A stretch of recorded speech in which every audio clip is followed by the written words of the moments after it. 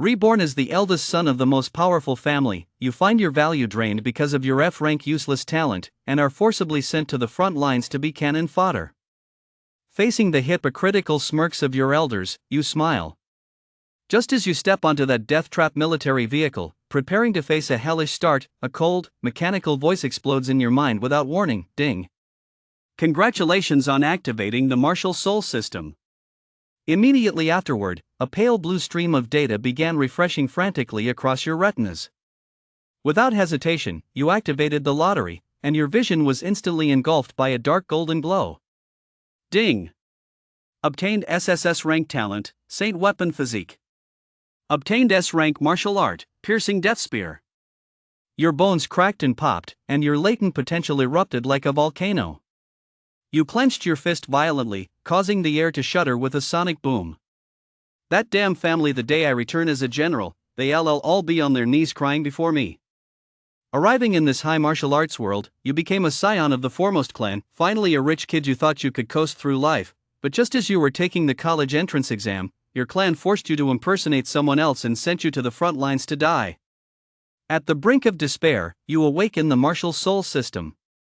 Spend points to draw prizes and obtain SSS rank talents. Can't coast? Then I'll just have to work a little harder. Reclaim the homeland, conquer Langjutsu, sweep across the 6 realms, and make all races tremble. As long as I'm here, the human race will flourish. And the Chen family will be left to regret their actions. You all look down on me back then. Now that I'm a marshal, what are you crying about? Chapter 1, Sent to the Front Lines to Die? The System Awakens. New Calendar Year 102, Great Xia, Hanwu City. Han, with that low-level talent of yours, don't make a fool of yourself. Even taking the college entrance exam would be a waste of time. Feng's aptitude is 100 times better than yours. He'll take the college entrance exam for you.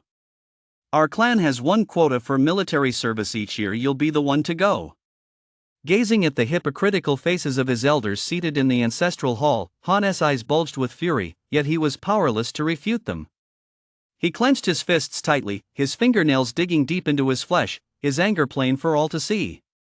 Ever since he arrived in this parallel world, these elders had been nothing but hypocrites. 100 years ago, a cataclysm struck Blue Star. Monsters invaded from the void, and countless races descended upon the planet. Humankind was forced to retreat to a remote corner, defending their cities. From then on, the world revered martial prowess, and those at the fighter stage enjoyed a privileged status and exclusive resources. Everyone could awaken their talent starting at the age of 15. Talent levels ranged from F to SSS. It could be said that the talent awakened at 15 determined a person's upper and lower limits.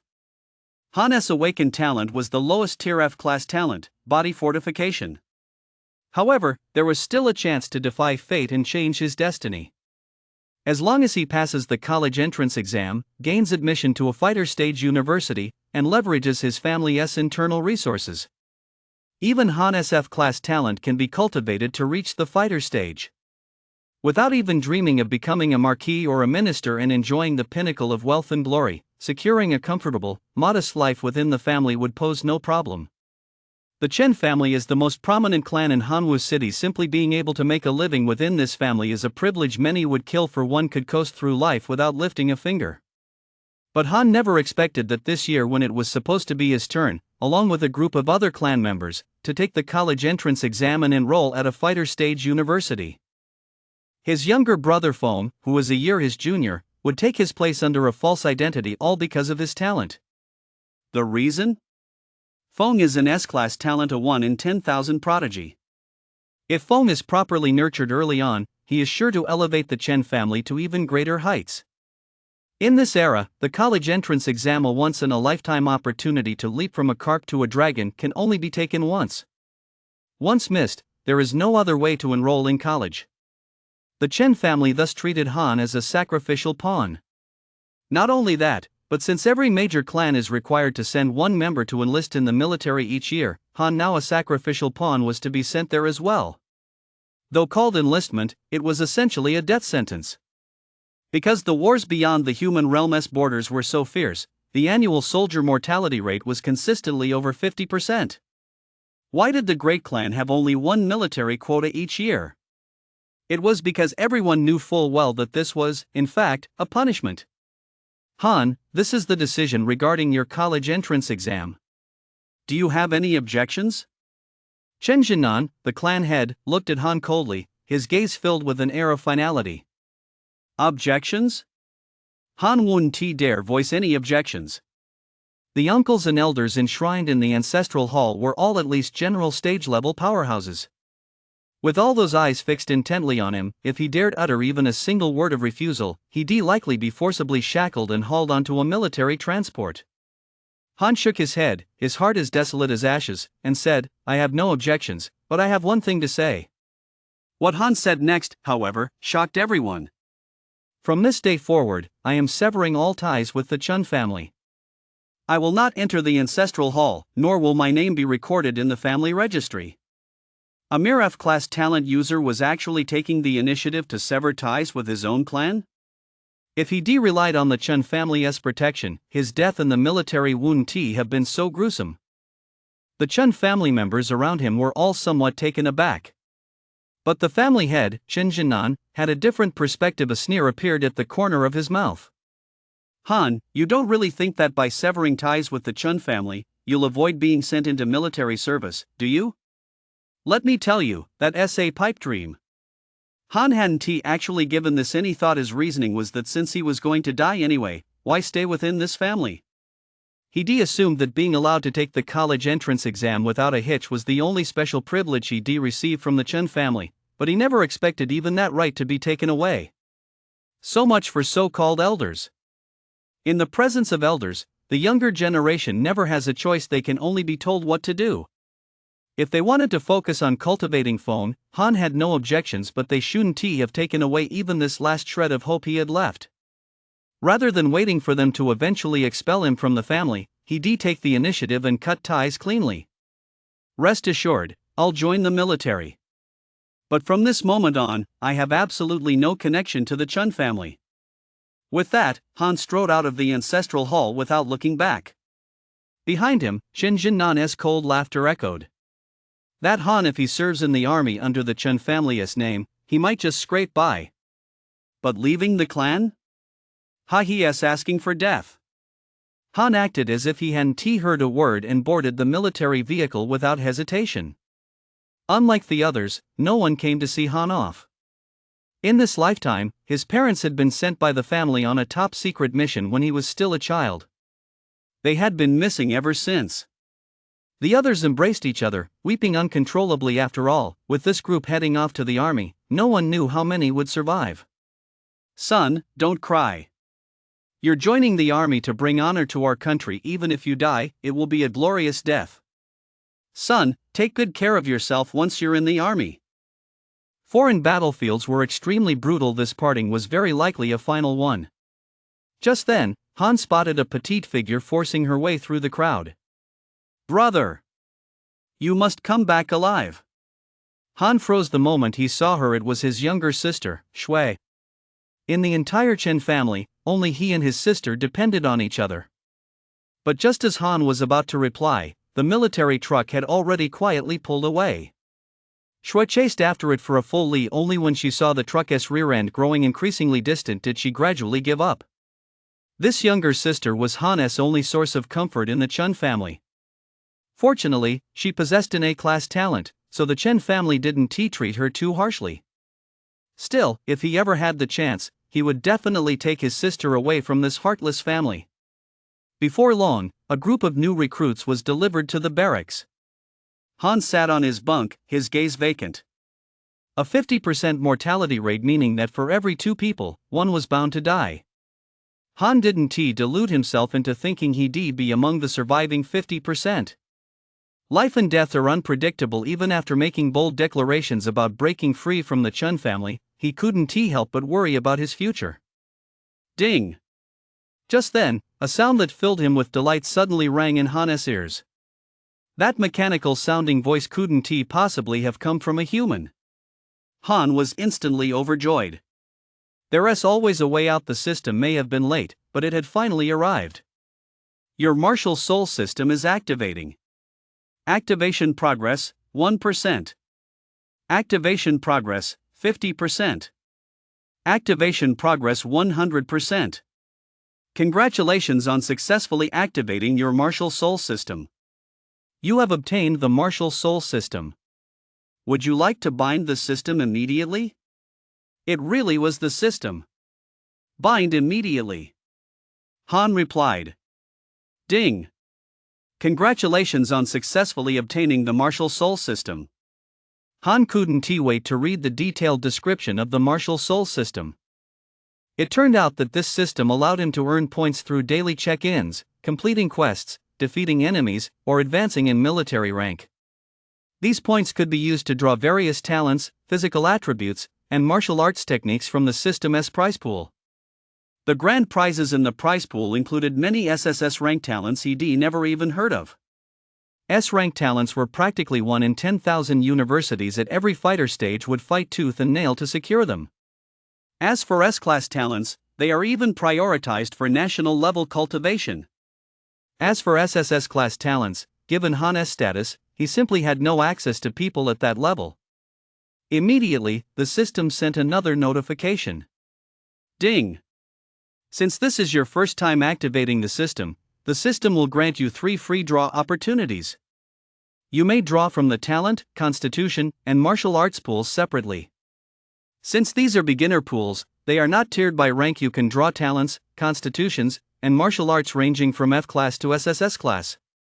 The system's pools vary, as do the rewards and the points required. For example, the lowest tier pool requires only 5 points per draw, though the cap is B class. The highest tier pool, on the other hand, requires a minimum of 5,000 points per draw, with a cap at SSS rank and a floor at S rank. The newbie grand gift pack is all about luck. Thrilling! If he is going to play, he is going all in. Han immediately activated simultaneous draws for all 3 pools, talent, physique, and martial arts. Before long, 3 notification sounds rang in his ears. Ding! Congratulations on successfully drawing a talent. You have obtained the SSS rank talent, Saint Weapon Physique. Ding! Congratulations on successfully drawing a physique. You have obtained the S rank Physique, Tempered Physique. Ding! Congratulations on successfully drawing a martial skill. You have obtained the S rank martial skill, Piercing Death Spear. Chapter 2, SSS rank talent and martial skill. Saint Weapon Physique. I have to say, Han's luck was quite remarkable. The probability of drawing an S-rank talent from the beginner S pool was a mere 1%. And the probability of drawing an SSS rank talent was practically negligible. Yet he managed to draw an SSS rank talent, along with an S-rank physique and an S-rank martial skill. Name, Han. System name, Martial Soul System. Military rank, Private. Realm, None. Talents, F-rank talent, Body Fortification, SSS rank talent, Saint Weapon Physique. Physique, S-rank Physique, Tempered Physique, Proficiency, Beginner. Martial Skill, S-rank Martial Skill, Piercing Death Spear, Proficiency, Beginner. Weapon, None. Current points, 0. Immediately after drawing the prize, a system panel appeared before Han's eyes. It displayed attributes such as military rank, realm, and talents. Military rank is straightforward. It refers to Han's rank within the military after enlisting. All new recruits start as privates. After 3 months of basic training, recruits become corporals, then move up through the ranks of sergeant, captain, major, and general, all the way to the highest rank of marshal. Each time Han is promoted, the system awards him a large number of points. The number of points awarded varies depending on the rank. The realm refers to the tier system within the fighter stage. As far as Han understood, following a century of development after the invasion by the 10,000 races, the fighter stage is divided into 6 major realms: Novice Stage, Fighter Stage, General Stage, Emperor Stage, Venerable Stage, and God Stage. Each of these 6 major realms is further subdivided into 8 minor realms. Han currently has no realm at all. Even before enlisting, he knew that new recruits had to reach at least the first tier of the novice stage within 3 months of joining the military. Otherwise, they would almost certainly die. Of course, Han was most concerned about his own talents. He took a look at his various talent attributes. Saint Weapon Physique, a talent that allows for maximum synergy with any weapon, enabling the user to wield any weapon with ease and natural skill. When using any weapon-based martial technique, it can forcibly increase the technique's power by 2 tiers. It also increases cultivation speed by tenfold when training with a weapon. This increase in cultivation speed is linked to the weapon's strength and the cultivation technique used, with a base multiplier of 10. Upon seeing his first SSS rank talent, Han was completely stunned.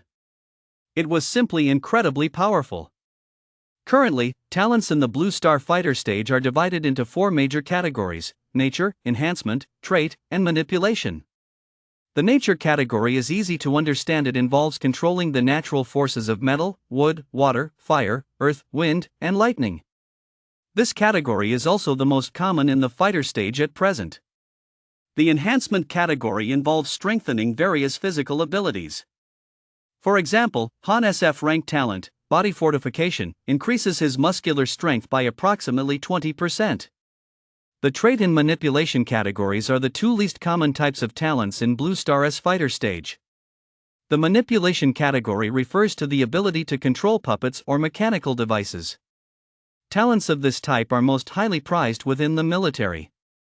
The remaining category is the even rarer trait category. Any talent not falling under the nature, enhancement, or manipulation categories belongs to this one. Han has yet to encounter a talent that enhances weapon handling abilities like this. Saint Weapon Physique is most likely a trait-type talent. It's simply mind-blowing. Not only does it allow for the proficient use of all kinds of weapons, but it also boosts the rank of martial techniques by a full 2 levels when they're used. Han is no stranger to high-level martial techniques, having been born into the Chen family, the most prominent clan in Hanwu City. Most of these techniques were created by predecessors and passed down through the generations. The Chen family's strongest martial technique at present is the S-rank Heaven-Shattering Strike. It is a closely guarded family secret. It is precisely because of this martial art that the Chen family has been able to maintain its standing in Hanwu City for decades. The Saint Weapon Physique, on the other hand, can forcibly elevate the martial arts performed with a weapon by 2 entire ranks. This means that the S-rank martial art Han just drew, the Piercing Death Spear, though technically an S-rank, can be boosted to SSS rank under the amplification of the Saint Weapon Physique. The effect of Piercing Death Spear is simple yet devastating. Piercing Death Spear Proficiency, Beginner, a supreme martial art performed with a spear. When used against a single target, it guarantees a hit and pierces the target's heart. When used against multiple targets, the spear itself is hurled forward, unleashing boundless power. True to its S-rank status, the guaranteed hit effect comes with a tracking property, making it impossible for enemies to dodge. Combined with the boost from Saint Weapon Physique, Han could already imagine just how powerful this martial art must be. As for the beginner proficiency level, this is because every martial art requires training. It reaches its peak power only when mastered to the highest level. Finally, there is the constitution Han has acquired. Physique is a rather unique trait. Unlike talents among the fighter stage population on Blue Star, nearly half lack it. It can be said that a fighter stage who possesses both a high-level talent and physique can continuously raise their own ceiling. Tempered physique proficiency, beginner, with 1,000 hammers tempering his physique, his vitality is always more than double that of other fighter stage practitioners at the same level. This multiplier increases as proficiency rises. What a tempered physique enhances is vitality. Vitality is the collective term for recovery ability and endurance. Han had witnessed the general stage-level fighters of the Chen family firsthand. Their endurance was formidable. They could travel 1,000 li in a single day and battle others for a day and night without breaking a sweat. Their recovery ability is even more terrifying. At the general stage, they possess self-healing abilities. Even if an arm is severed, the cells will regenerate on their own. It's merely a matter of time. A tempered physique, however, consistently grants one recovery and endurance that exceed those of the same realm by a factor of 2. And that's just at the beginner proficiency level. With these 3 innate physical traits and martial arts skills, Han's confidence soared. With the system on his side, what was there to fear? Surviving in the barracks would be a piece of cake. What he should be focusing on now was how to rise through the ranks. It wasn't that there were no paths to promotion in the barracks, quite the opposite. Achieving a high military rank in the army held far more value than training at a fighter stage university. However, death was ever present in the barracks. Wasn't every general's path paved with bleaching white bones? New recruits didn't assemble until the evening. With nothing else to do, Han looked around at the filthy, cluttered barracks and found it hard to bear. In high spirits, he decided to clean up a bit. So, he picked up a mop and began mopping the floor. However, after just a single swipe, Han suddenly heard a cracking sound coming from his bones. His right arm seemed to have grown a bit stronger. What the hell? Han let out a startled exclamation, and then he remembered the trait of the Saint weapon physique. That is, when training with a weapon, the cultivation speed increases tenfold. During the 3 years of high school, all students focused on building a foundation by practicing a cultivation method called the beginner's breathing technique. After completing the 3-year program, simply breathing was considered cultivation. All subsequent training was, in fact, simply a way to intensify that cultivation. The more intense the training, the faster one cultivated. But even without training, one remained in a state of cultivation. Han had, of course, mastered the beginner's breathing technique as well. But he never imagined that mopping the floor would also count as intensifying his cultivation. At this thought, Han couldn't help but look at the mop in his hand. Does this thing count as a weapon, too? Few people think of a mop as a weapon, but that doesn't mean it isn't one. After all, it does have a wooden handle. By that logic, a stick could be a weapon too. Han had an epiphany and began mopping with even greater vigor, leaving the entire dorm floor looking brand new. He didn't know how much time had passed. Beads of sweat formed on Han's forehead, and all over his body, something resembling black stains began to emerge. A tinge of surprise welled up in Han's heart. He clearly realized what this meant, that the impurities within his body had been thoroughly cleansed. As he felt that mysterious power surging from deep within his body, it was like a massive cleansing, flushing out all the impurities hidden inside him. This sensation filled him with immense lightness and joy, as if the whole world had suddenly become brighter. This was not merely a physical transformation, but a spiritual elevation. He could now clearly feel his mind growing sharper and his senses becoming more acute. As time went on, these changes would become increasingly evident, bringing him even more unexpected benefits. Throughout this process, his body returned to a state of natural simplicity. From this moment on, he had officially entered the fighter stage. In less than an afternoon, he had broken through to the first rank of the novice stage. The difference between SSS tier and F tier talent was truly like night and day. Chapter 3, Advancing to the Novice Stage. The family's rejected young master.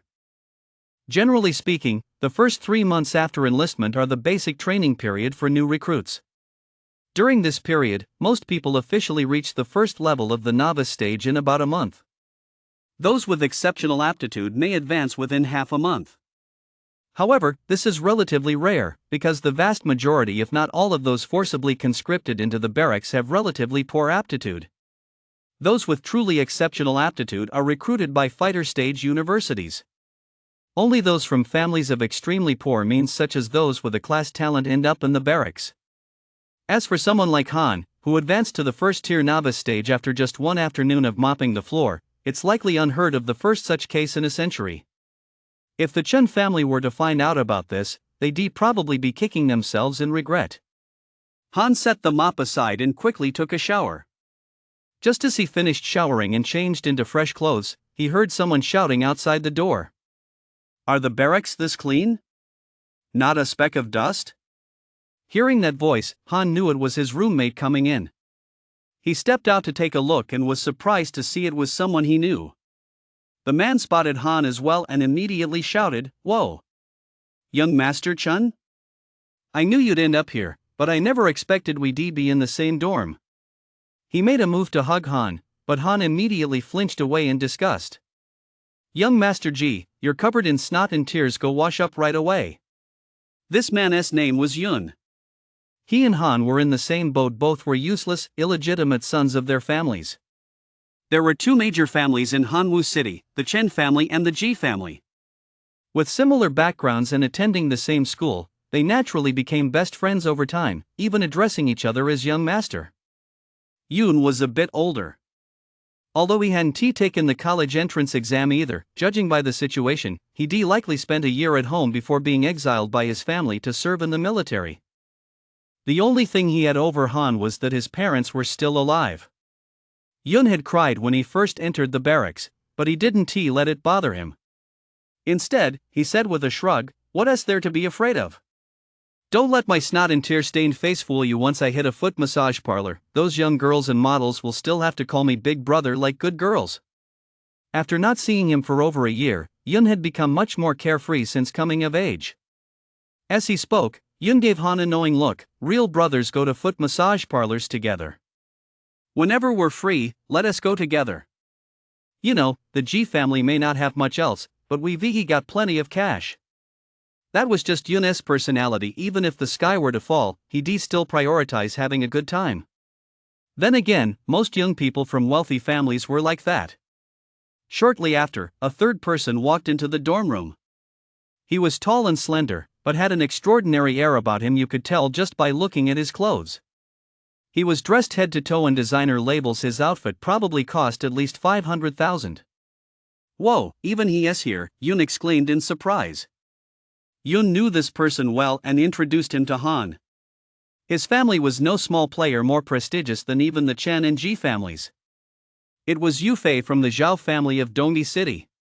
East Imperial City was the capital of Great Xia, while Hanwoo City was still only a first-tier main city. The Zhao family was considered one of the leading families in East Imperial City. Yufei's attitude was quite pleasant. She didn't act arrogantly, and immediately greeted Han and Yoon upon entering. "Hello, I'm Yufei, and a rank lightning flash ability user. I look forward to learning from both of you." "A rank?" Upon hearing this, Han was slightly taken aback. Yoon's eyes widened even more. "A rank?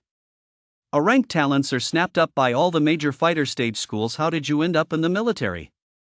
Yufei couldn't help but let out a wry smile. "Don't even get me started. To most people, a rank is indeed a top-tier talent, but in my Zhao family, it's only considered average." "You two are both from prominent families. Surely you're well aware of this?" Yoon rolled his eyes. If he had an A-rank talent, he'd never in a million years have joined the military. Shortly after, the last person in the dorm finally showed up. As soon as he walked in, he made a move to punch Yoon. "Yoon, your foster father is here. You ungrateful son, aren't you going to take your beating? Rebellious son, you lost 20,000 to me at Mahjong last time. Is that my fault?" The two began chasing each other around the dorm room. Yoon's talent was in the enhancement school, but unlike Han's body fortification, his talent enhanced speed. It was called Godspeed. As for Meng, Han knew him too. He was a scion of the Zhu family, the third-ranked family in Hanwoo City. His talent was a rare manipulation type ability called Mechanical Puppet. A tiny scythe-wielding robot kept chasing after Yoon, slashing at him. All four people in the dorm were actually scions of prominent families, which made Han sense something out of the ordinary. Yufei was the first to ask, "Why are all four of us in this dorm from prominent families?" His question plunged everyone into silence. Yoon and Meng also temporarily set aside their quarrel. Yoon said slowly, "It's no surprise. I've long heard that among all the recruits in the barracks, we clan scions are the most unwelcome." Yoon explained to everyone that although higher-ups had explicitly ordered every major clan to send one person to the military each year, the clans either turned a blind eye and pretended not to hear, or they simply went through the motions, sending their least capable offspring to serve. This cycle repeated itself, so naturally, the military held the clan scions in the lowest regard. Yet, out of deference to the prestige of the major clans, the military was forced to grant these scions a modicum of special treatment. But precisely because of this, the clan scions faced severe discrimination and exclusion within the military. They are often viewed by other soldiers or officers as incompetent, and are even subjected to scornful glances and mocking remarks. This unfair treatment leaves the clan members feeling discouraged and inferior, causing them to doubt their own abilities. Worse still, they must not only endure this contempt but also cope with malicious attacks and bullying from other soldiers. These individuals would deliberately pick on the clan members, provoke conflicts, and put them in difficult situations. The clan members were often powerless to fight back and could only endure it in silence, their hearts filled with helplessness and anger. At the end of the day, they were nothing more than a bunch of outcasts from the clan. Moreover, clan members who joined the military generally had a bad reputation. They were seen as cowards who feared death, and it wasn't uncommon for them to desert in the heat of battle. However, Han smiled and said, "Actually, I'm no longer a member of the Chen family. I've completely severed ties with them." Yun had a sudden realization. Why didn't I think of that? Young Master Chen, you really are clever. Once you're in the military, that family background is actually a burden. But if you're not a member of the family, how did you end up assigned to this dorm? Han had more or less figured this out. It was because, long ago, the Chen family had secretly removed him from the list of students eligible to take the college entrance exam and instead placed him on the list for military enlistment. All of this had been meticulously planned by the Chen family in advance, with the sole purpose of preventing him from passing the college entrance exam and forcing him to enlist in the military. Through their covert maneuvers, they had altered the course of his life, steering him down a path completely different from what he had planned. So, before the military even received word that he had broken away from the Chen family, they had already assigned him a dorm room in advance. From the very beginning, he had been completely manipulated by the Chen family. What a Chen family! Han muttered to himself, his grudge against the Chen family deepening even further. The others didn't say much after all. Han had done what they wanted to do but didn't dare to do. Break away from the family. It's one thing that we've endured cold shoulders within our own families. But now that we're in the barracks, even ordinary people might look down on us. What are we going to do from here on out? Meng sighed, then plopped down on the bed frame, worrying about the future.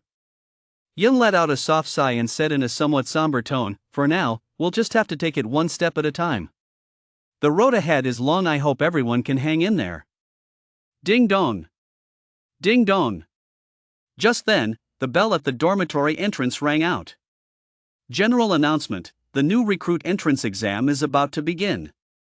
All new recruits, please assemble at the drill ground within 3 minutes. The new recruit entrance exam is a brief test that every new recruit undergoes upon enlistment. Based on each recruit's natural aptitude and physical condition, the drill instructors would design training programs of varying intensity. Of course, the more important reason was that the purpose of this test was not only to select soldiers suitable for military service but also to identify promising recruits. Most of these promising recruits would go on to become officers. Chapter 4: These recruits have what it takes. The 4 of them immediately headed to the drill ground to assemble. As soon as they arrived at the drill ground, Han spotted a massive machine standing in the center. The machine was circular in shape, resembling a giant turtle. Its entire body was as black as ink, shimmering with a metallic sheen. This black turtle shell was not made of ordinary materials. It exuded a mesmerizing aura of technology. The machine was surrounded by a variety of complex circuits and digital instruments, all connected to the turtle shell via a tangled web of wires. Each instrument displayed different data, and the flickering numbers seemed to represent some kind of important information or energy state. The presence of these instruments made the entire machine appear even more mysterious and high-tech, making one curious about its function. "Young Master Chen, what do you think this thing is for?" Yun whispered to Han from beside him. Han thought for a moment, then murmured, "Most likely some kind of instrument for measuring strength." "Oh? Isn't this your chance to show off your skills? Your Chen family prides itself on strength. Even with your F-class talent, you should be able to score pretty well." Han didn't reply. Everything would have to wait until the drill sergeant arrived for a definitive answer. Aside from them, there were roughly 100 other people standing on the drill ground. These were the new recruits who had enlisted this batch. Everyone was whispering among themselves. "Shut up, all of you. You bunch of greenhorns," chattering away. Just then, a woman's voice rang out from behind the crowd. The crowd turned to look, and to their surprise, the person who had spoken was a young woman. She wore a red training uniform, her figure curvaceous and well-defined. She exuded a commanding presence, intimidating even without raising her voice, and clearly wasn't someone to mess with. The male drill instructor standing in front of Han hurriedly introduced her. "Everyone, this is Linger, your head drill instructor for the next 3 months of basic training." The moment Yun saw her, he turned pale with fear, and his body began to tremble uncontrollably. "Oh my god, why does this nightmare have to show up?"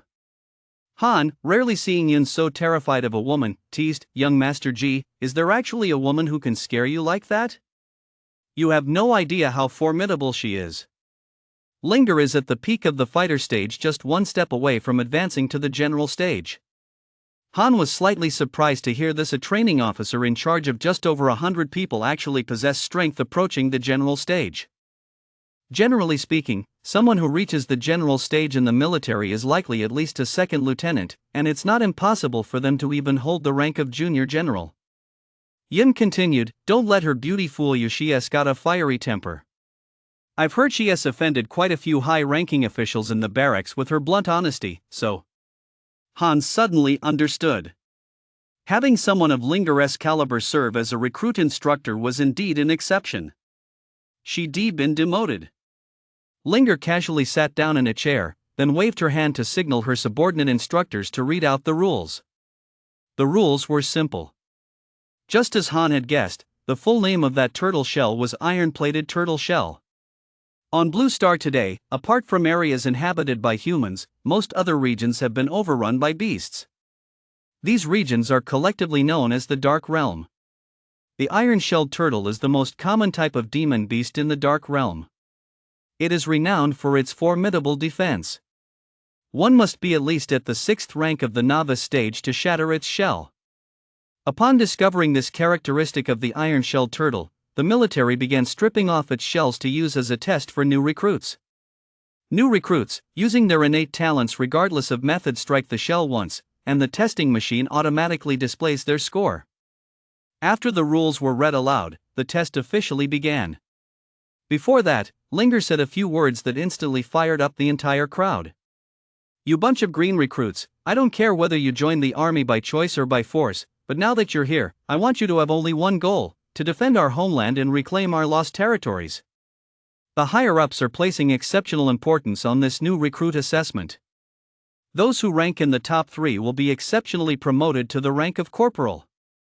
They'll also be allowed to select a weapon from the military arsenal to use. As soon as these words were spoken, the entire crowd erupted. Being promoted from private to corporal through a recruit assessment was an unprecedented event. A promotion wasn't just a change in title. It meant a rise in status. Allowances and benefits would also increase. Having left his family, Han had completely lost his source of income. He desperately needed this money. Of course, for Han, the most important thing was that a promotion would earn him points. He was determined to secure a spot in the top 3. However, the drill instructor suddenly spoke up. "Yun, Yufei, Han, Meng, the 4 of you, step forward." Although they didn't know why the drill instructor had called their names, the 4 of them stepped forward without hesitation. "Present. The 4 of you don't need to take the test. Go back to your dorms and get some sleep." Hearing this, Han and the other 3 all turned pale. Skipping the test and going back to sleep might seem like a good thing, but having their names called out like that, it was nothing short of a public humiliation. The entire crowd burst into laughter instantly. "Ha, these guys must be the family deadweights among us, right?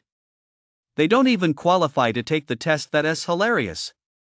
The military takes in clan scions every year, but there are especially many this year. Just a bunch of good-for-nothings living off their families." This wasn't the first time clan scions had skipped the recruit assessment. It had practically become an unwritten rule. No one expected a bunch of cannon fodder dumped by their clans to amount to anything. As long as they don't cause trouble, the military turns a blind eye. This is why Qin Jinnan said that having a family name makes it easier to stay alive. It's easier to keep your life. However, your dignity vanishes completely. Everyone loves to kick a man when he is down, especially when that man is one of those family scions who usually look down on everyone else. Yu Fei was the first to speak up. "Why can't we participate? Isn't the military supposed to be a place where strength matters? The drill sergeant eyed Yufei curiously from head to toe, as if looking at a fool. Do you want me to spell it out for you? People like you are just here to get by. Once these 3 months are up, you'll either be logistics soldiers or cooks. Rest assured, we won't let you spoiled brats actually go out and die. The drill sergeant's words seemed like a compliment, but they were laced with sarcasm. The crowd burst into laughter once more. Linger also looked down on the clan scions, exclaiming with a dismissive "Why are you even wasting your breath on them? Even if they were allowed to participate, they wouldn't make it into the top 50, let alone the top 3. At this, Mang and Yun hung their heads in shame. Given their talent, it was highly unlikely they'd even make the top 50. It was only then that Han finally realized just how deep-seated the prejudice against the clan scions was within the military. Instructor Linger, what if I managed to finish in the top 3? What then? Suddenly, a voice brimming with confidence rang out from the crowd. The voice was like a clear spring flowing through the clamor, instantly capturing everyone's attention. People turned their heads in unison, searching for the source of the voice. A figure slowly stepped forward from the crowd, his gaze firm and confident, as if he were absolutely certain of his own abilities. It was Han, standing proudly with a long spear in hand. At some point, he had managed to find a weapon on the drill ground. The military is a place where strength speaks for itself. He wouldn't argue with anyone, he'd let his strength do the talking. Linger looked at Han, feeling somewhat intrigued, and a playful smile appeared on his face. The family scions who joined this year are quite different from those in previous years. Fine. Then I'll make a bet with you. If you finish in the top 3, I'll have everyone in your dorm moved to the premium dorms, the kind only officers are allowed to live in. Plus, during the 3 months of basic training, I'll personally look after you. If you don't, you'll better scram over to the mess hall to do menial chores. I hate people like you more than anything in the world. Yun had been right when she said Linger had a fiery temper. Linger's shocking remark was a direct challenge to Han. Linger was so confident because she already knew Han's true background. Even Yufei, with her Class A talent, couldn't guarantee a top 3 finish. With a Class F talent, what made him think he could? Naturally, Linger dismissed Han's words as mere bluster. Spoiled brats are always like that. But this time, she had miscalculated. Han gripped his gun with both hands, front and back, and began to channel his power. A surge of overwhelming might erupted. The moment he released his power, Linger, whose cultivation far surpassed Han's, immediately sensed it. She sprang to her feet and exclaimed, "Novice stage, level 1. He has actually already entered the path of the fighter stage." At that moment, Han's mind was clear and serene, free from all attachments. His eyes were fixed solely on the incredibly hard, iron-plated turtle shell before him. His gaze was like a torch, locked firmly on his target as if he were about to pierce right through it. The long spear in his hand also became unusually lively, beginning to tremble slightly and emit waves of eerie red light. These red beams shot out in all directions like sharp arrows, casting a mysterious hue over the entire space. Chapter 5: A stunning thrust. The spirit weapon recognizes its master. At that very moment, Han struck suddenly. The spear in his hand darted forward like a bolt of lightning, moving at a speed so fast it was beyond imagination, so fast that even the naked eye could barely follow its astonishing trajectory. With a sudden swing of Han's arm, the spear instantly transformed into a blurry shadow, hurtling forward with unparalleled might. The moment the spear struck out, the surrounding air seemed to tear apart, emitting a piercing whistle. At the same time, a tremendous force erupted from the spear, and red lightning blazed forth like a blooming blood-red rose, vivid and dazzling. It radiated a blinding light that left one awestruck. This strike was not only incredibly fast but also imbued with boundless killing intent and power. It was like a torrent capable of destroying everything in its path, surging toward its target. The turtle shell, said to be shatterable only by those at novice stage level 6 or higher, or even fighter stage, was actually pierced by Han, leaving a large gash. Instrument malfunction. Instrument malfunction. The instrument specifically designed to measure recruits' performance suddenly issued a malfunction alert. Han slowly withdrew his spear, beads of sweat the size of soybeans forming on his forehead. To secure the best possible score, Han had naturally employed his S-rank martial technique, piercing death spear, which, combined with the bonus from his saint weapon physique, became an SSS rank martial technique. SSS rank martial techniques exact a massive toll after using it. Han felt a wave of exhaustion wash over him. Even that ordinary spear couldn't withstand the terror of an SSS class martial technique. It snapped with a thunderous crash after piercing the iron-plated turtle shell. Fortunately, thanks to his tempered physique, Han recovered in no time. The entire arena fell silent at first, then erupted into thunderous applause. That single thrust had stunned everyone. The barracks were a place where strength spoke volumes, and Han had restored the family's honor, which had been tarnished by its useless members through his own prowess. That was a beautiful thrust. Way to go, Han. But the machine S malfunctioned. How are we supposed to calculate the score now? Amid the cheers from the crowd, the drill instructor covered his forehead and smiled wryly. The maximum score on the machine is 1 million points. In previous years, the highest record set by new recruits was around 600,000 points. Han has broken the record, counted as 1 million points. In reality, Han's score far exceeded 1 million points. It was simply that the instrument S scale ended there. The drill sergeants were beaming with joy. The military hadn't produced such a promising recruit in decades. Only Linger sat in her chair, her face ashen, saying nothing. She intended to give the green recruits a taste of their own medicine, but Han had turned the tables on her. Instructor Zhao, you're not going to go back on your word, are you? Han looked at Linger. The thought of a general stage-level powerhouse having to serve him was thrilling enough just to imagine. Linger rolled her eyes and gritted her teeth. I always keep my word.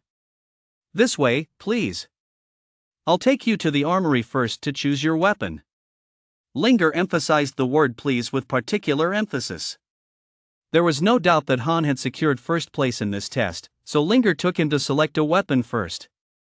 Han had long heard that the weapons in the military armory were extraordinary. This was because the weapons here were all forged from materials sourced from exotic beasts. They were even better than the ones available at Fighter Stage University. In fact, the weapons at Fighter Stage University were all supplied by the military.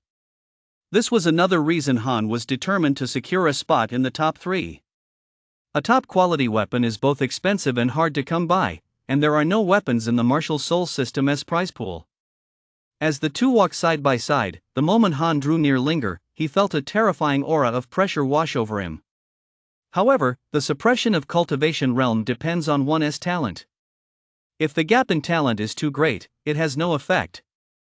Linger had, at most, an A-class talent, a far cry from Han's SSS class talent. In actual combat, given the vast difference in cultivation levels, Han would be no match for her. But when it came to cultivation level pressure, Linger's talent wasn't strong enough to affect him. Han said calmly, Instructor Zhao, it's not very nice to intimidate people. My shoelace seems to be loose, why don't you tie it for me? Linger had assumed Han possessed an F-class talent, so when she saw him remain completely unfazed by her aura, she froze for a moment. Instantly, she found herself looking down at Han's shoelaces. It turned out Han's shoelaces weren't loose at all, he was just toying with her. Linger gritted her teeth in anger, but with no way to retaliate, she could only let out a muffled grunt. Just then, another voice rang out from behind them. Yufei, score, 468,000. Thanks to Han's advocacy, Yufei had also been allowed to take the test and achieved an impressive score of 468,000, placing her among the top performers in the new recruit assessment.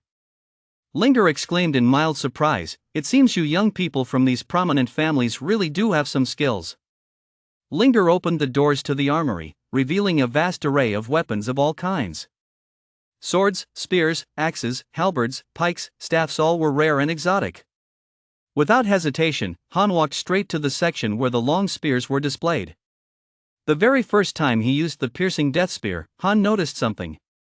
Powerful martial arts require powerful weapons as a foundation. Otherwise, they simply cannot be sustained. Furthermore, there is another aspect to the saint weapon physique: the better the weapon, the faster one's cultivation progresses. Han searched carefully through the pile of spears. He hadn't taken more than a few steps when a spear suddenly fell at his feet. Han took a closer look. The spear was made entirely of mechanical alloy and emitted a silvery white glow, but the tip was different. It wasn't metal, but resembled the fang of some exotic beast. But don't assume that just because it's a tooth, it lacks sharpness. Han could faintly sense a bone-chilling intent to kill emanating from the spearhead. This tooth must belong to a high-tier exotic beast. Even a body part of such a creature possessed such intimidating power. Han picked up the spear and instantly found himself unable to put it down. This is the one. Han walked up to Linger, the spear in hand. There was a hint of bitterness in Linger's voice. The Snow Wolf spear actually recognized you as its master? This is a top-grade spirit artifact. I couldn't even subdue it back then. It turned out that the Snow Wolf spear had been sitting in the military armory for 3 years. Its shaft was forged from high-strength alloys. The alloys alone were worth 2 million. The spearhead, however, was priceless. It was the fang of the Snow Wolf King, a ferocious beast from the Dark Realm. The military had gone to great lengths to subdue that Snow Wolf King and forge the Snow Wolf spear from its fang. Ordinary people couldn't wield the Snow Wolf spear. It radiated such intense killing intent that even a master of the spear would be overwhelmed by its backlash, ultimately losing their mind. Clearly, Linger had no idea just how extraordinary Han's saint weapon physique was. There was no weapon in the entire world that Han could not master. As night fell, Linger told Han to go back and rest. 3 months of formal recruit training were about to begin. Meanwhile, the male instructor led in the 2nd and 3rd place finishers from the recruit exam. To everyone's surprise, they were Yufei and Yun. Han wasn't surprised that Yufei had made it into the top 3, but he was taken aback to see Yun. As Yun walked over, he was limping. One leg looked as if it had been kicked off and he was gritting his teeth in pain, yet he still gave Han a knowing glance. Speed, after all, can sometimes be converted into power. In fact, more often than not, the faster you are, the more powerful your attacks against an enemy become. Yun had pushed himself to his absolute limit, harnessing his kinetic energy to deliver a kick at the iron-plated turtle shell. While the score was high, he also took a heavy blow from the recoil.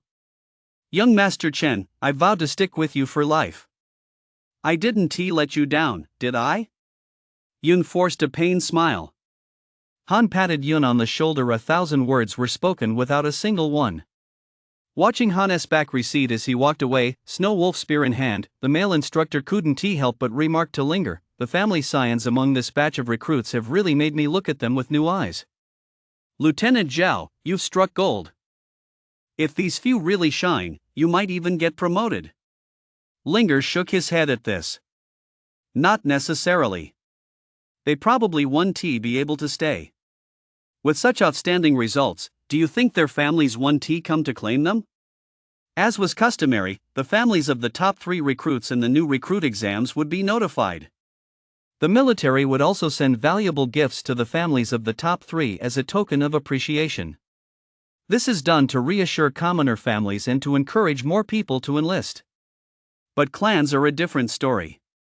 Upon learning that a group of discarded good-for-nothings possessed such talent, would those clans easily let these promising prospects slip away? Chapter 6, a 20-fold increase in cultivation speed. Novice stage, level 4. Do those clans actually dare to come to the military and demand their people back? Where is the might of our great Xia army? The male instructor asked in astonishment. Linger furrowed her delicate brows slightly and sneered, don't underestimate those shameless clans. They make us commoners charge into battle, yet they aren't even willing to share a single promising recruit with the military. There's nothing they won't do. As promised, Linger upgraded the dormitory for Han and his 3 companions. The deluxe dormitory was fully equipped with every amenity, warm and comfortable. Han slept soundly, and as soon as he woke up, a system notification rang in his ears. Ding! Congratulations on successfully checking in for 1 day. You have earned 10 points. Ding! Congratulations on being promoted to private first class. You have earned 300 points. Earning 10 points for a single day's check-in was better than nothing. However, the number of points would gradually increase with consecutive check-ins. The points earned from the rank promotion were quite substantial, a full 300 points. These points were enough for Han to make a small draw, with the highest possible talent being S rank, though the probability was a measly 2%. Han didn't want to roll for just anything. If he was going to do it, he was going to go big. With the system at his disposal, SSS rank was Han's true goal. If he was going to roll, he'd only go for the 5,000-point jackpot pool. The assembly order came again. Han grabbed his snow wolf rifle and rushed to the drill ground. Under the blazing sun, the new recruits stood in the heat, all complaining in unison. And this was just standing at attention. Linger, a woman through and through, remained unfazed by the situation, not even breaking a sweat. Rookies are just rookies. Can't you handle half an hour of standing at attention? Let me tell you, what each of you is about to face is 6 hours of daily field training. Anyone with objections can speak up now. At those words, everyone's faces turned as sour as bitter melons. Once the drill sergeant spoke, who dared to object? What a devil! 6 hours of non-stop training, who can stand that? Just as I thought, this pest is the strictest one in the boot camp. Yoon grumbled. His leg had been kicked and broken the day before and still hadn't healed. 6 hours of marching was practically a death sentence for him. Just then, while everyone else remained silent, Han stepped forward and said, reporting, "Drill instructor, I have an objection." Seeing that it was Han who had stepped forward, Linger felt a slight pang of disappointment. A young master of a prominent family is still a young master of a prominent family. He can't handle any hardship. It wasn't as if no scions of prominent families had ever suggested shortening the march before. Quite a few had even tried to take advantage of the situation, failing to complete even a single hour of the drill. Speak. I request that the drill time for the three of us, Yufei, Yoon, and myself, be increased to 9 hours. 100 pairs of eyes instantly turned to Han, their expressions seeming to ask, has Han lost his mind?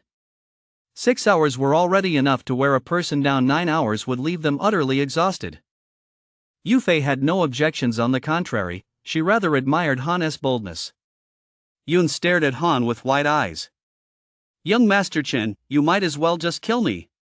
Linger is a plague, and you're the king of hell. Linger's lips curled into a smile. Despite her usually fiery temper, she actually looked quite stunning at that moment. She found herself admiring Han more and more. There wasn't a trace of a spoiled rich kid about him. All right. Han, Yufei, Jun, Meng, all four of you will have your training duration extended to 9 hours. You're not allowed to rest until you're done. Meng, who had been mocking Yin just moments ago, froze in shock the moment he heard those words. Wait, why am I getting dragged into this too? Compared to Han, who ranked in the top 3 on the new recruit assessment, Meng certainly didn't stand out in any particular way. But his strength lay in his operations talent. This was the type of talent the military needed most, and it would play a major role in defending positions. It could be said that regardless of talent level, anyone with an operations talent would be a priority for the military. Once Linger gave the order, Meng had no choice but to obey. Though it was called a field exercise, aside from basic running and push-ups to build stamina, the most important part was specialized training tailored to each person's talent. For example, Yin had to run constantly to improve his speed. As for Meng, his focus was on the precise control of mechanical lifeforms. Most of the 9-hour field exercise was devoted to this kind of training. With the introductory breathing technique, any kind of training served to enhance one's cultivation, so naturally, it had to be tailored to strengthen their talents. Among them, Han's training was probably the simplest. All he had to do was hold his spear and repeatedly perform a series of fluid spear techniques. Ding! The system has detected that your weapon is a top-grade spirit artifact. Thanks to the bonus from the Saint Weapon Physique talent, your cultivation speed has increased 20-fold. A top-grade spirit artifact was truly extraordinary. It boosted his cultivation speed from 10-fold to 20-fold in one fell swoop. Keep in mind that even among the major clans, a top-grade spirit artifact is considered a rare treasure. Yet here in the barracks, they were freely handed out as rewards to new recruits. It was rather ironic that this was the first time Han had felt a sense of warmth since his reincarnation, and it happened in the military. The day passed quickly. Despite Yun's playboy demeanor, once Han gave the order, he gave it his all. In 9 hours, he actually managed to complete the entire course. He collapsed onto the ground, drenched in sweat. Young Master Chen, today's training volume is equivalent to 3 months of my previous training. When I have time, I'm definitely going to a foot massage parlor to get a good massage from a couple of girls. Yufei Meng was also exhausted and collapsed on the ground. Yet none of the three truly harbored any resentment toward Han. If they didn't endure hardship now, they'd lose their lives later. Besides, as scions of prominent families, if they wanted to make a name for themselves in the military and maintain their dignity, they had to work harder than ordinary people. What shocked the three of them was that after a full 9 hours of training, Han not only never complained of fatigue, but barely a drop of sweat had even fallen from his forehead. He even said to them, "You guys rest first, I'll train a little longer." "Young Master Chen, we're out of here if we keep training, we'll really die."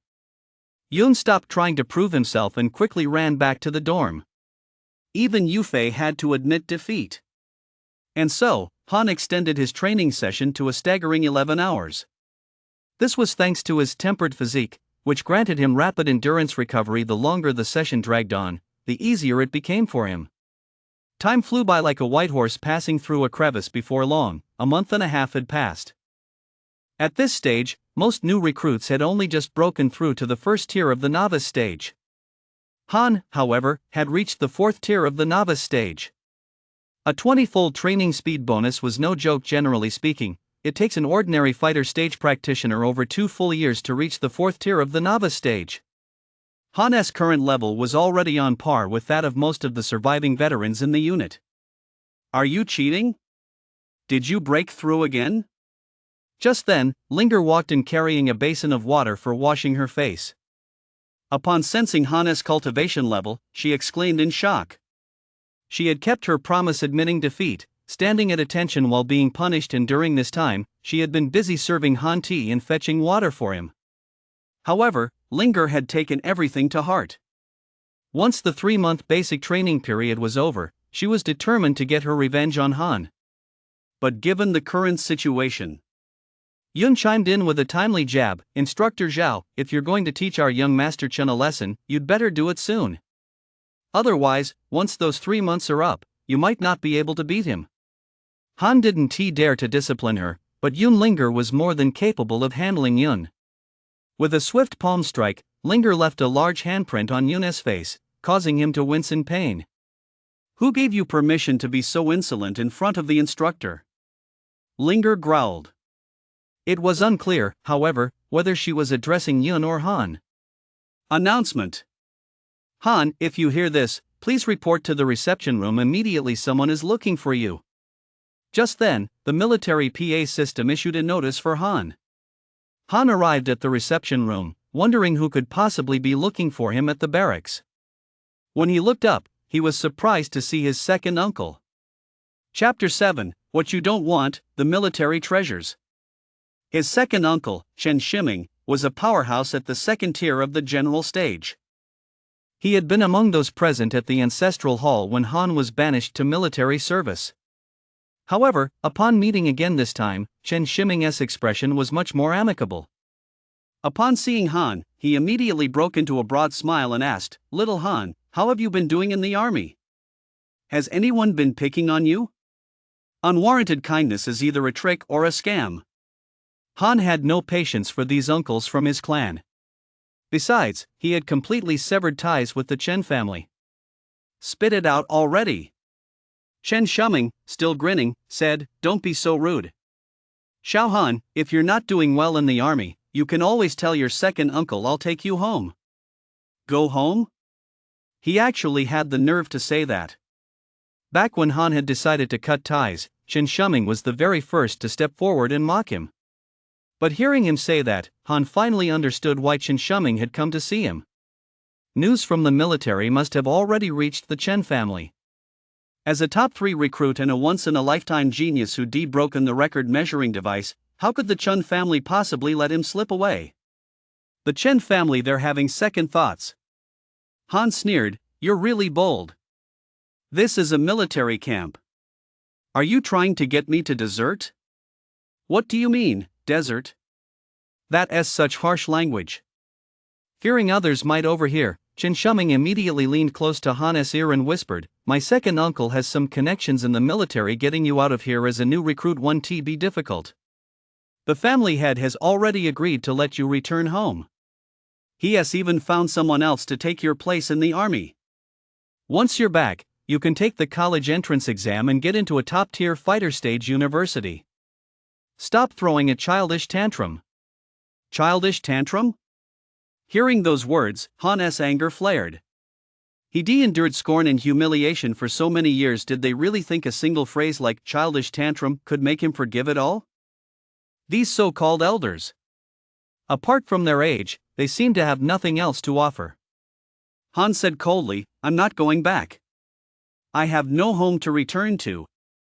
Seeing Han refuse time and time again, Chen Shuming dropped his facade. Within the family, he was nicknamed the Smiling Tiger. Don't be fooled by his usual cheerful demeanor. Beneath that smile lay nothing but daggers. His second-tier general stage cultivation instantly radiated outward, and an overwhelming aura of power surged toward Han like a tidal wave. "Han! Don't push your luck. The family head saw some potential in you, which is why he sent me to invite you back. If you keep this attitude, I can take you back by force. In life, you're a member of the Chen family. In death, you're the spirit of the Chen family. You can't sever ties with us. It's impossible. Don't think a little power gives you wings." Facing Chen Shuming, whose cultivation far surpassed his own, Han showed not the slightest fear. The pressure emanating from a second-tier general stage cultivator still failed to affect him. Besides, this was a military camp. Even if Chen Shuming possessed extraordinary connections, he wouldn't dare to take action here. Han stood firm and unmoving, and at that moment, Chen Shuming caught a glimpse of Han's current cultivation level. 4th tier novice stage. How did you manage that? Chen Shuming's eyes widened in disbelief. After all, among Han's peers, even Feng, who currently possessed the highest talent, was only at the novice stage, level 2. And Feng's talent included an enhanced cultivation speed, making him already much faster than the average fighter stage cultivator. Han, with a mere F-class talent, yet. Suddenly, Chen Shuming burst into laughter. "Excellent. Truly, heaven has blessed the Chen family. We've produced yet another peerless genius." Though he laughed heartily, he had forgotten the fact that Han had previously been abandoned by the Chen family. "Come with me. With your natural talent, keeping you in the army would be a waste of such potential." As he spoke, Chen Shuming moved to seize Han. With such a genius, what did he care about his reputation? He would stop at nothing to bring Han back to the Chen family. However, just then, a long spear was suddenly pressed against Chen Shuming's neck. But it wasn't Han who had struck. A graceful figure flashed by. Standing in front of Han was none other than Linger. Linger also wielded a spear as her weapon. Han is now listed on the military's Hidden Dragons roster. Are you going to take him away? Linger snorted coldly. The tip of her spear was no more than 1 chi from Chen Shuming's neck. With the slightest pressure, she could send him to his grave. Although Linger was only at the peak of the fighter stage, Chen Shuming still held her in considerable awe. Most high-ranking fighter stage soldiers in the military had fought their way through mountains of corpses and seas of blood. The ability to challenge opponents of higher ranks was certainly not unheard of. Besides, Linger was very young, only 3 years older than Han, which meant she, too, had once been a prodigy in the military. Upon hearing this, Chen Shuming exclaimed in surprise, "The Hidden Dragon list?" With his connections in the military, Chen Shuming naturally knew what the Hidden Dragon list was. It was the military's priority cultivation list. No more than 10 people made it onto the Hidden Dragon list each year. Those on this list receive priority access to military resources. Most of the military's current high-ranking officers were once on the Hidden Dragon list. But Chen Shuming wasn't willing to give up so easily. His tone softened considerably. "I'm taking my nephew back to take the college entrance exam. What does that have to do with the military? You military folks are sticking your noses into too many things." Linger glanced back at Han, then said, "Do you want to go back?" Han shook his head decisively. Linger turned to Chen Shuming again and smiled with a hint of amusement. "If he wants to go back, I won't stop him. But if he doesn't want to go back, no one can take him away from the military. As she said this, a sharp gleam flashed in Linger's eyes. Chen Shiming, what do you take the military might of our great Xia for? A terrifying battle intent erupted from Linger, and the killing intent it carried left even Chen Shiming as second-tier general stage officer frozen with fear. Only now did Han realize that Linger had been holding back quite a bit in front of them new recruits. Otherwise, this killing intent, forged through countless trials and tribulations, would have scared most of the new recruits into wetting their pants. However, Linger's threat didn't stop there. We officers have the authority to act at our own discretion within the barracks. Do you know what acting at our own discretion means? It means that even killing you falls within that discretion. Linger could kill Chen Shiming without facing any punishment, whereas if Chen Shiming dared to lay a finger on Linger, he would face court-martial. Linger's stance was crystal clear: she would protect her soldiers at all costs. Chen Shiming was genuinely frightened. No matter how powerful the Chen family was, they wouldn't dare cross the military. He left in a huff, casting one last glance at Han before he went. He began to regret his decision, especially after learning that Han had already reached the 4th tier of the novice stage. How could such a prodigy have been sent into military service? Xiao Han, if you ever regret this, contact me anytime. He even had the audacity to leave Han with those words. Han watched Chen Shiming's receding figure and found it somewhat laughable. At that moment, Linger turned to Han, her expression having returned to calm. I've heard a bit about your situation from Yun. You've been through a lot. I admit I had some misconceptions about you clan scions before. I apologize. Han felt a pang of emotion. For 18 years in his clan, not a single elder had taken him seriously, yet he had found warmth in the military. Just then, Linger suddenly remembered something and slapped her forehead. Saying all that makes me sound a bit melodramatic. How about this? I'll teach you the Yu family spear technique, passed down directly from old General Yu. Consider it a token of my apology. This was indeed a generous gift. Old General Yu, whose full name was Yu, was a high-ranking general in the military and was now 120 years old. Han had heard his name in textbooks. He was highly respected in the military and had made a name for himself right at the beginning of the spiritual energy revival. He even personally led his troops to halt the advance of the beasts north of the Dragon River, preventing them from completely overrunning the territory of Great Xia. The Yu family spear technique was his creation. It is a cultivation technique capable of advancing in rank at the initial stage. It is only Class B. Depending on the practitioner's insight and proficiency, it can be elevated to Class S. Most importantly, old General Yu did not keep this knowledge to himself. Any soldier in the army who wielded a spear could learn the Yu family spear technique. Clearly, Linger was one of them. However, this spear technique was not something new recruits could learn immediately upon enlistment. One had to have served for at least a year and earned a certain level of military merit before being taught it. Chapter 8: The Yu family spear technique. New recruit tournament. Watch closely. The Yu family spear technique emphasizes thrusts. It emphasizes ferocity. It emphasizes variation. And every change amplifies the power of the next strike. On the drill ground, Linger personally demonstrated the Yu family spear technique for Han. The Yu family spear technique was extremely fast when wielding the long spear. It was like a dragon or a serpent dancing through the air. Although the movements were simple, every strike was filled with extraordinary skill. Han took it all in. Before long, the 8 small wooden stakes standing on the training ground were pierced with countless holes by Linger's thrusts. Truly worthy of a spear technique created by General Yu himself. All right. I've now demonstrated the basics of this spear technique. How much you grasp depends on your own insight. Linger withdrew her spear. Every movement was fluid and seamless, without the slightest hesitation. Han nodded slightly. He had already mastered the Yu family spear technique. A martial arts section had also appeared on his system panel. Name: Han. System name: Martial Soul System. Rank: Private First Class. Realm: Novice Stage, Level 4. Talents: F rank talent, Body Fortification, SSS rank talent, Saint Weapon Physique. Constitution, S-rank Constitution, tempered physique, intermediate proficiency.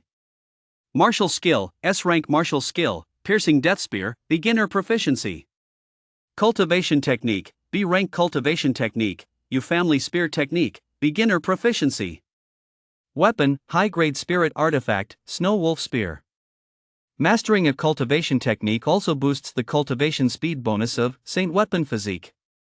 As a result, Han's current cultivation speed has reached a staggering 25 times the normal rate. Moreover, this is based on the cultivation technique being B rank. If he could raise the proficiency of the U-family spear technique to the maximum level, it would become an S-rank cultivation technique. The boost from an S-rank cultivation technique would be even more staggering. In addition, thanks to the enhancement from tempered physique, his vitality has also doubled compared to that of a fighter stage cultivator of the same rank.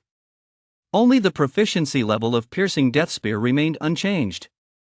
This martial technique was far too extraordinary, designed to kill on contact and highly resource intensive, making it impossible to train under normal circumstances. Just then, Linger suddenly said, "The U-family spear technique emphasizes thrusting, which actually complements your martial technique quite well. You should practice this technique more. This martial art." Before Han could finish his sentence, Linger cut him off. "It's fine. Your clan certainly possesses some extraordinary martial arts you don't need to tell me. At the first tier of the novice stage, without a formidable martial art, it's absolutely impossible to break through the iron-armored turtle-esque shell." Han nodded silently, acknowledging her point. However, Linger had no way of knowing that his martial skill didn't come from the Chun family, but from the system. What's more, it was a rare SSS tier martial skill. Then, Linger added, "Get ready. Your batch of recruit training is nearing its end, and the recruit competition is coming up. You may go now." Han nodded in agreement. Just as he stepped out the door, he heard a notification from the system. Ding! Congratulations on triggering the recruit competition quest. Finish in the top 3 in the recruit competition to earn lottery points, 3,000 points for first place, 2,000 points for second place, and 500 points for third place. It was actually a system quest. Taking first place in the recruit competition would earn him a full 3,000 points. As for the points for second and third place, Han didn't even bother looking at them. If he was going to win, he was going to take first place. So, over the next few days, Han began practicing the U-family spear technique during his training. Another half-month passed. U-family spear technique: thrust forward, thrust backward, uppercut. With a series of fluid, seamless spear movements, Han instantly pierced countless holes into the wooden posts on the training ground. The corners of his mouth turned up slightly, and beads of sweat glistened on his forehead. Over the past half-month, he had raised his proficiency in the U-family spear technique to the intermediate level. And at the intermediate level, the U-family spear technique had already been upgraded to an A-rank martial art. Han's skill level was now on par with Linger's. Watching Han train today, Linger was taken aback once again. After all, even she who had once been hailed as a prodigy had taken half a year to raise the U-family spear technique to an A-rank martial art. "Han, you never cease to amaze me." Linger handed Han the towel she'd been using to wipe her sweat, acting just like a little maid. Over the past 2 months, Linger had grown accustomed to being treated like a maid by Han. This U-family spear technique is endlessly profound, it's truly formidable. Han wiped the sweat from her brow, not forgetting to praise the technique as well. The martial arts pool in the martial soul system consumes the most points.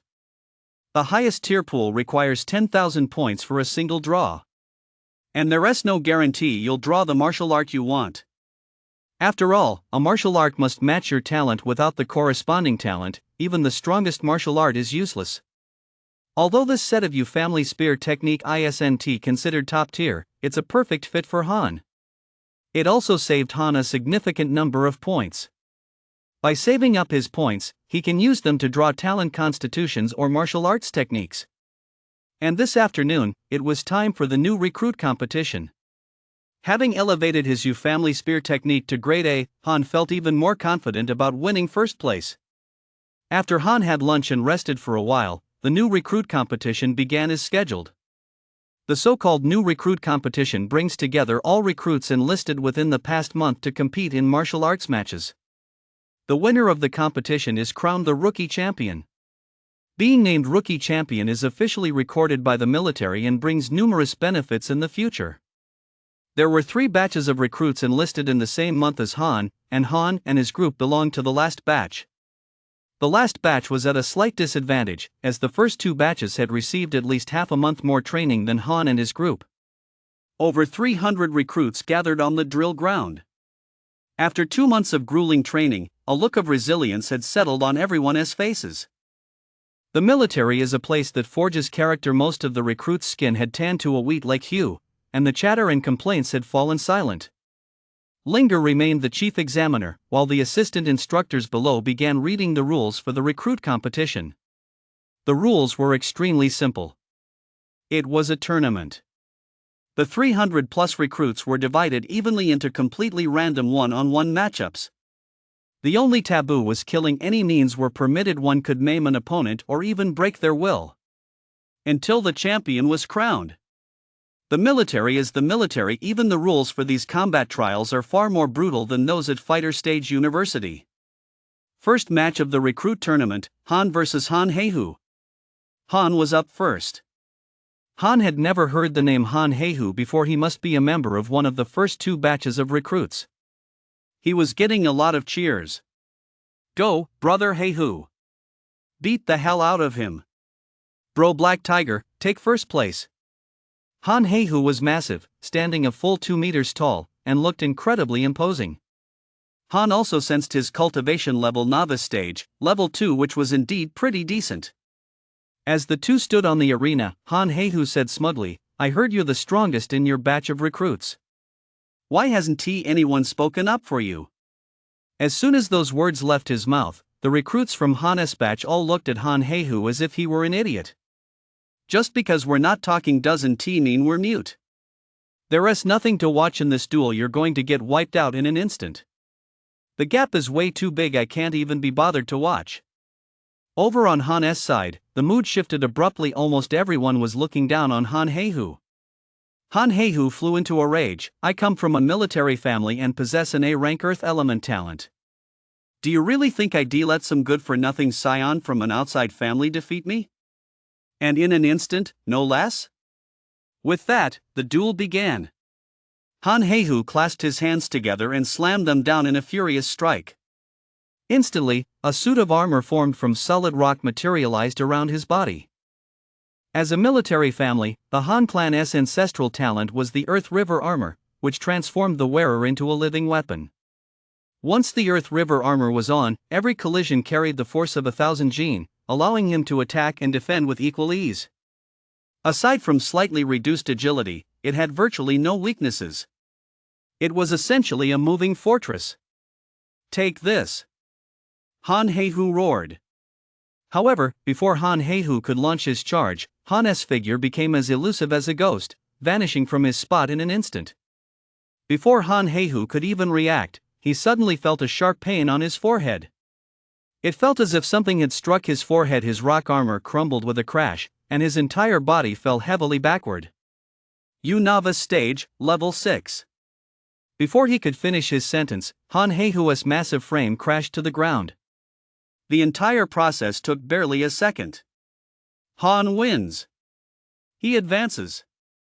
Chapter 9, The Undisputed Rookie King. No one steps forward. Seeing this, the other recruits in Han's cohort remained unimpressed. "We told you he'd get wiped out in an instant. What are you bragging about? Don't you know that with Han in our batch, we can only compete for second place?" It was true, just as they said. With Han's SSS tier talent and the various bonuses from his martial arts skills, if he couldn't instantly defeat Han Heihu, a novice stage level 2 fighter, then he'd truly be a waste of space. But the recruits who weren't in Han's batch felt differently. They were full of complaints and arguing fiercely. "No way, what is there to compare? He is at novice stage, level 6. There is only one rookie of the year. He is definitely number 1. That is not fair. Whoever faces him is bound to lose." Han stood there, rifle in hand, never expecting that his first move would turn the once orderly recruit arena into a chaotic marketplace. On the examiner's platform, several deputy examiners were quite taken aback by Han's potential. They were the chief instructors for the first and second batches of recruits, but since their ranks were all below Linger's, they all began to flatter her. Congratulations, Lieutenant Zhao. The recruit you've trained is 1 in a million. You'll be the pride of the unit. Linger waved her hand impatiently. Stop with the official nonsense. I don't buy that. Right now, the recruits are in a dispute. How do we resolve this? There can only be one Rookie of the Year, and Han took the top spot the moment he stepped onto the field. Such a vast disparity in ability saps people's hope. Judging by the recruits' attitudes, they were unwilling to continue the sparring matches. Linger was quite troubled as well whether Han faced Han Heihu or the underhanded schemes she was secretly orchestrating. Her goal was to make Han suffer a bit, so he realized that overconfident troops are bound to fail. Han Heihu's abilities were already the best match for Han among the new recruits. His Earth River armor was both offensive and defensive, and not so easy to break through. It was within Linger's expectations that Han would defeat Han Heihu, but she hadn't expected it to be this easy. This guy just loves to give me a hard time. Linger grumbled, grimacing. It was the first time in history that the new recruit grand tournament had turned into a scene like this. The assistant examiners were also at their wits' end. Match 2, Chen Lei vs Zhang Xian. They tentatively announced the names for the second match. But the response they got was, "We're not going. Whoever wants to go, go. What's the point of competing? Let us just call it off. Just declare Han the winner." Such a response was exactly what the examiners had expected. In the end, it was Linger who finally quelled the crowd of new recruits. What's all the commotion about? If you've got what it takes, get in the ring and defeat Han. I'll let you be first. With those words, coupled with an aura of authority approaching general stage level, the entire venue fell instantly silent. Seeing that everyone had quieted down, Linger spoke slowly. Do you know that in ancient armies, there was a role called the First Ascender? Snen Dang. That was the first person to scale the city walls during a charge in ancient times. That person would receive special honors. Being in theft as a marquis or appointed as a minister was a given. But there can only be one Xiandang.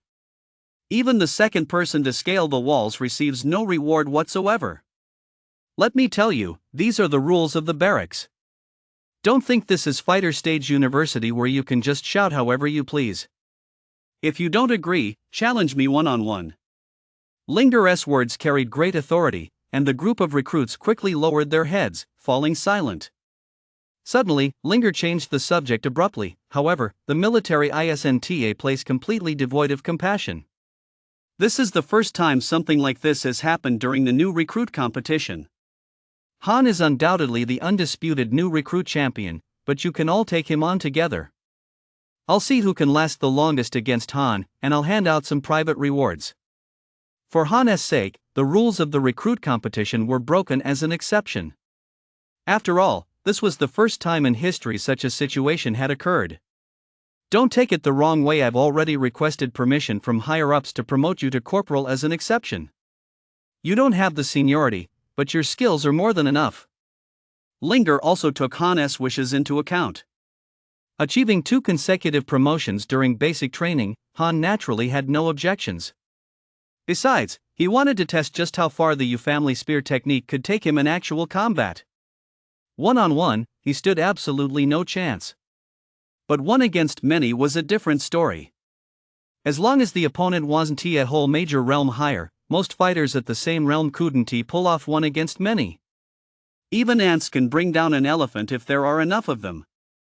Eager to claim the remaining rewards, the recruits' enthusiasm was fully ignited, and they scrambled to take the stage. The first group to step up was, surprisingly, the family deadweights from Han's dorm. Yufei, Yun, Meng, and 2 lightning element recruits. Young Master Chen, don't go easy on them or people will say you're letting them win. Han, to be honest, I've been wanting to test the gap between us for a while now. After 2 months of training, their strength had improved significantly. Yufei had reached the second tier of the fighter stage, while Yun and Meng, through rigorous training, were also nearing the second tier. They had witnessed Han's hard work firsthand. Even if they couldn't catch up to him, they at least didn't want to hold him back. Bring it on! Han gripped his spear with both hands, ready for battle. Yufei was the first to strike. Her lightning flash talent delivered a dual barrage of speed and power. With a thunderous roar, Yufei's body was enveloped in lightning as she immediately charged at Han. The other two lightning element fighter stage practitioners also attacked from the front, approaching from two different directions.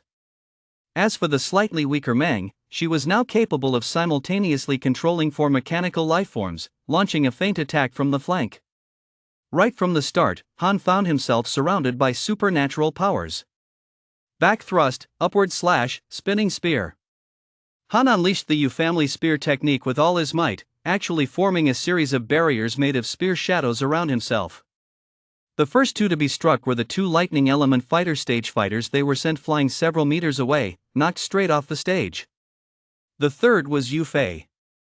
Lightning Flash possesses the ability to enhance body fortification. Relying on his keen instincts, Yufei dodged two consecutive thrusts. Just as he thought he could close in on Han to launch an attack, the tip of the Snow Wolf spear appeared right at his right cheek, sending him flying. Meng's four robots were also destroyed by Han's four thrusts. The greatest advantage of a spear as a weapon is its long range. When used properly, it allows one to handle any situation with ease, whether attacking or defending. Young Master Chen, you were a bit too careless. You didn't even notice me. Just then, Yun, who had been lying on the ground, crawled up beside Han. He was clever. While Yufei and her three teammates attacked from the front, he used Godspeed to dash behind Han and then dropped to the ground. Han was busy dealing with the three attackers in front of him, so naturally his rear was blind. Plus, since he was lying on the ground, it was even harder to spot him. Relying on this little trick, Yun thought he'd finally managed to get the upper hand on Han. Little did he know that Han casually swung his gun, striking him squarely on the forehead with the butt. With a flawless follow-through, Yufei's squad was instantly wiped out. Yufei's five-man squad total time, 1 minute and 13 seconds. In reality, Yufei's five were far from being among the top performers in this group of new recruits. The recruits finally saw a glimmer of hope and began taking turns challenging Han one after another. Next, Han fought over a dozen more matches in a row. Yet no team's score could surpass that of the Yufei squad. The reason was simple: they trained with Han on a daily basis, and through constant exposure, they had picked up some of the techniques in his shooting style. That's why they were able to last a little longer. The others, however, were a different story. The recruit competition, which was originally scheduled to last 3 days, ended in less than a day. I now announce the Rookie of the Year for this recruit competition, Han. The best team of the recruit competition, Yufei's team. Han's South first place finish was undisputed, and Yufei and the others also received commendations. Han returned to his dormitory feeling thoroughly satisfied. As soon as he walked in, 2 notification sounds rang in his ears. Congratulations on winning first place in the recruit competition. You have earned 3,000 points. Congratulations on your promotion to corporal. You have earned 1,000 points. A full 4,000 points in his pocket. Combined with the points Han had earned over the past 2 months, his current total had already surpassed 5,000. This meant he was eligible for one draw from the highest tier points prize pool. Han immediately opened the system prize pool and selected talent as his option. Talent was the absolute foundation. Without it, nothing else mattered. Moreover, whether it was physical constitution, martial arts, or cultivation techniques, there was always a chance of drawing something useless. But that would never happen with talent. Initiate the highest points draw from the talent pool. With a 5,000 point system prize pool, the probability of drawing an SSS rank talent was 20%. Han stared intently at the system wheel and finally saw the pointer come to a stop, pointing directly at an SSS rank talent. Ding! Congratulations on obtaining the SSS rank talent, God-Slaying Spear Intent. Chapter 10, God-Slaying Spear Intent. Military Commendation. Name, Han. System name, Martial Soul System. Rank, Private First Class. Cultivation Realm, Novice Stage, 6th Tier. Talents, Body Fortification, F rank, Saint Weapon Physique, SSS rank, God-Slaying Spear Intent, SSS rank. Physical Constitution, Tempered Physique, S rank Intermediate Proficiency. Martial Arts, Piercing Death Spear, S rank Beginner Proficiency. Cultivation Technique, U Family Spear Technique, A rank Intermediate Proficiency. An additional SSS rank talent, God-Slaying Spear Intent, has appeared in the talent slot. As the name suggests, this talent is related to the spear weapon. Han immediately glanced at the description of God-Slaying Spear Intent. God-Slaying Spear Intent, the god of the spear, intent to kill runs rampant. When fighting with a spear, you gain killing intent points. Each point increases your physical attributes excluding vitality by 1%. Killing intent can stack up to a maximum of 200 points. When killing intent reaches its maximum, you can unleash all accumulated killing intent, boosting your attributes to 4 times their normal value for 1 hour, after which the killing intent resets to 0. When learning spear-based martial arts, you can break through the technique's upper limit and elevate it by 1 rank. Yet another powerful SSS rank talent, and one that is perfectly suited for Han. Since killing intent can stack up to 200 points, this talent generally doubles physical capabilities. Without a doubt, this is a strengthening type talent. Among the enhancement type talents Han has seen so far, his younger brother SS rank talent only boosts physical capabilities by 80%. But God of Slaughter Spear Intent boosts them by a full 2 times. Not to mention Killing Intent Burst when activated, the boost reaches 4 times. Keep in mind that for most high-level fighter stage practitioners, the attribute gap compared to the next fighter stage level is typically around 4 times. For example, at Han's Novice stage, level 6, the gap in physical capabilities compared to someone at the fighter stage is exactly 4-fold. This means that once Killing Intent Burst is activated, Han effectively leaps over an entire realm. Furthermore, it allows spear-based martial arts to break through their upper limit and advance by 1 rank. The U Family Spear Technique is currently a rank, but under the boost of the God of Slaughter Spear Intent, it has already reached S rank. Once Han fully masters the U Family Spear Technique, it will reach S rank. That's even more powerful than old General Yu. Han was thoroughly satisfied those 5,000 points had not been wasted. Meanwhile, Second Lieutenant Qin Fei at the barracks was staring in astonishment at the recruit competition report handed to him by Linger. This Han he actually reached level 6 of the novice stage in just 2 months? You're not mistaken, are you? Linger shook her head. No, I've been training him for 2 months, and he has been right under my watch the whole time. It really did take exactly 2 months from novice stage level 1 to novice stage level 6. Wow! A genius like this has actually joined the army. We finally struck gold. I'm doubling his commendation. Also, I've approved the reward you requested for Yufei and the other 4. Yes, Colonel Qin, Linger nodded slightly. Zhao, based on your military merits alone, you should have been promoted to first lieutenant long ago. Now that a soldier like Han has emerged, I'll request permission from higher-ups to promote you. Qin Fei spoke earnestly, seemingly indignant about Linger's situation as well. Linger shook her head resolutely. Captain Qin, you know I don't care about that. I just want to follow in General Yu's footsteps, go into battle, and defend our homeland. Speaking of which... Qin Fei paused, then suddenly smiled. Have the new recruits your training get ready. Form them into teams. We're about to conduct a live fire exercise. What? Linger froze in her tracks. Conducting live fire exercises during basic training was extremely rare. Even after the 3-month training period, it usually took another 2 months of integration before new recruits were officially deployed to the battlefield. Since the current situation on the front lines wasn't too dire, there was no need to send new recruits to serve as cannon fodder just yet. Unless... Linger seemed to have a sudden realization and exclaimed with delight, could it be that General Yu is preparing to cross the Dragon River and march on the Dark Realm in the north?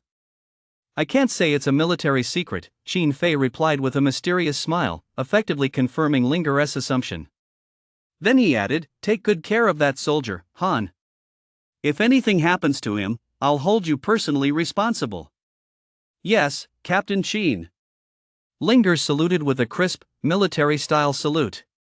Linger pushed open the door to Han's dorm room. For some reason, seeing Linger today, she had completely shed her usual fiery temper and air of authority. Instead, she seemed like a lively young girl.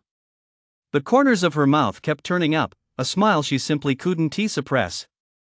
Instructor Zhao, did something happy happen to you today? You've smiled more in this 1 minute since walking in than you have in the past 2 months combined. Because of the bet between Linger and Han, Linger frequently visited Han's dorm, and even Yufei started joking about it. Linger shot Yufei a glance and said coldly, "Mind your own business." Then she turned to the group and said, "You've all done very well. You've really made me proud this time. Especially Han, the first to take down the new recruit champion at the barracks. The higher-ups have specially approved a commendation and asked me to deliver it." Linger took out a box and opened it.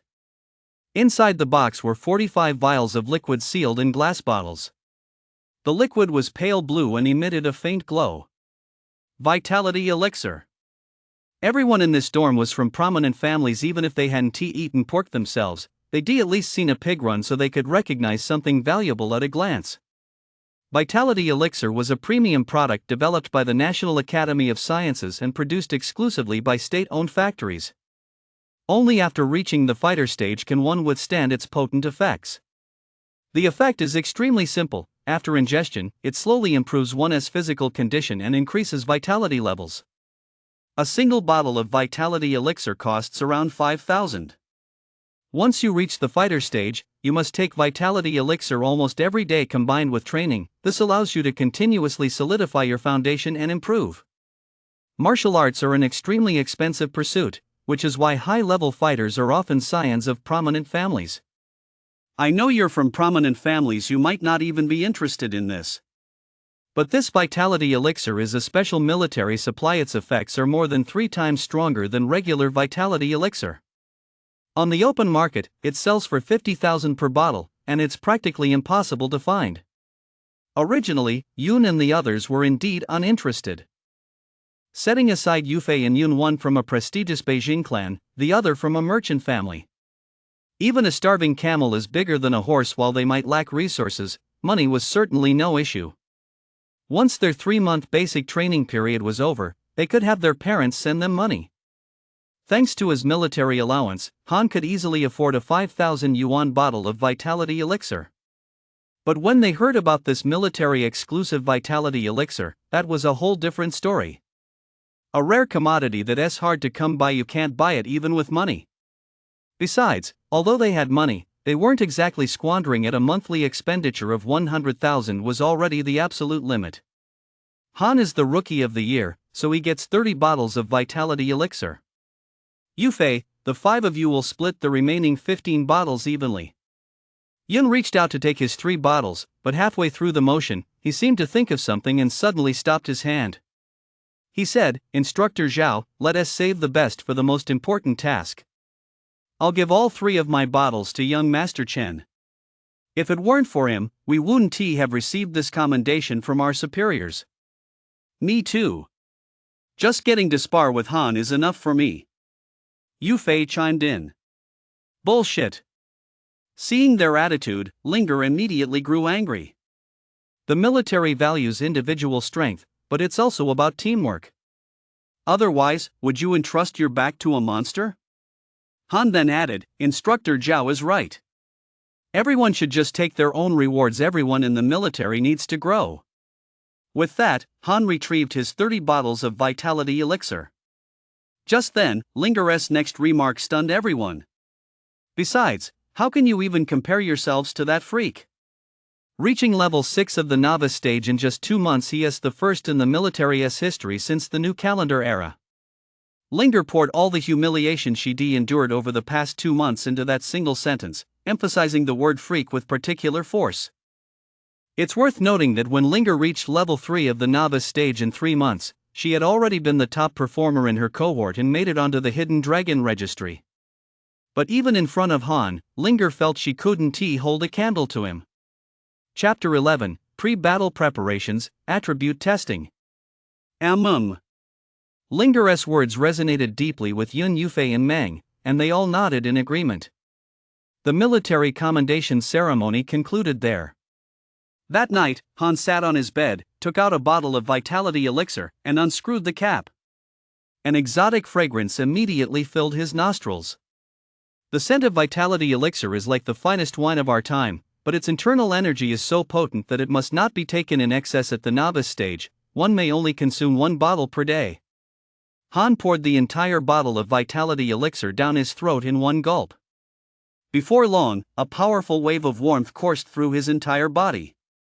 He felt as though every cell within him was being torn apart and reshaped, a truly wondrous sensation. Strangely, Han felt no discomfort or pain. Instead, an inexplicable sense of excitement welled up within him. He sensed that his body was undergoing some kind of transformation, one he couldn't comprehend. As time passed, this sensation grew increasingly intense. He could even clearly feel his blood surging through his veins, his muscles constantly contracting and relaxing, and his bones trembling slightly. It felt incredibly invigorating. Breathing techniques, training, and the vitality elixir taken at night are hailed as the three treasures of the fighter stage. Combined, these three form the daily training regimen essential for the fighter stage. Especially the vitality elixir. It not only boosts vitality but also restores bodily functions, eliminates fatigue, and strengthens the physique. When waking up the next day, no matter what kind of training was endured the day before, one would feel full of energy. Its creation has even been hailed as the greatest invention of the new century. Most fighter stage practitioners actually lack a tempered physique, and the only way they can boost their vitality is by drinking vitality elixir. This prevents them from falling too far behind those with a tempered physique. However, this doesn't mean that vitality elixir is ineffective for those with a tempered physique. Quite the opposite. Thanks to Han's tempered physique, his vitality level is permanently maintained at twice that of a fighter stage practitioner of the same rank. Every bottle of vitality elixir Han drinks is equivalent to 3 bottles for others. Possessing a tempered physique truly raises the ceiling of the fighter stage. It's not just empty talk. The next day, before 6 in the morning, the urgent ring of a military bell jolted everyone awake from their sleep. Linger herded all the new recruits to the drill ground and announced a bombshell. Tomorrow, we begin live combat. You'll enter the beast battlefield in person to fight the beasts. You'll be divided into groups of 4 for the assessment. That simple statement struck like a bolt from the blue, instantly sending the crowd into an uproar. What? Live combat training? I've never heard of having to fight in combat during basic training. I don't want to die. Hearing that they would have to fight terrifying beasts, some of the recruits were so scared they nearly wet their pants. Many of them had been forced into the army. Training drills were one thing, but when it came down to a matter of life and death, anyone would be afraid. Han noticed that Yun Yufei and the others standing next to him had already begun to tremble. Yun was covered in cold sweat. Young Master Chen, something's wrong. It's not just a little off, it's way off. I've never heard of real combat being part of basic training. There is no emergency in the northern frontier right now either. Are the higher-ups just going to use us as cannon fodder? Meng chimed in. Only Yufei remained relatively calm. I actually think this isn't such a bad thing. Don't forget we're no longer young masters of our families. We're soldiers now. Hearing such words from a member of a prestigious family in the capital, Yun and Meng no longer had any reason to be afraid. Old Zhao's right. Whether we stick our necks out or not, we're going to get cut either way. We're going to have to go into battle sooner or later anyway, so let us just go for it. A soldier's destiny is the battlefield. The loyal dead lie buried beneath the green hills. Why must we return wrapped in horsehide? Linger wasn't entirely unable to understand the recruits' fear. But according to General U.S. plan, the pace of the recruits' induction into the camp had to be accelerated. After hesitating for a moment, she spoke up. Once you become a soldier, you must have backbone. You can't be afraid of death. In live fire training, there is truly no guarantee that everyone will survive. If any of you want to be cowards right now, I'll give you a chance. Report to the logistics battalion and the mess hall. No sooner had she finished speaking than everyone's eyes turned in unison toward Han and his three companions. They wanted to see if these pampered young masters from wealthy families would show any fear. To their surprise, the four stood at attention, their entire demeanor radiating a resolve to face death without flinching. Damn it! If these four rich kids aren't afraid, what are we afraid of? If we're going to die, so be it. We can't let anyone look down on us. The reason Linger had placed Han and his three companions in the front row was precisely so that the four of them could set an example. The four did not disappoint single-handedly, they rallied the spirits of all the new recruits. It was extremely rare for not a single one of over 100 new recruits to step forward when faced with a life-or-death battlefield. Very good. As my men, Linger's men, if even one of you turns out to be a coward, it's a disgrace to me. Now line up and come forward, we'll test your attributes one by one. For this combat training, to ensure fairness, you'll be deployed to different zones based on your attribute values. The strength of the beasts that appear in each zone will vary slightly.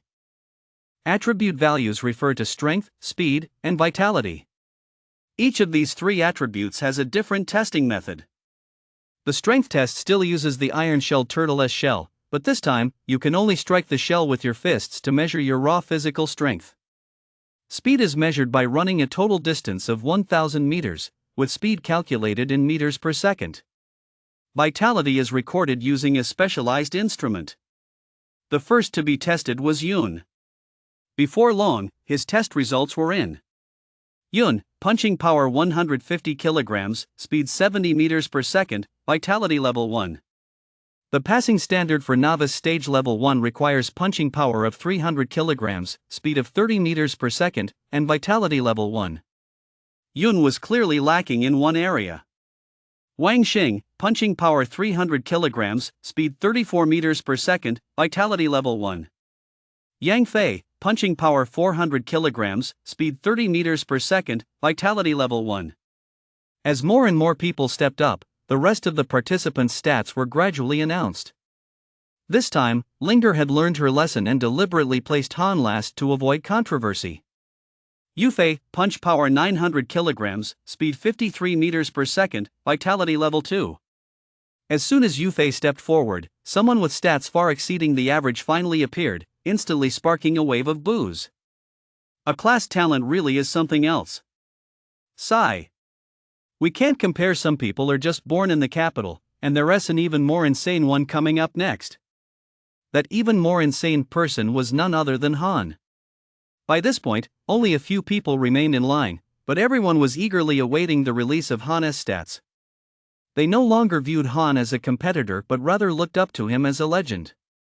Finally, it was Han's turn. The test went quickly, and the recorder immediately announced Han's results as the crowd held its breath. Han, punching power, 3,000 kilograms. Speed, 165 meters per second. Hearing these numbers, the new recruits instantly gasped in shock. Comparison is the thief of joy. We enlisted at the same time as him, how could the gap be so huge? We can't even keep up with his taillights. The new recruits hung their heads in dejection, but Linger nodded as if relieved. After all, considering Han's level 6 novice stage cultivation, these two attributes were only slightly higher than those of a fighter stage practitioner at the same level. She didn't know yet that weapons weren't allowed during the test. This meant Han hadn't received any talent bonuses. If he'd been wielding the Snow Wolf Spear, these stats would have skyrocketed. Next, the recorder began to announce Han's vitality score. But when he received the record sheet, he thought he must have misread it and rubbed his eyes in disbelief. Only after confirming the record was correct did he say slowly, vitality score, level 10. Holy crap! Linger blurted out a curse. This time, the new recruits didn't get a chance to speak. Linger walked up to the recorder and snapped, "Restart the vitality testing device. Run the test again. The device must be malfunctioning." It was only natural for her to have such doubts. Vitality is the hardest attribute to improve at the fighter stage. For most people at the fighter stage, their vitality value hovers around level 6. Linger was already approaching the general stage, and the military had spared no resources for her. She was a full 10 ranks ahead of Han, an entire major realm. Yet her vitality value was only at level 11. Unless Han also possessed a special constitution, it was impossible for him to have a vitality value of level 10. A genius who had reached the 6th rank of the novice stage in just 2 months and still possessed a vitality value of level 10. If this report were submitted, Linger dared not imagine the uproar it would cause throughout the entire military. Chapter 12: The Old General Arrives. The focus is on Han. In fact, Linger knew full well that the military's vitality testing machine had taken 10 years to develop and would not normally malfunction. It uses a method similar to X-rays to scan every cell in the human body, then calculates the vitality index based on that data. Unless someone had tampered with it. Only then could the vitality readings be altered. But this was the military, not fighter stage university. Anyone who dared to tamper with the machine would face court-martial. However, to ensure the report's accuracy, Linger had no choice but to have Han undergo another test. Han stepped onto the machine once more and allowed it to scan him. The result was still level 10. A level 10 vitality? He can't compare. He just can't compare. Han is already far stronger than some veterans who've been in the army for 2 or 3 years. The recruits immediately erupted into a frenzy. Having trained for the same 2 months, Han's potential was simply immeasurable. The recorder was at a loss and said to Linger, "Lieutenant Zhao, should we submit this report?" With the 3-month training period over, it was time to assign each recruit to a barracks. It was foreseeable that Han would be fiercely sought after by all the major barracks. Submit it. There are so many people in the military, sooner or later, the commanders of all the barracks will see this report. There's no point in hiding it. What worried Linger even more was that, given Han's abilities, which beast zone should he be assigned to in order to be fair to the others? Go select suitable team members to form your squad. No training today, the combat assessment begins tomorrow. With that, Linger gathered his files and left. Han and the others returned to their dormitory. Without a doubt, the 4 of them in that room could form a squad. Faced with the sudden prospect of heading to the battlefield to fight beasts, none of them had quite come to terms with it yet. Right. A will. Let us write our wills first. We can't die without leaving something behind. Yun pulled out paper and a pen and began writing at a rapid pace. He had little attachment to his clan, but he was deeply devoted to his biological parents. Yufei snatched the paper and pen from him and scolded, "Have a little confidence, will you? How do you know you're going to die? Instead of thinking about how to write a will, why don't we come up with a name for our team first? Han is the group leader, I don't think anyone will object, right?" Yun shook his head vigorously. "Object? Chen Xiao can take all 3 of us out in a heartbeat. Who is going to object?" Meng nodded in agreement. "Same here." Han didn't beat around the bush. He readily accepted the role of group leader, saying, "In that case, I'd be rude to refuse." They spent quite a while brainstorming a squad name. Among the 4, Yufei had the best academic grades, and he came up with a suggestion that satisfied everyone. "Since our squad leader is Han, let us use his name. I'll add the character for night, so we'll call ourselves the Cold Night Squad. How about that? Cold Night Squad, elegant. Absolutely elegant." All 4 nodded in agreement. Han thought it was a good idea as well, so he submitted the squad name Cold Night Squad along with the roster to the authorities. After resting for a full day, the next morning all the new recruits boarded military trucks and set off toward the northern frontier. The barracks were already not far from the northern frontier to facilitate battlefield support. They arrived there just 2 hours later, where a city wall soaring into the clouds loomed before them. The wall stood over 50 meters tall, crafted entirely of alloy, majestic and imposing. The sky-reaching wall. It took the Great Xia Empire over 20 years to build this wall. It is thanks to this wall and the blood-soaked battles fought by generations of human soldiers that we have been able to survive. On the other side of the wall lay the Dark Realm, a land teeming with monstrous beasts and rarely visited by humans. "Climb the wall." Just then, someone on the wall suddenly shouted, and immediately a long ladder was lowered from above. The new recruits had to line up and climb the ladder to reach the top of the sky-reaching wall before proceeding to the combat training grounds. Many would never see what lay on the other side of the wall in their entire lives. Han gazed out from the wall. As far as the eye could see were forests, mountain ranges, and some ruins left behind by the human race. Countless beastly roars echoed from unknown directions. Looking down, one could see numerous strange beasts with gaping, blood-red maws gathered at the base of the city wall. The recruits' assembly point was a clearing within the sky-reaching wall. Just as in the new recruit grand competition, this live-action assessment was also conducted simultaneously for all recruits enlisted within the past month, totaling 82 teams. After assembling, Han noticed that the drill instructors were all standing in a row, gazing toward the distance as if awaiting the arrival of some important figure. Young Master Chen, is someone important coming? Look at our instructor Zhao, usually such a hothead, but now she is as docile as a little girl. Just as Yun had said, Linger seemed like a completely different person today, as well behaved as any of the recruits. In reality, Linger held a high rank in the military, and instructors of her own rank addressed her with respect. She had been demoted. Therefore, the person worthy of such treatment was likely at least a colonel in the military. A colonel, in the military, is at least equivalent to a battalion commander. It was uncommon for someone of that rank to personally oversee recruit training. Attention! Just then, Linger bellowed suddenly, and everyone immediately snapped to attention. An elderly man walked slowly toward them from a distance. His hair and beard were white, and he looked frail and aged, yet he exuded immense authority. Standing 2 meters tall with a burly build, he held a large guandao in one hand and wore a martialess cloak. His imposing figure was almost overwhelming. Han had seen this face countless times in his textbooks. Seeing him in person, he couldn't help but feel a quiet sense of admiration. It was none other than old General Yu. In his youth, old General Yu had wielded a spear, but after becoming a marshal in his twilight years, he had switched to the more sweeping and powerful guandao. A mere recruit assessment has actually drawn old General Yu here in person. General Yu attained the rank of marshal at nearly 80. He is the first and most senior marshal in history. Before him, the highest military rank in the army was general. To see General Yu with my own eyes as a recruit, this alone makes my life worthwhile.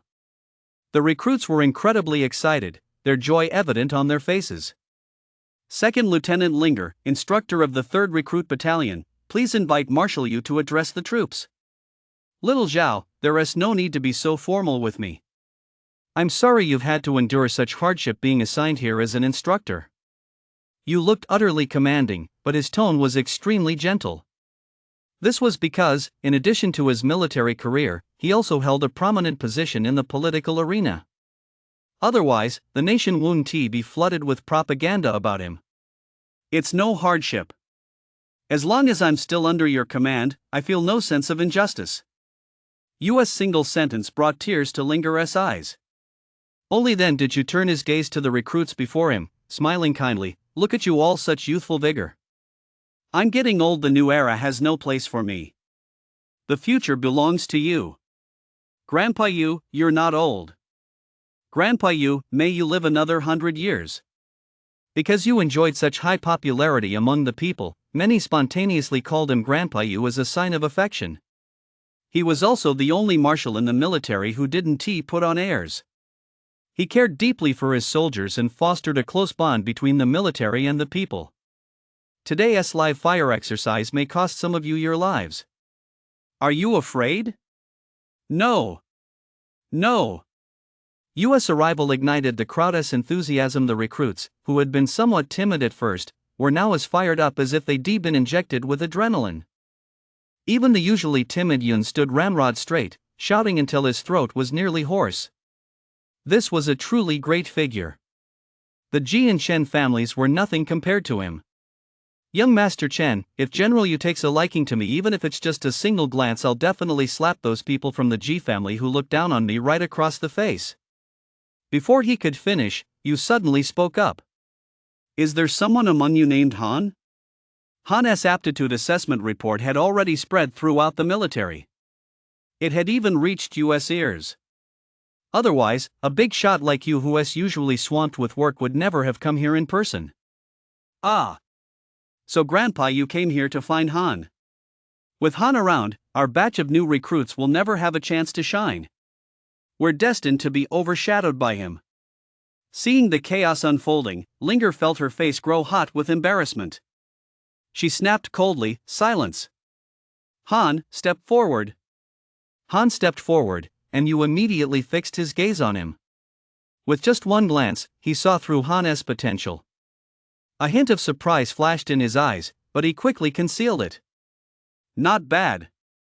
He has definitely a promising prospect. I'd met Chen Mohu before, and you don't resemble that old man in the slightest." Chen Mohu was Han's great-grandfather and the founder of the Chen family in Hanwu City. Chapter 13, The Wilderness. Real monsters. Old General Yu's words sent a clear signal. In his eyes, Han was stronger than his own great-grandfather. However, Han didn't particularly care for this great-grandfather of his. He was a politician through and through. The Chen family's rise to become the foremost clan in Hanwu City wasn't due solely to their strength. It was largely because of Chen Mohu's political maneuvering in the capital. Chen Mohu rarely returned to the family estate from the capital, and he had always looked down on the clan's illegitimate descendants. As for Han, he probably didn't even remember his name. The new recruit's eyes glowed with envy. Very few in the army had ever been personally praised by old General Yu. Who among those he promoted hadn't risen to the top in the blink of an eye? This meant that old General Yu had already treated Han as one of his personal guards, and such a formidable background carried more weight in the military than anything else. Let us begin. Let these little brats get a taste of the army's brutality. Yu glanced back at Linger. His objective had already been achieved. Yes, sir. The training ground for the new recruits was a wild jungle teeming with beasts. Most of the beasts found in this wilderness were Tier 1 to Tier 3. Based on the 6 major realms of the fighter stage, humans have classified beasts into 18 tiers. Every 3 tiers correspond to the strength of one realm within the fighter stage. Tier 1 to Tier 3 naturally correspond to the novice stage. The closer one gets to the center, the higher the level of the beasts, and naturally, the greater the danger. Although this is a combat exercise and casualties may occur, the military would never actually send the recruits to their deaths. All beasts of level 4 and above in the wilderness have already been completely eradicated. The rules of the assessment are as follows: the recruits will be divided into groups and flown by helicopter to different zones. In each zone, they must survive for 1 day and 1 night. Each team leader carries a signal flare and a recording device. The signal flare is to be fired in the event of a life-threatening crisis. Instructors stationed on the perimeter will immediately rush to the rescue upon seeing it. The recording device tracks monster points: 5 points for a level 1 monster, 10 points for a level 2 monster, and 40 points for a level 3 monster. Final assessment scores are calculated based on the total points earned. The first to set out is the Cold Night Squad. Cold Night Squad, 3 kilometers from the central zone. Move out. Han and his 3 teammates boarded the helicopter, heading for the battlefield. Due to the extraordinary prowess Han had previously demonstrated, the Cold Night Squad was assigned to an extremely dangerous zone. This area is one of the most treacherous and complex regions on the entire battlefield, filled with all manner of unknown challenges and dangers. Amid a cacophony of noise, the helicopter took off, carrying Cold Night Squad toward the central zone. During the flight, Han and the other team members discussed their thoughts and plans for the mission. Although they all knew immense difficulties lay ahead, each of their faces radiated unwavering conviction and determination. High risk meant high reward. The probability of encountering level 2 or higher beasts in the central zone was also very high. The 4 jumped out of the helicopter, and the moment they hit the ground, a roaring wild boar charged out of the jungle. The boar weighed a full 2,000 kilograms, massive in size and possessing astonishing strength. It could knock down a large tree with every charge. And it was charging straight toward Yun. Giant tusk boar. A second-tier mutant beast. Its charge can pack a force of 3,000 kilograms. Don't let it hit you. Han, fulfilling his duties as team leader, issued orders the moment they touched down. Yun was so terrified that cold sweat poured down his face, but thankfully, thanks to his Godspeed talent, he pushed off with his legs and strained every muscle to dodge the boar's charge. That was a close call. Yun had barely dodged the boar's charge and was still feeling a lingering sense of dread. However, fighting a beast was not like battling on a tournament arena. Beasts won't give anyone a chance to think or counterattack. Boom! After its first charge failed, the giant tusked boar let out a furious roar and launched another attack. A colossus like this, even just running, could make the ground beneath its feet tremble repeatedly. The fear of death swept over Yun. His legs froze, and at that moment, he found himself unable to move. Damn it, get moving! At this critical moment, Yun, the family scion who most resembled a spoiled young master, displayed extraordinary resolve. With a single leap, he landed on a tree and the boar crashed into it as well, coming to a brief halt. Attack! Yufei and Meng were still flustered and at a loss, but Han's command instantly brought them to their senses. To take down a beast like this, they had to act fast, otherwise, the threat would be immense. Han's snow wolf spear was poised to strike. With a single thrust, a huge hole was pierced through the giant tusked boar's body. When Han withdrew his spear, a blood-soaked object hung from the tip of the boar's heart. A single, fatal strike, straight to the heart. Han displayed a level of composure far beyond the ordinary. Everyone, calm down. This is a battlefield. People will die here. Han snorted coldly. Once on the battlefield, Han became much more serious, a stark contrast to his usual carefree demeanor. Yes. Yun and the other two felt deeply ashamed. If Han hadn't intervened in time, they would have suffered casualties the moment they touched down. Han didn't blame them too harshly. After all, this was a second-tier beast. Second-tier beasts correspond to novice stage levels 3 through 6. Among them, even the strongest, Yufei, was only at novice stage 2. The sheer pressure of its cultivation realm was enough to make them tremble with fear. Fortunately, with Han's encouragement, the three felt their confidence soar. Han led the way, his long spear whirling through the air as the Yu family spear technique displayed its full might. With every thrust, another beast fell beneath him. Yufei and the other two were responsible for finishing off the wounded, eliminating one by one the beasts that Han hadn't killed outright. On this wilderness battlefield, the group should have prioritized survival over killing enemies. After all, simply surviving for a full day and night would earn them a full 500 points. That would at least be enough to pass the assessment. But Han wasn't just aiming to pass, he was aiming for first place in the group. Those who don't compete or vie for the spotlight are mediocrities. Whether it was seeking the limelight or claiming credit, he was determined to take that top spot. Besides, killing beasts also earned a certain amount of points. Before long, Han's martial soul system had already accumulated over 200 points. Though not much, it was better than nothing. Ding! Your killing intent has stacked to 200. You have gained a 200% attribute bonus. The system notified him that his killing intent had reached its maximum stack. During combat, killing intent continuously increases. Once maxed out, it does not dissipate unless a killing intent burst is used. Han's punch power was 3,000 kilograms. After maxing out his killing intent, it doubled. That equaled 9,000 kilograms. With such power, few beasts below Tier 3 could withstand even a single strike. Under Han's guidance, Yufei and the others gradually gained their composure, learning to seek out and slay beasts matching their own cultivation levels. The surrounding beasts were quickly wiped out. As dusk fell, Han and his group showed no signs of stopping fighting. With increasing ferocity, they charged toward the center of the wilderness, the area with the densest concentration of beasts. Just before the central area stood a warning sign bearing the word danger. Before setting out, the instructor had warned them that it was best not to enter the central area.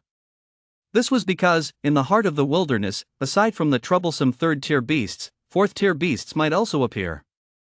Fourth-stage beasts were simply beyond the capabilities of those at the novice stage. Gazing at the warning sign, Han and his companions merely exchanged a smile.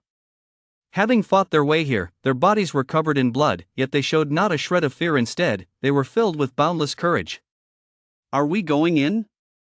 Han asked with a laugh. "Let us go. Let us head inside to rest."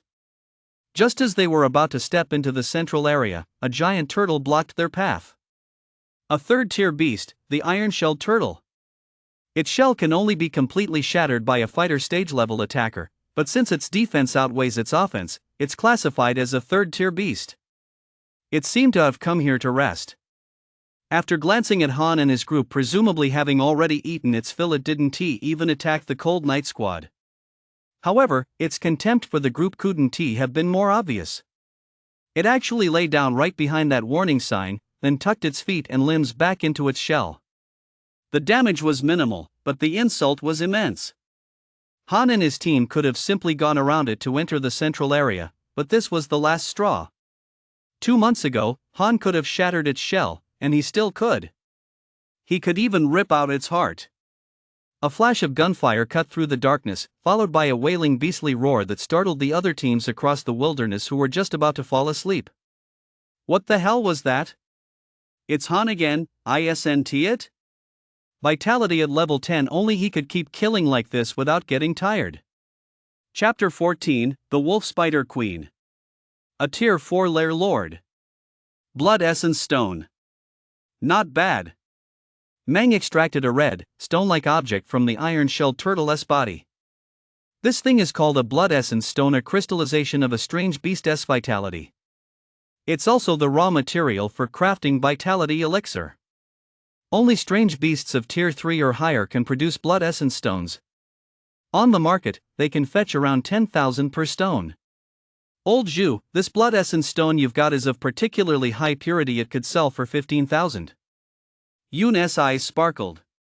As a member of a family with a merchant background, he possessed keen insight and a unique understanding of an item's quality. He could judge an item's value and quality based on the finest details and spot business opportunities.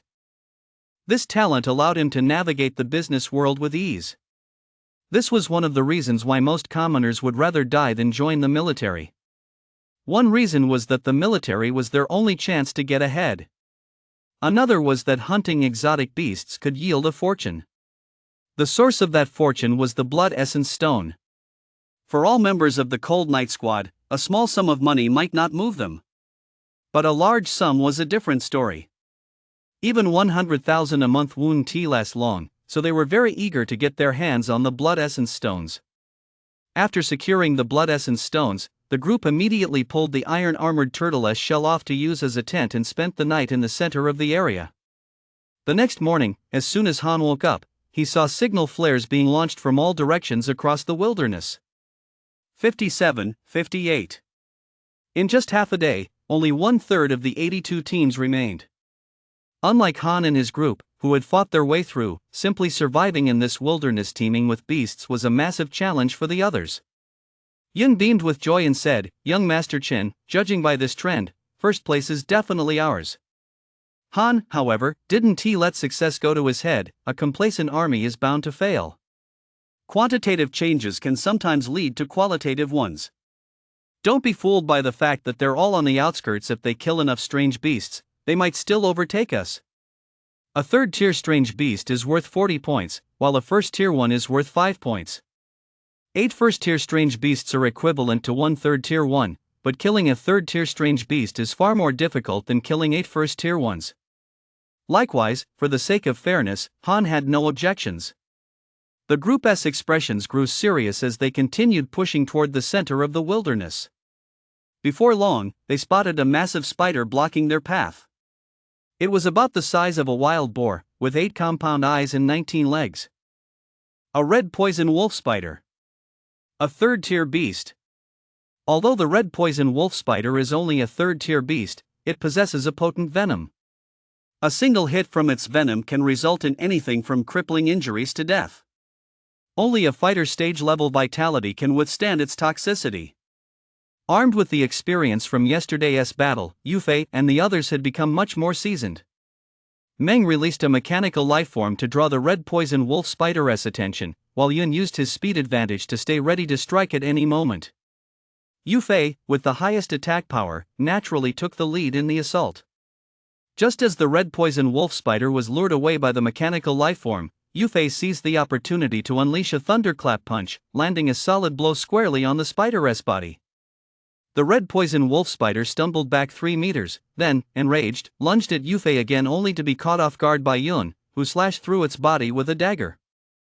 Through their coordinated efforts, the trio without Han even having to intervene managed to take down this third-tier beast. Seeing this, Han breathed a sigh of relief and charged straight ahead. Han's Yu family spear technique danced like dragons and snakes, and in the blink of an eye, he had speared 2 red poison wolf spiders to the ground. "Follow me." Yun and the other 2 exchanged glances and could only say helplessly, "Don't try to compete with a freak. Don't try to compete with a freak."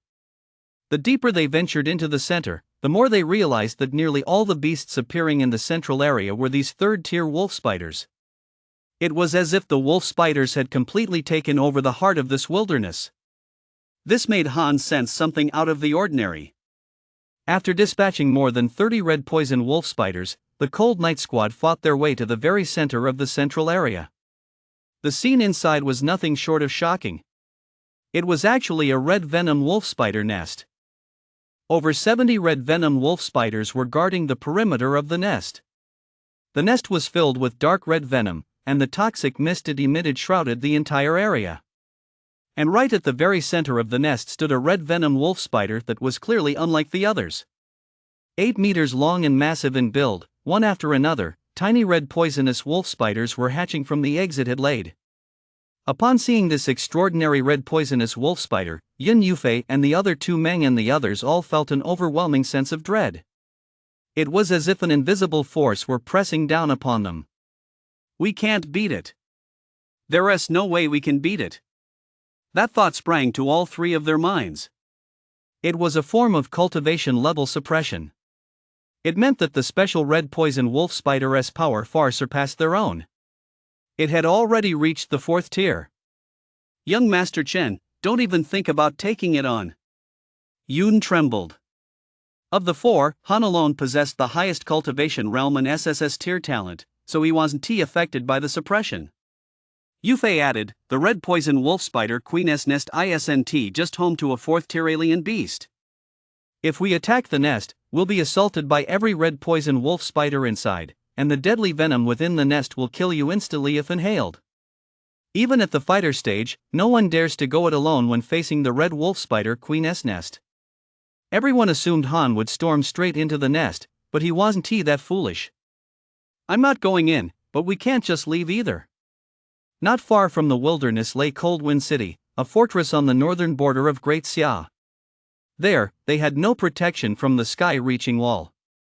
If these red poison wolf spiders were allowed to spread unchecked, they would mutate into countless mother spiders and nests, bringing untold trouble to Cold Wind City. This nest appeared to have just formed. It was the perfect time to wipe it out. Even if they notified the instructors to come, there wouldn't be enough time. You 1T charge in to kill them, and you 1T leave. What do you plan to do? Han glanced around, spotted the tallest tree, and with a few leaps, reached the treetop. Meanwhile, on the other side, Linger, standing atop the skywall and watching the battlefield, was already on the verge of losing her mind with anxiety. Signal flares were the first line of defense for the new recruits. The second line was the instructors stationed on the skywall. They would provide direct support depending on the situation. The moment they spotted the red poison wolf spider, they were taken aback. In fact, several instructors were already on their way to provide backup. This wasn't something the new recruits could handle on their own. Even fighter stage level instructors would need to join forces to deal with it. What is Han up to? Didn't I tell you? When you see a 4th tier beast, there's only one word: run. Run immediately. Linger was so furious he was shouting from the top of the sky-reaching wall. "Where's the ladder? Lower the ladder quickly." Meanwhile, Han, standing atop the tree, leaned back slightly and assumed a gun-raising stance. Streaks of red lightning coalesced around him, and the tip of his snow wolf spear even erupted with a dazzling red glow. When facing a single enemy, the piercing death spear technique strikes directly at the opponent's vital point, guaranteeing a hit. The opponent cannot dodge and can only clash head-on with Han if their cultivation realm is higher than his. However, when facing multiple enemies, Han can hurl his spear. In this case, the guaranteed hit effect is removed, but in exchange, the technique's power is amplified, granting it area of effect damage. Killing intent erupts, quadrupling his stats. Power, kilograms. A terrifying aura radiates from Han's body. Coil, unleash, throw. The three movements flow seamlessly. The snow wolf spear flies from his hand like a sharp arrow, hurtling toward the red poison wolf spider queen. Han, have you lost your mind? Do you think those wolf spiders 1T come charging out if we don't rush in? Linger raged helplessly. The moment the ladder was lowered, she had rushed impatiently into the wilderness. At that moment, the red venomous wolf spider queen, who was laying eggs in her lair, seemed to sense the danger approaching from afar. It let out a deafening roar that echoed throughout the entire cave. This roar, like a battle cry, prompted the surrounding wolf spiders to respond immediately, swarming toward it. They gathered tightly around the queen, forming a solid defensive circle. Each wolf spider appeared tense and alert, ready at any moment to face the impending threat. Suddenly, a burst of crimson light streaked toward them at a speed beyond the naked eye's perception. 1, 2.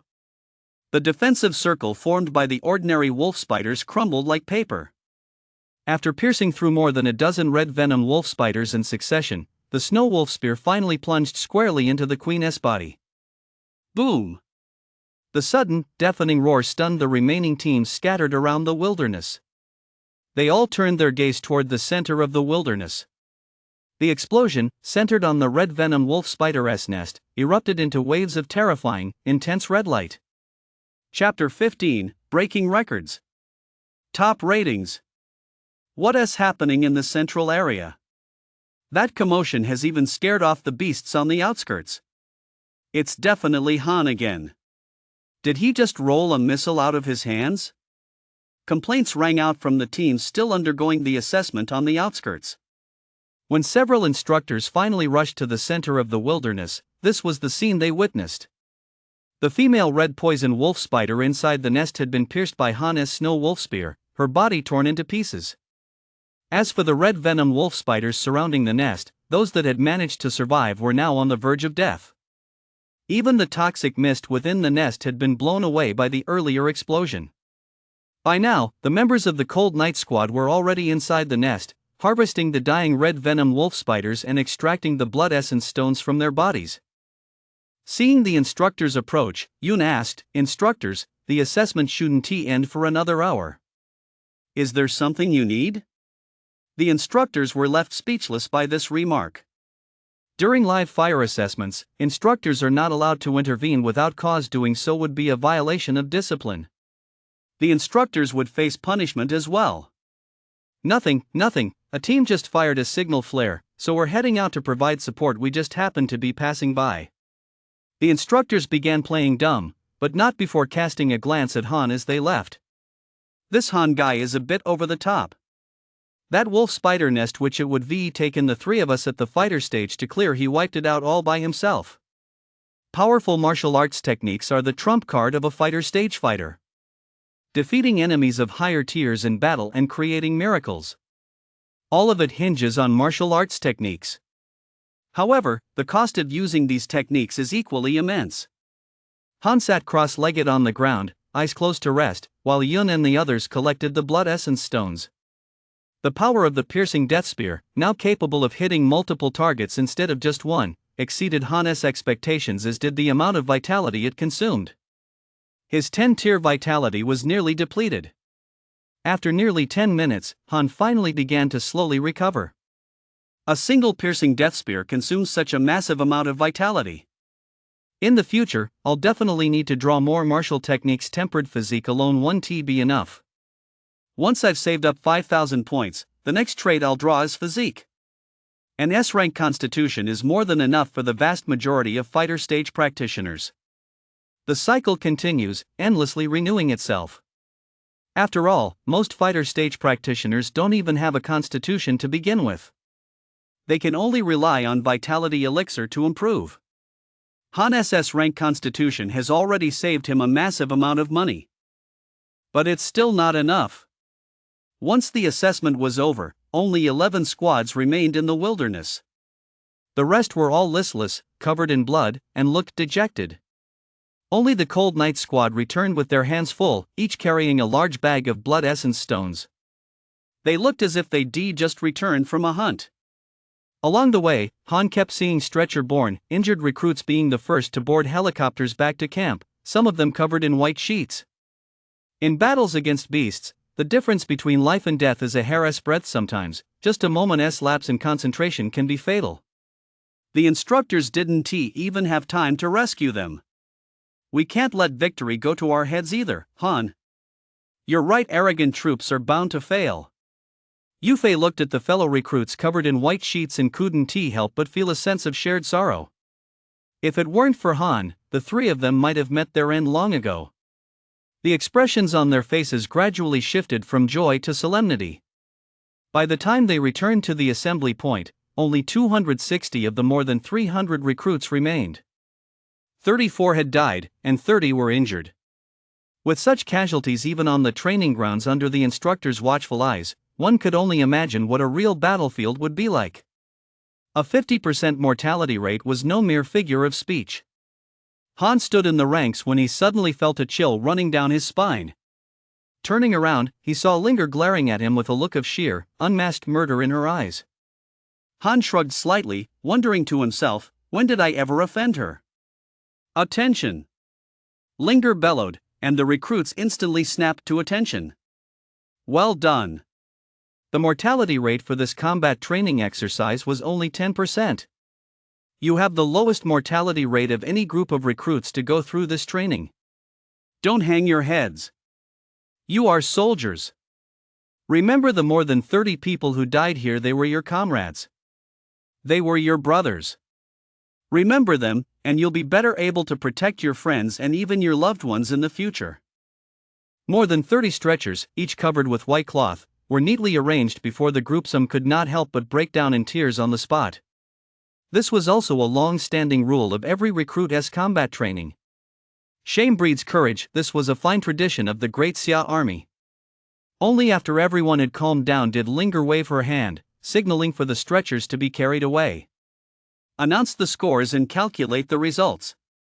The new recruit combat assessment is divided into 4 categories based on scores: poor, fair, good, and excellent. Cold Blade Squad, score, 325 points, poor. Scores below 500, meaning they didn't even last a full day and night, were almost all rated poor. Koala Squad, score, 435 points, poor. Frenzied Blade Squad, score, 650 points, good.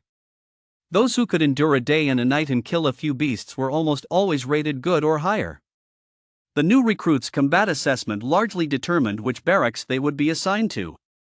The highest unit in the Great Xia army is the Corps. The entire army is divided into 6 corps. The Water God Corps, the Thunder God Corps, the Wind God Corps, the Fire God Corps, the Earth God Corps, and the Wood God Corps. Each corps consists of 4 divisions. These are designated as the 1st through 4th divisions. Under each division are 6 directly subordinate battalions. Recruits will be assigned to these battalions.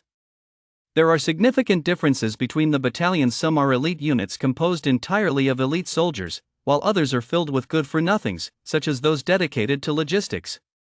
Young men from families like Han's are mostly assigned to logistics battalions, where they spend their lives in mediocrity and are constantly bullied. This time, however, things would certainly be different. The male instructor reading out the scores glanced at the sheet recording the assessment results, paused for a moment, and then announced. Cold Knight Squad score, supreme. In addition to the 4 standard ratings excellent, good, fair, and poor, there was a 5th, outstanding. Outstanding was a rating reserved for those who shattered previous scoring records. Ever since the Northern Frontier Beast Uprising 40 years ago, when the outstanding record was set, no new recruit has ever broken that record in a combat assessment.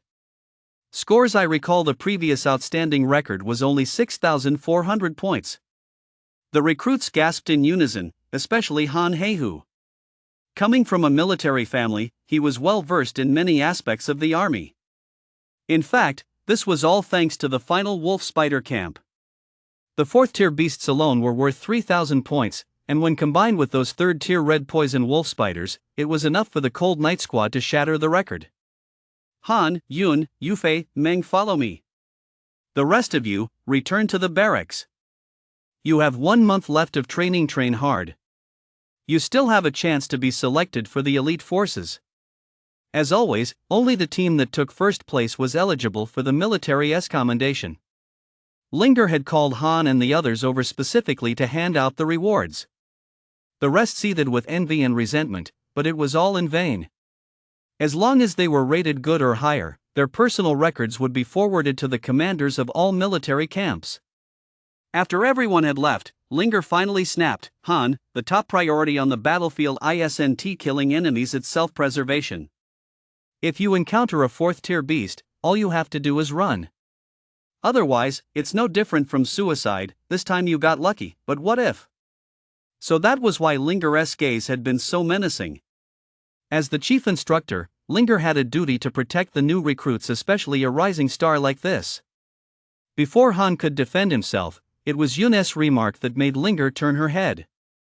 Instructor Zhao, you've misunderstood young Master Chun. At that moment, we were already more than a kilometer away from the red poison wolf spider.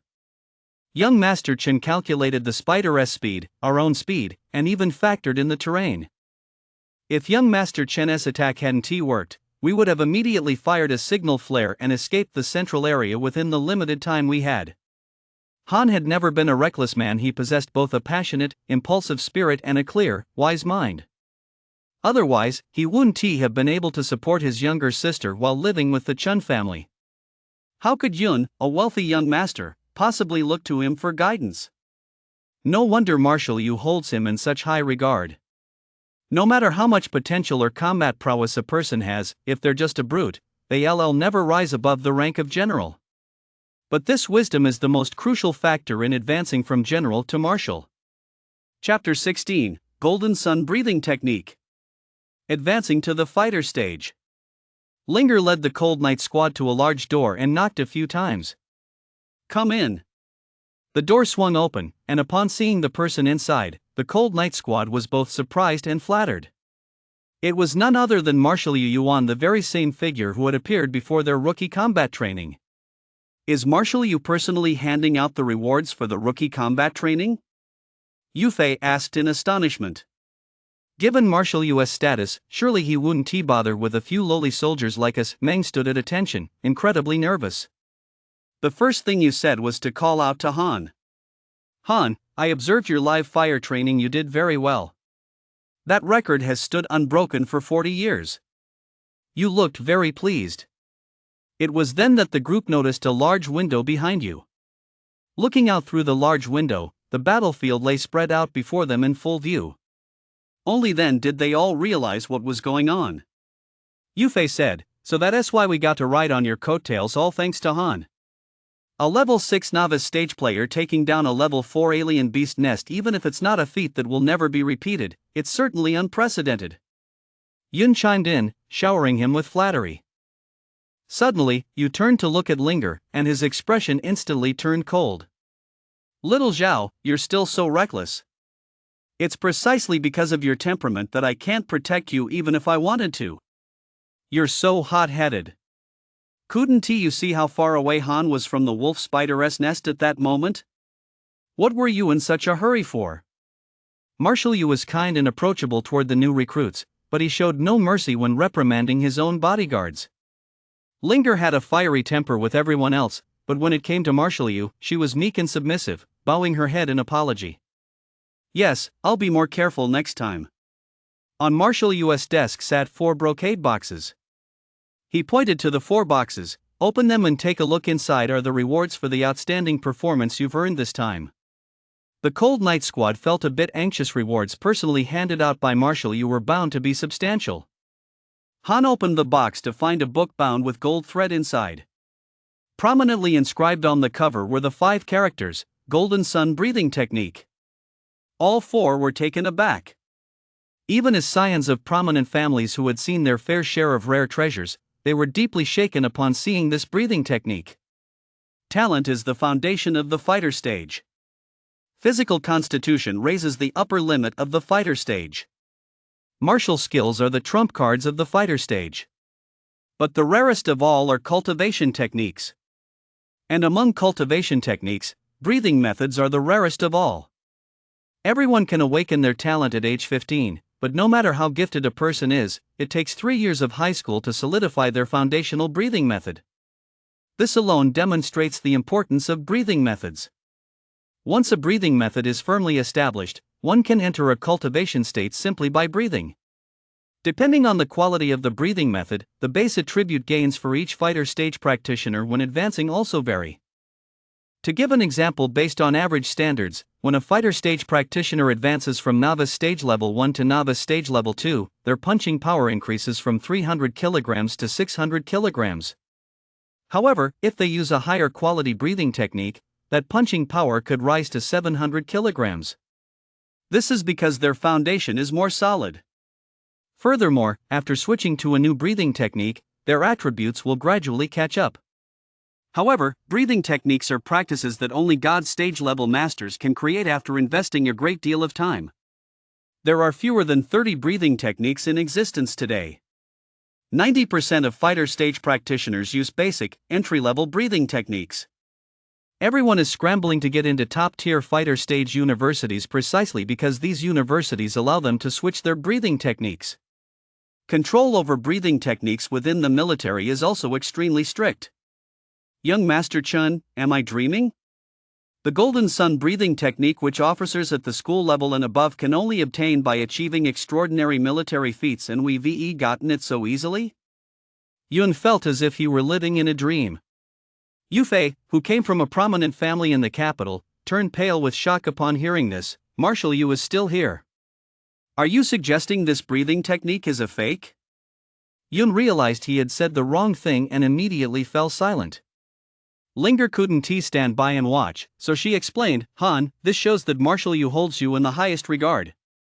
Otherwise, even with a top-tier record, he wouldn't have rewarded you with the Golden Sun breathing technique. Linger was about to continue, but you cut her off with a sharp command. Han, let us not beat around the bush.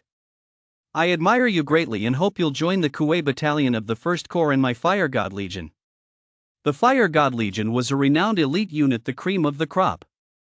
Ordinary soldiers might not even come close to meeting the standards for the Kuei Battalion. With tens of thousands of new recruits each year, the Kuei Battalion accepted fewer than 100. With the Golden Sun breathing technique as a reward in direct assignment to the Kuei Battalion, no new recruit had any reason to refuse. However, Han wasn't 100% certain he wanted to join the Kuei Battalion. General Yu held a very high position, but Han wasn't entirely dependent on the Kuei Battalion. Yet the very next thing you said sent a jolt through Han's mind. Of course, I won't force you. Where you choose to join is your freedom, you have the right to choose. You may take this Golden Sun breathing technique, and your rank will be exceptionally promoted by 2 grades. The other members of the Cold Night Squad will also be promoted by 1 grade. The right to choose.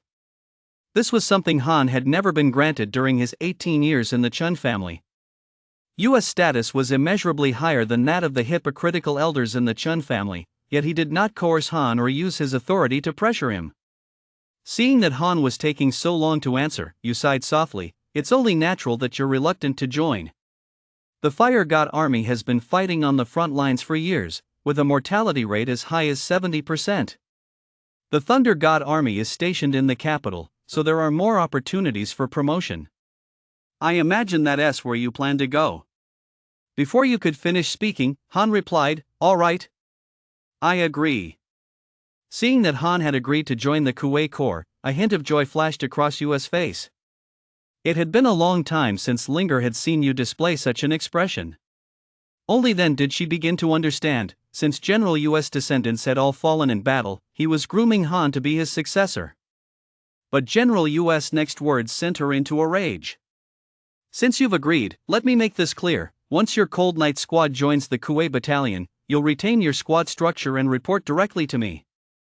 Zhao, you'll join the Cold Night Squad as well, with Han as your squad leader. Obey the battalion commander's orders, not his proclamations. Report directly to the marshal. Everyone immediately realized that you intended to transform the Cold Night Squad into a special operations unit to put them through their paces. Linger's eyes widened, and she finally couldn't hold back her anger. Marshal, you're putting me in the cold night squad, and I'm supposed to take orders from this guy? Linger pointed at Han. She hadn't even had a chance to get back at him for the 3 months of humiliation she'd endured as his servant, and now, the moment those 3 months were up, Han had become her superior. You replied coldly, little Zhao, with your hot temper and arrogance, only Han can keep you in check. If I don't transfer you to the cold night squad, how can I protect you? Do you think what you did was a minor offense? Do you really plan to stay in boot camp for the rest of your life? Linger turned pale with anger, but all she could do was stomp her feet furiously, gritting her teeth. The group returned to the recruit barracks, their faces beaming with joy. They activated the Golden Sun breathing technique and immediately began their practice. The principles of breathing techniques are largely universal as long as one has a solid foundation in the basics. Mastering other techniques is a breeze. The Golden Sun breathing technique is an advanced version of the introductory breathing technique. When practicing it, the user can absorb the spiritual energy of the sun. Han sat on his bunk and entered a meditative state. The 3-month basic training was nearly over with the combat assessment complete, only 1 month remained. This final month consisted of monotonous, day-after-day training. Everyone was striving desperately to break through, all in the hope of entering a better military camp by reaching a higher realm. On the dawn of the final day, Han stood on the balcony, a ray of morning sunlight striking his face. He wielded his spear, swinging it within the limited space. Block, grab, thrust, parry, chop, and stab. He had mastered the movements of the Yu family spear technique to perfection, even surpassing Linger. Clearly, he had already attained the S rank. Boosted by the Godslayer spear intent, this S rank spear technique had reached the SS rank. In terms of this spear technique alone, no one could surpass him. Not even you. As he wielded the spear, rings of light formed from fighter stage spiritual energy radiated from Han's body, and his bones crackled. Then, the spiritual energy rings dissipated entirely, converging within Han's body. A massive surge of power surged through Han's body like a tidal wave. It surged through his 8 extraordinary meridians. With all 8 meridians unblocked, a feat achievable only at the fighter stage. He had broken through. In just 3 months, he had successfully advanced from the first tier of the novice stage to the fighter stage. Chapter 17, Vitality Gauge. A presence that shakes the entire army. The Golden Sun breathing technique is truly remarkable. Not only does it accelerate cultivation, but it also makes my foundational attributes incredibly solid. Han gripped his spear tightly as power surged endlessly from within him. He had originally estimated that it would take him about 3 more days to break through to the first level of the fighter stage. According to the rules, on the final day of boot camp, Han and the other recruits in his cohort were to assemble at their official barracks. Han was assigned to the 3rd Recruit Battalion, alongside the 1st, 2nd, and 4th Recruit Battalions totaling over 1,000 recruits. Officers from many battalions would personally visit the recruit camp to select suitable recruits to join their own units. Although Han had already agreed to join the Kuwait Battalion of General U.S. Fire God Army, this process was unavoidable, at least for appearance's sake. Han took a shower and changed into a clean uniform. As he stepped out of the bathroom, he felt exceptionally refreshed. However, just as he reached the doorway, he noticed Yun standing there, his eyes fixed intently on Han, a strange expression on his face. Yun's gaze seemed to carry a hint of confusion and curiosity, as if he were deeply surprised by the change in Han. His gaze swept from the top of Han's head all the way down to his feet, scrutinizing every detail. Han felt a bit uncomfortable under Yun's stare and couldn't help but furrow his brow. "What's up?" he asked. Yun snapped out of it, the corners of his mouth curving slightly into a faint smile. "Nothing," he said. "I just think you look a little off today." "How so?" Han asked with a soft "hmm." "You seem a little more handsome." Yun grinned mischievously. Han broke out in goosebumps. "Get lost." At that moment, however, Yun's expression turned serious. "Just kidding. But why do I feel like your strength has increased significantly? A week ago, you were already at the 8th rank of the novice stage, and now you're even stronger. Doesn't that mean you've reached the fighter stage?" Among Yun's hereditary talents, aside from Godspeed, there was another ability that allowed him to roughly gauge others' strength regardless of the difference in cultivation levels. Hearing this, Yufei and Meng immediately gathered around. Yufei, in particular, looked extremely dejected. No way. I reached novice stage, level 3 yesterday and thought I declosed the gap with you a bit, but you've broken through again? The gap in strength between novice stage, level 8, and fighter stage is enormous. At the same cultivation level, 3 novice stage, level 3 cultivators could potentially defeat a single novice stage, level 8 cultivator. But once you cross into a different cultivation realm, there's almost no way to compete. Of course, Han, a novice stage, level 6 cultivator capable of defeating level 4 beasts, is an exception. Han made no attempt to hide it and nodded. That's right. Yufei and the others all rolled their eyes. Instructor Zhao was absolutely right, you can't compare yourself to a freak like that. Reaching fighter stage level 1 in 3 months? You're probably the first person in history to do that. Not even the prodigies at the top fighter stage universities are as insane as you.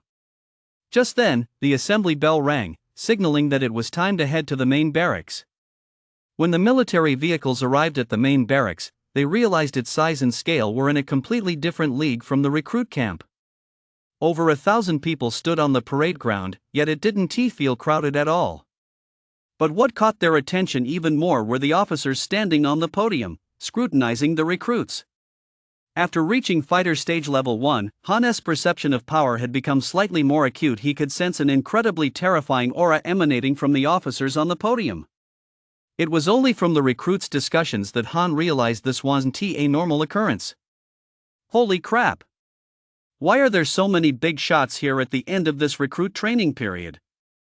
Look, that's Fan Shao, the commander of the mountain battalion in the Wind God Army. He is a colonel. Look at the one in yellow. He is even more impressive than Li Mu, commander of the 3000th Battalion in the 1st Corps of the Earth God Army. The 1st Corps is always made up of elite battalions, and Commander Li Mu has an illustrious record of military achievements. These bigwigs would normally never even glance at the recruit camp, yet now they were all gathered here. Among them, the most formidable was a middle-aged man seated in the center, clad in a general's cloak. Just sitting there, he exuded an aura of authority without even raising his voice. The one in the middle is Qin Yi, deputy commander of the 2nd Corps of the Thunder God Army. He holds the rank of Major General now. That's a real big shot. The group of recruits was both flattered and intimidated, feeling a bit daunted by the sight of so many high-ranking officers. And these officers had come here for one reason only. For one person. Han, standing in the back row, found himself the focus of their collective gaze. Silence. It's been 3 months, and you're still chattering away. You don't look like soldiers at all. Linger barked sharply. Her rank was in a league of its own in the recruit camp, so she remained the chief drill instructor. Line up one by one for your attribute tests. The commanders of all the major battalions are here today. Make a good impression. Linger said softly. Linger was indeed not one to curry favor or be overly talkative. After speaking, she stood to the side, showing no sign of flattery toward the officers on the stage. Han, step up. The moment the drill instructor called out Han's name, nearly every officer standing on the stage rose to their feet.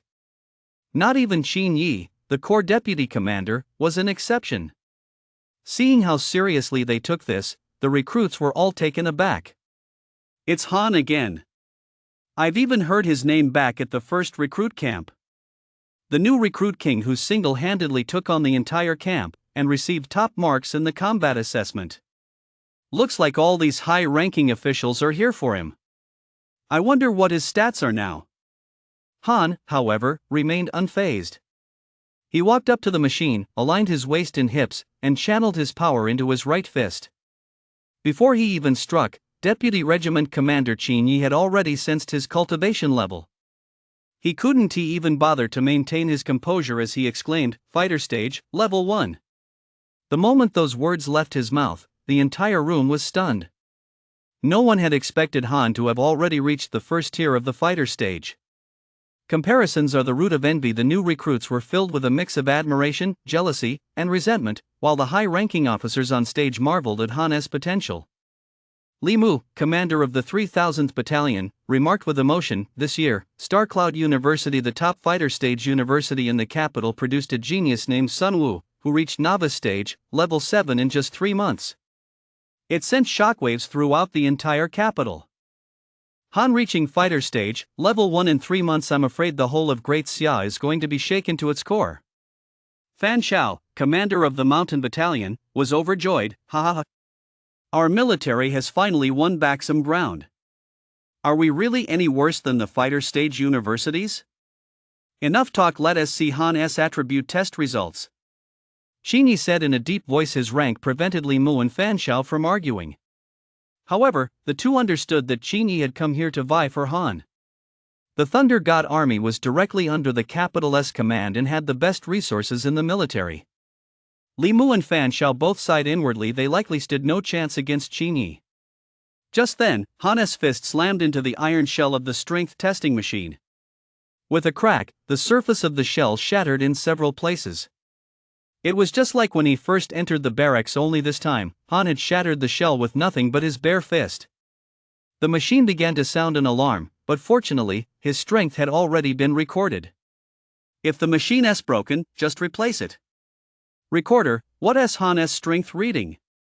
Qin Yi asked the recorder in a casual tone. The recorder gulped, then slowly announced, "Han's strength is kilograms.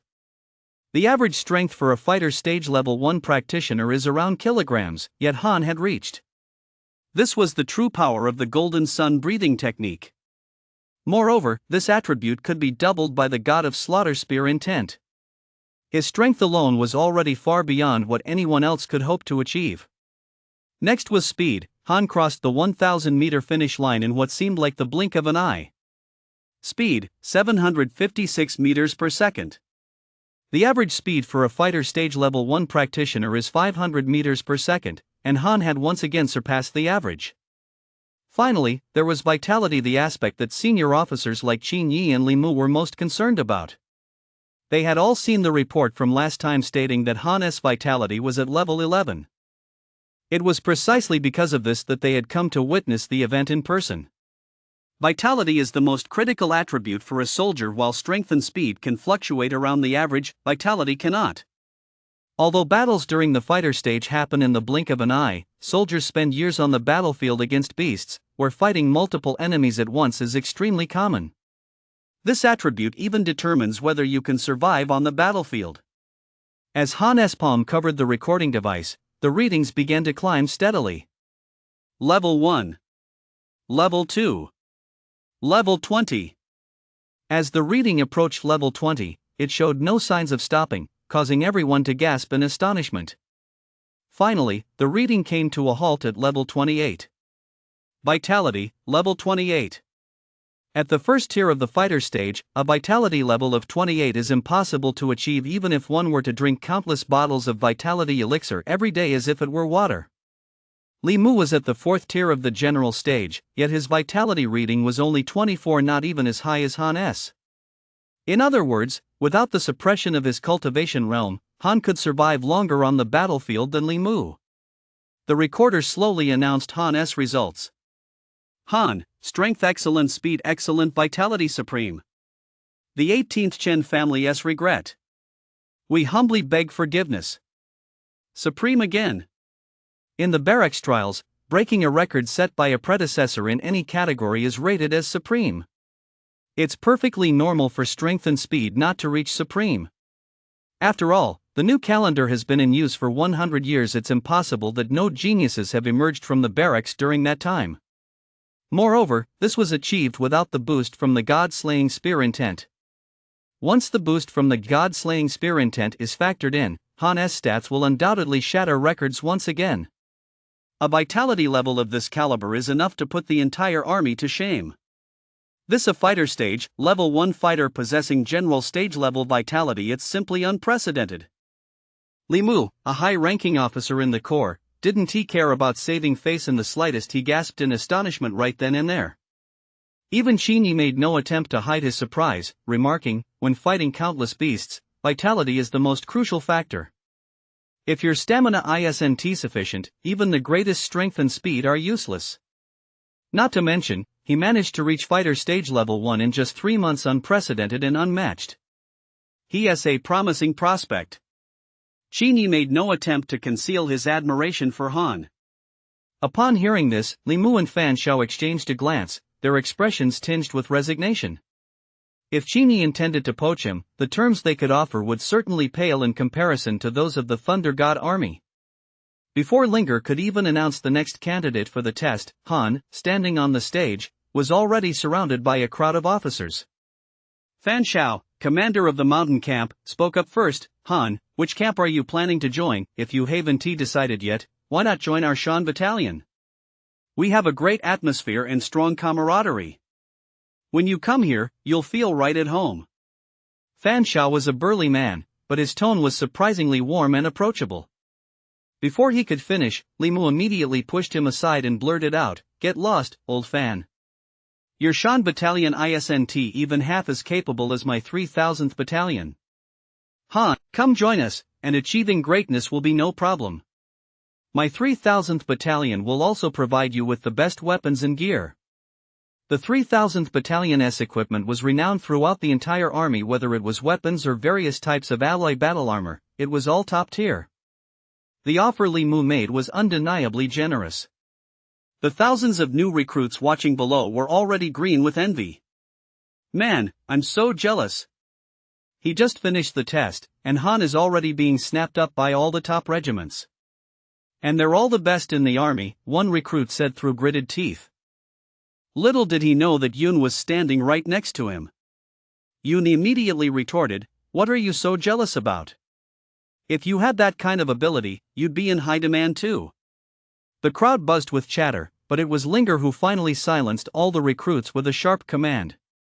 "Quiet. Act like soldiers." Linger commanded great respect among the recruits. Her single command brought the entire crowd to a standstill. However, as she spoke, she cast a worried glance toward the rear. "Although Han had made a verbal agreement with you, you wasn't the only marshal in the army. To avoid gossip, you couldn't blatantly pull strings behind the scenes, let alone for someone like Han, a prodigy under the watchful eyes of the entire army." Although Han had made a verbal agreement, if he went back on his word, there was little you could do.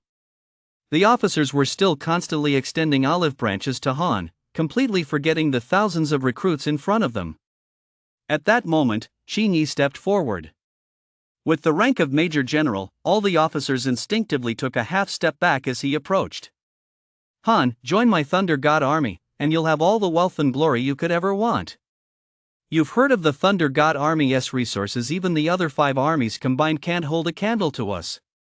I guarantee you'll be promoted to at least captain within a year." Qin spoke loudly enough for all the new recruits to hear. This made the new recruits even more envious. The Thunder God army was the unit most new recruits aspired to join. Not only were cultivation resources abundant, but promotions came extremely quickly. Most importantly, they basically never had to fight. The Thunder God army's duty was to guard the capital, East Emperor City, unless monstrous beasts attacked the city. They never had to deploy. It was a life of ease and luxury. Who wouldn't want to join? But spots in the Thunder God army were limited. They recruited fewer than 100 each year, and many of those were sons of influential families who were pre-selected and entered without undergoing basic training. Before Han could speak, Qin continued, "I have some history with your Chen family, and I've known your family head, Chen Jinan, for a long time. With just a word from me, your status in the Chen family would soar to new heights. Don't you want to make a name for yourself?" His tone was brimming with confidence, as if he were certain Han would agree. But once Han made a promise, he would never go back on his word. Now that Qin was using the Chen family to pressure him, it was even less likely. Han's expression grew slightly cold as he said calmly, "General Qin, I'm afraid you're not aware that I've already severed ties with the Chen family. I'm no longer listed in the family registry, nor do I set foot in the ancestral hall. Furthermore, I've decided to join the Fire God Legion." "Thank you all for your kindness." Everyone stared at Han in astonishment. The Chen family of Hanwu City was a renowned clan. Even if one's standing within the family wasn't particularly high, the protection of the clan was a tangible benefit. A peerless genius like Han would actually sever ties with the Chun family? Had Han gone mad, or had the Chun family? Qin Yi's expression immediately darkened. The Thunder God Army and the Fire God Army had always been at odds. Han's joining the Fire God Army was tantamount to slapping him in the face. However, he didn't hold Han personally responsible for this, he blamed the Chun family instead. Upon hearing that Han had severed ties with the Chun family, Qin Yi knew he had no leverage left. Apart from you speaking out personally, how many people could resist the temptation of the Thunder God Army? Qin Yi snorted coldly and immediately left the premises. As soon as he stepped out of the barracks gate, Qin Yi eagerly shouted to his aide-de-camp, "Quick! Hurry and relay this news to the Chen family, they actually let such a peerless genius slip away." The aide was also deeply shocked upon hearing this, but quickly nodded in response, "Yes, General. I'll relay the message immediately." Qin Yi continued to demand angrily, "A genius who can reach the fighter stage in just 3 months and has a vitality rating as high as 28, how on earth did the Chun family let him leave? Don't they realize what this person means to the Chen family?" The aide lowered his head and replied, "Please calm down, General. The Chen family likely has their own reasons. Perhaps they felt this young man didn't meet the Chen family's standards, or there were other reasons that led to his departure." Qin Yi took a deep breath to steady his emotions, then snorted angrily, "This Chen Jinan, is he blind in the eyes or blind in the heart?" News of Han soon reached the Chen family, the most prominent clan in Hanwu City. The same group of people had gathered in the Chen family ancestral hall, where Chen Jinan sat with a grave expression. He spoke first, angrily flinging the letter Qin Yi had sent into the center of the ancestral hall. "Someone explain this to me. What's going on? Han reached the first rank of the fighter stage in 3 months. And he has a vitality rating of 28. This is unprecedented in the military." "No, it's unprecedented in the history of all fighter stage academies." His tone was filled with fury, and not a single person in the ancestral hall dared to interrupt. It wasn't until quite a while later that someone finally spoke up, "Head of the clan, this must be a hoax, right? With Han's F-grade talent, it would be a miracle if he could even reach the first rank of the novice stage in 3 months. How could he possibly have reached the fighter stage?" Chen Shiming suddenly stepped forward, "It's most likely true.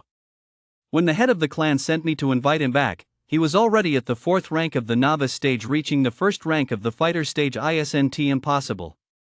Hearing this, Chen Jinan grew even angrier. Pointing at the man who had just spoken, he shouted, "Xinjiang! It was your lousy idea to use Han's college entrance exam spot to replace your son, Feng. Do you think I don't know what you're up to? You're just taking advantage of the fact that Han has no parents. No one to back him up. So you think you can get away with offending him? Your son, Feng, with his S-class talent and all the top-tier resources of the Chun family, is still only at novice stage, level 3. He is a complete waste of space." Chen Jun kept his head down as he endured the scolding, not daring to argue, because it was the truth. After Feng took Han's place and enrolled in a fighter stage university, he spent his days in the capital eating, drinking, and partying, barely practicing at all. Chen Jinan regretted it. Although Feng's talent was 1 in 100, it would at most just mean one more powerful protector for the Chun family.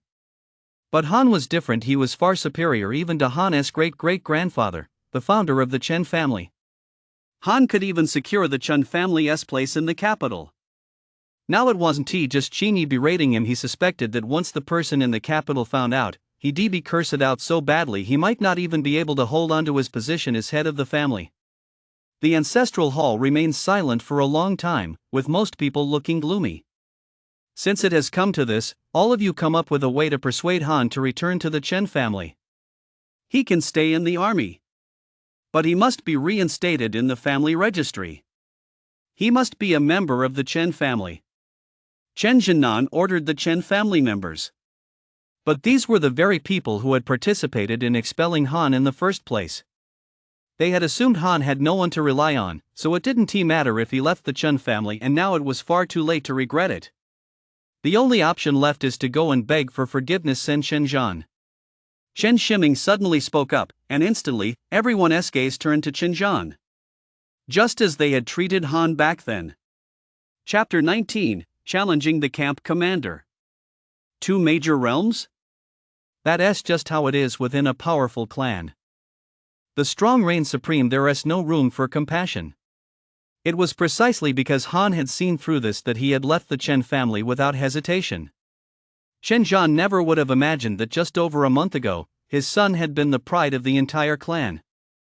A little over a month later, he had become a pariah. Seeing the expressions on everyone's faces, Chen Zhan knew he had no choice but to go, whether he wanted to or not. The very thought of having to apologize to the brat whom he always regarded as trash within the clan made his blood boil with rage. Fine. I'll go. Meanwhile, Han, who was currently stationed at the Kuei Battalion on Fire God Mountain, was still unaware of any of this. Today was the Cold Night Squad's first day of reporting for duty.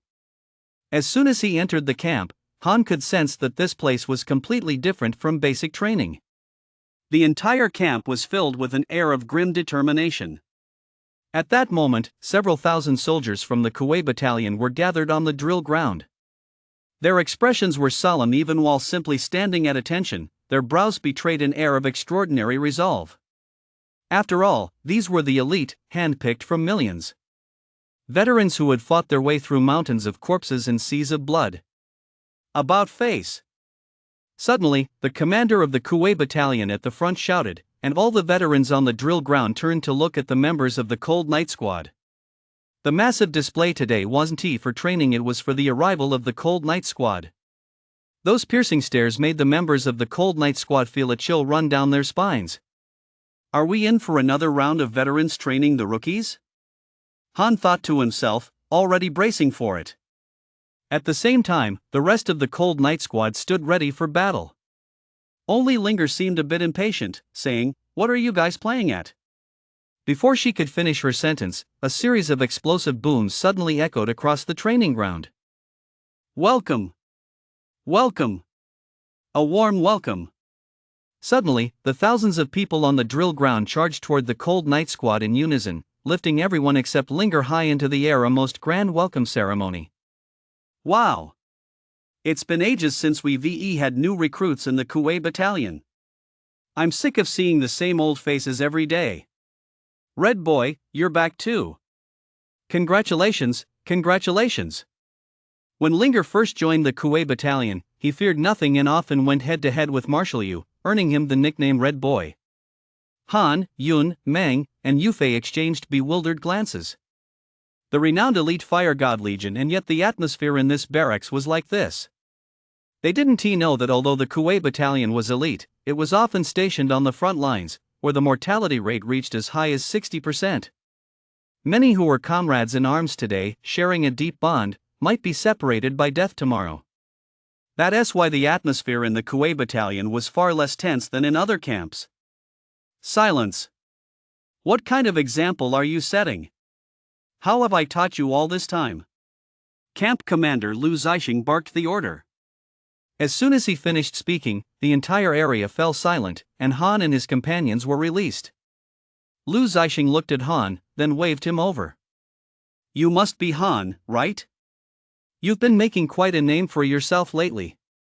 Everyone in the entire army knows your name now, Han.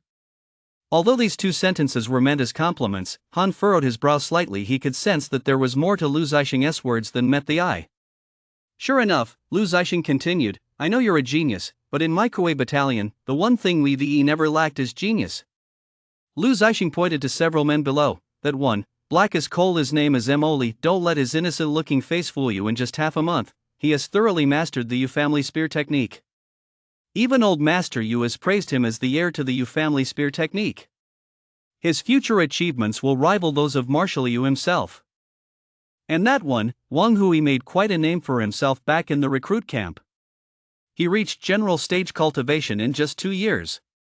What I want to make clear is this: even though old Master Yu said you don't have to follow my orders, don't you dare act arrogant because of your talent while you're in the Kuei Battalion. It was obvious that Lu Zixing was trying to intimidate Han. Yun and the others watching from below were a bit worried. Yun asked, Instructor Zhao, what exactly is Camp Commander Lu trying to do?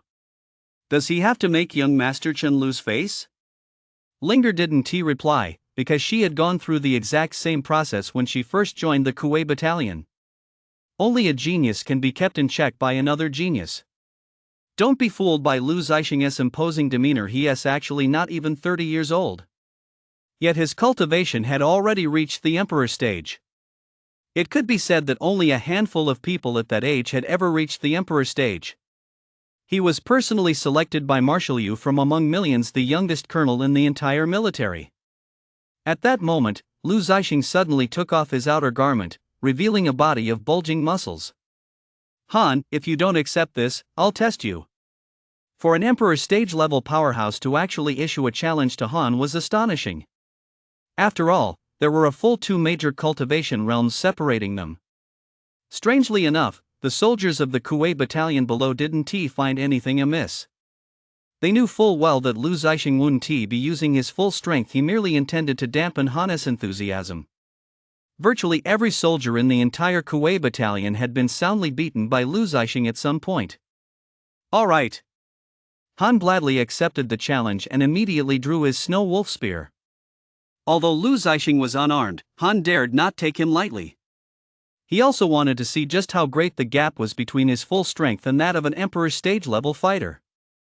A sharp gleam flashed in Han's eyes. He pushed off slightly with his back leg, and his entire body shot forward like an arrow leaving the bowstring. In the blink of an eye, Han appeared right in front of Lu Zixing. Wielding the Yu family spear technique, Han executed a variety of maneuvers with the long spear in his hands. Flick. Slash. Thrust. Every movement was executed with absolute precision, without the slightest hesitation. As the deputy commander of Marshal Yu's personal guard, Lu Zixing naturally recognized the Yu family spear technique Han was using at a glance. You dare use the Yu family spear technique against me? Good for you, kid, you've got some guts. Lu Zixing smiled faintly. He knew the Yu family spear technique inside and out, and easily dodged each move. Han's attacks were equally ruthless. Every strike was a killing move, and he swung his spear with the conviction that he would kill. Only in a tournament like this could he fight without reservation. Even Mopping, whom Lu Zixing had previously praised with admiration, couldn't help but raise his arms in awe. Impressive. Truly impressive. Han has mastered the Yu family spear technique to perfection. Everyone says I have a good grasp of the art, but I feel that my own Yu family spear technique still falls short of Marshal Yu's. However, Han's understanding of the Yu family spear technique is definitely superior to mine. He is the one who can truly stand shoulder to shoulder with Marshal Yu in this art. Mopping's words drew the attention of everyone present. After all, while countless soldiers in the army practiced the Yu family spear technique, very few had ever received personal praise from Marshal Yu himself. Mopping, however, had not only been praised but had also been awarded a medal. His words carried immense weight, proving that Han's mastery of the Yu family spear technique was exceptionally high. Yet this was merely a matter of technical proficiency. It could not bridge the gap in their cultivation levels. The two had been sparring on the stage for quite some time. Lu Zixing had barely moved a step. The disparity in their base attributes was simply too great. Even when Han was about to strike Lu Zixing, the latter still managed to dodge every time. At this point, Han's immense advantage in vitality became evident. It was hard to believe that after fighting for so long, beads of sweat had already begun to form on Lu Zixing's forehead, while Han seemed completely unfazed, continuing to unleash countless spear techniques with his long spear. Just then, Han's strike missed again, and the two passed each other by. Lu Zixing was beginning to grow impatient. He didn't want to take the initiative against Han, but if he let Han wear him down to the point of exhaustion, it would be a complete embarrassment. Enough is enough. Han, I've gauged your strength, but even if you practice the Yu family spear technique for another 10 years, the tip of your spear won't even come close to touching me. Before he could finish speaking, Han, who had just brushed past him, suddenly changed his grip on the spear. Han lowered his center of gravity and thrust backward with all his might. To everyone's surprise, he leaned back and downward, executing an upward sweeping, returning horse spear strike. Even Lu Zixing hadn't anticipated it. By the time he regained his composure, Han's spear had already pierced his side. In that moment, Lu Zixing was overcome by a wave of fear. It was as if he were on a battlefield, facing certain death at the hands of a monstrous beast. Even though Han was 2 major cultivation realms below him, this fear sent a chill through his entire body. Fortunately, his cultivation was formidable. He immediately retreated backward, only to find himself flung off the stage. According to the rules of the arena tournament, he had lost at that very moment. But the one most shaken of all was Emily. What kind of move was that? Even Marshall, you never taught me that one. It caught me completely off guard, utterly unpredictable. Could Marshall you have withheld something from me? No, that is impossible. Knowing Marshall U's character, he would absolutely never withhold anything. Unless Han's mastery of the U family spear technique has already surpassed that of Marshall U. Chapter 20, Another Prize Draw. The body of the medicine god. The veteran soldiers of the Kuwait battalion were in disbelief. Among them were many whose cultivation levels already surpassed Han's. As an elite unit, most members of the Kuwait battalion were at the general stage level. In any other military camp, they would be capable of holding their own. Just as Lu Zixing had said, there was no shortage of geniuses here. But a genius like Han was a rarity even among geniuses. A recruit who had just joined the camp had actually surpassed the founder of the martial art itself. Lu Zixing cleared his throat awkwardly. Ahem. Han, you did a good job. But I also want to make it clear, don't think you're only under the Marshal's command. As long as you're still in the Kuwait battalion, you must follow the Kuwait battalion's training regimen to the letter. If I catch you cutting corners, you'll still face the consequences. Han knew when to stop and immediately clasped his fists, saying, "It's all thanks to your generosity, camp commander. I was just lucky to win." With that, Han immediately stepped back off the platform and stood at attention in a standard military posture. This behavior greatly pleased Lu Zixing. He had originally assumed that a genius like Han would surely be arrogant and conceited, but to his surprise, he was so humble. At that moment, he seemed to understand a little better why Marshall Yu held Han in such high regard. However, the veteran soldiers standing beside Han were a different story. Although most of them were at a higher level than Han, they had never once made Lu Zixing look bad. They immediately gathered excitedly around Han. "Young man, you did a great job."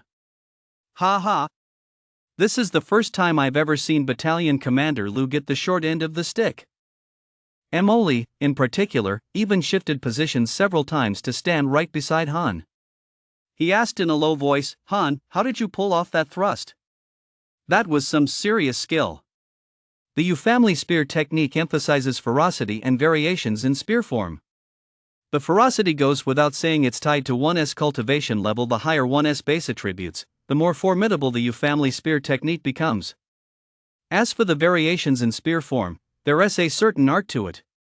When the U family spear technique is cultivated to its highest S rank, it features 36 variations. These were insights Marshall Yu gained through years of battling on the battlefield and numerous duels against fighter stage opponents. Therefore, while the style appears accessible to anyone, not everyone can master its variations. Currently, Emily has fully mastered 35 of the U family spear style's variations, yet he was certain that the move Han had just used was not the one he was missing. Han, however, could not explain it in detail. That returning horse spear move he just executed was like muscle memory etched into his bones. It came out in an instant. It was simply the effect of the God of Slaughter spear intent, which had elevated his mastery of the U family spear technique to the next level, transforming it into an SS class martial art. He wouldn't dare claim that he had truly surpassed Marshall Yu. Therefore, the subtleties involved were something he could only grasp on his own. Even if he wanted to teach them, he wouldn't be able to explain them. Seeing that Han didn't respond, Emily realized he'd asked too much, so he took a step back and said, "I suppose I was being presumptuous. I'll just have to figure it out on my own." Han shrugged and offered no further explanation. Over the next few days, the Cold Night Squad underwent what could only be described as grueling training at the Kuwait battalion. Han had already ramped up the training at the recruit camp for himself, increasing it from 6 hours to 9, and sometimes even adding extra sessions. However, at the Kuwait battalion, these were merely the basics. To become elite, in addition to the indispensable talent, one must also put in twice the effort of an ordinary person. Early one morning, Han had just woken up when a system notification suddenly sounded in his ear. Ding! Congratulations on successfully checking in. You have earned 50 points. As time went on, the more points he received each day upon waking up. Now, his daily check-in points had reached 50. It still seemed like a small amount. However, although Han had previously been promoted 2 ranks ahead of schedule. In the barracks, however, an exceptional promotion of 2 ranks required going through numerous procedures before the commendation was officially issued. In other words, although his rank had been elevated, the official records hadn't been processed yet, so the points for his rank promotion hadn't been credited to his account. But now, Han's total points had reached exactly 5,030. That was enough for a top-tier lottery draw. System, invest 5,000 points to perform a top-tier draw, limited to vitality. A level 28 vitality falls within the general stage tier, yet Han still felt it wasn't enough. After all, the amount of vitality consumed by a single piercing death spear was already staggering. Immediately, a roulette wheel appeared before Han's eyes and began to spin slowly. Han stared intently at the wheel. While vitality is generally useful, it comes in different tiers. Low-tier vitality is simply incomparable to high-tier vitality. 5,000 points aren't easy to save up. Finally, the wheel slowly came to a stop, with the pointer landing on the rarest section. Seeing this, Han breathed a sigh of relief. This meant the constitution he obtained was, at the very least, S-class. Ding! Congratulations on obtaining the SSS class constitution, body of the medicine god. To his delight, he had actually obtained an SSS class constitution. Han couldn't wait to open his system panel to view the description of the body of the medicine god. Body of the medicine god, a natural spiritual energy constitution that multiplies the effects of any attribute-enhancing potions by tenfold. Can be used with vitality to craft attribute-enhancing potions requires gathering raw materials. The description was only 2 short lines long. Yet it made Han gasp in astonishment. True to its SSS rank status, the effects were simply insane. First, when consuming attribute-enhancing potions, the effects are multiplied by 10. The most typical example is Vitality Elixir. The effects of Vitality Elixir need no explanation. With the fighter stage currently dominating the scene, it has even become a hard currency in trade. And high-quality Vitality Elixir is extremely rare, a true find. Even within the military, only high-ranking officers with both military merit and rank are eligible to consume top-grade Vitality Elixir. As far as Han knows, the difference in effectiveness between the highest grade and lowest grade Vitality Elixirs is less than 3-fold. Of course, this is only within Han's current knowledge. However, even at its maximum, the difference in effectiveness should be around 5-fold. Yet this physical enhancement has increased by a full 10-fold. A 5,000 block Vitality Elixir allows Han to achieve an effect worth 500,000 blocks. The first effect was already mind-boggling enough. But the second effect was even more staggering. This meant Han could use his vitality to refine medicines as potent as Vitality Elixir. Since the invasion began, there had never been a precedent like this in the entire human race. All existing methods for refining attribute-enhancing medicines relied on generations of national scientific research and experimentation, as well as massive, state-run factories, to achieve mass production. Han could be said to be the first human in the history of the new calendar to produce Vitality Elixir on his own. Even if he had no cultivation at all, this achievement alone would be enough to reach unimaginable heights. Of course, Han had no intention of becoming a useless person controlled by others. Vitality can regenerate, but medicines that enhance attributes are rare. Han felt a surge of excitement and prepared to take a bottle of Vitality Elixir to test the effects of his divine physique of the medicine god. Just then, Mo Lee and several veteran guards from the Kuwait battalion on duty rushed in. Han, hurry outside and take a look, someone wants to see you. Damn it! We can't even get this guy to leave. He is even carrying a few twigs on his back. He says he wants to come to you bearing a bundle of twigs to atone for his sins. He says he wants to beg your forgiveness by bearing a bundle of thorns. He yelled, "I'll stay kneeling at the camp gate until you come out." This is a high-security military camp. I don't know how he even found his way here. Han frowned.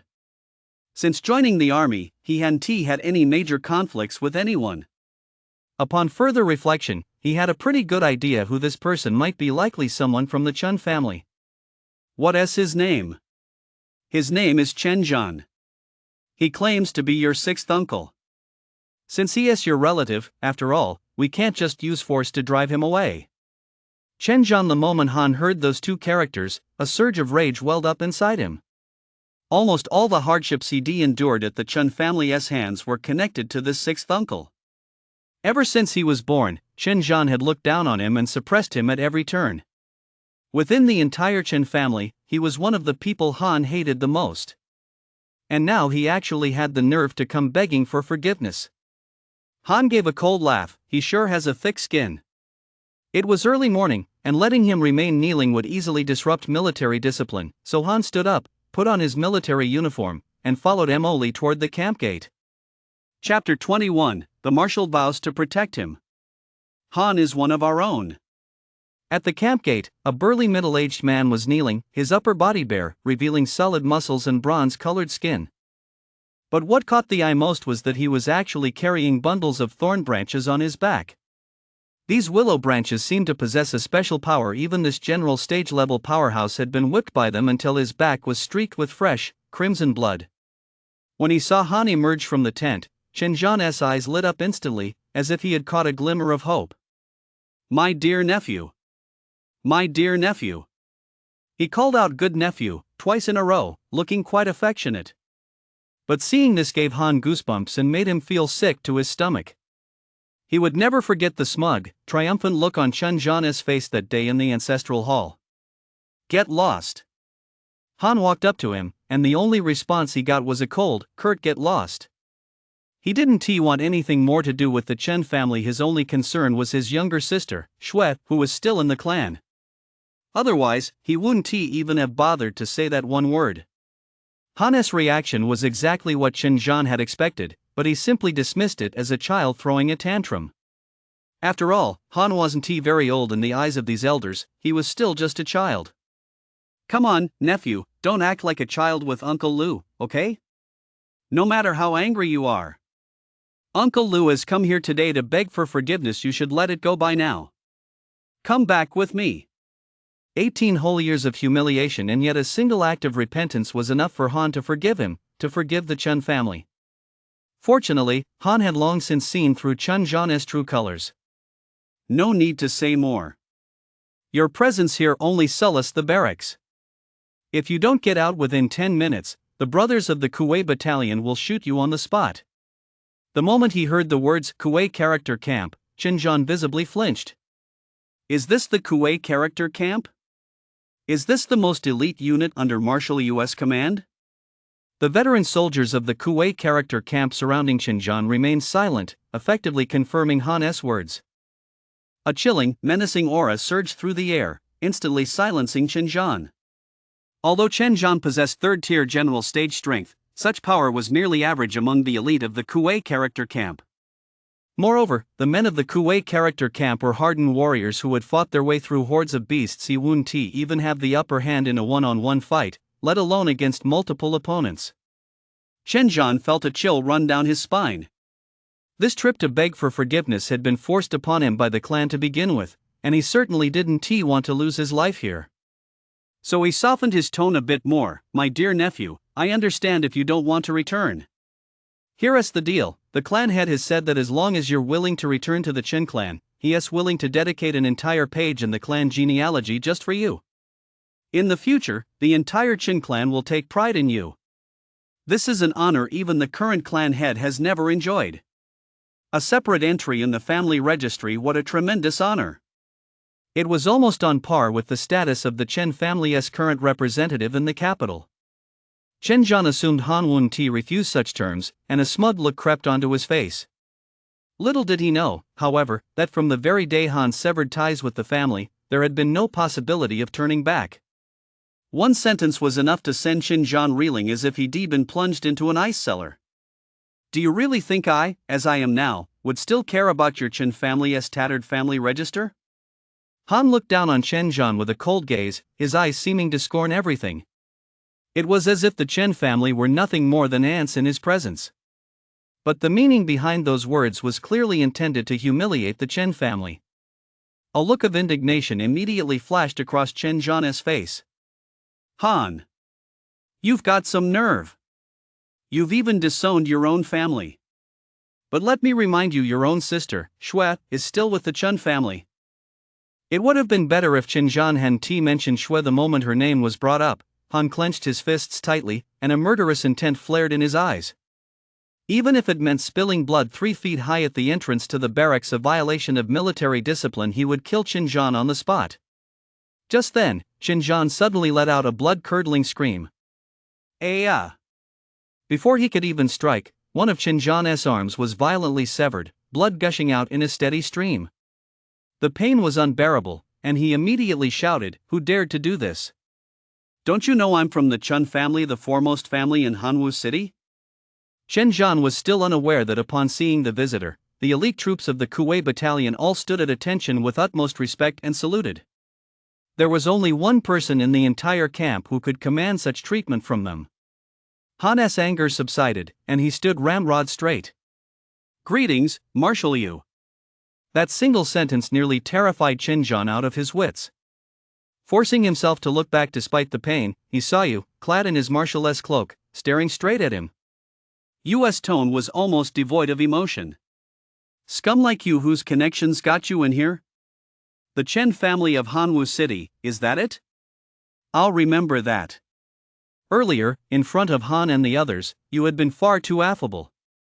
So much so that Han had forgotten that there were only 3 people in all of Great Xia who held a rank like his. And he was the most senior among them. Hero of the nation. Glory of Great Xia. Titles like these were well deserved for him. In his presence, the Chen family was nothing but scum. Chen Zhan had not only lost his previous arrogance, but even with one hand missing, he could only grit his teeth against the pain and humble himself. "Marshal Yu, you jest.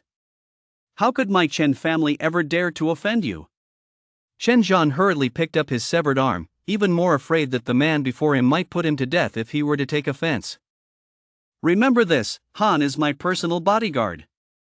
That single, brief statement made Han's current status crystal clear. A personal guard acknowledged by Marshal Yu himself. Unparalleled in all of Great Xia. Chen Zhan felt a chill run down his spine. Based on that title alone, Han's current standing was likely no less than that of the Chen family's own patriarch.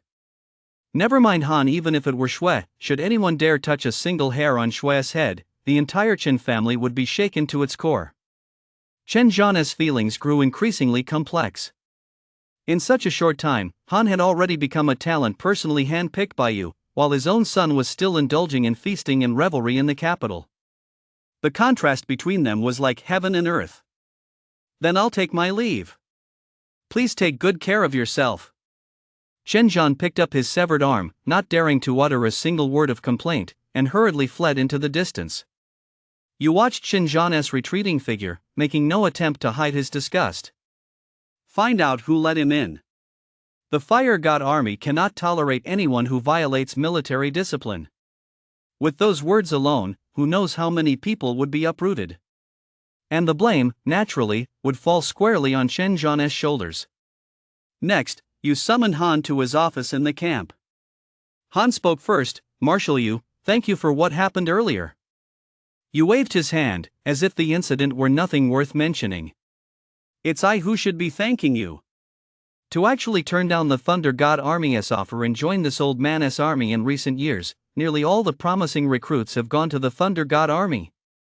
Young man, you've done well." After praising Han, Yu turned to the matter at hand. It turned out that recently, in an effort to emulate Yu, special operations squads modeled after the Cold Night Squad had been established in major military camps across the army. Under the guise of fostering competition, the real reason was that the other 2 marshals feared Yu would continue to expand his influence within the military, so they took this action. After much deliberation, higher-ups decided to subject these special operations squads to a live fire assessment. This assessment wasn't like basic training, it would take place on a real battlefield. The risks are extremely high. Of course, the rewards for coming out on top in this combat assessment are quite substantial. You said slowly, some say I'm building my own faction, but this old man has never been afraid of gossip. At the end of the day, this combat assessment is nothing more than a face-saving exercise. I don't want you young people to risk your lives for my sake. So, I'm just here to let you know if you don't want to participate, I'll veto it immediately. U.S. bluntness, however, made Han feel deeply reassured. For a marshal of his stature to stand up for them, mere foot soldiers, no wonder you commanded such high prestige in the military. First, for the reward. Second, to live up to U.S. trust. To repay your kindness on the Golden Terrace, I'll wield the Jade Dragon and die for you. Han agreed on the spot. Marshal Yu, I accept this combat assessment. Yu nodded. It's good to get some training, but you must understand there's no need to fight until you're bloody just to win first place. A soldier's duty is to protect our homeland. Don't let a moment's pride get the better of you. Chapter 22, The Real Battlefield. 16 teams. Gulp gulp. Back in the dormitory, Han used the very last bottle of vitality elixir, a reward from the military, and downed it in one go. A surge of immense energy immediately exploded within Han's body. It was rapidly absorbed by his cells, which then converted it into vitality attributes. Han was pleasantly surprised. Is this the enhancement of the Medicine King's physique? He could clearly feel that this intake of vitality elixir was completely different from before. A tenfold increase was simply too massive a difference. Then, Han placed his palm on the instrument that measured vitality attributes. As an elite unit, the Kuwei Battalion was exceptionally well equipped. Every dormitory was equipped with various machines for testing attributes. Han's vitality value had jumped from the previous level 28 to level 29. This level was typically only seen in many general stage-level fighters. This gave Han even more confidence in the Special Operations Team's live fire assessment to be held in 10 days. After training concluded, Han briefed every member of the Cold Night Squad on the live fire assessment. To Han's surprise, the team showed not the slightest fear regarding the practical assessment. On the contrary, they were somewhat excited. Because within the military, a group of outcasts from their families received 10 times more respect than members of the most prestigious clans, which fueled their enthusiasm. Over the next 10 days, the team trained even harder. They worked tirelessly, devoting almost every waking moment to their training. Boom! Han slammed his fist into the strength measuring device, and the numbers suddenly appeared on the display. My current strength attribute is kilograms. My speed attribute is 850 ms. My vitality attribute is level 39. My realm is fighter stage, level 3. Glancing at his attribute values, Han was quite satisfied. In just 10 days of intensive training, reaching this level was already the absolute limit. In terms of attributes, he was now practically on par with Linger, who was at fighter stage, level 8. And that was without even factoring in the boost from the God of Slaughter Spear intent. Han, Linger, Yufei, Yun, Meng, leave the camp. The voice boomed over the barracks loudspeaker. Han let out a soft sigh, then slung his gear and the Snow Wolf spear over his back. Leaving the barracks meant they were heading to the battlefield. The Kuwei Battalion consisted of individual rooms, and as Han stepped out, he happened to run into Linger and the other 3. Their eyes met, filled with resolve and determination. It seemed they were absolutely determined to pass this assessment. Let us go. As the team leader, Han grunted softly a command to the others. The military vehicle drove north for a long time. In fact, all of Xia's beast battlefields were concentrated in the north. The stretch from the Dragon River to the Wall of Heaven could all be considered a battlefield. But the place Han and his group were heading to this time was worlds apart from the wastelands they'd encountered before. The beasts in the wastelands were not only of a lower level but were, in fact, practically like those raised by the military. On a real battlefield, however, the beasts would launch organized attacks, execute organized retreats, and even mount large-scale assaults on the Wall of the Heavens. In fact, they were no different from humans. Even before entering the actual battlefield, merely within the confines of the wall of the heavens, Han could feel the earth beneath his feet trembling with the deafening roar of the beast's footsteps. He dared not imagine just how many beasts were lurking behind this towering wall at that moment. The entire Special Operations team participating in this live fire assessment had also arrived behind the sky-reaching wall. A total of 16 teams were present.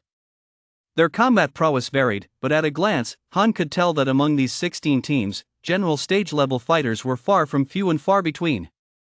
Those like Linger, who were just a step away from general stage, made up the vast majority. This competition was completely unfair. Seeing this scene, Linger was so furious she was trembling all over. She already had a fiery temper, and now her expression was like a little firecracker. What's going on here? I'm going to report this to my superiors. I'm going to report this to Marshal Yu. These Special Operations teams aren't even from the same training class. They're all elite veterans from the barracks. Isn't this just bullying? Although Linger was now on the same team as Han and the others, she had, after all, previously served as their instructor. It made no sense whatsoever to pit a group of novice stage soldiers against a group of soldiers who were at least fighter stage. Han, however, shook his head and cut her off. Linger, follow my orders. Stop. Don't move. All of this had been exactly as Han had anticipated. After all, it was Marshal Yu who first initiated the formation of special operations squads within the military. The Cold Night Squad was also the very first special operations squad. Those in the military who were at odds with Marshal Yu, how could they possibly willingly use new recruits to form a special operations squad just to spite him? In a sense, this assessment was a power struggle among the military high command, and no one wanted their faction to fail. Now that Han was Linger's superior, she had no choice but to obey. Just then, a man dressed in lavish attire whose very appearance exuded elegance and nobility suddenly turned to look at Han and walked slowly toward her. His demeanor was quite gentle, and he even offered to shake Han's hand. You must be Han, the one whose vitality broke the all-time record? I've heard a lot about you. You don't refuse a friendly handshake. Though Han sensed this man had ulterior motives, he extended his hand in return. Han, squad leader of the Fire God Legion's Cold Night Squad. It's a pleasure to meet you. He introduced himself as well, Jin Zilin, leader of the White Light Group in the Thunder God Army's Tiger Battalion. Pleased to meet you. Thunder God Army, the surname Jin Yufei, the highest-ranking member of the Cold Night Squad, immediately recognized who he was. You're from the Jin family of the capital. Jun and the others gasped when they heard the name Jin family of the capital. The Jin family of the capital was one of the top 5 most prestigious clans in the city. They wielded immense influence in both political and military circles. Yun, Meng, and the other second-rate families of Hanwu City were practically ants in comparison to the Jin family. Even Yufei's Xiao family was no match for them. And since he was part of the Thunder God Army, his status was clearly very high. Jin Zilin scrutinized Han closely, then remarked with admiration, impressive indeed. No wonder my Thunder God Army has been hearing your name all over the place lately. Fighter stage, level 3. You've only been in the camp for 4 months, right? After saying this, Jin Zilin gave a faint smile. Even so, let me give you some advice. With such natural talent, don't waste your life here for nothing. For this combat assessment, it's no shame for a squad like your Cold Night Squad to withdraw. A powerful aura erupted from Jin Zilin, revealing his cultivation level. It was none other than the 3rd tier of the general stage. This cultivation level was an entire major realm higher than Han's. Even Linger was so overwhelmed by this aura that she felt slightly suffocated. Only Han remained composed. He said calmly, "No need to worry about us. We'll see each other on the battlefield." As always, the suppression from a higher cultivation realm isn't true suppression, it's talent that matters. Jin Zilin's talent, no matter how you look at it, is at most S-class. How could that possibly have any effect on Han, who possesses SSS level talent? In reality, his talent hadn't even reached SS level yet. He merely possessed the Jin family's secret breathing technique. The more elite a family is, the more top-tier cultivation resources it controls. At that moment, the chief examiner on the sky-reaching wall began shouting down to the crowd below. Everyone, this live-action assessment is about to begin. Let me first explain the details of this assessment. Your scores will be determined by the points earned from hunting beasts. The higher the beast S tier, the more points you'll earn. I know you're all elite troops selected from various military camps, but I must remind you, this battlefield is a rare, massive beast horde. As he spoke, a broadcast screen appeared before everyone's eyes. The scene was terrifying. Countless beasts surged forward in a dense, swarming mass, like a tidal wave crashing down. The warriors fought back fiercely, yet many were killed by the beasts. They couldn't even keep their bodies intact the moment they fell. They were immediately torn to pieces. Limbs, torsos, and heads would be devoured by unknown beasts in less than a second. The scene was both moving and terrifying. The examiner seemed to be used to such sights, showing little emotional reaction.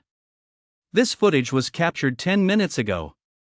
If anyone is scared, they can get the hell out right now. If anyone actually turned tail at a time like this, they'd be a coward for life. We're not afraid. The members of the 16 special operations teams shouted in unison. Good. Since there are too many beasts on the other side, you cannot use the ladder for this test. You'll have to rely on your own skills to scale the sky-reaching wall. The assessment begins. This assessment will be broadcast live, so that both our soldiers and the public can witness the capabilities of your special operations teams. Chapter 23, My Vitality Level 39. One line dominates the entire internet. A live broadcast across the entire internet. This was something the members of the Cold Night Squad hadn't anticipated. Not even Marshal Lien Yu had given them any prior notice. Given Marshal Yu's character, there was absolutely no way he would have kept this from Han. There was only one possibility: this was a last-minute decision made by higher-ups. Just look at the other special operations teams. Their level of commentary was a whole tier above that of the Cold Night Squad. No matter how you looked at it, the Cold Night Squad was bound to come in last in this live fire assessment. This matter could have serious consequences. In the worst-case scenario, higher-ups might even begin to question Marshal Yu's ability to lead his troops, leading to cuts in the Fire God Army's armaments and budget. Han and Linger realized this almost simultaneously. The two exchanged a glance, their expressions hardening with resolve. We must win this battle. There is no room for defeat. No sooner had the chief examiner finished speaking than the 16 special operations teams sprinted toward the sky-reaching wall. The sky-reaching wall stood 100 meters tall. Without sufficient momentum, a fall could be fatal on the spot. But these were elite troops, and there was a reason for that. Simply scaling the sky-reaching wall was like the 8 immortals crossing the sea, each displaying their own unique skills. Some summoned massive mechanical battle armor, over 10 meters tall, carrying their team members. With just a few leaps, they effortlessly landed on the wall. Others caused blades to materialize from their arms, embedding them one by one into the wall as they slowly climbed upward. Among them, the one who drew the most attention was Jin Zilin, the very same man who had just given Han a taste of his power. With a mighty roar, a rainbow-colored glow materialized beneath his feet. This glow, like a cloud of mist, enveloped every member of the White Light Squad. Under everyone's watchful eyes, Jin Zilin actually rose slowly as if riding the clouds, flying straight toward the top of the sky-reaching wall. Light elemental talent. Lu Zixing, watching the match on screen, let out a gasp.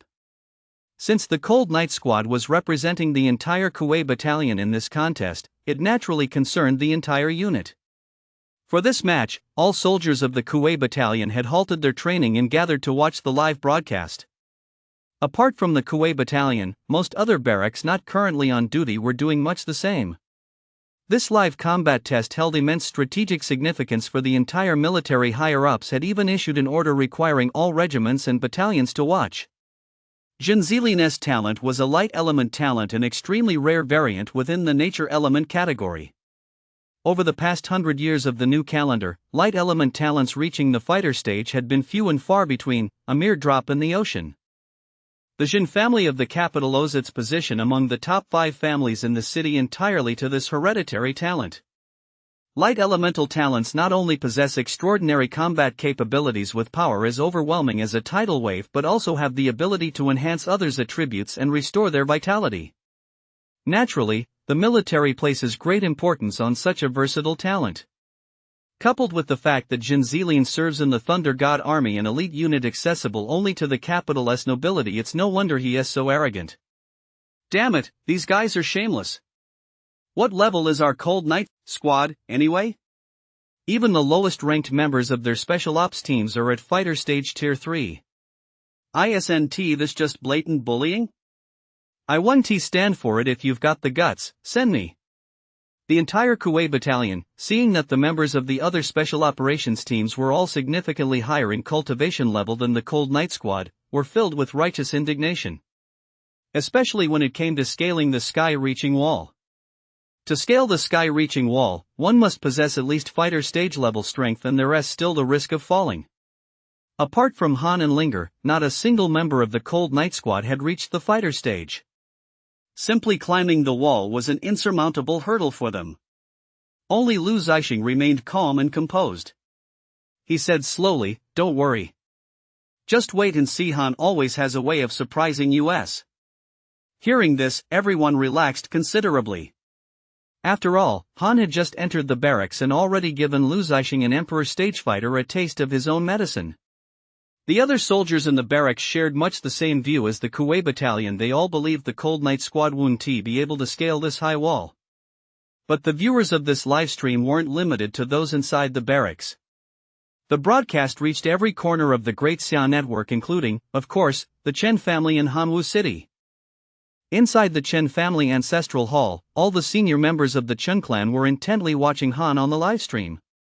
Chen Shiming remarked with emotion, "In just 3 short months, Han has gone from being a good-for-nothing within the family to the leader of a special operations squad in the military. Truly unexpected. Even if we were to encounter the people on that screen in everyday life, we'd have to treat them with the utmost respect." Chen Jinnan picked up the thread of the conversation, letting out a sigh, his eyes filled with regret. And that is not all. He has now gained Marshal Yu's favor and is rising rapidly through the ranks.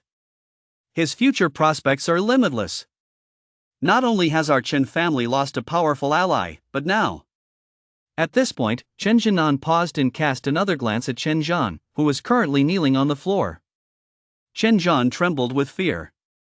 Since returning from the military, he had been kneeling in the ancestral hall for 10 straight days, yet he didn't dare offer the slightest objection. Chen Zhan, because of you, our Chen family has now offended Marshal Yu. Do you know who Marshal Yu is? The foremost figure in the founding of the new calendar. A single word from him, and our Chen family will be doomed beyond redemption. Chen Jinan was furious, yet powerless to act. Sending Chen Zhan to beg for forgiveness not only failed to salvage the situation but also brought on the massive trouble that is Yu. Even if Chen Zhan were executed now, it would do no good.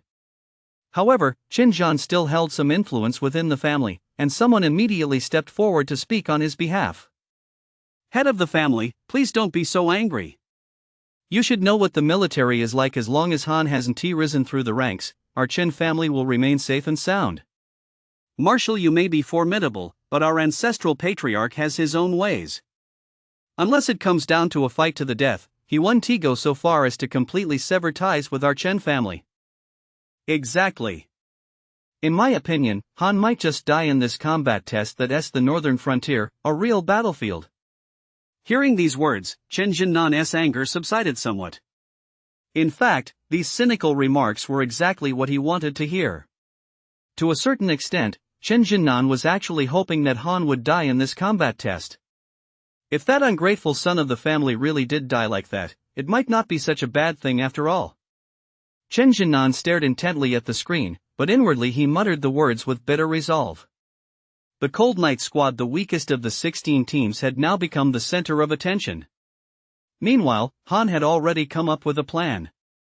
Meng, summon all your mechanical spiders. Meng stared fixedly at the gigantic mech towering over a dozen meters high above them and sighed in despair. Captain Chan, you're not expecting my mechanical spiders to be as powerful as that mech, are you?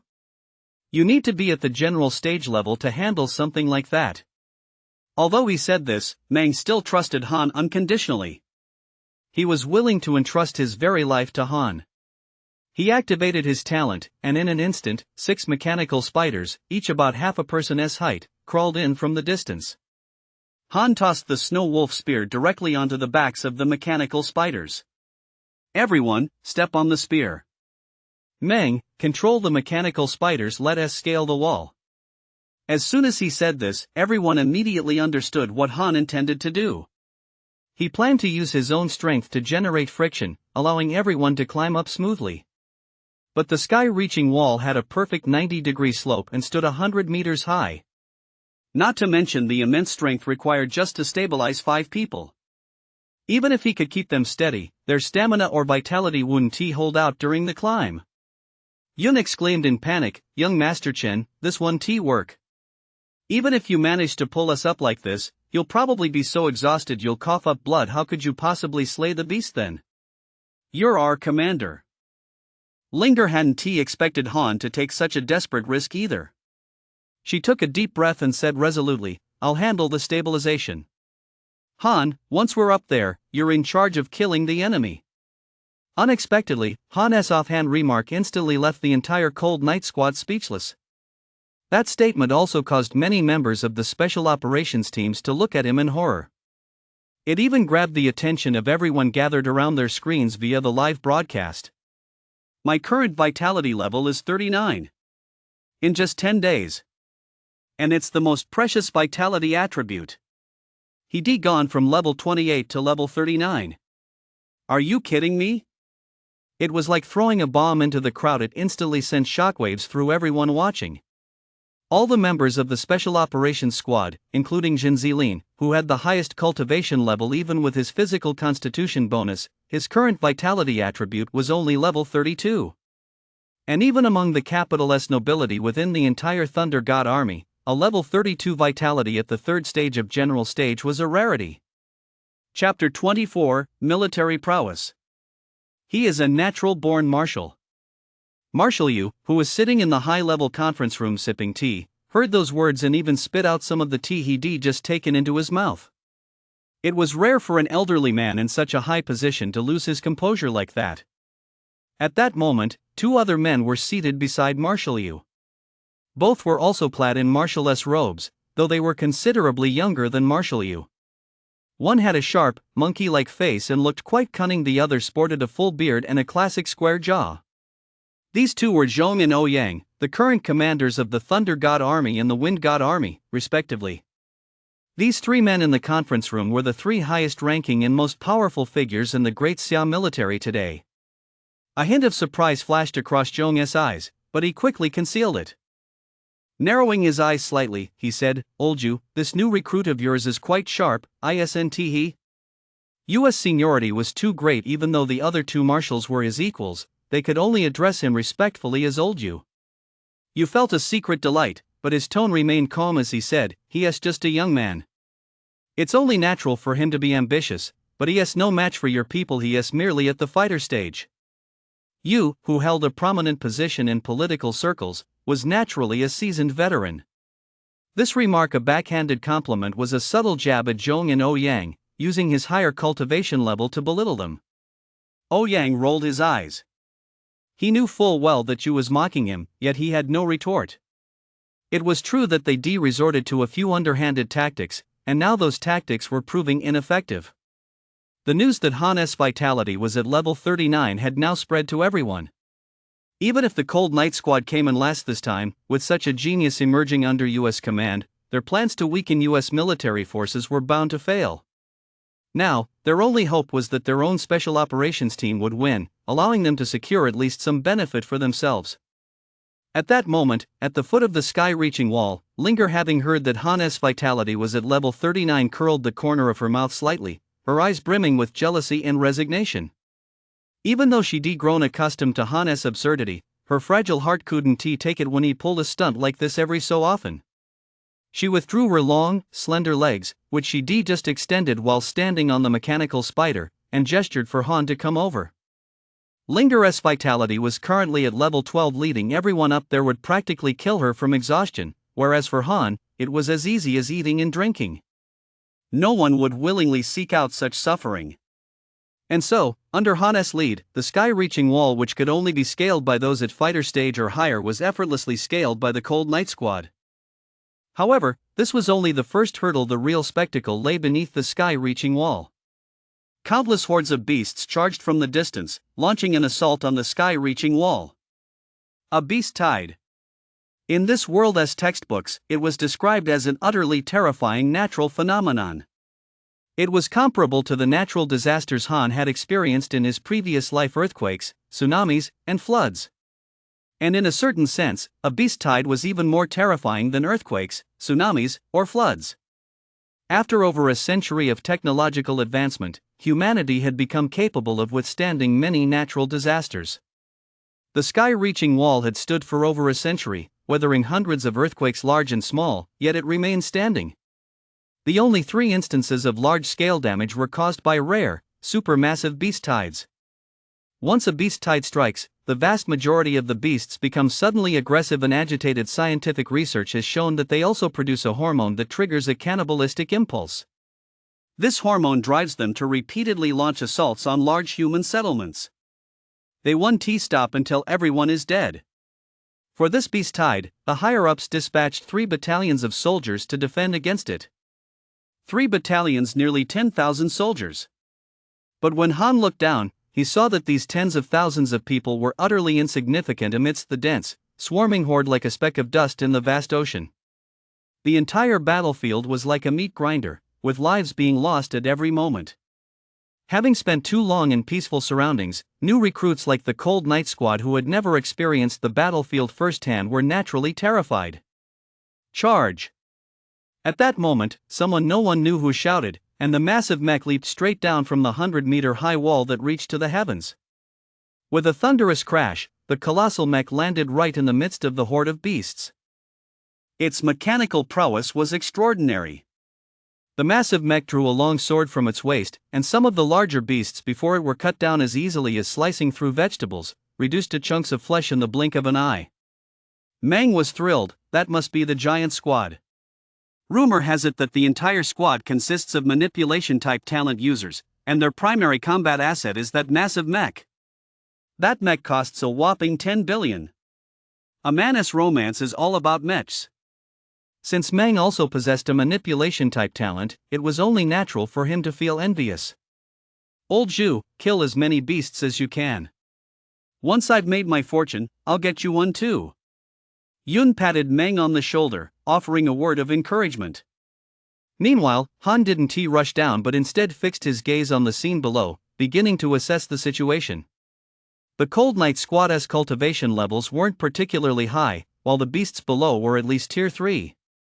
They also didn't have the kind of high-end mechs that the giant squad possessed to withstand the beasts' attacks. If they went in like he did, they'd likely be trampled into mincemeat the moment they entered the horde. Soon, Han found a relatively secluded spot with few beasts. Go down there first and establish a stronghold to ensure our survival. Beyond his personal strength, Han now demonstrated the composure and military acumen expected of a commander. The mechanical spider carried Han and his team rapidly downward, while Han, suspended in midair, raised his spear. Bursts of red light erupted from the spear, like red roses blooming. With his vitality at level 39, Han was no longer held back. Right from the start, he unleashed his most powerful martial technique. The piercing death spear slammed into the ground, instantly unleashing a burst of destructive light akin to an explosion. Every monster within a radius of several dozen meters was completely wiped out by Han. Meanwhile, on the Cold Knight Squad's points chart, the number instantly jumped from 0 to 720. The points tally for this live fire test was largely similar to that of the previous recruit test, with only minor adjustments to the scoring. On the other side, Zhen Zilin, who had just entered the horde of beasts, looked on in astonishment at the scene. He exclaimed in admiration, "No wonder Han caused such a stir in the military. The destructive power of a third-tier fighter stage attack can even surpass that of most general stage fighters. This man has extremely high vitality, progresses rapidly in cultivation, and possesses martial skills. Could he really be a family wastrel?" Zhen Zilin was not about to be outdone. Marshal Zhong of the Thunder God Army had sent him here specifically to curb the Cold Knight Squad's recent rise in influence within the military. Fire. With a thunderous roar from Zhenziling, a rainbow-colored divine light burst forth from behind him, coalescing into a shape that resembled a peacock spreading its tail feathers. Then the divine light shot out rapidly, transforming into a barrage of sharp arrows that instantly pierced countless beasts.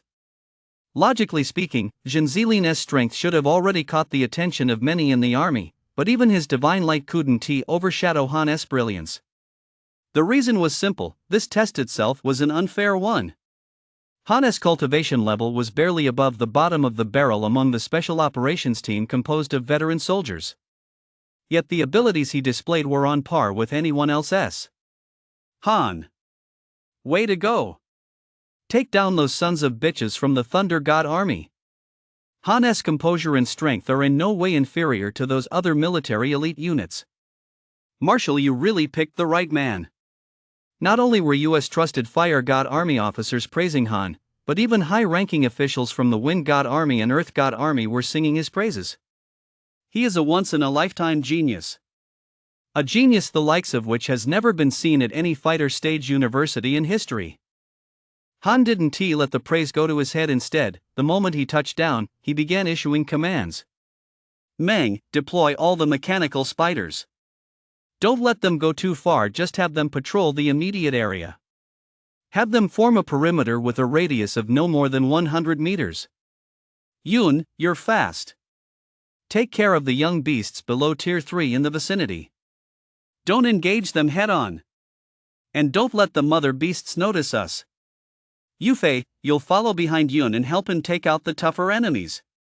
Faced with a surging tide of beasts, Han immediately laid out their battle plan. The plan was simple: since their overall strength was insufficient, they would use this area where there were fewer beasts as their stronghold. Then they would hold the position at all costs. With that, Han raised his spear and glanced at Linger. Linger, our task is a bit heavier. Most of the beasts charging from the front will have to be dealt with by you and me. Linger looked at Han, her beautiful eyes flickering slightly as she gave him a nod of approval. If she were in command, her plan would be essentially the same as Han's. But she was different from Han. She had honed her military acumen through 2 or 3 years of battle on the front lines. Han, on the other hand, was simply a natural-born general. Chapter 25, You Slay Monsters. I make potions. Soon, dozens of beasts charged toward them. Third-tier beasts, saber-toothed tigers. Third-tier beasts, scarred giant rats. Fourth-tier beasts, thornback dragons. Sure enough, the beasts that appeared during the beast tide were exceptionally formidable even among creatures of the same tier. These species were among the most destructive. Yet Han and Linger showed not a shred of fear. Linger's strength was already on par with the general stage, making her the highest-ranked member of the entire Cold Night Squad. Besides, she had long since proven herself on the Iron Blood battlefield. Han, don't let me get too far ahead of you. Linger's full lips curled into a smile. A flash of cold light shot forward, followed by her spear darting out like a dragon. Don't forget she is a genius, too. In her hands, the Yu family spear technique danced with the grace of soaring dragons and phoenixes. Each thrust and each move was crisp and precise. Coupled with her solid base stats, these third and fourth tier beasts were no match for her. With a swift swing of her blade, she stabbed several beasts to death in quick succession. Yu, watching from the screen, nodded slightly, a look of satisfaction crossing his face. Little Zhao hasn't forgotten her training during all this time in the recruit camp. Both her base stats and the Yu family. Beads of sweat instantly broke out on Yu's forehead. To be honest, even he was completely baffled by the Yu family spear technique Han was using at that moment. As the founder of the Yu family spear technique, you could tell that Han's style was based on it. However, many of the variations had no connection to Yu whatsoever. As a God stage practitioner, Yu's insight was far beyond that of Emoli.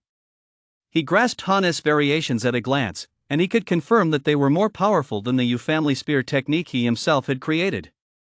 There could only be one conclusion. Han had refined the Yu family spear technique and succeeded. Yu gave an awkward smile and said, Marshal Zhong, if I told you that Han had refined the Yu family spear technique, would you believe me? Zhong shot Yu a glance, his eyes brimming with disdain. The entire army says you never hold back your knowledge, but now it seems that that's not quite the case, is it? You shrugged, not bothering to explain. SED said, rumors were best dismissed with a laugh. Only Ouyang was inwardly shocked. The old master has been hailed as flawless his entire life precisely because he is morally beyond reproach. He would never lie. Could that young man, Han, really be a grandmaster capable of refining martial arts techniques? Ouyang was filled with regret. He should have spared no expense to recruit such a talent into the Wind God army back then. Han's version of the Yu family spear technique had almost completely eliminated the flaws of the original style, retaining only its strengths. Moreover, since the Yu family spear technique was originally designed primarily to combat beasts, Han was now slaying them even faster than Linger. The dozen or so beasts that charged at him were all slain in less than 10 minutes. However, the beast horde was endless. These dozen or so beasts were merely an appetizer. Meanwhile, the other special operations teams were also demonstrating their prowess. Whether they were general stage-level fighters or elite troops hand-picked from various military units, their speed in killing beasts was still considerably faster than that of the Cold Night Squad. Jinzili's White Light Squad, in particular, stole the show thanks to Jinzili's light element talent. It was unclear how much time had passed, but with the help of the 16 special operations teams, the first wave of the monster onslaught was finally repelled. On the live stream screen, the current kill scores for each team were clearly displayed. The White Light Squad had the highest score, at points. The Giant Squad was right behind them, with a score of points. As for the Cold Night Squad, just as Han had predicted, they were at the bottom with points. Yun, Mang, and Yufei were panting heavily, covered in blood, and upon seeing their score, they hung their heads in shame. Young Master Chen, we ended up holding you back after all. We're so sorry. Han had scored more than half of these points, with Linger contributing a small portion. As for Yun and her two teammates, they likely accounted for only a fraction, about 3,000 points. Han said slowly, don't worry. This is just the first wave. The real show is yet to come.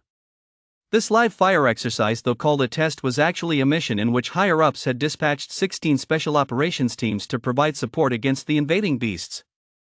Otherwise, with 3 battalions of soldiers and no senior officers present, they likely wouldn't have been able to hold out.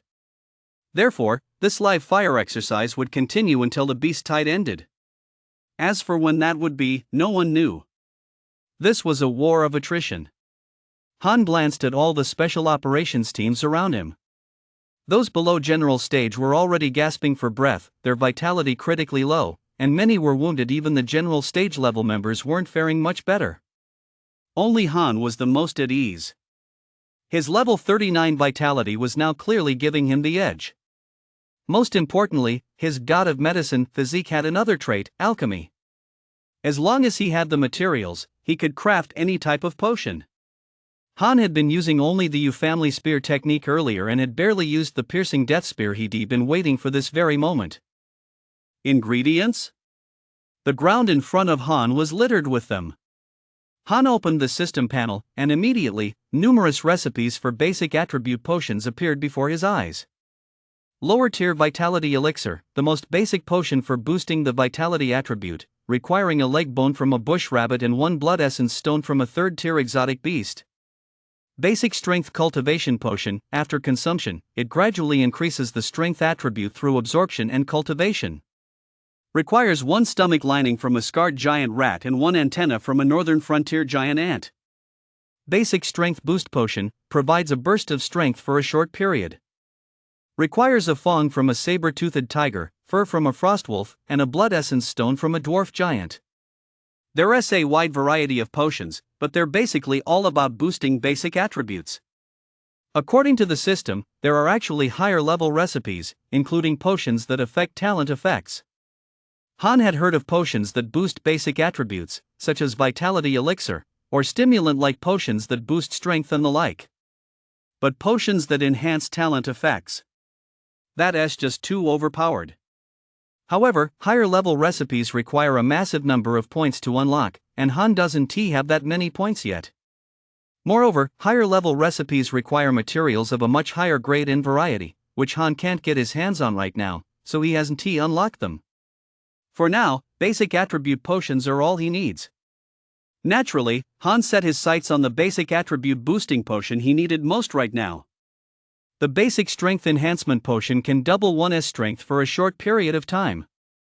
This effect is incredibly useful. He wanted to strengthen not only himself but also his team members. Han immediately conducted a test. There happened to be a northern frontier giant ant and a scarred giant rat right at his feet, so he casually collected them. Brew! Han muttered the command under his breath, and the two ingredients in his pocket vanished instantly. In the system space, a bottle of blue strength enhancement potion appeared. Han felt a surge of excitement. The body of the potion god was truly powerful. Not only could he brew potions, but there was no failure rate, a 100% success rate. Moreover, the potions he brewed had absolutely no side effects. These potions had always been available on the market, but they were classified as banned substances.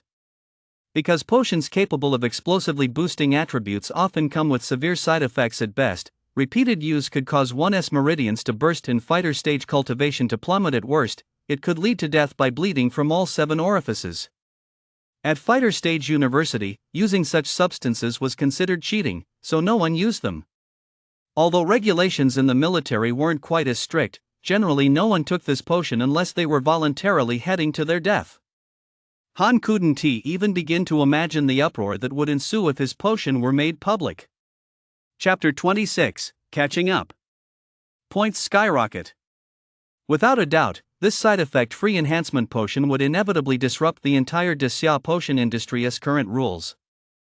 Among these potion formulas, the one that excited Han the most was a vitality potion. Compound Vitality Enhancement Potion. Effect: upon consumption, it instantly boosts the user's vitality by 1 tier for a short period. It can be used repeatedly, and the effects stack. However, due to its potent effects, there is a consumption limit based on the user's cultivation level. Novice stage users may consume up to 10 bottles. Fighter stage users may consume up to 20 bottles. Exceeding the consumption limit may result in the body exploding in death. Use with caution. Ingredients required to craft this potion: 3 4th tier beast blood essence stones, 2 tusks from a mad corpse elephant, 1 hide from a thornback dragon, and 1 tail from a wasteland lizard. This is cheating. It's absolutely cheating. Upon seeing the potion's effects, Han couldn't help but exclaim in astonishment. The most difficult base attribute to improve at the fighter stage is vitality. Don't be fooled by the fact that Han's vitality reaches tier 39. He achieved this level only because of the dual benefits of his tempered physique and the body of the potion god. In fact, most fighter stage practitioners have no physical constitution whatsoever.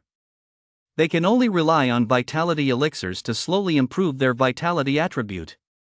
That is why, even after Linger broke through to the general stage, her vitality remained only between levels 12 and 13. There was no particularly noticeable change.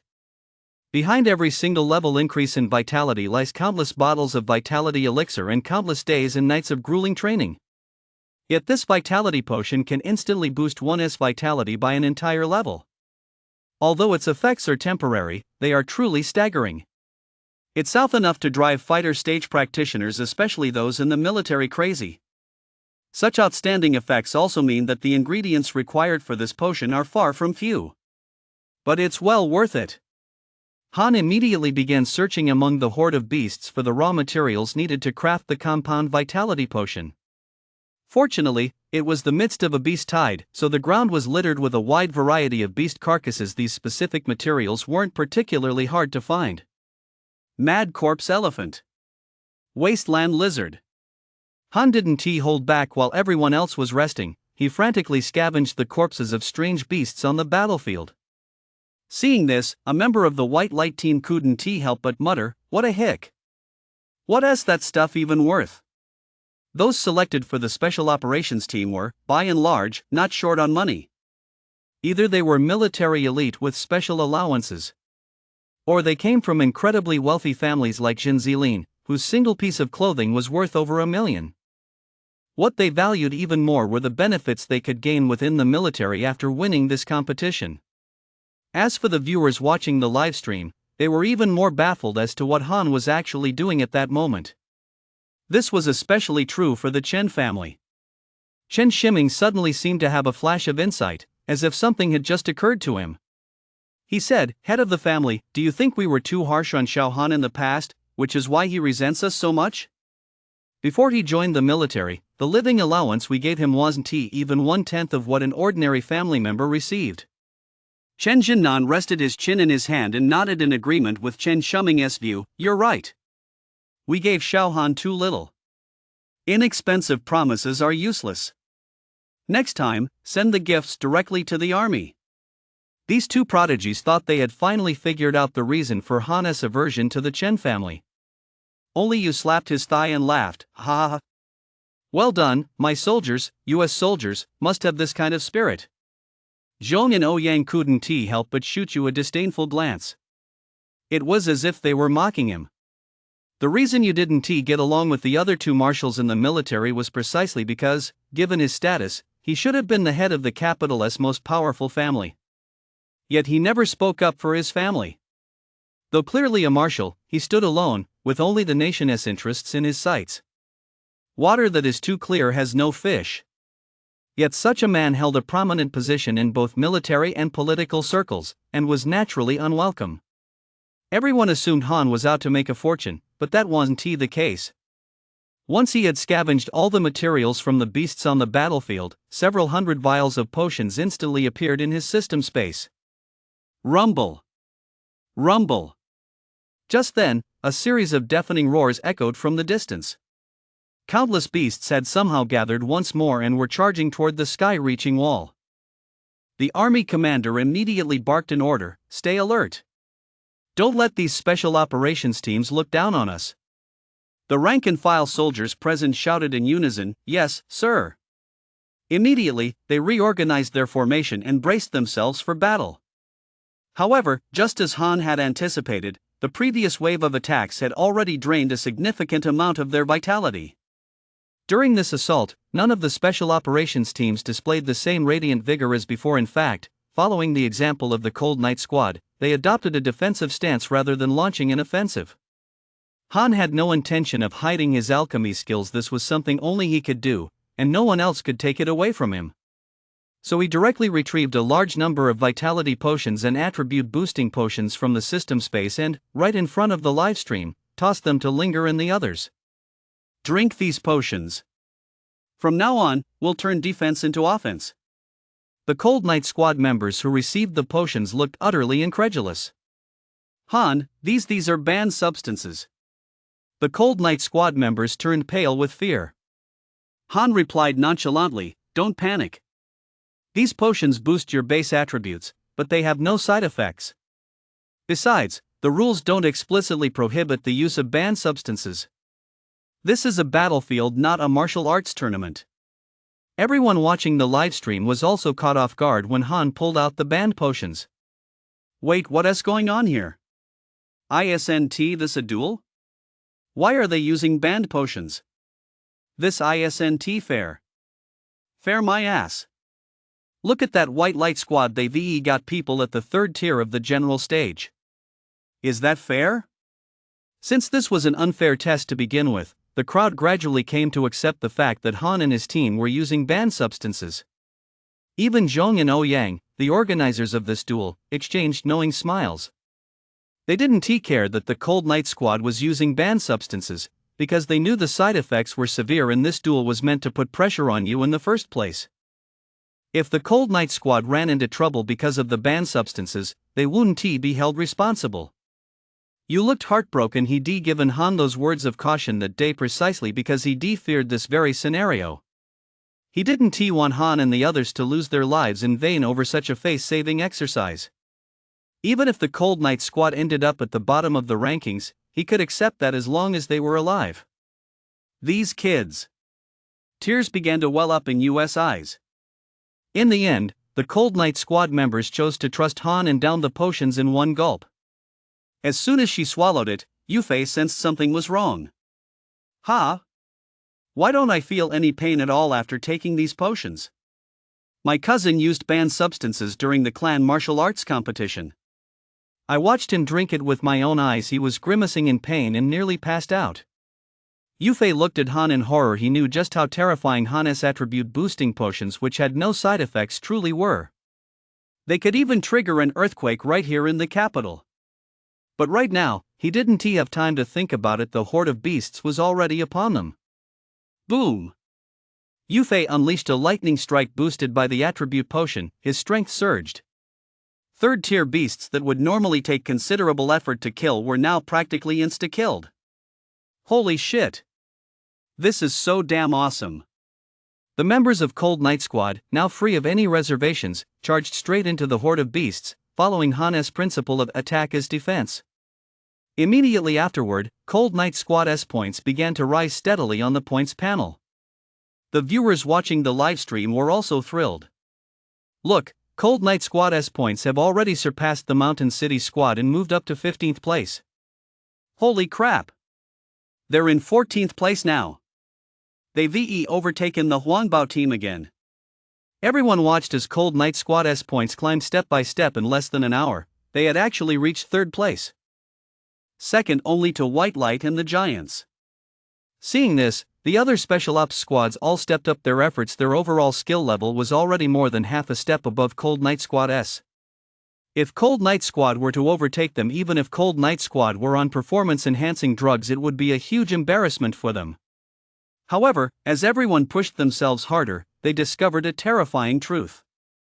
The members of Cold Knight Squad were actually growing stronger with every battle, as if they knew no fatigue. If it were understandable that Han's vitality was at level 39, allowing him to expend it freely, it was utterly baffling that the other members of the Cold Knight Squad could do the same. Jin Zilin seemed to have a sudden realization. His scalp prickled, and cold sweat broke out instantly. He shouted repeatedly, "Han, could it be that the potion you just pulled out is one that directly boosts vitality?" Chapter 27, The Frenzy of the Teams.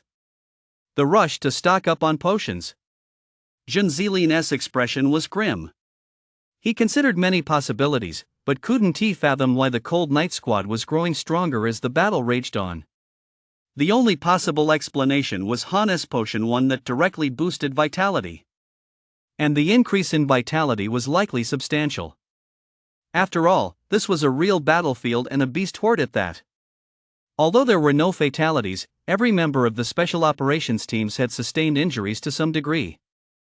The vitality attribute represents physical strength and endurance on one hand. On the other hand, it also represents recovery ability. For example, a 2 cm long wound would likely take 4 to 5 days to fully heal with a vitality level of 1 or 2. But with a vitality level of 10, it would only take 1 day. The higher the vitality value, the more active the self-healing factors within the cells. While fighting, Jin Zilin kept a close eye on the Cold Knight Squad. That is precisely why he confirmed that the Cold Knight Squad's vitality had surged dramatically. The moment he said this, it instantly caused a massive stir among everyone watching the live stream. Today, the entire population of Great Xia is roughly 500 million.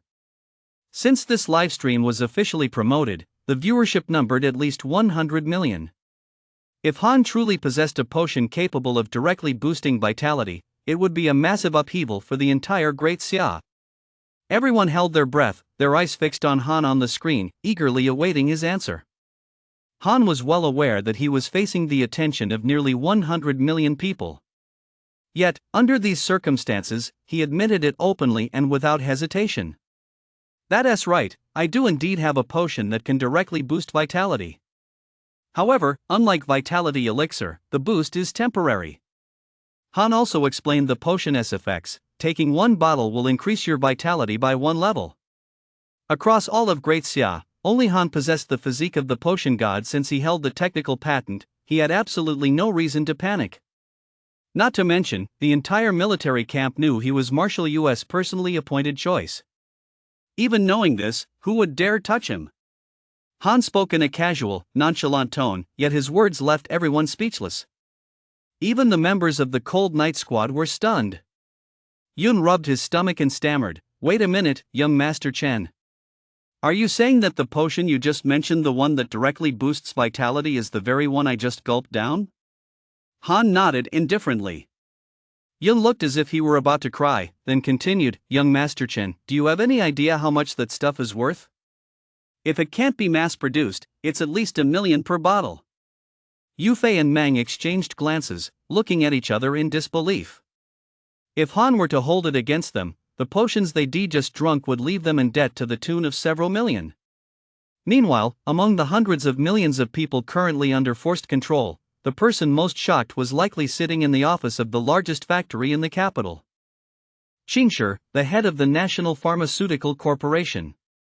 His seniority was roughly on par with Marshal US. It could be said that his influence was behind all domestic research and development of attribute potions today. The most remarkable of these was Vitality Elixir. Without him, such a product might not even exist today. Before the advent of Vitality Elixir, the average vitality score for most fighter stage practitioners at the Emperor stage was only 10. Therefore, although Qingshi possessed only fighter stage level strength, he held an exceptional status throughout the entire Great Xia. Yet this very man, upon hearing Han's words, was so startled that he fell to the ground, as if paralyzed. His subordinates helped him to his feet, but his entire body was still trembling. For nearly 20 years, my primary research focus has been on this type of potion that directly boosts vitality. A research team of hundreds, using the nation's most advanced equipment, has made absolutely no progress. How did a young man not even 20 years old manage to develop this?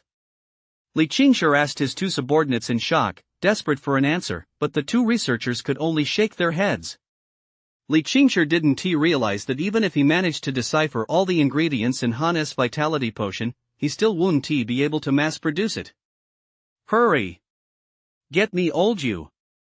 We can't let talent like this stay in the military. He'll be of greatest value at National Pharmaceuticals. I'll treat him like a god.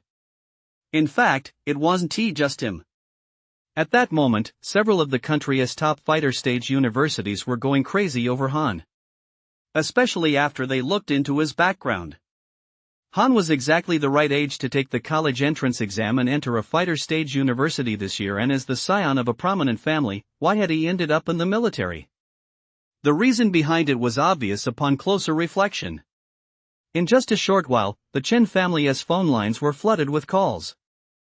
Chen Jinnan couldn't afford to offend a single caller on the other end of the line. And every single one of them was berating him. Chen Jinnan could only smile apologetically at each one, his frustration growing by the minute. If only he'd left Han a way out when he expelled him back then. On the battlefield, the air seemed to freeze. Although everyone continued fighting the beasts, their eyes kept glancing subtly yet noticeably toward Han. They all looked as if they had something to say but couldn't bring themselves to speak. Just then, a single sentence shattered the silence. The voice came from inside the massive mech. Han, could you sell me 2 bottles of that vitality potion? I'll pay 1 million per bottle. He had assumed the pilot of this mech would be a burly man, but to his surprise, it was a sweet, high-pitched female voice. Han looked closely as the person in the mech's cockpit removed their helmet. It was actually a delicate young woman less than 1.6 meters tall. And all 5 members of the giant squad were like that. This contrast caught Han completely off guard. After all, he hadn't seen the giant squad's true appearance before. They'd all been wearing heavy battle armor that made them appear nearly 1.9 meters tall. The giant squad's words, however, put everyone's thoughts into perspective. Something that could directly boost vitality even if it was time-limited was a lifesaver in critical moments.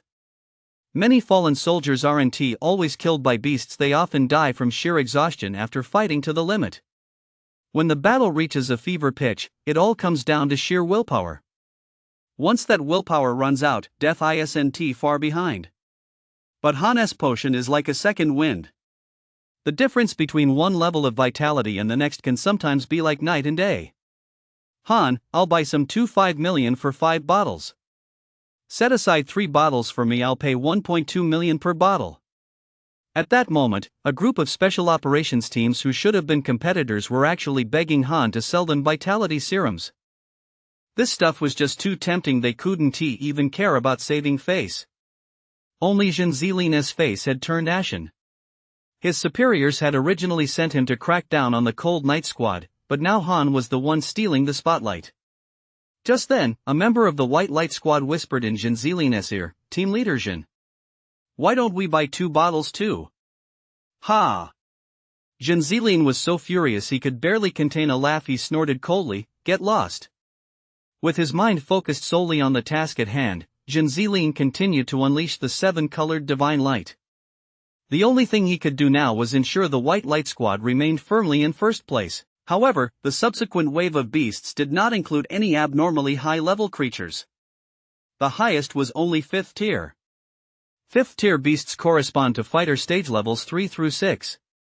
With the boost from the God-slaying spear intent, Han's base stats had long since reached the level of fighter stage level 7. Mere 5th tier beasts were no challenge at all. Thanks to the boost from the vitality potions, his terrifying vitality level of 59 allowed Han to fight without any reservations. He hurled the area of effect piercing death spear as if they were free. Every throw blasted a massive crater into the battlefield. As he withdrew the Snow Wolf spear, Han used the U-family spear technique to mow down several more beasts. With each strike and retreat, the Cold Knight Squad's points skyrocketed. Soon, the Cold Knight Squad's points total surpassed that of the Giant's squad. Second place. Genzileen heart was bleeding. His cultivation realm was a full major realm higher than Han's, yet despite giving it his all, he was utterly helpless. Put. Genzileen, who had been continuously channeling divine light without rest, couldn't help but cough up a mouthful of blood. Light elemental talents were indeed powerful. Genzieleen's rate of clearing the beasts was on par with Han's. Unfortunately, light elemental talents were also extremely draining on vitality. Exhausted both physically and mentally, Genzileen had been pushing himself for over 10 minutes. Now, with internal injuries, he could no longer hold on. He could only look helplessly at the points leaderboard. White Light Squad, points. Cold Knight Squad, points. Boom!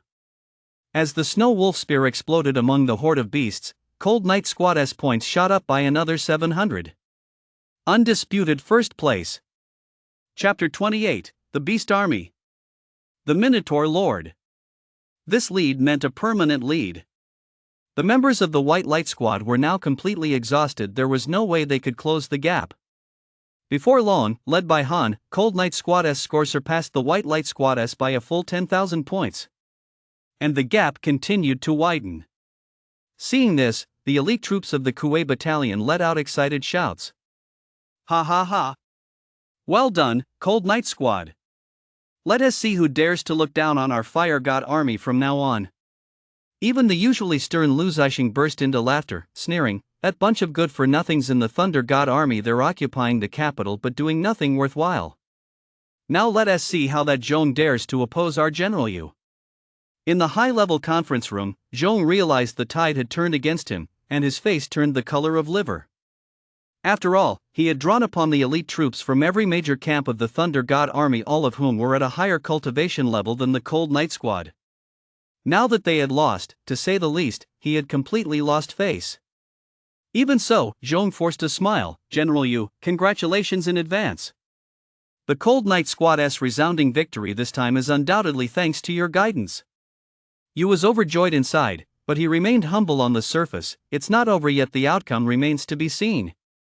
In fact, anyone who had spent years on the battlefield knew that this beast tide was all but over. Although it was a large-scale beast tide, it was largely confined to a radius of several dozen kilometers. Even if you added up all the beasts within that area, there were only tens of thousands at most. On the battlefield, some members of the special operations teams had even begun tallying their casualties and organizing their weapons and equipment. After all, in this test, only the team with the highest points would receive a reward, the rest were merely supporting players. The number of beasts on the battlefield was steadily decreasing, and the combat objectives they had been sent to support had already been achieved. Han glanced back at the adults of the Cold Knight Squad. Although they had potion buffs, their maximum vitality wasn't high enough, and after a series of fierce battles, they were equally exhausted. Glancing at the points display above his head, Han sheathed his Snow Wolf spear and said softly, "Everyone, take a break. Leave the remaining beasts to our brothers in the three main camps." Just as everyone thought the battle was about to end, a series of thunderous booms echoed through the air. The ground beneath Han and his comrades shook as if an earthquake had struck, making it difficult to stay on their feet. The scene was as if a colossal primordial beast were charging toward them from ahead. At the same time, a crimson light flared across the sky-reaching wall, accompanied by a series of alarm signals. Alert! Alert! A monster army has appeared ahead. A monster army has appeared ahead. Upon hearing the words monster army, everyone exchanged glances, their faces filled with terror. A monster horde and a monster army may seem similar at first glance, but in actual combat, the difference is like night and day. Although a monster horde consists of a vast number of creatures, they all seem to lack any sense of reason, simply charging forward in a chaotic, undisciplined frenzy. Human armies, on the other hand, possess combat discipline, formations, and coordinated tactics. Therefore, although the monster horde that attacked earlier was fierce, it did not inflict particularly heavy losses on the army. In fact, a significant portion of the monsters did not die from being hunted down, but from trampling each other to death. However, a monster army is a different matter entirely.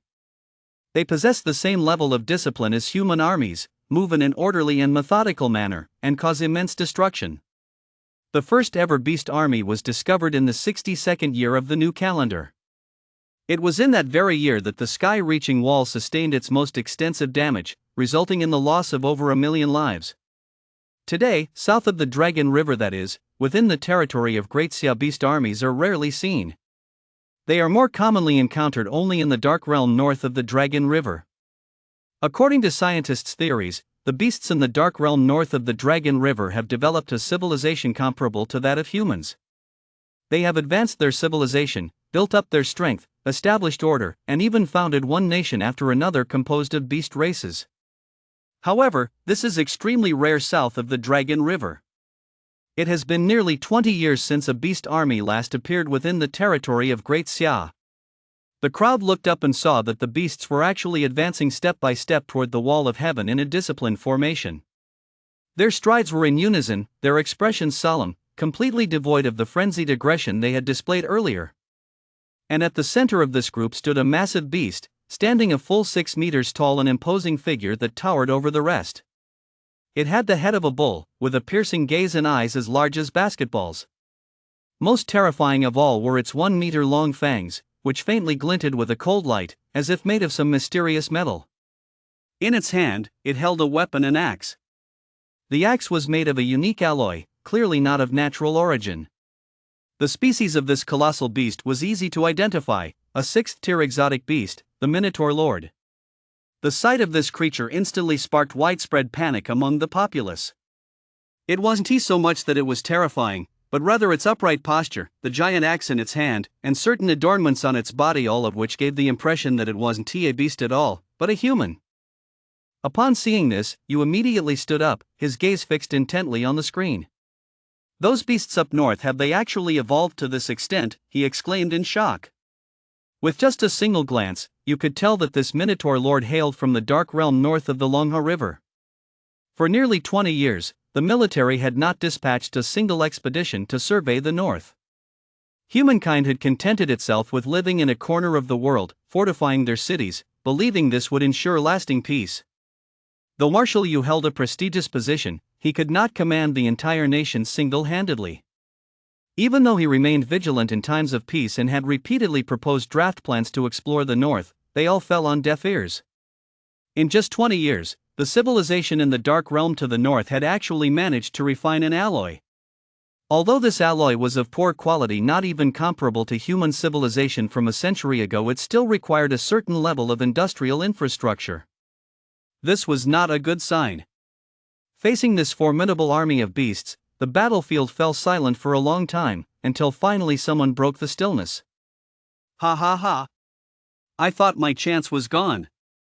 There are plenty of 6th-tier beasts in that formation. If you want to go, I'll give it a try first." The speaker was a fighter stage warrior from the Yellow Earth Squad, wielding a Guan Dao. His cultivation level was at General Stage, Tier 2. Originally, the Yellow Earth Squad had consistently ranked third in points, hot on the heels of the Giant Squad and the White Light Squad, with hopes of challenging for first place. However, with the Cold Knight Squad's points now so high, they stood no chance. A General Stage, Level 2 fighter naturally refused to accept this outcome. No sooner had he spoken than his figure turned into a phantom. His base speed was at least 2,000 meters per second. In the blink of an eye, he had charged to the front lines of the beast army. "Hanli, don't go over there!" Jin Zilin, a fellow member of the Thunder God Army, immediately shouted in warning. Logically speaking, a second-tier general stage fighter should have no trouble handling 7th-tier beasts, but what unfolded next left everyone speechless. Han Li's attacks were sweeping and powerful. When he first charged into the enemy ranks, he did indeed score quite a few hits. A powerful split Mount Hua strike, delivered with immense force, split 3 or 4 6th-tier beasts in half. But in the next instant, dozens of beasts charged at him. A thorn sword-backed dragon, relying on its massive size, rammed into his back. The tremendous momentum caused his body to lurch forward involuntarily. The very next second, the horns of 2 unicorns began to glow faintly with a thunderous light, and several bolts of lightning struck toward him. Most terrifying of all, several smaller, monkey-like beasts leaped onto his weapon in the blink of an eye. Han Li's face turned pale with horror, but he was completely unable to defend himself. In the blink of an eye, the beasts had wrested his weapon from him. Only then did he realize just how terrifying the army of beasts truly was. Just as he was about to retreat, more than a dozen massive beasts behind him used their bodies as shields, instantly blocking his only escape route. Boom! Crash! Several heavy thuds rang out as a barrage of attacks struck Han Li in rapid succession, sending him spurting blood backward. Everyone's hearts trembled, stunned by the beast's reckless fighting style, yet they couldn't help but want to rush to Han Li's aid. Anyone could see that Han Li was merely holding on by sheer willpower. Without help, he would likely be torn to shreds in no time. Just then, a voice suddenly came over the intercom. "Everyone, follow my orders. Abandon Han Li and retreat immediately. Don't linger for a single moment." Chapter 29, Top of the Group. Type 6 Special Combat Armor. It was hard to believe that this order had actually come from Marshal Yu, who was currently in the high-level conference room. Zhong, standing beside you, immediately slammed his fist on the table and stood up, addressing you by his given name. "You, what do you mean by this? Han Li is a member of my Thunder God Army. You're just going to abandon him like that?" You shot Zhong a glance. His normally benevolent face turned utterly sharp. He paid no heed to Zhong's provocation. "Never mind Han Li, no matter who is currently surrounded by the beast army, I would issue this order. Our soldiers can sacrifice themselves to defend our homeland, but they shouldn't be sent to their deaths needlessly. This test of yours is unreasonable to begin with." You snorted angrily, silencing Zhong. This whole situation was caused by Han Li's underestimation of the enemy. The entire special operations team shouldn't have to pay the price. On the battlefield, after the order was given, Han was the first to start climbing the sky reach wall without even looking back. Yun and the others were still puzzled. "Young Master Chen, are we really not going to rescue him?" Han didn't answer. His actions as he scaled the wall already made his stance clear. Han Li had nothing to do with him. He wasn't worth the risk. Besides, everyone was completely exhausted. Anyone who charged into the army of beasts at this point would be practically no different from a fool. Before long, nearly all members of the special operations team had reached the sky-reaching wall. Even with his general stage, level 3 cultivation, Han Li could no longer hold on. Save. Before he could finish shouting that single word, a unicorn's horn pierced deep into his abdomen, spilling his internal organs out in a gruesome display. Everyone turned away, unwilling to watch, but in reality, it took only a few seconds for Han Li's corpse to be devoured entirely by the beasts. "Activate the Type 3 lasers." At that moment, a voice suddenly rang out from behind Han. Immediately afterward, sections of metal plates were slowly peeled away from the smooth surface of the sky-reaching wall, revealing a dense array of gun ports. The skywall's purpose was not merely to serve as a barrier against the beasts. If that were the case, the skywall stretching for over 1,000 kilometers would have long since been reduced to ruins. 1, 2, 3, fire. At the command, beams of terrifying black laser light shot out from the gun ports, radiating an aura of dread as they rained down upon the army of beasts. Type 3 lasers are a special type of laser recently discovered by scientists in Great Xia after the new calendar era. Unlike previous lasers, this type can only be powered by a specific material to function effectively as a weapon. This material is non-renewable and extremely precious. It is called star crystal.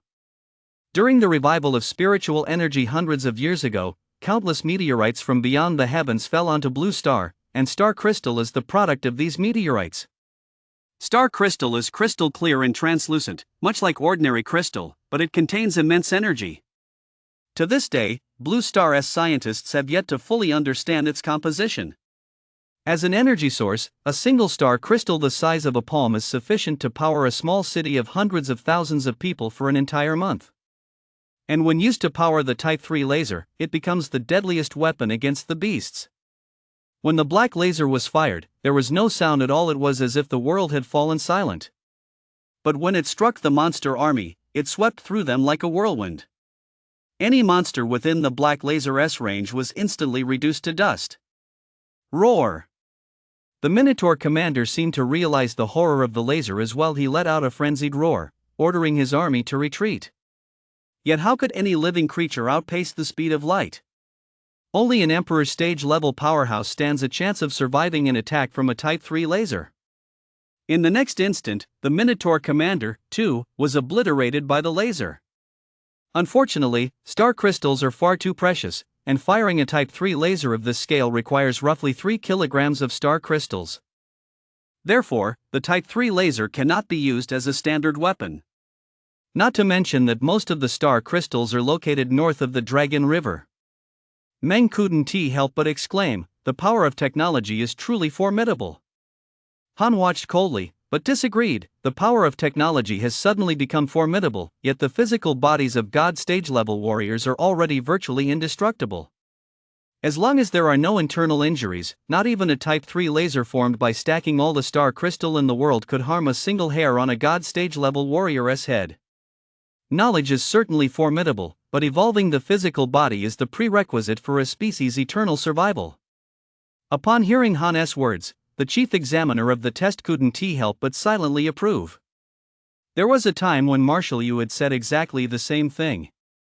That was precisely why Marshal Yu, in most cases, preferred to let his soldiers experience the battlefield firsthand and undergo the trials of life and death, rather than allowing technology to erode their will. With that in mind, the examiner cleared his throat and announced, "In this test, the Cold Knight Squad scored points, placing first. Special Operations Teams, you may return now. The rewards for this test will be distributed at a later date." The assessment was finally over, and most of the Special Operations Teams looked rather glum. They'd gone to all that trouble to come here, only to have Cold Knight Squad, which had the lowest average cultivation level, steal the spotlight. Only the lowly squad from the giant team seemed relatively unfazed. One of them, a baby-faced girl with twin ponytails, even stepped forward to greet Han. Before the assessment, Han had had to look up at her, but now that she'd taken off her mech, she was half a head shorter than him. "Hello, Han. My name is Zhang Shirin.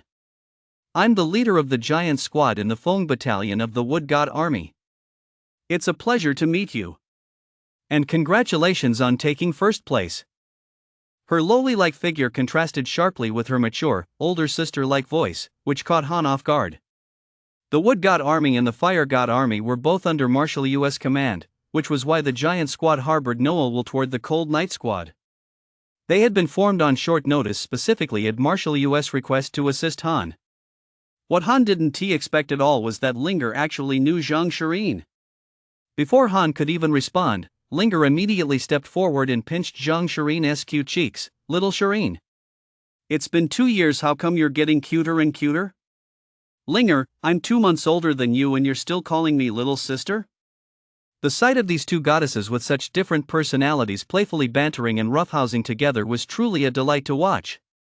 Han was a bit puzzled and whispered, "Linger, you know the Giants group? Why didn't you say so earlier?" Linger dismissed him with a dismissive glance and rolled her eyes at Han. "There are no sisters on the battlefield. If I'd said something earlier, wouldn't that have been cheating?" Han recalled various details from the battlefield and only then realized that Linger had been keeping an eye on the Giants group, whether intentionally or not, and had even looked in their direction with concern on several occasions. "Han, don't forget that it was our Giant squad who ordered the vitality potions from you first." Zhang Shirin waved her tiny, harmless fist defiantly. Then she continued, as a thank you, don't take a car, we'll drive you back in our mechs. At the mention of a mech, Meng Yun, Yufei, and the others all lit up with excitement, and even Han felt a flutter in his heart. Right then, the towering mech stood before Han and the others, massive and imposing, making it hard not to be captivated. Riding in a mech, with a lowly by their side, Han had no reason to refuse and accepted immediately. On the way back, the massive mech raced down the highway. Although it was quite bumpy inside, the Cold Night Squad was thrilled. Mengzi, we got to earn some military merits, we absolutely have to get a mech like this. It's so cool. Absolutely. The latest model out now is the Red Hero mech from the capital, it's over 20 meters tall. We gotta get one of those. A few days later, the commendations were issued. First came the promotions. Every member of the Cold Night Squad was promoted one rank. Han, who had been a staff sergeant, was now a second lieutenant. Don't underestimate this one rank promotion, it's only upon reaching the rank of second lieutenant that one truly enters the ranks of officers and gains a certain degree of influence within the military. Below the rank of second lieutenant, no matter what unit you're in, you're still just a rank-and-file soldier. To jump 5 ranks from the recruit company in less than half a year is unprecedented in the entire history of the military. Of course, aside from the rank promotion, the most important part is the prize this time. The Type 6 Special Combat Armor. Chapter 30, Northern Campaign Plan. Proceed at your discretion. The Type 6 Special Combat Armor is no ordinary armor. Since the 80s, the nation has been developing alloy combat armor specifically for the fighter stage. Through continuous development over this period, it has now been refined to the 6th iteration, hence the name Type 6. This armor set has virtually no flaws. It took the nation a full 20 years to successfully develop it. It was only deployed in actual combat 2 years ago. The most remarkable feature of this armor set is the use of star crystals as its energy source. Therefore, when a fighter stage wears this armor, not only is their defensive capability greatly enhanced, but all their base attributes are also boosted to a certain extent. Except for vitality. However, due to the use of star crystals, the Type 6 Special Combat Armor is also extremely expensive to produce. Currently, only officers holding the highest ranks in the military have the opportunity to use it. Across the entire military, no more than 50 people can use the Type 6 Special Combat Armor. But now, they've actually been awarded 6 sets. No wonder Marshal Yu said the rewards for this test were extremely generous.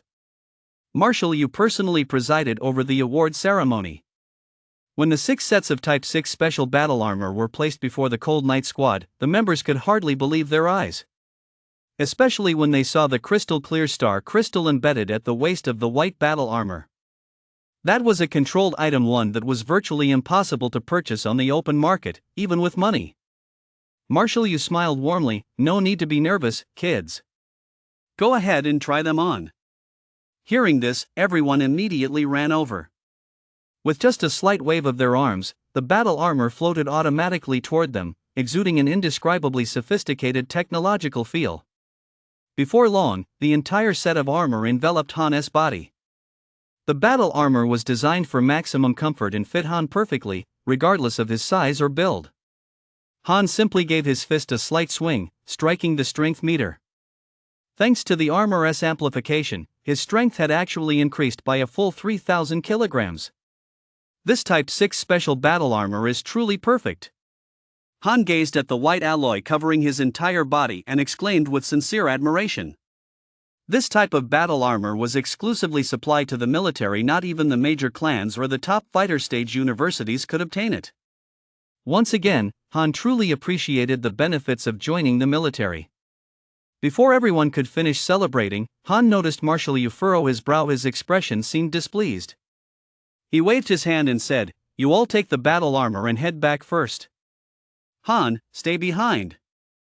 Linger, who had spent the most time with Marshal Yu, naturally understood that you had something to discuss and immediately saluted, "Yes, sir." Once everyone had walked away, Yu suddenly pulled out a document and tossed it onto the desk. 5 large characters were prominently displayed on the document. Northern Campaign Plan. Upon seeing those 5 characters, Han froze for a moment, then said slowly, "Marshal Yu, what is this?" Yu suddenly grew serious, adopting a rare solemn demeanor in front of Han as he sat up straight. "Take a look first."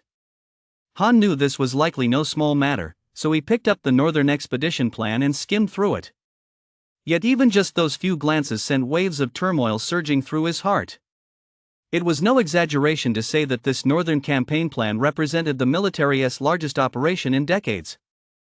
You intended to take action against the Dark Realm in the north. The monstrous beasts in the Northern Dark Realm were in a completely different league from those in the south. This plan alone was enough to shake the entire Great Xia. At that moment, you suddenly spoke. "Ever since the revival of spiritual energy, Great Xia has been subjugated.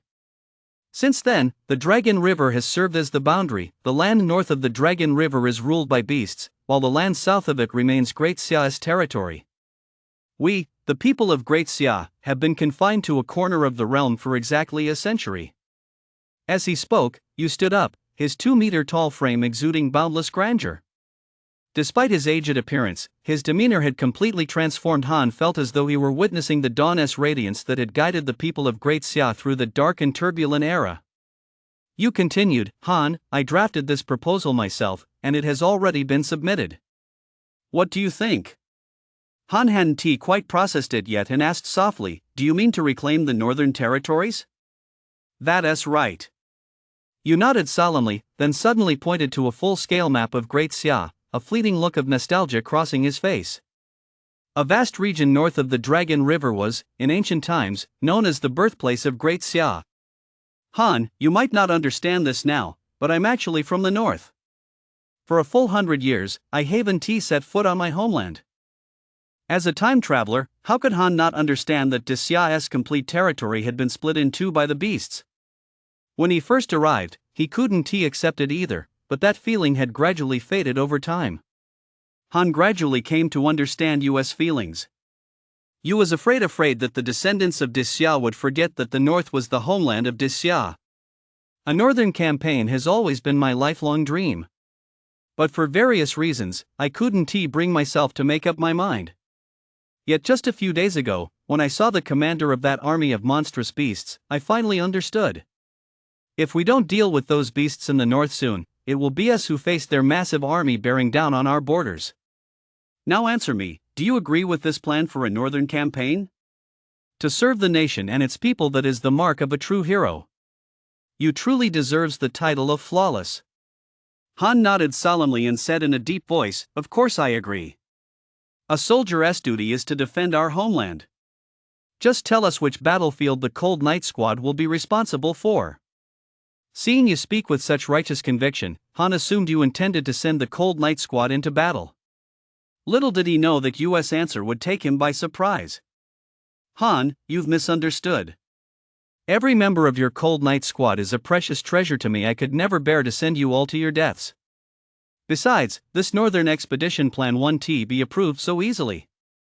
To launch a northern campaign, we not only need massive troop reinforcements and equipment and supplies, but most importantly, this plan requires the signatures of more than 70% of the clans." Hearing this, Han was genuinely taken aback. As the commander-in-chief of the three armies, he couldn't believe that a single battle plan actually required the approval of more than 70% of the clans. Han was well aware that throughout the Great Xia, the clans had their fingers in every pie, but he never imagined it had reached this extreme. It was as if they held absolute power. After all, as much as 80% of the Great Xia's entire army came from commoner backgrounds. And yet, to wage war, they actually needed the approval of more than 70% of the clans? What a ridiculous situation. Were these clans afraid that if the commoners were all killed in battle, they'd have to take the field themselves? 80% of the cultivation resources are controlled by the clans. At that moment, Han felt ashamed of his clan for the first time. The Qin clan's behavior was already repulsive enough, but most of the other clans were even worse. "Second Lieutenant Han, heed my orders." Yu suddenly barked. Han immediately saluted. Yu's words rang out with force. The Cold Knight Squad's mission is to return to Hanwu City and ensure that over 70% of the clans there approve the northern campaign proposal. Do you have the confidence to complete this mission? Yes. There weren't many clan members in the entire army who were connected to you, but as luck would have it, the entire Cold Knight squad consisted of clan members and they were the unit you trusted most. Only then did Han realize what you was getting at. He scratched his head and said, General you're saying all this because you're worried we might be swayed by our own families. You want us to set our emotions aside, right? With his thoughts laid bare by Han, Yu was suddenly at a loss for words. He could only glance at Han and say, Han, sometimes being too smart isn't a good thing. Han never would have imagined that the renowned light of the human race could have such a childish side. He replied, Rest assured, the few of us have long since cut ties with our families and will hold nothing back. We guarantee we'll complete this mission. With Han's repeated assurances, Yu was immediately put at ease. Good. In that case, I'll give you free rein. Remember, don't go too far. Proceed as you see fit. These 4 words sounded simple, yet carried immense weight. It meant Han could freely deploy troops within Hanwu City, and even take lives. No matter how big the mess, you would take the blame. This wasn't some trivial authority, it was a true imperial mandate. After all, there were few people in all of Great Xia who held more power over you than he did. Just as you had said, the northern campaign was inevitable. Chapter 31, Return to Hanwu City. Little Sister Shui.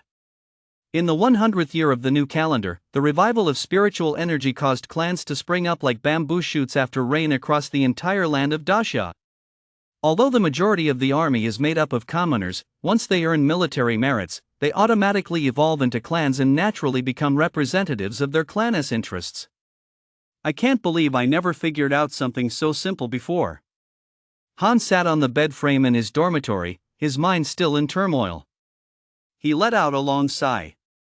When he first joined the army, his only goal had been to survive in the barracks. In just a few short months, however, everything had changed beyond recognition. This shift in status made Han feel as if he were living in a dream.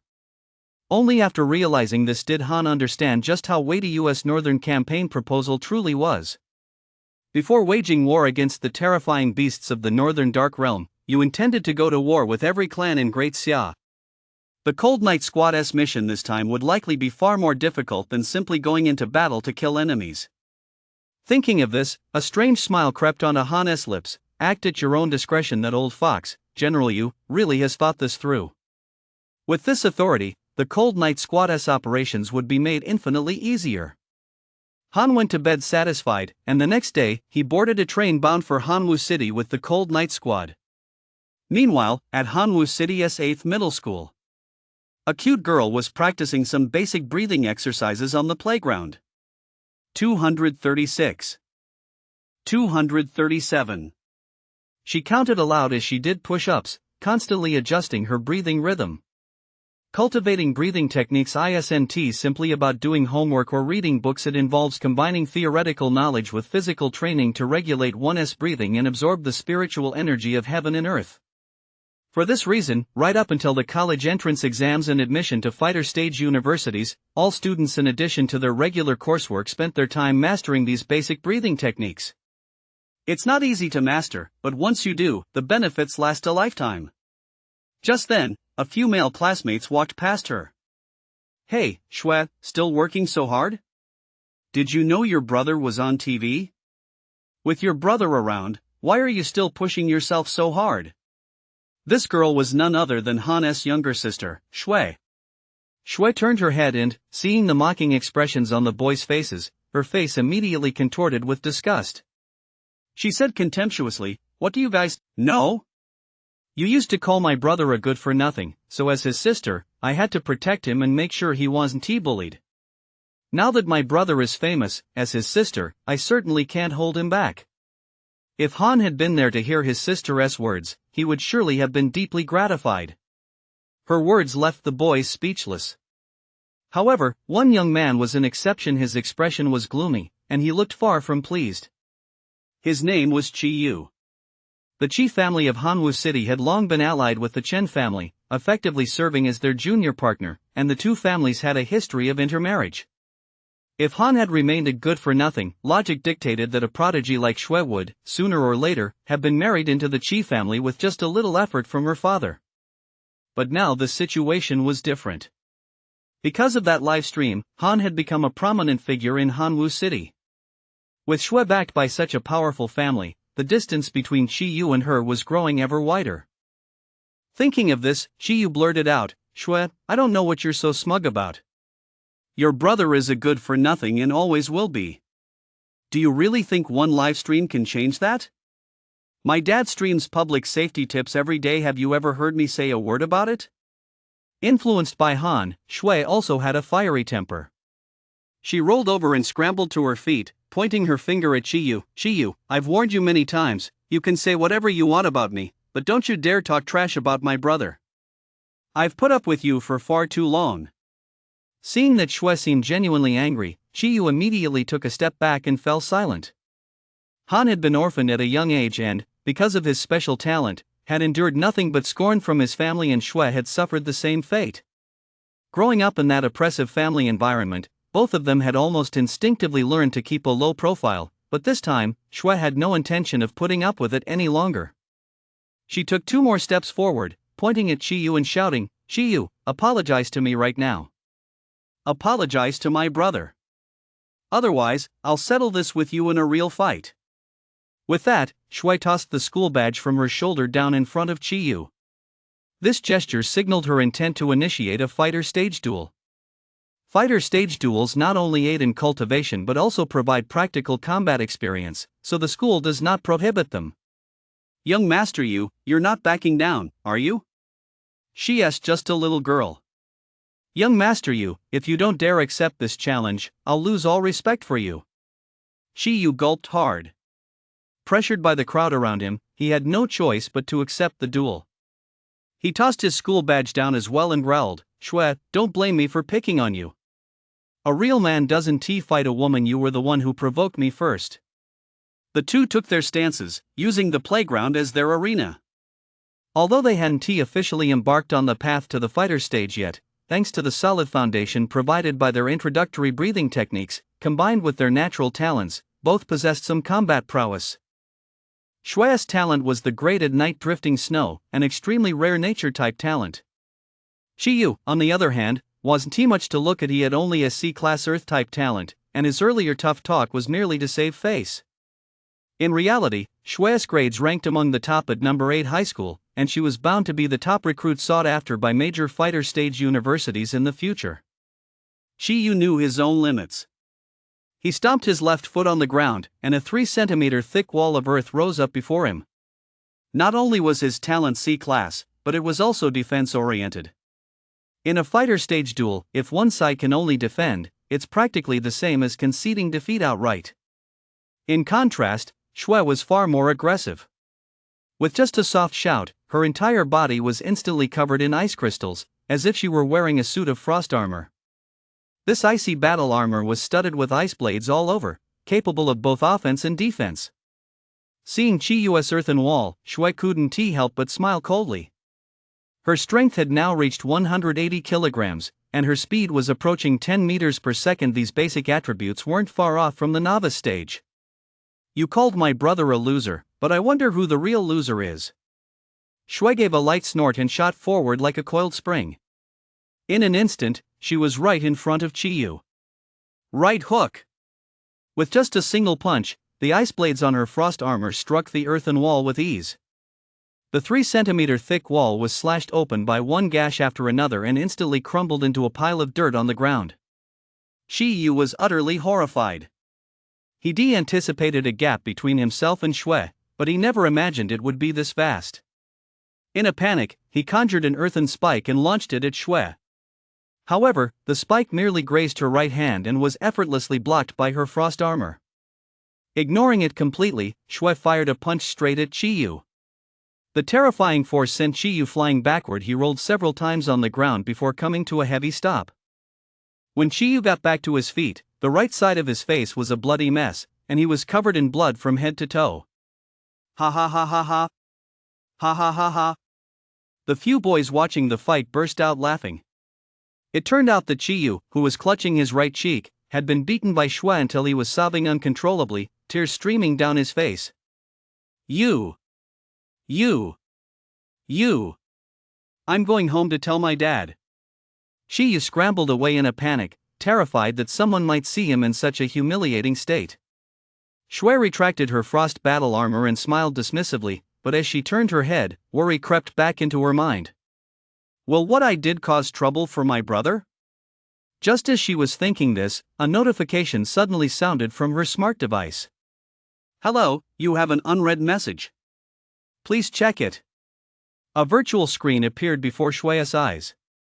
Upon seeing the message, she was overjoyed and hurried out of the campus. At the Hanwu City bus station, several men in military uniforms looked dashing and heroic. The insignia on their shoulders indicated they held high ranks, drawing the attention of passers-by. Young Master Chen, this return to Hanwucheng, though it's only been 3 months, feels like a world of difference. Who would have thought that 3 months ago, we were all just spoiled, good-for-nothing family heirs, but now we can walk with our heads held high throughout all of Hanwucheng. Yun, the big talker, hadn't stopped chatting even while on the bus, and now that they'd gotten off, he was still talking like a machine gun. Still, Han did indeed feel as if a lifetime had passed. The next moment, a fragrant breeze swept by, and a supple figure instantly leapt onto Han's lap. Han, I never would have guessed you still had an old flame here in Hanwu City? Seeing this, the slender Linger couldn't help but tease him. Chapter 32, You've got connections up there. I don't have anyone up there anymore. Perhaps even Linger hadn't realized that her words were brimming with jealousy. Yun, the only one in the know, watched Linger with interest and teased, Instructor Zhao, are we soldiers not allowed to date anymore?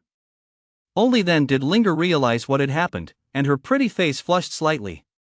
There weren't many situations that could make this feisty young woman blush. She pursed her lips slightly, looking as if she'd been caught red-handed. Who said we can't date? I certainly didn't. It's just that a soldier's partner needs to be officially registered. Han is guilty of failing to report this. Yun Meng, Yufei, and the other two exchanged glances upon hearing this, then let out a series of mischievous, triumphant giggles. The very next moment, a remark from the woman who had thrown herself at Han left Linger utterly mortified. Bro! Long time no see. At that moment, Linger wished the ground would swallow her whole. Han pinched Shui's cheek affectionately and said, Let me take a look. You've lost weight since I last saw you a few months ago. Did the Chen family mistreat you? In truth, Han knew full well that, given Shui's talents, the Chen family would only nurture her. Not to mention general US threat from last time, the Chen family wouldn't dare lay a finger on Shui. Shui snorted lightly. Brother! The Chen family hasn't done anything to me, but without you around, it's no fun wherever I am. Just then, Shui turned her head and spotted Yun Meng and the others. Aside from Yun, she didn't recognize any of them, so she asked curiously, Brother, aside from old Ji, are they all your comrades in arms? Wow! That lady over there is so beautiful. Shui had a way with words, and at first glance, she noticed Linger, who stood out like a swan among a flock of geese amidst the group of burly men. As long as she didn't speak, Linger was indeed a peerless beauty with long, slender legs, an angelic face, and a perfectly slender figure that would make even other women envious. Shui's words struck a chord with Linger, who immediately replied, Little Shui, you're adorable too. Linger's voice seemed to have transformed soft and sweet, a complete contrast to the fiery-tempered red boy she'd been moments before. Han was about to say something when he noticed a small scratch on Shui's arm. It didn't look like an accidental scrape. Han's gaze hardened as he pointed at the scratch on Shui's arm. Shui, who did this? Are you being bullied at school? Shui hurriedly pulled her arm back to cover the scratch, forcing a smile. It's nothing, brother. I just fell while practicing. I'm not some delicate rich girl. This isn't even a real injury. Han understood Shui's temperament. While the more she put on this act, the more certain he was that her injury had been caused by someone else. In the past, because they lacked strength, Han and Shui had to endure time and time again, no matter the circumstances, but things were different now. Han was already at the third tier of the fighter stage and a trusted aide to Marshal Yu. He no longer needed to tolerate any kind of abuse. Just because Shui wouldn't speak up didn't mean Han wouldn't investigate. He would never let Shui suffer even the slightest harm again. Walking through the streets of Hanwu City, Linger and Shui were chatting happily, while Yun Meng and the others were discussing information about the city's clubs and social venues, with Yufei listening intently. This scene helped ease Han's anger considerably. But this tranquility was soon shattered. In the distance, a man with one cheek swollen like a pig's head was cursing loudly. Beside him were 3 bodyguards dressed in black. These bodyguards were all skilled fighters at the fighter stage level. Where's that stinking woman? Where did she go?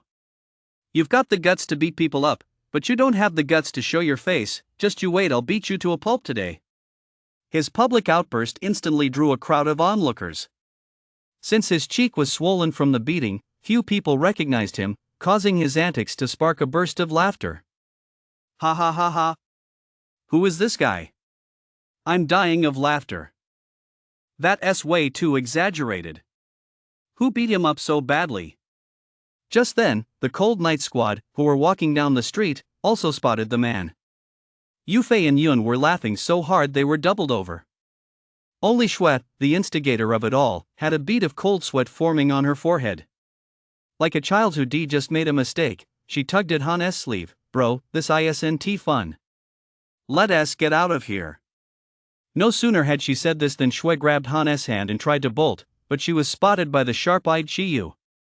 Shiyu, no longer concerned with maintaining his so-called young master of the Qi family image, immediately shouted, "It's you." Shui. Don't you dare run. You beat someone up and now you want to get away? Shiyu, accompanied by his bodyguards, strode across the street with an air of confidence. Just as he was about to point at Shui and yell, a towering figure stepped in front of Shui. Shiyu's attention had been entirely on Shui just moments ago. When he finally realized the person in front of him was Han, he couldn't help but startle, taking several steps back. You, how are you here? Aren't you in the military? It was precisely this remark that drew the attention of everyone on the street to Han's presence. That earlier live stream had been nothing short of sensational, causing over 100 million people across Xia to remember the military's special operations team, and the most eye-catching figure among them was none other than Han. Holy crap! Isn't that Han, the leader of the Cold Night Squad? Han has always been one of us here in Hanwu City. Quick, take a picture to commemorate this. Instantly, most of the people on the street turned their attention to Han. However, Han had no time to care about that right now, because he already figured out that the scrape on his sister's arm was most likely caused by this idiot. He grabbed Shui's wrist and said coldly to Shiyu, "Did you do this?" Shiyu's earlier swagger had all but vanished. Even though he might talk trash about Han at school, when faced with him in person, he knew Han was no ordinary guy. Shiyu's voice became hesitant as he stammered, So what if I did it? Look at what your sister did to me, what a mess I'm in." As soon as he said that, his half-swollen face sparked another round of laughter from the crowd. Shiyu's bodyguard, however, was still oblivious to his own place in the world. In an instant, the bodyguard charged in front of Shiyu, 3 fighter stage auras flaring out. "How dare you talk to our young master like that? Do you have any idea who he is? Just because you're wearing a military uniform, you think you're something special? Do you have any idea who our master is?" Hanwu City, after all, wasn't he on the same scale as Domi City? There were still quite a few parochial fools there. These parochial fools had lived their entire lives within the city, stubbornly believing that the high-ranking officials within its walls represented the very limits of the world. Han saw no point in further words. Anger had long been simmering within him. With a single thought, the snow wolf spear was already in his hand. Although Han was still at the fighter stage, he had virtually no equal among those at his level. In the next instant, a fierce sweep of the Yu family spear technique swept out. Before the 3 bodyguards could even react, they were knocked to the ground, coughing up a heavy spurt of blood. Han's base stats far surpassed theirs, making his combat against them a complete rout. However, Han wasn't just planning to beat them up. He hurled the snow wolf spear, stringing them up like 3 candied hawthorn berries on a skewer. Murder, murder. Run. Someone is killing people right here on the street. The crowd scattered in panic. No one had expected Han to act with such decisiveness. They'd only come to have some fun, but never imagined they'd witness such a bloody scene. Even the other members of the Cold Knight Squad hadn't expected Han to strike so ruthlessly. They looked at him in shock. But Han wasn't done yet. He wasn't just going to kill those 3 black-clad bodyguards. He pulled the long spears from the bodyguards' chests and slowly walked toward Chiyu. Chiyu sensed that icy killing intent and was instantly paralyzed with fear. He even wet his pants. "You don't kill me. I beg you. My dad is Chien, the director of the Hanwu City War Operations Bureau. He has got a lot of powerful connections." Chiyu was pale with fear. Accustomed to bullying others in his daily life, he had never faced the terror of death before. Unfortunately, while his father had many connections, Han had very few people above him. A cold gleam flashed from the spear as Han, without hesitation, pierced Chiyu's body. Chapter 33, I came to Hanwu City for one thing only. This scene not only terrified the onlookers, but even left the members of the Cold Knight Squad momentarily stunned. Shui covered her mouth and cried out in shock, "Brother, what are you doing?" Shui didn't necessarily approve of Han attacking Chiyu. She just thought that Chiyu's empty boasts didn't warrant the death penalty. Although this was the era of the fighter stage, killing someone in broad daylight was still a very serious matter. Or rather, precisely because the streets were filled with fighter stage practitioners, the law was even harsher in order to maintain stability. Even the scions of prominent families would never commit such an act as murder in public. Yet Han had done it right before everyone's eyes. Linger furrowed her delicate brows and said, "Han, if you do this, we won't be able to explain ourselves to Marshal you. If it turns out the victim was a scion of a prominent family, you could end up in a court-martial." From start to finish, even when misunderstood, Han's expression remained utterly calm and composed. He already possessed the qualities of a seasoned commander.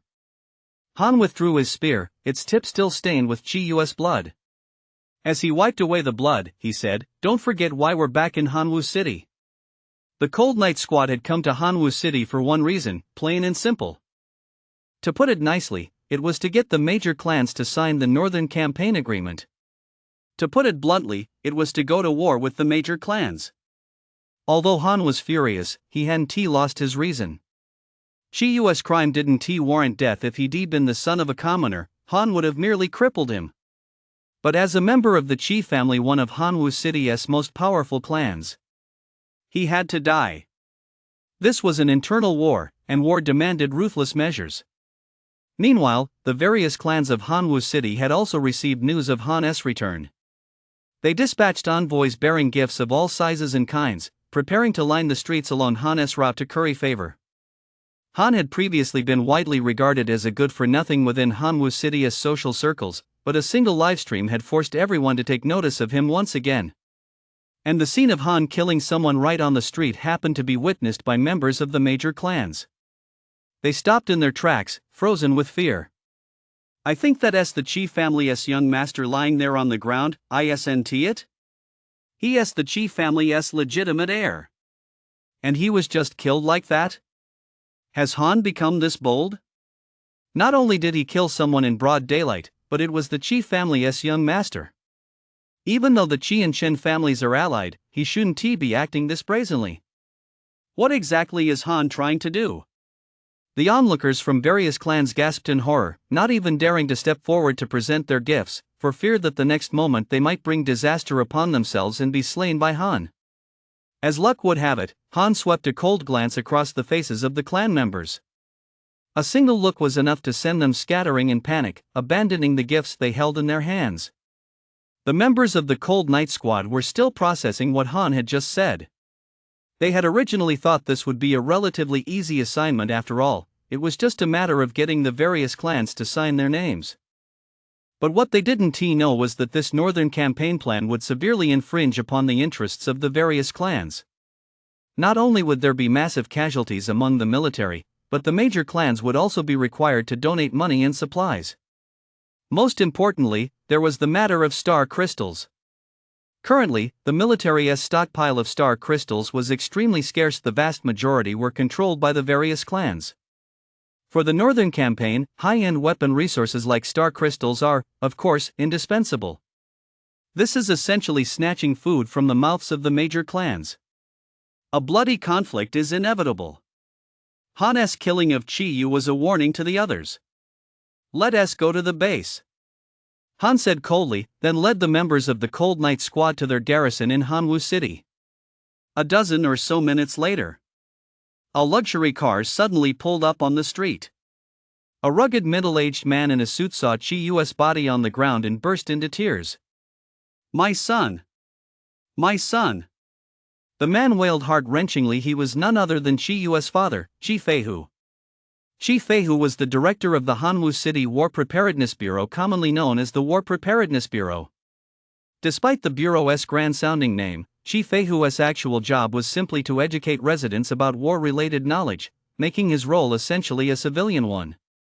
However, the War Preparedness Bureau did hold a small measure of authority. It could mobilize the city patrol teams, whose fighter stages spent most of their time patrolling the city to maintain order.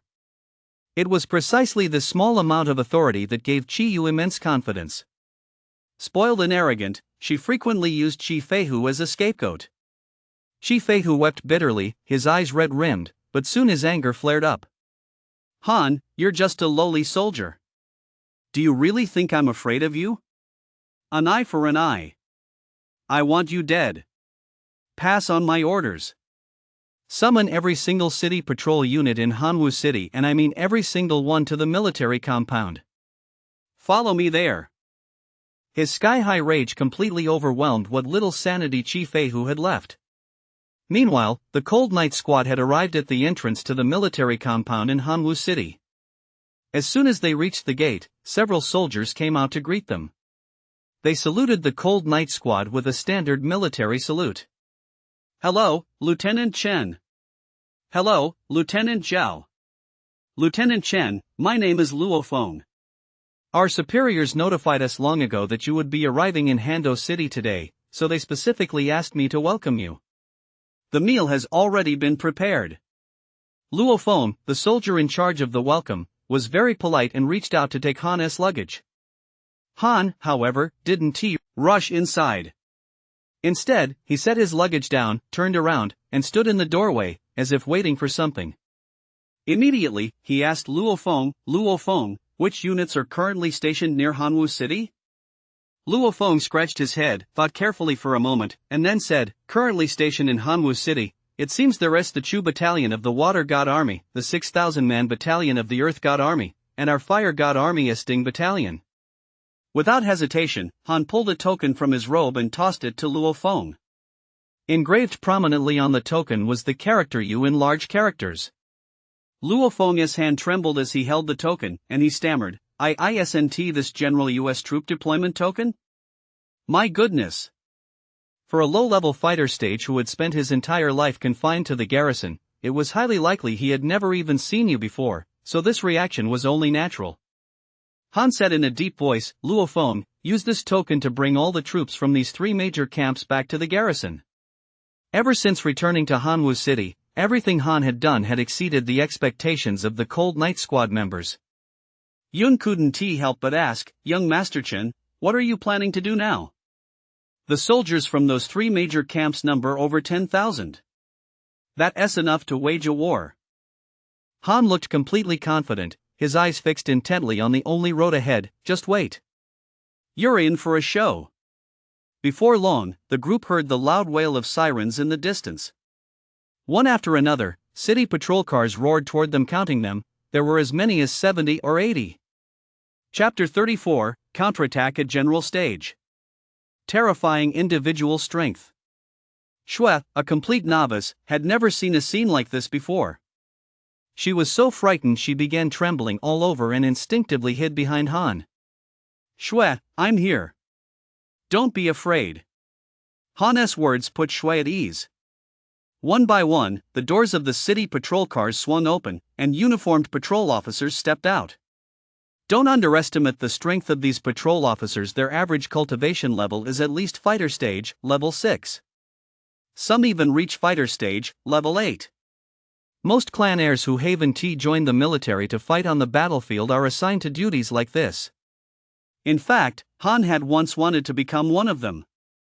Shi Feihu was the last to get out of the vehicle.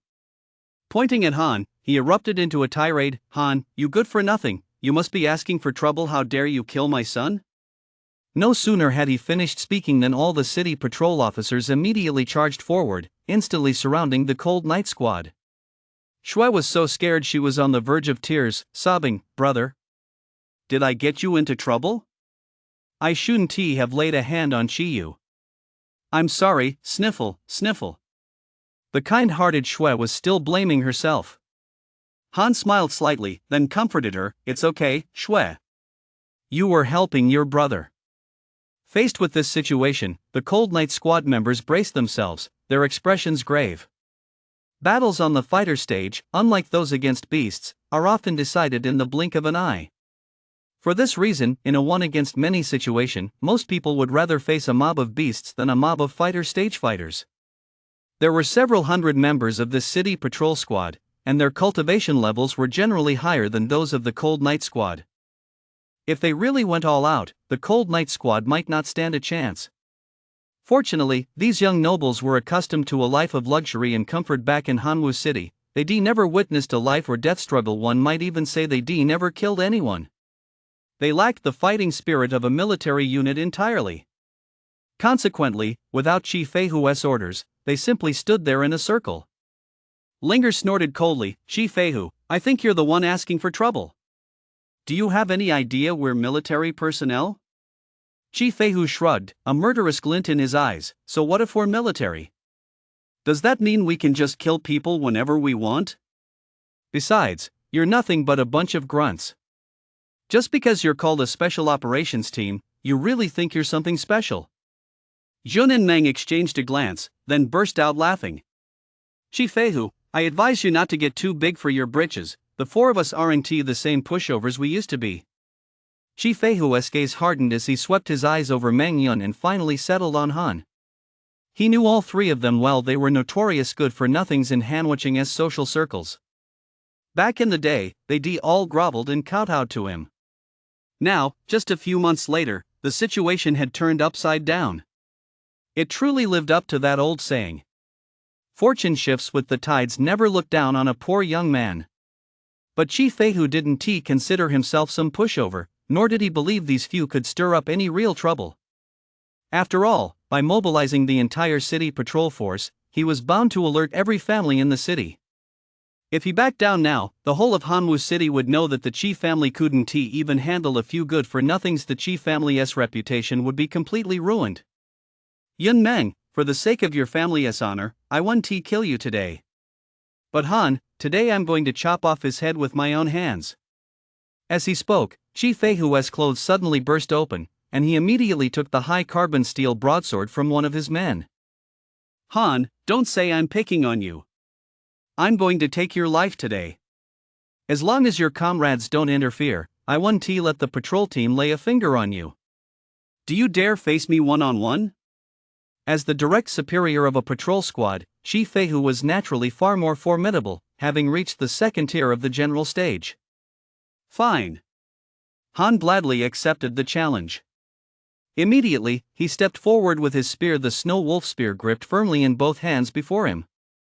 Shi Feihu hadn't expected Han to agree so readily. During the time he spent gathering his men, he already calmed down considerably. He still didn't understand what kind of backing the Cold Night Squad had within the military, so he wasn't confident he could handle the consequences after taking them out. Earlier, he'd merely been making empty threats. No matter what, he wouldn't dare kill a soldier right in front of the barracks. It was all a ploy to goad Han into a one-on-one duel. If he lost the duel and killed someone, that would be a whole different matter.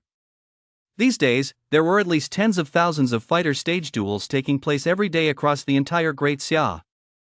This old fox of the bureaucracy couldn't help but smile to himself. He is still just a little brat after all.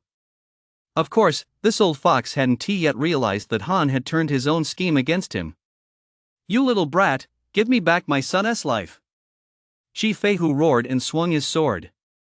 The base stats of the general stage are extraordinary, and most of the Qi family's talents are of the body fortification type. If Han's memory served him correctly, Chi Feihua's talent allowed him to strengthen his muscles, enhancing both his offensive capabilities and providing a certain degree of defense. That was why Chi Feihu wasn't wearing any battle armor. Instead, his bare torso was on full display, his muscles looking as hard as blocks of iron. In the blink of an eye, the sharp gleam of that alloy broadsword loomed over Han's head. Han hadn't wasted those past few months in the barracks. His combat instincts kicked in automatically, and he instinctively raised his spear with both hands. Clang! The two weapons collided, producing a loud, crisp sound and even sparking a flash of electricity. Chi Feihu was utterly shocked, thinking to himself, this kid has actually reached the third tier of the fighter stage. And he was even able to block my Vajra sword technique. In terms of raw strength, Han was undoubtedly still a step behind Chi Feihu, so he didn't linger in battle and quickly retreated out of Chi Feihu's range. The longer the weapon, the stronger it is. The spear's advantage lies in its length. He couldn't engage in close-range combat with a broadsword, especially given the massive disparity in their base attributes. Han didn't sit idly by waiting for his doom. The moment he retreated out of range, the Yu family spear technique surged forth. Fighter stage versus general stage. Han actually dared to launch a preemptive attack, which took the city patrol team completely by surprise. Has Han lost his mind? How dare he attack our chief? He is only a third-tier fighter stage. If he attacks first, he is leaving himself wide open. Our chief could slice him down with ease. Passive defense was simply not Han's style, and the Yu family spear technique didn't even include any defensive moves. Offense is the best defense. Whoosh, whoosh, whoosh, whoosh. Several spear shadows, like phantoms, repeatedly stabbed at various parts of Chi Feihua's body. This guy was a tough nut to crack. The gap in their base stats couldn't be easily bridged, and Han's spear thrust struggled to inflict effective damage on Chi Feihua's rock-hard muscles. Still, for a fighter stage fighter to hold his own against a general stage fighter was already a massive victory. Moreover, as the fight went on, Chi Feihu grew increasingly alarmed. Gradually, he found himself on the defensive. First of all, Han's vitality seemed endless. Not a single drop of sweat had broken out on his forehead. Second, he noticed that the force behind each of Han's spear strikes was actually growing stronger with every hit. At first, Han couldn't even scratch his skin, but gradually, he was actually able to leave a small hole in his body. Chapter 35. Not only did he refuse to plead guilty, he even dared to fight back against this lieutenant. Of course, this tiny hole was no big deal for Chi Feihu, a general stage-level fighter. It would heal on its own in no time. What terrified Chi Feihu was that Han was merely a fighter stage-level fighter. Yet he was actually holding his own against him. This completely shattered the century-old belief that higher-level fighters were invincible. This kid wasn't like this before. In the past, whenever Chi Feihu ran into Han on the street, he simply dismissed him as a meek, timid brat. Chi Feihu was enraged. He channeled all his strength, making his sword strikes unpredictable and ferocious, each blow packing the force of 1,000 Jun. The members of various clans who had been watching from a distance gasped in shock. Who would have thought Han could actually force Chi Feihu to unleash the Chi family's ancestral martial art, the 1,000 Rugged Waves sword technique. This technique consists of 12 sword strikes, based on the Vajra sword art. Han is just a lowly fighter stage, level 3. The moment Chi Feihu resorts to the 1,000 Rugged Waves sword technique, it essentially means he has already lost. The 1,000 Waves and Rugged Peaks sword technique is an A-rank martial technique. As mentioned earlier, martial techniques are the trump cards of the fighter stage. They consume a massive amount of vitality, so it's generally very difficult for a fighter stage practitioner to use one unless absolutely necessary. And when the time comes to use a martial technique, it's a matter of fighting for one's life. The underlying implication in the old man's words was that if Han were also at the general stage, Chi Feihu would have met a violent end long ago. The major clans of Hanwu City were forced to begin re-evaluating this man they had long regarded as a good-for-nothing. The 1,000 Waves and Rugged Blades was extraordinary. Han blocked it with his spear. It was only the first strike, yet it left him struggling immensely, even causing his ankle to sink into the ground. General stage is still a bit tough to handle. Han thought to himself, then immediately stepped back. Fortunately, thanks to his vitality advantage, that first strike couldn't inflict any substantial damage on him. Just then, the system notification Han had been waiting for finally arrived. Ding! System notification, your killing intent has reached its maximum stack. It's finally maxed out. Once the killing intent meter reaches its peak, it means Han can harness the power of the God of Slaughter Spear intent, quadrupling his attributes instantly. Chi Feihua's base strength attribute was roughly 150,000 kilograms. Han's base attribute, however, was now kilograms. A fourfold increase would bring him almost exactly to Chi Feihua's level. Chi Feihu has martial techniques, doesn't Han have any? Suddenly, bursts of crimson lightning began to surge from the tip of Han's spear. At that moment, Chi Feihu was overcome with fear, for he could clearly sense that Han's aura had changed. He even felt that, as a general stage fighter, he was now on equal footing with Han, a fighter stage fighter. It was that split second of fear that threw him completely off balance. So much so that he didn't even have time to unleash the next strike of the Thousand Waves rugged blade. In a fighter stage showdown, victory or defeat hinges on the blink of an eye. In that very second, Han had already closed in on Chi Feihu. Piercing Death Spear once unleashed, it never misses. Once launched, it locks onto its target. The spear tip plunged straight toward Chi Feihua's heart. A red light exploded, and Chi Feihua's rock-hard muscles, the source of his pride, were effortlessly shattered by Han's martial arts, as if they were dry twigs. The Snow Wolf Spear pierced deep into Chi Feihua's body. The outcome of this battle was decided. But Chi Feihu wasn't dead. Han was utterly astonished. He was absolutely certain that the Snow Wolf Spear had pierced Chi Feihua's body, and that the piercing Death Spear was bound to hit the heart. He pulled the spear out, and a torrent of blood gushed from Chi Feihua's chest. Only then did Han realize that a strange shield had been installed right over Chi Feihua's heart. The plate was made of a strange, flexible material, likely some kind of special cybernetic alloy. Han suddenly realized, this guy has undergone cybernetic augmentation. And right in the heart, no less.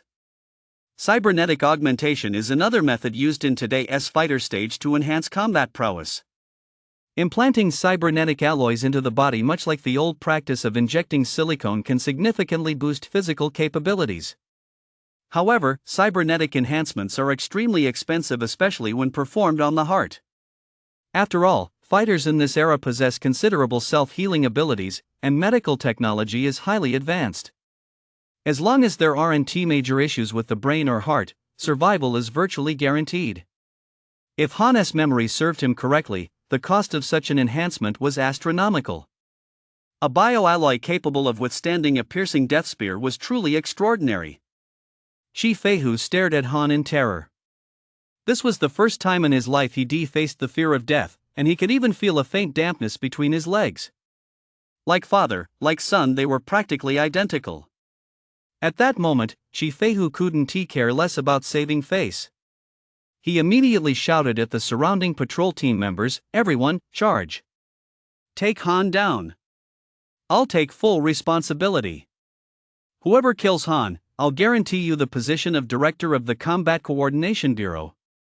Where there's a big reward, there's a brave man." Previously, these patrol squad members had been hesitant to act in plain sight due to Han's status. But Chi Feihua's words stirred their ambitions. Countless young scions from families across Hanwu City had their eyes set on the position of Director of the Combat Coordination Bureau. Not to mention, they wouldn't have to bear the blame for Han's death. In an instant, hundreds of fighter stage members from the patrol squad drew their weapons and glared menacingly at the cold night squad. Han calmly sheathed his spear, wiped the blood from it, and glanced at his watch. "Let us see, it should be about time." Just as the patrol members were about to make their move, a series of voices suddenly rang out from behind them.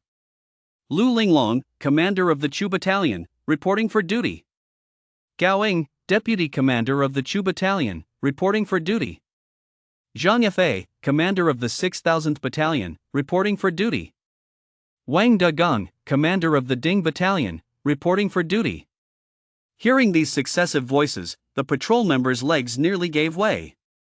They turned to look and saw that, at some point, soldiers had filled the mountains and fields, appearing behind them. Their numbers were 100 times greater than their own. The marshal-less order carried authority that could not be defied.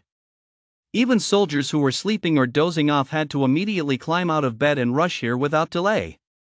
The hundreds of patrol team members immediately dropped their weapons and obediently crouched on the ground. Chi Feihua's face turned ashen, looking as though he had lost all will to live.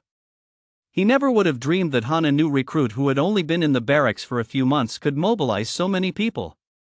Revenge was out of the question. He wasn't even sure he could save his own old life. Han's lips curled slightly as he looked at the company commanders behind Chi Feihu. You all saw what just happened, didn't you? Chi Feihu, director of the Combat Operations Bureau, spoke disrespectfully to this lieutenant. When I intervened to discipline him, not only did he refuse to admit his guilt, but he even dared to strike back at me. For this crime, what punishment is warranted? Han's voice rang out with authority, each word resonating with force. Every sentence felt like a hammer striking Chi Feihua's heart. Execute! Execute! Execute! The word kill echoed across the mountains and plains, piercing the heavens. And Han's next words struck at the very core of Chi Feihua's being. Chi Feihu, I forgot to tell you, before I departed, General, you specifically granted me the authority to act at my own discretion. Chapter 36, 30,000 points credited. Draw martial arts techniques and methods. Discretionary authority. Having spent years in the bureaucratic world, how could Chi Feihu possibly fail to understand the weight of those 4 words? Moreover, this was discretionary authority granted by Marshal Yu. Even the most powerful figure in the entire Great Xia today would have to treat Marshal Yu with the utmost respect. In ancient times, this would have been equivalent to an imperial envoy. As a lowly official who didn't even qualify as a 7th-rank minor official, the consequences of offending an imperial envoy went without saying. But Chi Feihua's heart was filled with bitterness. It was clearly Han who killed his son first. It was clearly Han who accepted his challenge first. He was more wrong than Doi. He could never have imagined that Han's true objective wasn't simply his life. Just then, Yun stepped forward and said, Chi Feihu, you have some nerve. How dare you offend Captain Chen? The others chimed in, and Meng added, is it just Chi Feihu? No, it's the entire Chi family. You've grown so accustomed to acting high and mighty in Hanwu City that you've lost all sense of your place in the world. These words made Chi Feihu grow increasingly alarmed. He had offended the Imperial Commissioner on his own. How could this possibly involve the entire Chi family? Chi Feihu hurriedly knelt on the ground and said to Han in terror, Lieutenant Han, I was blind to your greatness. It is my fault. This has nothing to do with the Chi family. I alone must take responsibility for my actions. Chi Feihu understood all too well that if his personal misdeeds were to drag the Chi family into this mess, he would deserve to die 1,000 deaths. But he hadn't yet realized the full gravity of the situation. Han's target from the very beginning had never been just Chi Feihu alone. Is that so? One man's deeds, one man's responsibility? Han sat in his chair with an air of authority, narrowing his eyes slightly as he looked at Chi Feihu. That gaze sent a chill down Chi Feihua's spine. Chi Feihu could never have imagined that an 18-year-old who had just come of age could possess such an air of cunning, like an old fox. Then, Han snorted coldly and raised his arm to declare, I, the captain, will bring the Chi family to justice and put an end to this corrupt practice. Killing a captain at the camp gate, is there any justice left in the world? Is there any military law left? Guards, take Chi Feihu away. Tomorrow, he'll accompany me to the Chi family to face justice. Only then did Chi Feihu finally realize Han's true motive. From the very beginning, he had fallen into Han's trap. Having been steeped in the bureaucratic world for many years, he shouldn't have fallen for such a ploy, but Han was far too inexperienced and had once been widely regarded as a good-for-nothing in Hanwu City. He had underestimated his opponent. Han, you've got some damn clever tricks. You're really ruthless. Chi Feihu glared at Han with venom, but could do nothing but submit as the handcuffs were fastened. If he dared to make even the slightest move at that moment, Han would have every reason to lead his troops and raze the entire Chi family to the ground the very next second. Han paid no heed to Chi Feihua's helpless rage. Instead, he turned his head to look at the large crowd of onlookers gathered on the distant hillside. These people were spies sent by the major clans of Hanwoo City to gather intelligence. At that moment, they were still gloating over his misfortune. Oh my! The renowned chief family of Hanwoo City actually couldn't hold a candle to some obscure young upstart from the Chen family. It seems the chief family has truly fallen on hard times. Chief Feihu, just a lowly bureau chief, has been bullying people in Hanwoo City. He deserves this comeuppance. However, Han's next words froze the smiles on everyone's faces. Some of the more timid ones nearly fell to the ground. These families of Hanwoo City are a scourge upon the land. They've lost all sense of decency. Even the chief family has gone this far, ambushing and killing people at the camp gates. They need to be dealt with. Kill! Kill! Kill! The soldiers roared in unison.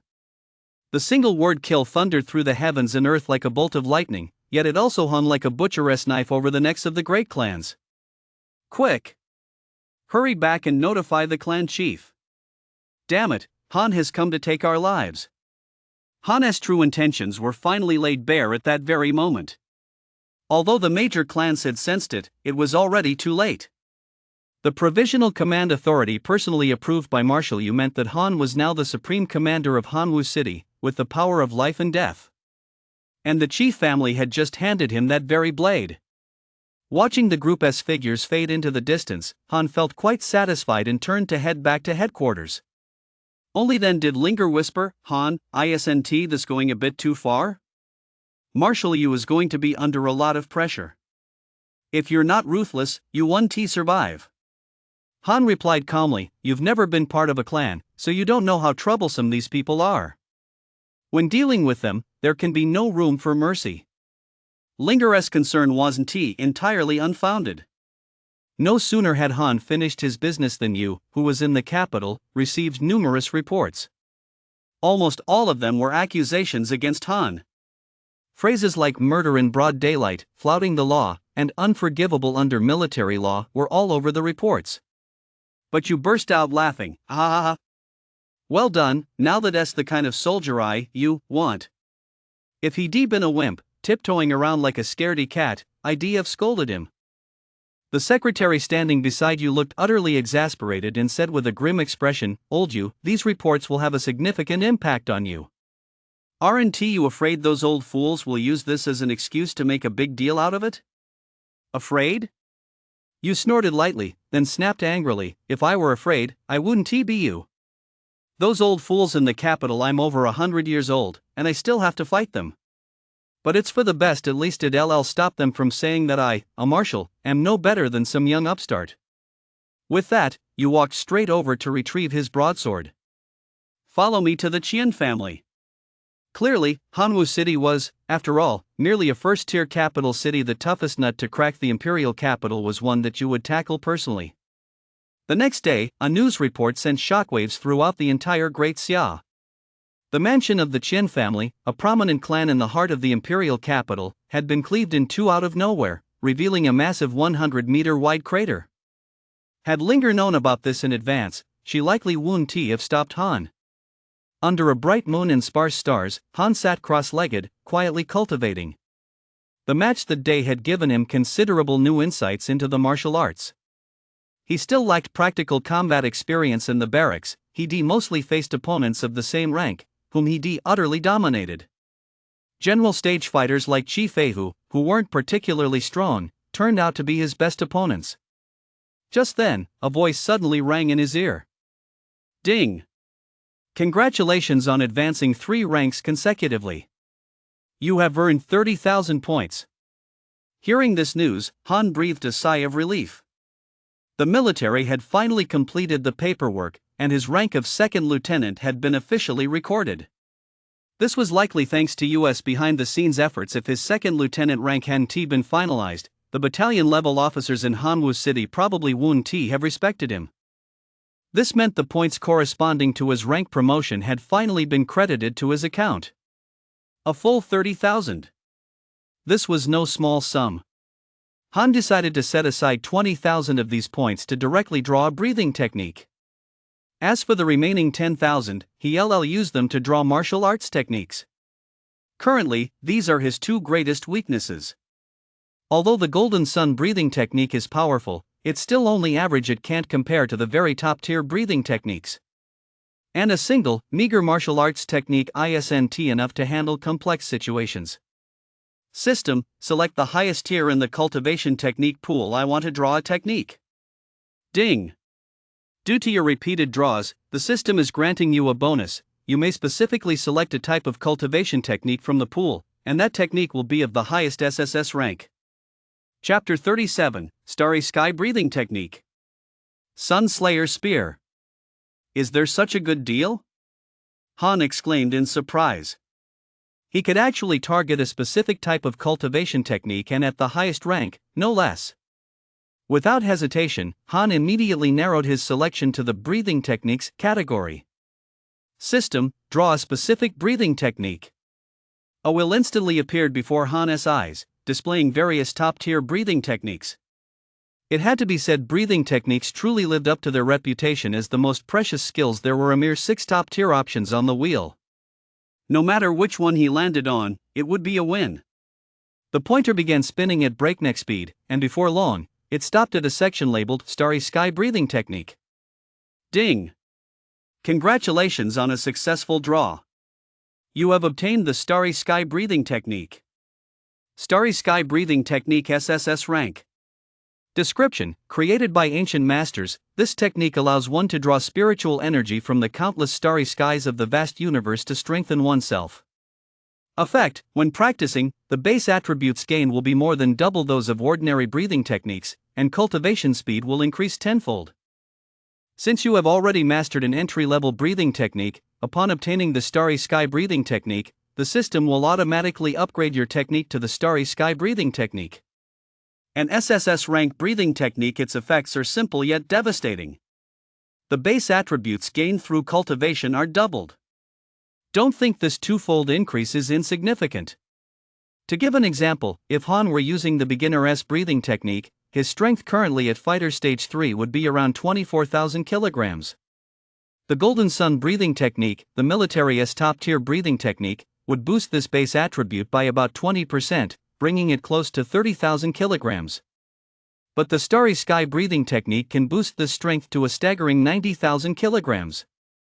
Keep in mind that Chi Feihu, at general stage level 3, has a strength of only 120,000 kilograms. By comparison, you can see just how powerful this breathing technique is. In addition to strength, there are also speed and vitality, all of which are base attributes gained through cultivation, and these base attributes can be amplified by the God-slaying spear intent.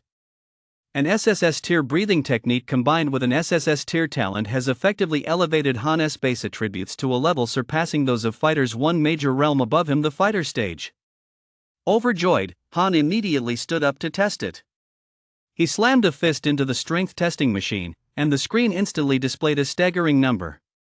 After switching breathing techniques, his base attributes surged in an instant. If Han were to face Chi Feihu now, the outcome would likely be completely different. At the same time, Han placed his palm over the vitality meter. The number displayed on this meter was equally jaw-dropping. 82.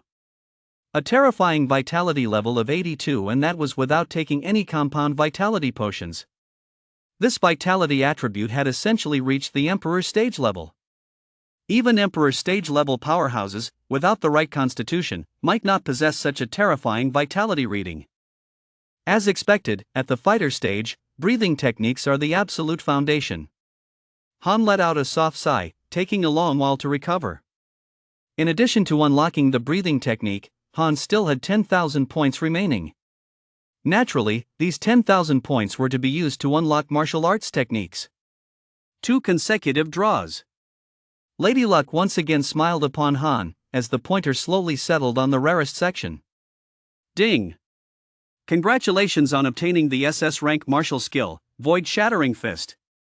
Ding! Congratulations on obtaining the SSS rank martial skill, Sun Slayer Spear. The first martial skill, though an SS rank, was unfortunately a fist and foot technique. It wasn't that Han couldn't use this martial art, but it had nothing to do with his saint weapon physique or the spear intent of the Godslayer. Unless he had no weapon at hand, it was merely better than nothing. As for the second martial art, it was absolutely incredible. Just hearing the name made it clear that this technique was incredibly domineering. It's also Han's first SSS rank martial skill. Sun Slayer Spear SSS rank, shattering the sun, obliterating the void, a single thrust that transcends worlds, unparalleled in power and utterly domineering. Compared to the description of Piercing Death Spear, the introduction to Sun Slayer Spear is much briefer. Clearly, this is a martial skill designed for mass destruction, so much so that it lacks a description of its effects. Piercing Death Spear is merely an S-rank martial technique, yet under the amplification of the Saint weapon physique, it has been elevated to SSS rank. A single strike of Piercing Death Spear was already enough for Han, at the novice stage, to effortlessly slay a 4th-tier alien beast wolf spider queen. This alone demonstrates the destructive power of an SSS rank martial technique under the amplification of the Saint weapon physique. The results are beyond imagination. Early in the morning, Han slowly opened his eyes. After a night of cultivation, he could feel an additional surge of spiritual energy flowing through his meridians. This was a sign of breaking through a cultivation realm. In just a few short days, he had already reached the 4th tier of the fighter stage. With the boost from the Saint weapon physique combined with the accelerated cultivation speed from the Starry Sky breathing technique, I doubt anyone can match my current rate of advancement. Han murmured to himself, then splashed some water on his face. Just as he was about to step out of the room, he saw Linger rushing over, tablet in hand. Han, you've got to see this. The tablet displayed today's top headline. In the busiest district of the capital, a 100-meter deep crater had left people feeling a chill run down their spines. The headline read, "Shocking. Commander-in-Chief Yu in a rage, capital's prominent clan destroyed overnight." It had to be said, the headline was quite sensationalist. Han saw at a glance that Yu had taken action against the clans in the capital. "Let us go. Grab Chi Feihu and head to the Chi family." Han barked the order. After all, he hadn't returned to Hanwu City just to sit around doing nothing. "Yes, Team Leader Chen." Linger's admiration for Han grew even stronger. This was the first time she had addressed him directly by his title. On the bustling streets of Hanwucheng, hundreds of military vehicles paraded through the city, causing onlookers to stop in their tracks. And atop a large vehicle in the center of the convoy, Chi Feihu, the imposing head of Bureau 1, was tied to the roof, paraded through the streets for all to see. The crowd buzzed with speculation. A bald man selling braised pork rice shouted, "Who is that? What a grand spectacle! And they even tied up Chi the Skin Flayer?"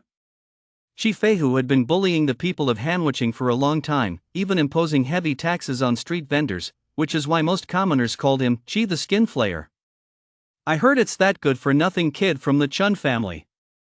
Now he is a big shot, looking pretty impressive. He has only been in the army for a few months. I'm going to send my son into the army too someday." Han coldly watched the passers-by discussing Chi Feihu. Keeping a low profile wasn't his style. His goal was to be as flashy as possible. Before long, the motorcade arrived at the Chi family's front gate. Along the way, Chi Feihu had endured endless scorn and ridicule. He even wished for death.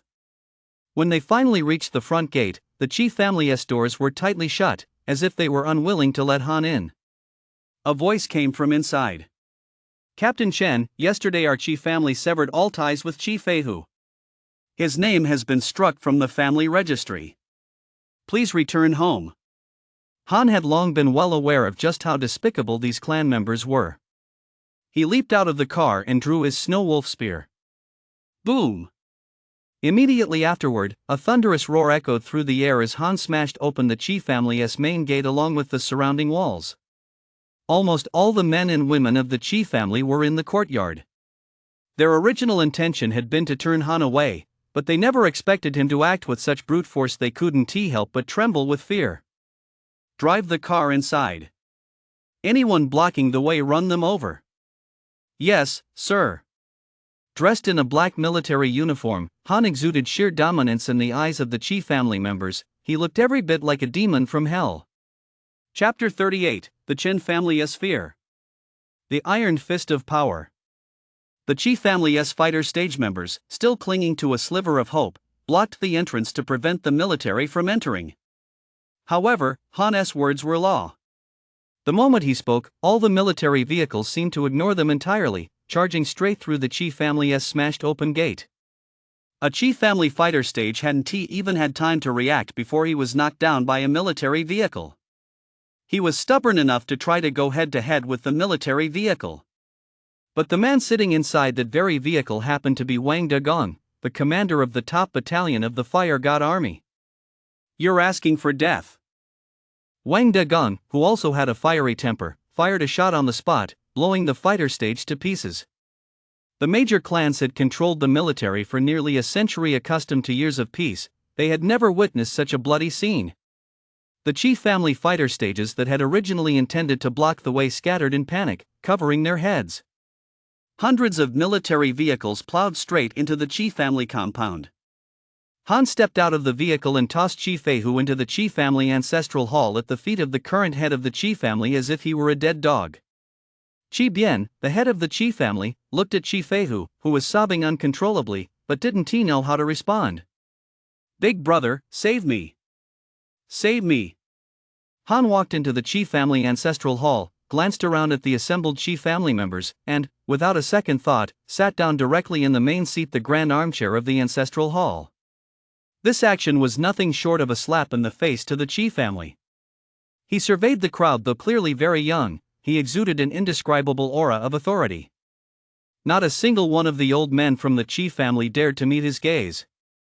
"With so many of you here from the Chi family, are you planning to discuss how to deal with me?" Exposed by Han's single remark, cold sweat broke out on the backs of the Chi family members. Chi Bian finally lost his composure and said coldly, "Han, what exactly do you want?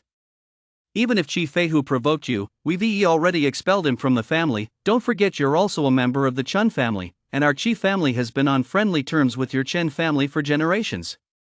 Han remained expressionless as he listened, instead turning his gaze to the soldiers from various military camps stepping down from the military vehicles. He picked up a cup of untouched tea beside him, took a sip, and only then finally spoke. "Kill." That single word sent a chill down the spines of everyone in the Chi family. A soldier's duty is to obey orders. The moment that word was uttered, the soldiers charged at the Chi family members.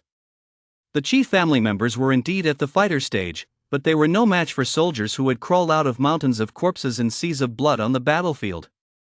In less than a moment, the Chi family compound was filled with blood-curdling screams. The blood that flowed even stained the Chi family's tiered steps crimson. Countless corpses were thrown into the pond within the Chi family's courtyard. Han, as the instigator, merely watched it all unfold with a cold gaze. Moreover, he understood these clans' vulnerabilities all too well. The women may be spared, but every single man, not one, shall be left alive. Chi Bian immediately realized that Han intended to wipe out the entire Chi family line. This was even more terrifying than the annihilation of a clan. It was a strike at the very heart of their existence. Every family values its lineage above all else. With all the men dead, what use were the women? The agonized screams nearly shattered Chi Bian's heart, yet he was powerless to stop it. All he could do was cry out in despair, "Stop! Stop it!" The scene tore at Chi Feihu's heart. He deeply regretted ever seeking revenge against Han. For over 10,000 soldiers to raze the Chi family to the ground would be a mere formality. And today, many other clans had sent people to gather intelligence. Since Han had violently smashed open the gates, everything happening at the Chi family's compound was clearly visible to the other clans. The Chi family's plight made them feel as if they were experiencing it firsthand. Some even filmed the scene and shared it within their own clans. But at that moment, the Chen family was the most terrified in all of Hanwu City. The vast Chen family ancestral hall was now teeming with people, a scene of utter chaos. Normally, the Chen family ancestral hall would never be this crowded. The Chen family itself doesn't have that many members. The majority of the crowd consisted of members from other families in Hanwu City. The reason was simple: the Chen family is the most prominent clan in Hanwu City and the foremost representative of the city's family interests. The members of these families had come to the Chen ancestral hall for two reasons: first, to seek help; second, to demand accountability. Chen Jinan, your family has truly produced a fine young man. He is about to wipe out the Qi family. Once the Qi family is wiped out, it'll be our turn next, won't it? He is now under the protection of Marshal Yu and has the entire army at his disposal. Who in Hanwu City would dare lay a finger on him? Chen Jinan silently watched the Qi family's dire situation on the screen, remaining speechless for a long while. Compared to the various families demanding accountability, what he feared most right now was Han, sitting expressionless in the center of the ancestral hall. How could Han possibly be unaware that the Qi and Chen families had been close allies for generations? But Han's ruthless crackdown on the Qi family was nothing short of a warning to the Chen family. It was a case of, when the lips are gone, the teeth feel the cold. Damn it, no matter what, this mess that Han that good for nothing has caused is something your Chen family has a responsibility to clean up. Just then, a rough voice interrupted Chen Jinan's reverie. Chen Jinan was already gripped by fear now. At the sound of those words, the head of Hanwu City's most prestigious family was so terrified that he tumbled from his chair and landed on his butt on the floor. Everyone stared at Chen Jinan's humiliating state, momentarily stunned. They had expected the Chen family's patriarch to lead the resistance, but never imagined he would react this way. Chen Jinan, having made a fool of himself, was momentarily speechless. Chen Shini, however, remained relatively composed. He calmed the crowd, saying, "Everyone, don't panic. Han isn't some bloodthirsty maniac. He must have his reasons for acting this way. Let us wait and see what he is actually trying to do." Meanwhile, at the Qi family estate, nearly all the men and women had already been slaughtered. Most of the men's bodies lay in pools of blood, and cries of anguish filled the air. 2 tears rolled down Qi Bian's cheeks as he fell to his knees before Han with a thud. "Second Lieutenant Chen, I beg you to stop. If this continues, the Qi family will be wiped out." At the same time, every influential member of the Qi family inside the ancestral hall knelt as well. "Second Lieutenant Chen, please spare us. Second Lieutenant Chen, spare our lives." Han figured the time was about right. He finally pulled the Northern Expedition plan from his coat and tossed it at Qi Bian's feet. "Halt," Han barked. The soldiers immediately stopped and lined up in formation within the Qi family compound. Qi Bian picked up the Northern Expedition plan and began to read it slowly. Northern Expedition Plan, to subdue the Dark Realm. All clans must agree to the plan and contribute generously. Depending on the clan's size, donations of wealth and goods shall be made. Upon reading this, Qi Bian's eyes widened in disbelief. He was so startled that the Northern Expedition plan slipped from his grasp and fell to the ground. He glared at Han furiously. 100 kilograms of star crystal? Why don't you just go out and rob people? Han looked at him impassively, saying nothing. Qi Bian glanced at the corpses of the Qi family members scattered around him, suddenly realizing the truth. A chill ran through his body. Wasn't this exactly the same as robbery? Chapter 39, The Clan Chief Pays a Visit. No forgiveness. The other possessions were one thing, but Star Crystal, a non-renewable resource, was essentially each major clan's trump card, a strategic reserve. Under normal circumstances, it would never be handed over. Han had made an outrageous demand, asking for 100 kilograms of Star Crystal right off the bat. That was practically the entire amount of Star Crystal the Qi family currently possessed. It was tantamount to stripping the Qi family of everything they owned. And if they didn't hand it over, their clan would be wiped out.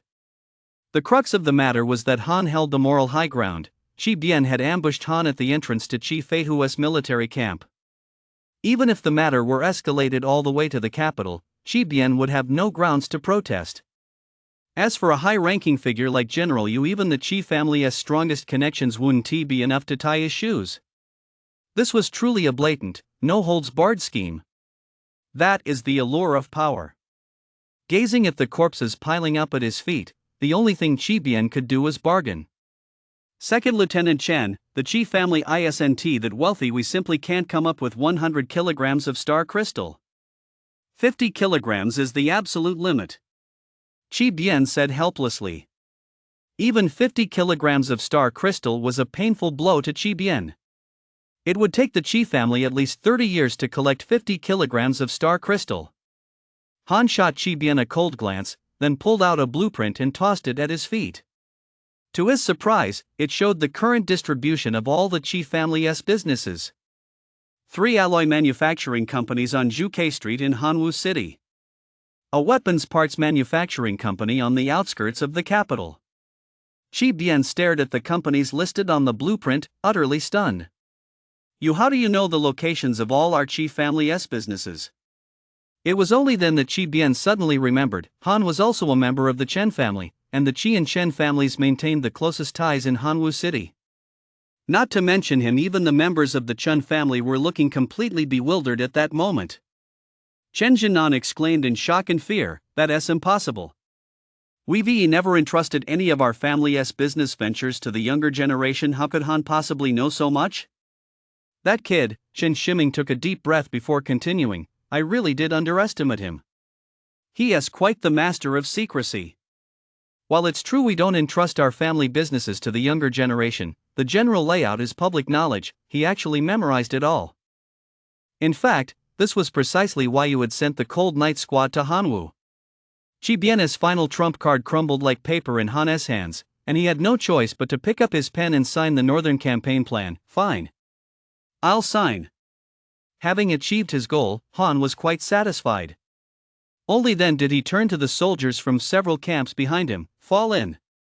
After plundering the Chi family's estate clean, the massive convoy of several hundred military vehicles slowly drove away. But those who were most terrified at that moment were the large group of clan members gathered at the Chen family estate. Does this Han intend to drive all our clans to our deaths? If he is going to do this, we can't just sit around waiting for others to strike, can we? What on earth should we do? Can anyone come up with a plan? Listening to the clamor in the ancestral hall, Chen Jinan was almost completely at a loss. Just a few months ago, it was right here in this very hall that he had led the Chen family in sending Han off to the military camp. A few months later, the situation had taken a complete 180-degree turn. Aside from endless fear, Chen Jinnan's heart was filled mostly with regret. If only they had treated Han well back then, would this situation have been avoided? An 18-year-old second lieutenant and Marshal U.S. personally designated heir, the Chen family had once had the chance to rise to the top in no time. After pondering for a long time, Chen Jinnan finally came up with an idea. Send a gift. As soon as those two words were uttered, the entire ancestral hall finally fell silent. I don't believe it. Is there really anyone who is completely selfless? Han is one of us, a member of the Chen family. I'm confident I know him well enough. Aren't they just doing this for money? What northern expedition? It's all bullshit. Just a bunch of brats. A new official always makes a splash when he takes office. If I go personally to present a gift, that'll be giving him plenty of face. Chen Jinnan finally regained the composure befitting the head of a clan. As the representative of the Hanwuching clans, if he didn't take a stand now, the major clans would likely descend into chaos all on their own without Han even having to lift a finger. Yet the words he'd spoken to Han just a few months ago still rang in his ears. If he went, he'd likely lose all face. The members of the Chen clan rushed to dissuade him. Clan chief, why don't I go instead? Clan leader, Han is just acting like a child who hasn't had his fill of tantrums yet. Let us send a few more people. There is no need for you to make the trip yourself. Chen Jinnan shook his head. Unless he appeared in person, Han would likely not back down. The next day, Han moved his office to the Hanwoo City Government Building. Having just crushed the Chi family, Han wasn't ready to take further action just yet. Instead, he dispatched his men to observe what moves the major clans would make. With some rare free time on his hands, Han took Shui to the Hanwoo City military arsenal. Han now held the highest command authority in Hanwoo City. Even the city lord had to take orders from him, so naturally, he had full access to the military armory. Although the Chen family had never skimped on Shui's tuition. Shui was, after all, an A-class talent, yet she had received no preferential treatment in terms of resources from the Chen family. Even now, Shui didn't possess any combat armor or weapons. Seeing the vast array of weapons and equipment in the armory, Shui was instantly overjoyed. Brother, are you saying I can pick out any weapons or gear I want from the armory? Han ruffled Shui's hair affectionately. Back when they were with the Chun family, Han had never given his younger sister anything. Instead, he had consistently relied on her high-level talent to claim family subsidies. He felt extremely guilty about this. Now that he finally had the chance, he naturally wanted to make it up to her. With that, Han took out the golden sun breathing technique and the vitality elixir refined from exotic beast materials from his robe. Take this breathing technique and the vitality elixir. Remember, never reveal the golden sun breathing technique to anyone. An innocent man bears no guilt, but possessing a treasure brings guilt. Shui was always the most obedient. She took Han's advice to heart and nodded repeatedly. Brother, we finally don't have to put up with the Chun family's abuse anymore. Perhaps recalling all the hardships of the past years, Shui was so moved that tears welled up in her eyes. Han felt the same way, which was precisely why he would never forgive the Chen family. Even though he was a member of the clan, he had still turned his blade against his own kin.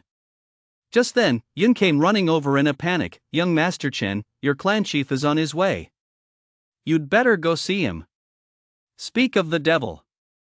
Han had wiped out the entire Qi clan, leaving fewer than 20 able-bodied men among its hundreds of members. He had long anticipated that the Chun clan would make a move. He just hadn't expected them to arrive so quickly. Brother, I'm a little scared. The clan chief, Shui, tugged at Han's sleeve, her head bowed. Of the entire Qin clan, the one who had treated Han and his sister the worst was, in fact, Chen Jinan. He might not have taken action himself, but he always turned a blind eye. Combined with the fact that he was the most powerful figure in the Chen family, this was why Shui was so terrified whenever she heard that Chen Jinan was coming in person. Shui, Chen Jinan can no longer threaten us. Come on. I'll take you to see him in person. Starting today, you'll sever all ties with the Chen family once and for all. Chapter 40, A Terrifying Blow. The Chen family bows down. In the main hall of the Hanwu city government building, Chen Jinan had been waiting for Han for quite some time. Of course, he hadn't come empty-handed. Accompanying him were several general stage cultivators from the Chun family, who were carrying over a dozen crates of precious items. Han walked in slowly with Shui by his side. This was the first time Chen Jinan had seen Han in person since Han had severed ties with the Chen family. The moment he laid eyes on Han, Chen Jinan was utterly stunned. 4th tier fighter stage. As a 7th tier general stage cultivator himself, Chen Jinan could naturally gauge Han's cultivation level. Just a few days ago, during his battle with Qi Feihu, Han had been only at the 3rd tier fighter stage, yet in the blink of an eye, he had already reached the 4th tier. It was truly extraordinary. How on earth did he do that? Chen Jinan's mind was in turmoil, but he kept his composure on the surface, even offering Han a forced smile. Han's expression remained calm. He ignored Chen Jinan and instead walked to the seat of honor in the hall, where he cut ties with the Chen family in a single sentence. Clan leader Chen, it's an honor to have you here. Is there something you need? Han sat in his chair, scrutinizing Chen Jinan just as Chen Jinan had scrutinized him a few months earlier. This reversal of status left Chen Jinan at a loss, but he had no choice but to grit his teeth and endure it. Xiao Han. Before he could finish, Han cut him off. Please address me by my title while we're working. A torrent of rage surged through Chen Jinan's heart. After all, he was an elder of the clan, yet here he was, being treated this way by a junior. But he gritted his teeth and held his ground, continuing, Second Lieutenant Chen, I know the Chen family has wronged you all these years, and I feel deeply guilty. Isn't this some compensation for you? As he spoke, Chen Jinan ordered his men to open the boxes. The first chest contained dazzlingly golden bars, all of them true to weight. Even in the new calendar era, gold remained a hard currency. In fact, its status had even risen compared to the old era. Next came the second chest, then the third. In addition to the gold, there was vitality elixir and precious metals used to craft high-end weapons. Every single item was incredibly valuable. Each crate was worth at least tens of millions of blue star coins. The most valuable items were in the last few crates, crystalline and translucent, containing boundless energy, none other than star crystals, currently the most valuable commodity. There were at least 500 kilograms of them. To curry favor with Han, the major clans had truly spared no expense. The Chen family's current stockpile of star crystals likely didn't even reach this amount. Yet throughout this entire process, Han merely narrowed his eyes slightly. Clan leader Chen, what are you getting at? Chen Jinnan assumed Han was impressed and immediately smiled knowingly, nothing in particular. I told you, this is just a little compensation for you. And of course, for Shui as well.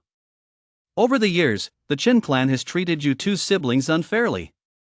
Chen Jinnan's fawning manner left Shui feeling somewhat at a loss. In the past, Chen Jinnan had never even given the two of them a second glance.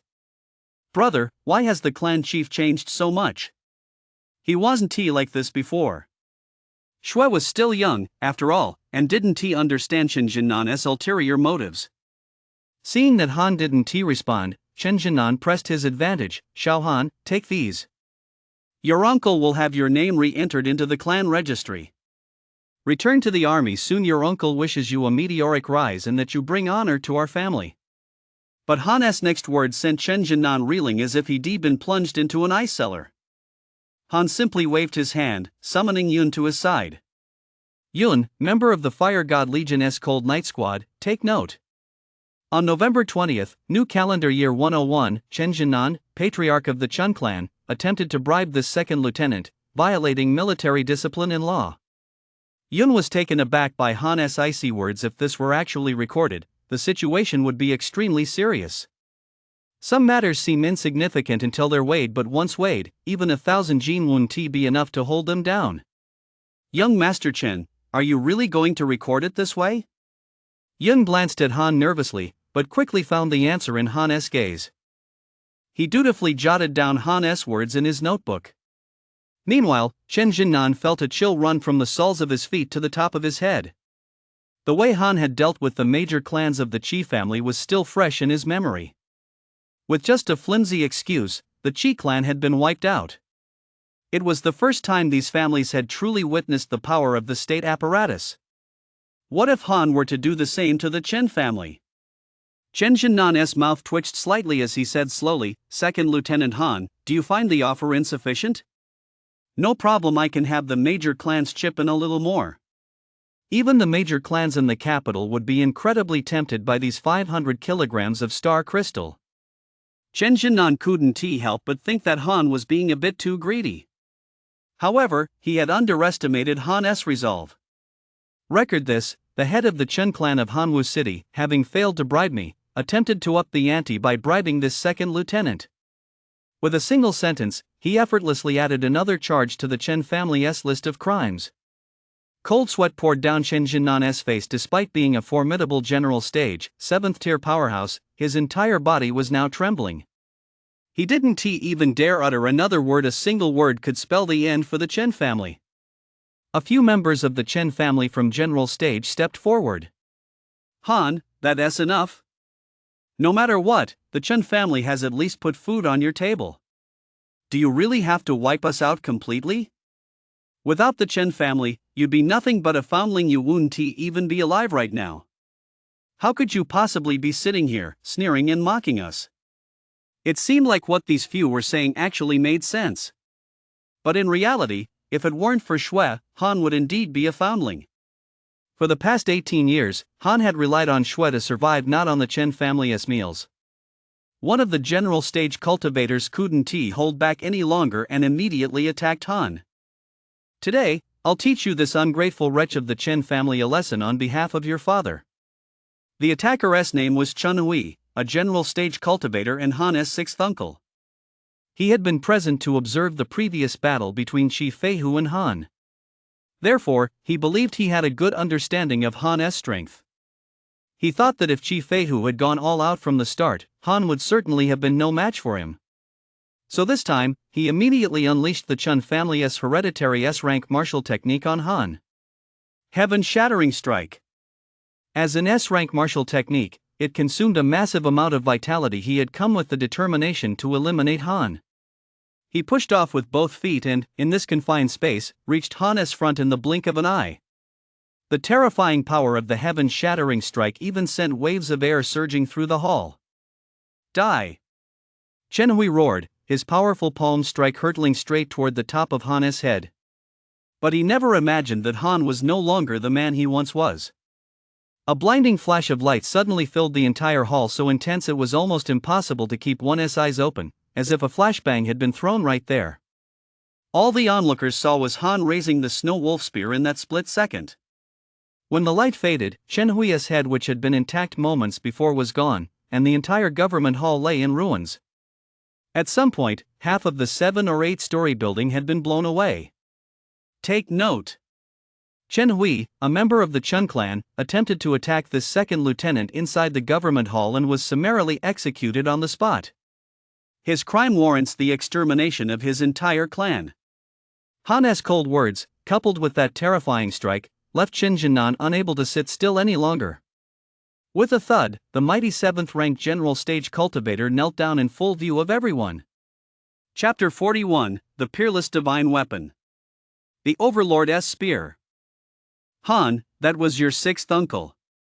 Why were you so ruthless? Consider this a plea from your eldest uncle. Spare the Chen family. They're your own kin. Chen Jinnan, who had always been arrogant and overbearing, was now weeping openly. He knelt before Han like a stray dog. For he knew full well that Han possessed the power to wipe out the Chen clan. Faced with Chen Jinnan's tearful pleas, Han remained unmoved. Get out. That single word was Han's only answer. Looking at the ruthless Han, a tinge of fear welled up in Chen Jinnan's heart. He feared that Han might actually call for men to come and execute him on the spot. Let us go. Chen Jinnan waved his hand, signaling the Chen family members to carry their belongings back. Han sat in his chair and spoke slowly, "The people can leave, but leave the belongings behind." Chen Jinnan was taken aback. Didn't you agree not to harm the families of Hanwu City? Why should these items go to you? To his surprise, Han calmly pointed at the damaged government building. This government building wasn't cheap to build. Since your Chen family has offended this commander, the bill naturally falls on the Chen family. Put.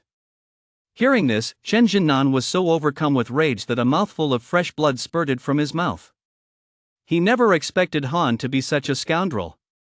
These valuable items, especially the 500 kilograms of star crystal, were a veritable treasure trove, enough to found an entirely new family.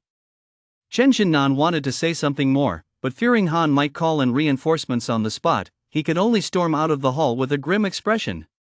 Watching Chen Jinnan and his men walk away, Han smiled contemptuously. At some point, Yun had fully armed himself, even donning the Type 6 special combat armor, and approached Han with the utmost deference. Young Master Chen, when do we make our move? Last time at the Qi family's, I didn't kill a single one. That left that kid Meng to claim the military merit. Han raised an eyebrow. Start what? To wipe out the Chen family. Isn't that what you said? Yun was taken aback, looking at Han with a puzzled expression.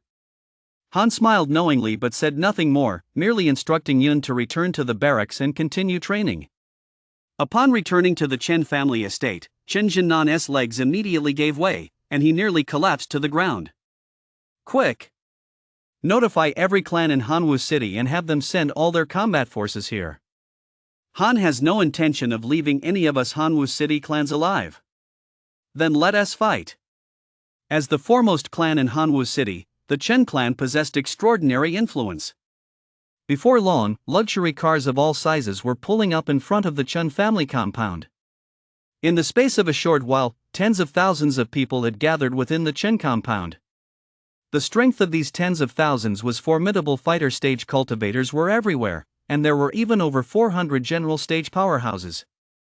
Clan leader Chen, are you saying Han is really that ruthless that he'd turn on his own clan? He is leaving us no way out, so we'll fight to the death. We'll go down together. Filled with righteous indignation, the crowd braced for battle within the Chen family compound. If Han were to arrive with a large convoy of military vehicles, just as he had done when dealing with the Qi family last time, it would likely result in a bloody firefight, with rivers of blood flowing. However, after waiting a full day during which the crowd even ate 3 meals at the Chen residence, there was still no sign of Han's arrival. Just then, a scout who had been gathering intelligence rushed in. "Everyone, from what I've observed, Han has been staying at the government building, organizing its repairs. There are no signs that he is planning an attack." This news surprised the group, and they slowly cast suspicious glances at Chen Jinan. But the one who was even more shocked at that moment was Chen Jinan himself. After all, Han's behavior the previous day had undeniably made it seem as though he intended to wipe out the Chen family. It was in that very instant that Chen Jinan had a sudden realization that it had been Han's strategy all along. Han's absence was a signal, a clear indication that he had no intention of exterminating them completely. This simple signal was enough to instantly shatter the once united clans of Hanwu City. First intimidate, then divide. Chen Jinan could hardly believe this combination of tactics. Was this really the same little brat he'd always known? The heads of the major clans were shrewd, too. How could they fail to see through it? Immediately, someone spoke up. "Clan leader Chen, I have matters to attend to in my clan. I won't be staying here to wait with you. I must take my leave." "Me too." Chen Jinan watched the crowd depart, nearly overcome by despair. He had originally planned to go head-to-head with Han. At worst, it would be a case of mutual destruction, but now he had lost even that trump card. He roared in anger, "Stop right there! Can't you see this is Han's scheme to sow discord? How could the major clans not understand this?" But Han's was an open scheme, an unbeatable one. If they continued to resist, their fate would inevitably be the annihilation of their clans. So the crowd all but ignored Chen Jinan's words, and soon the Chen family compound was once again desolate. And all of this was exactly as Han had anticipated. In fact, that very night, families began arriving to pledge their allegiance. A man and a woman knocked on the door of Han's office. Upon seeing them, Han immediately stood up to greet them. "Uncle Ji, Aunt Ji, what brings you here?" The two were none other than Yun's parents. They hadn't come empty-handed. Aunt Ji was holding a plan for the northern campaign. Mr. Ji, meanwhile, was carrying a long, rectangular box on his back. Han actually harbored some goodwill toward the couple. Since Mr. and Mrs. Ji lacked any talent for cultivation, they had long been treated with disdain within the Ji family. As a result, Han could empathize with their plight. Moreover, they often provided Han with financial support in secret. Mr. Ji placed the long box on Han's desk and handed him the Northern Expedition Plan. "Xiao Han, let us be frank, the Ji family has sent the two of us to make peace with you. We've already signed the Northern Campaign Plan. Please take a look." Han raised an eyebrow and quickly scanned the plan. Sure enough, the head of the Ji family's name was already signed in the blank space. After all, Han's mission at Hanwu was to get the family to sign the plan and donate money and supplies. As long as that objective was met, Han wouldn't make things unnecessarily difficult. He nodded in satisfaction. "All right." Then, his gaze fell on the long, rectangular box sitting on the table. "And what is this?" Ji's father gave a hearty laugh and immediately opened the box. To his surprise, the box contained a long spear. At first glance, the spear was clearly of exceptional quality. The entire shaft radiated a unique luster characteristic of high-grade metal alloys, with dragon patterns engraved upon it that were vividly lifelike. Most impressive was the spearhead, which had been polished and carved from a strange black stone. For some reason, Han sensed a terrifying aura of lethality emanating from the spearhead. Even without holding it, just a single glance was enough to send shivers down one's spine. "Xiao Han, this spear is called the Overlord Spear. The shaft is forged from alloy number 3, a metal derived from meteorites capable of producing star crystals. As for the spearhead, it's made of a previously undiscovered metal known as the seventh element, whose strength surpasses that of any metal discovered to date. Its original owner was Han Haoren, the first god stage in the history of Great Xia." Chapter 42, 100x Training Speed. Fighter Stage, 7th Tier. Han Haoren. A prodigy of unparalleled talent and extraordinary natural gifts, he was the first god stage level powerhouse in the continent's history. One could even say that the god stage realm was established because of him. At the height of his power, he and Yu were known as the twin pillars of the empire.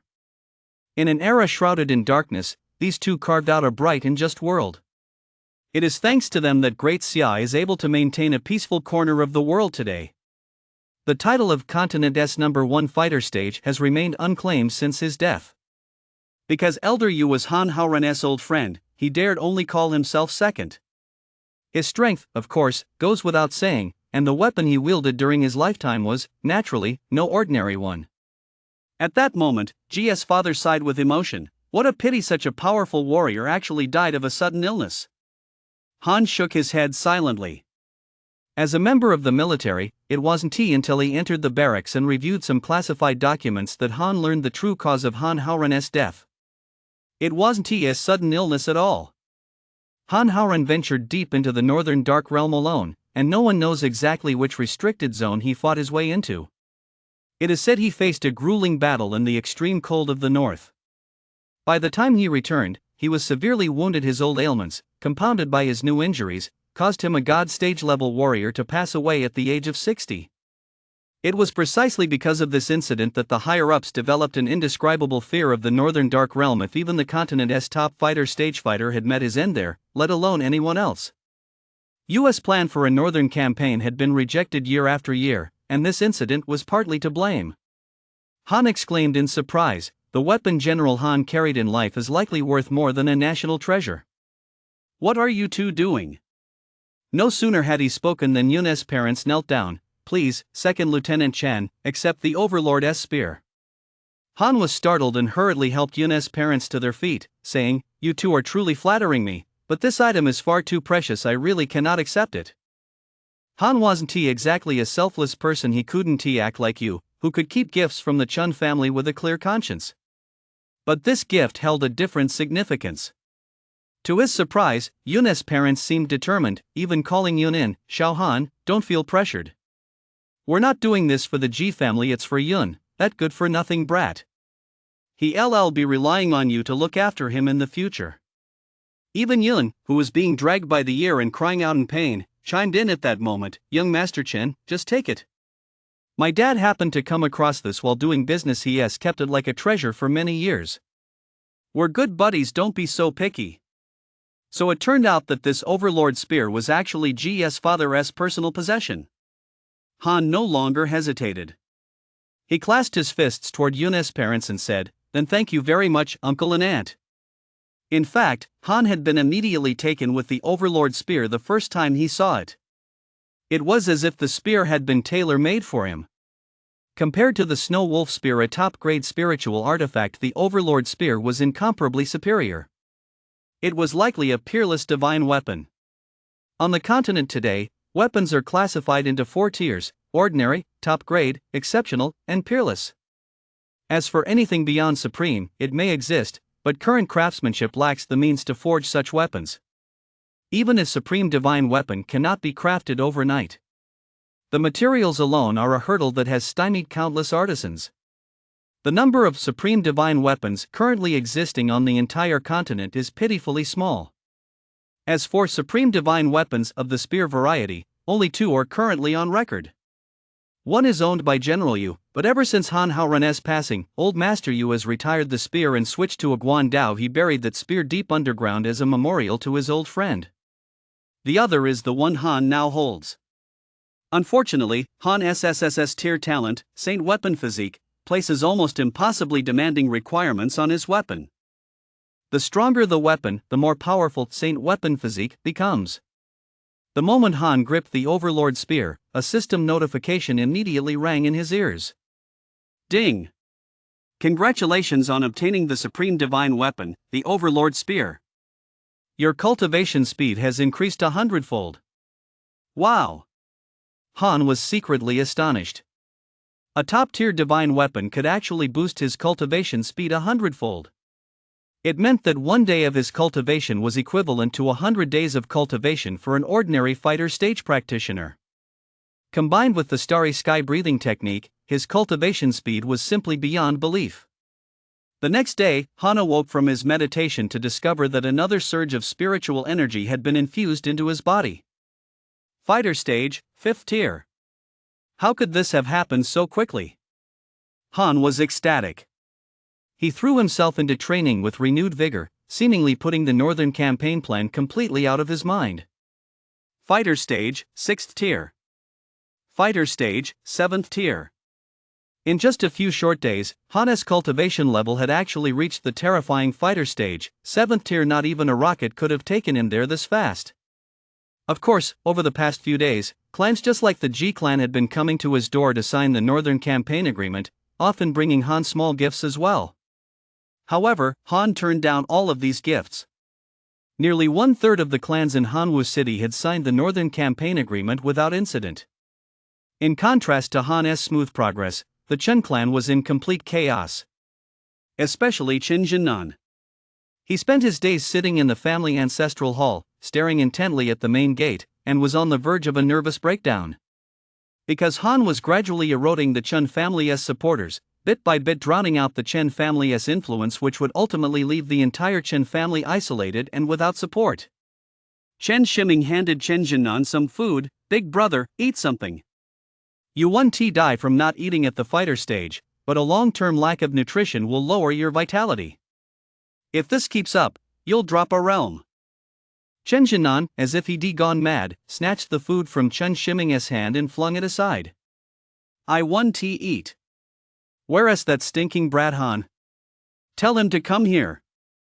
Isn't he trying to wipe me out? Why isn't he coming?" A few months ago, Chen Jinan, who had once stood so high above everyone else, could never have imagined in his wildest dreams that his comeuppance would arrive so quickly. Chen Shiming felt utterly helpless. Never mind other clans, even within their own clan, there were now quite a few who questioned Chen Jinan.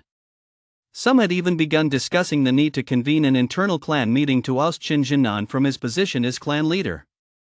Watching Chen Jinan's frenzied state, Chen Shiming finally fully grasped Han's objective. He intended to make Chen Jinan taste the bitter experience of being expelled from the ancestral hall. An eye for an eye, a tooth for a tooth. Well done, Han. I truly underestimated you. You're a master of psychological warfare. Chen Zhan looked toward the government building, his fists clenched tightly. That day, some uninvited guests arrived at the Hanwuching government building. It was none other than the White Light team, the very team he had lost to during the Special Operations Unit trials. Seeing this group, Han furrowed his brow slightly. He understood their purpose, and knew it was no simple matter. The clan's counterattack was coming. If the major clans were that easy to deal with, the Northern Campaign wouldn't have dragged on this long. Yu and Han had exchanged several phone calls. It seemed the operation in the capital was also facing significant obstacles. The person behind the White Light team was Zhong, the marshal representing the family conglomerate. He certainly wasn't up to anything good. Sure enough, upon seeing Han, Zhen Zilin cut straight to the chase and handed him a military order. The order was signed by some of the most prominent figures in the land. Zhong and Ouyang, two of the current 3 marshals. In addition, it bore the seal of the Privy Council, currently the highest authority in Great Xia. Chapter 43, The Battle That Will Decide Great Xia's Fate. The content of the military order was simple. It ordered Han to participate in a military exchange competition, an unprecedented one at that. The competition's targets were the geniuses from major universities across the nation. It was essentially a gathering of all the nation's brightest young talents. Naturally, this competition was no ordinary affair. Signed by 2 Grand Marshals and the Privy Council, it bore the signatures of all of Great Xia's highest authorities with the exception of Marshal Yu. It was practically a mandatory order.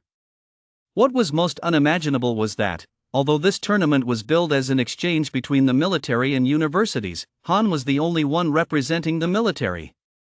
With such targeted selection, their purpose was self-evident. Zhen Zilin's lips curled upward as he said coldly, "Han, are you scared? Let me tell you, any college student currently enrolled can participate in this tournament." Han's heart sank at these words. This meant that among the prodigies participating in the competition, there might be people who had started training 3 or 4 years before him. After all, most of the exceptionally gifted individuals in Great Xia are found in the top universities. Not to mention, Han would have to face those geniuses all by himself. "Han, it's not that you can't opt out of this competition. The higher-ups want to make things difficult for you. You'll be immediately relieved of your duties as Marshal you and return to the barracks. Don't say I didn't warn you. I admit you're a genius, but with 600 million people in Great Xia, even if you're 1 in 10,000, there are still 60,000 like you. You can choose not to participate, but if you lose, you'll be immediately stripped of your military status and never hired again. Jin Zilin's words carried a heavy undertone of threat, as if he were trying to make Han back down in the face of adversity. The reason was simple: the outcome of this tournament represented a choice the higher-ups had to make between clan interests and the northern campaign. Those prodigies from the major universities undoubtedly came from prominent clans, while Han represented the commoner faction aligned with you. It may appear to be a factional struggle, but these two factions represent the highest powers in Greater Xia today. The outcome of this tournament will determine the very fate of Greater Xia. The clans are also afraid that if Han truly wins, the balance of power in Greater Xia will begin to shift, and the era of clan rule will be gone forever. Therefore, these clans will inevitably send their very best heirs to give it their all. Just then, the phone on Han's desk suddenly rang. It was Yu calling. His first words were, "Han, you don't need to participate in the Cloud Peak tournament. Come back, these old diehards are completely unreasonable." Yu's words betrayed a sense of despair. He was wholly devoted to the nation, yet he could not sway the current group of powerful and influential figures. This tournament was rife with danger. Those clans had come with the intention of killing Han. It was by no means a friendly exchange or friendly sparring match. He certainly did not want the heir he had set his sights on to meet an untimely end on the battlefield. A warrior's honor lies in dying on the battlefield, not at the hands of his own people. But Han's next words left Yu speechless. "Old Yu, do you want me to participate?" Yu remained silent for a long moment, but Han had already read the answer in his silence. Because this was the only opportunity in 100 years to shake up those powerful clans. As long as Han could win. But that probability was virtually zero. You didn't want Han to throw his life away for nothing. Han picked up a pen, quickly signed the military order, and then tossed it to Jin Zilin.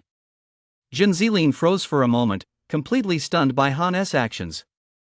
He exclaimed in horror, "Han, have you lost your mind? You're the military's sole representative in this tournament. You're going to face those peerless prodigies all by yourself. You have no backup. No one to rely on. You could lose your life at any moment." Jin Zilin, who had lived a life of luxury and privilege in the Thunder God army for years, simply couldn't believe that Han actually dared to sign that military order. Faced with those peerless prodigies, even he at General Stage Level 3 would have to prostrate himself on the ground. Han rose calmly, his entire being radiating an unrivaled, domineering aura. The moment this aura emanated, it filled Jin Zilin with utter dread. Fighter Stage Level 7? That is impossible. After all, it had only been half a month since the last Special Operations Team assessment. Half a month to go from Fighter Stage Level 3 to Fighter Stage Level 7. It was nothing short of mind-boggling. This couldn't even be described as a prodigy anymore. It was nothing short of a miracle. Half a month ago, although Jin Zilin had lost to Han, he'd been brimming with confidence. At the time he believed that if it came down to a pure test of individual strength, he could easily kill Han. The only reason he lost was because of Han's absurdly high vitality. But now, faced with Han's overwhelming aura, Jin Zilin, a General Stage Level 3 fighter, actually felt he might lose. He gulped and said slowly, "Han, would you mind sharing your current base stats?" Han didn't hide anything since he hadn't hung up the phone. Most of what he was saying was actually directed at Old Master Yu. "My current base strength is kilograms. Base speed is 2,672 meters per second. Vitality level 82. Those three sets of numbers nearly left Jin Zilin speechless. Were these the base stats a Fighter Stage 7 fighter could possess? His own base stats at General Stage 3 were only slightly better than Han's. His vitality value was a full 40 tiers lower than Han's.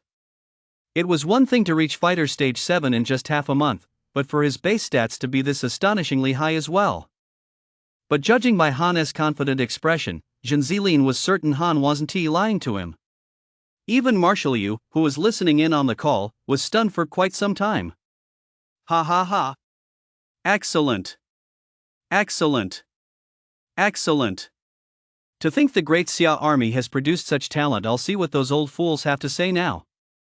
You exclaimed excellent 3 times in a row, then hung up the phone, presumably to go back to threatening those he referred to as the highest powers in Great Xia. A tree that stands out in the forest is sure to be blown down by the wind. Han had anticipated a counterattack from the clan, but he hadn't expected it to be directed solely at him. This is the fate of someone who is too outspoken. But if he weren't outspoken, he wouldn't be Han. Even if 1,000 men stand against me, I shall press on. If he wins, the northern campaign will succeed, Great Xia will rise, and even the power structure of Great Xia will be reshuffled as a result. But if he loses, there will be no chance left to bring down the clan. Zhenzilin's expression was complex as he sighed and said, Han, aren't you afraid that telling me your base attributes will prompt the people behind me to rethink how to deal with you? Han's expression was dismissive, even tinged with a hint of contempt. Bring it on. Even though he didn't share Han's stance, Zhenzilin felt a genuine sense of admiration well up within him at that moment, and he laughed, let us restore our army's honor. Just as he walked away, a system notification sounded in Han's ear. Ding! System mission assigned, participate in the Cloud Peak Exchange Tournament and win the championship. The reward is 60,000 points and 2 chances at targeted draws. Chapter 44, Antinomy. The Invincible Spear. 60,000 points and 2 targeted draws. This reward from the system was truly invaluable. But it also signaled just how difficult this mission would be. It had to be said that the people back in the capital had moved quickly. In just 2 days, they set up the competition venue. And the venue was actually located in Hanwu City. This exchange tournament had attracted attention from many factions in just these 2 days. Over 30 million people had flooded into Hanwu City. Clans from all over were keeping a close eye on this martial arts gathering, and many prominent figures whom people usually only saw on screens had appeared on the streets of Hanwu City. Before long, the day of the tournament arrived. Han, wielding his overlord spear, walked alone and soon arrived at the venue. As the star of this exchange tournament, his mere appearance drew massive crowds, with people flocking to catch a glimpse. Look, that's Han, the military's sole representative this time. They say he is a once-in-a-century genius. That's right. Reaching fighter stage level 3 in just over 3 months, it's the first time in history. What do you mean, fighter stage level 3? The latest news is that he is apparently already at fighter stage level 7. He is just 1 step away from reaching the general stage. The crowd chattered excitedly, their voices a cacophony of discussion, while Han's formidable aura struck fear into their hearts. Of course, there were also those who voiced dissent. A genius? What genius? This exchange tournament is full of prodigies. Have you heard of Zhao Wuji from Mochuan University, from the Zhao family of the capital? His lightning-based abilities are unmatched. A real force to be reckoned with. He defeated a senior while still a freshman. Ha, and there's Shangming from Starry Sky University. He is said to have SSS level talent. He is a junior now and already at general stage level 6. Xia has never lacked for geniuses. Even just the names mentioned by these few represent the very cream of the crop from the nation's top universities. On paper, Han's strength didn't seem to stand a chance. Among the onlookers were also members of prominent families, who immediately shouted, Han, just admit defeat. Don't end up with not a single bone left. Han, you're bound to lose. Amid the chorus of naysayers, Han spotted a familiar figure.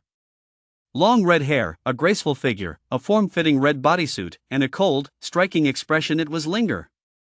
Behind her stood Yun and a few others from the Cold Night Squad. However, their cheers of encouragement were drowned out by the sea of naysayers. Han wasn't surprised to see them there, but what puzzled him was that Linger was actually holding a weapon. According to the rules, spectators were not allowed to carry weapons. What are you? Han murmured in surprise. Linger smiled knowingly. Hey! You're the team leader, and I'm your soldier now. If you, as the leader, are going to throw your life away, I can't just stand by and watch. The higher-ups want to take you down alone, and this girl won't stand for it. What if they try a relay attack? I might not be as strong as you right now, but I can definitely help block some of their attacks. Han suddenly realized Linger must have asked you to let her join this contest as well. With her there, Han wouldn't have to face this alone. A warm feeling welled up in Han's heart, and the corners of his mouth turned up.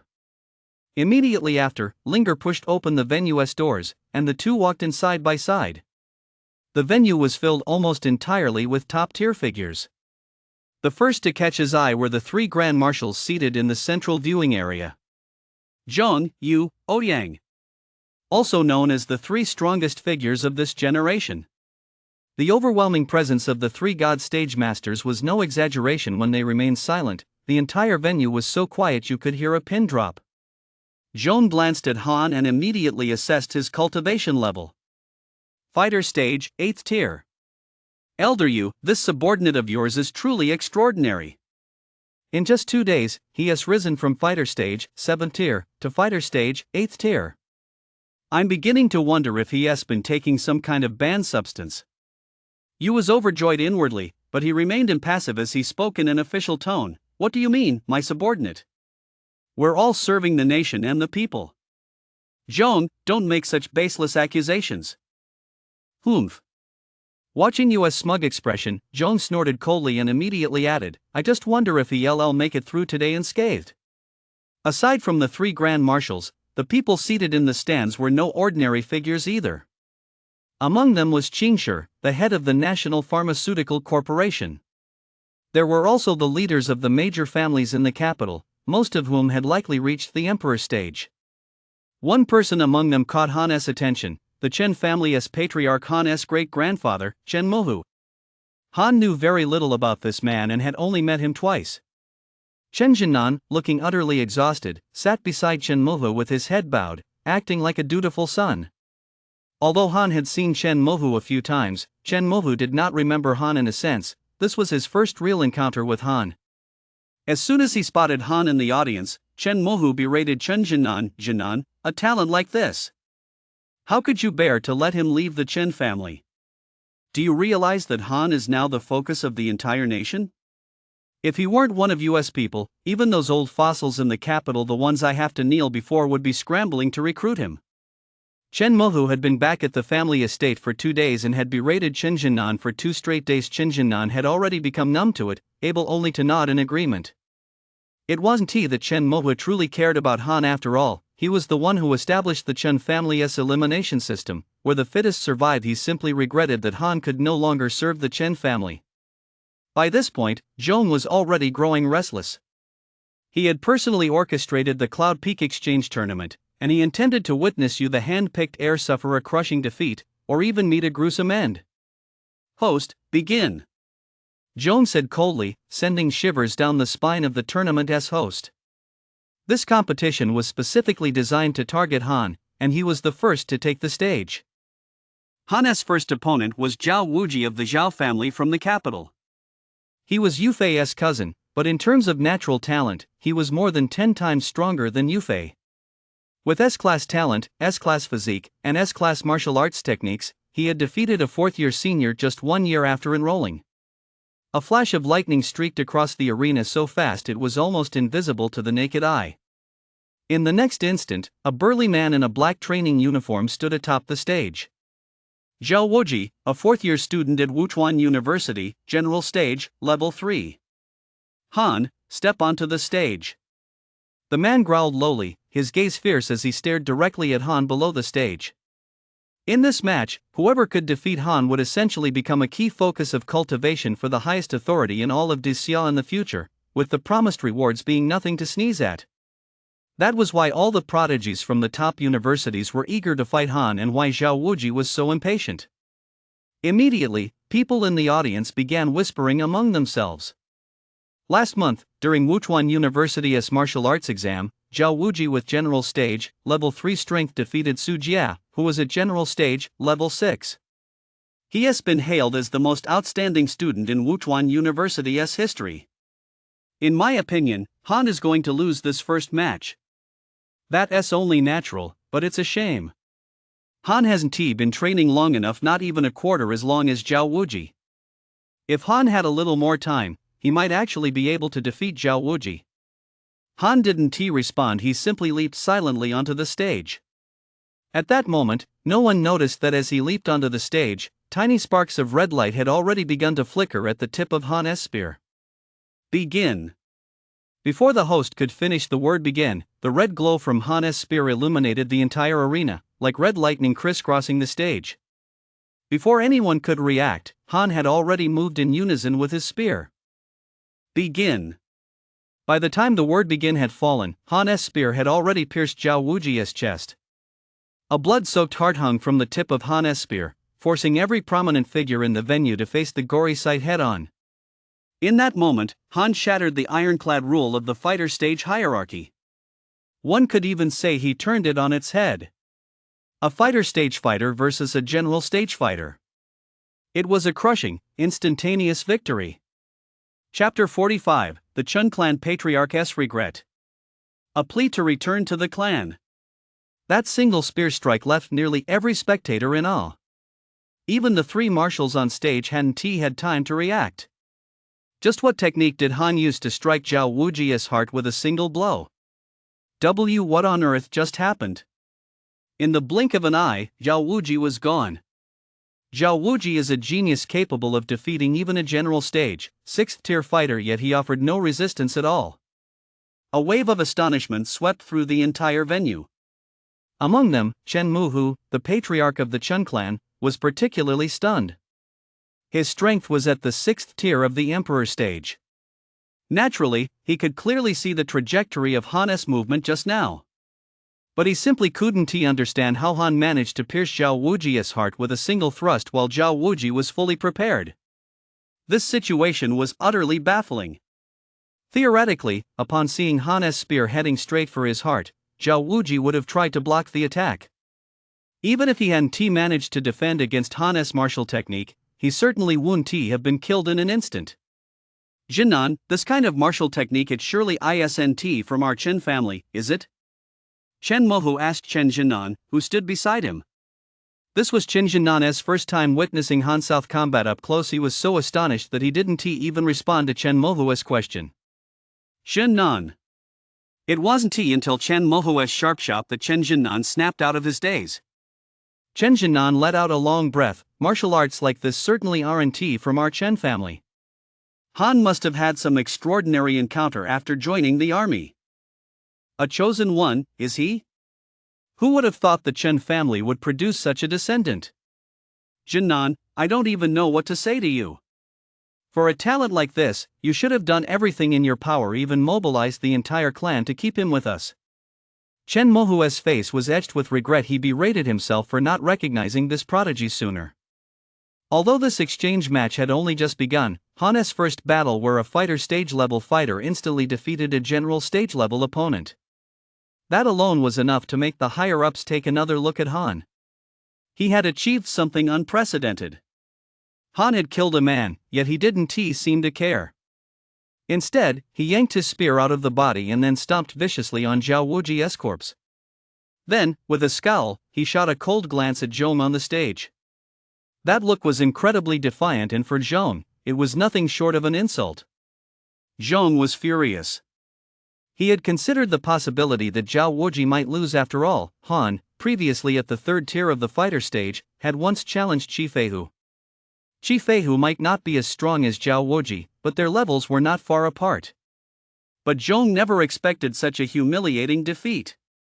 A powerful aura swept through the entire arena as Zhong roared, Han, this is a fighting ring, that's the top fighter at Wuchuan High School, how dare you kill him? Get on your knees. Zhong unleashed an unparalleled aura, as vast as an ocean, sweeping across the entire venue. The God stage is the highest realm in today's fighter stage world. The reason this realm bears the character for God is that the God stage is almost entirely detached from humanity.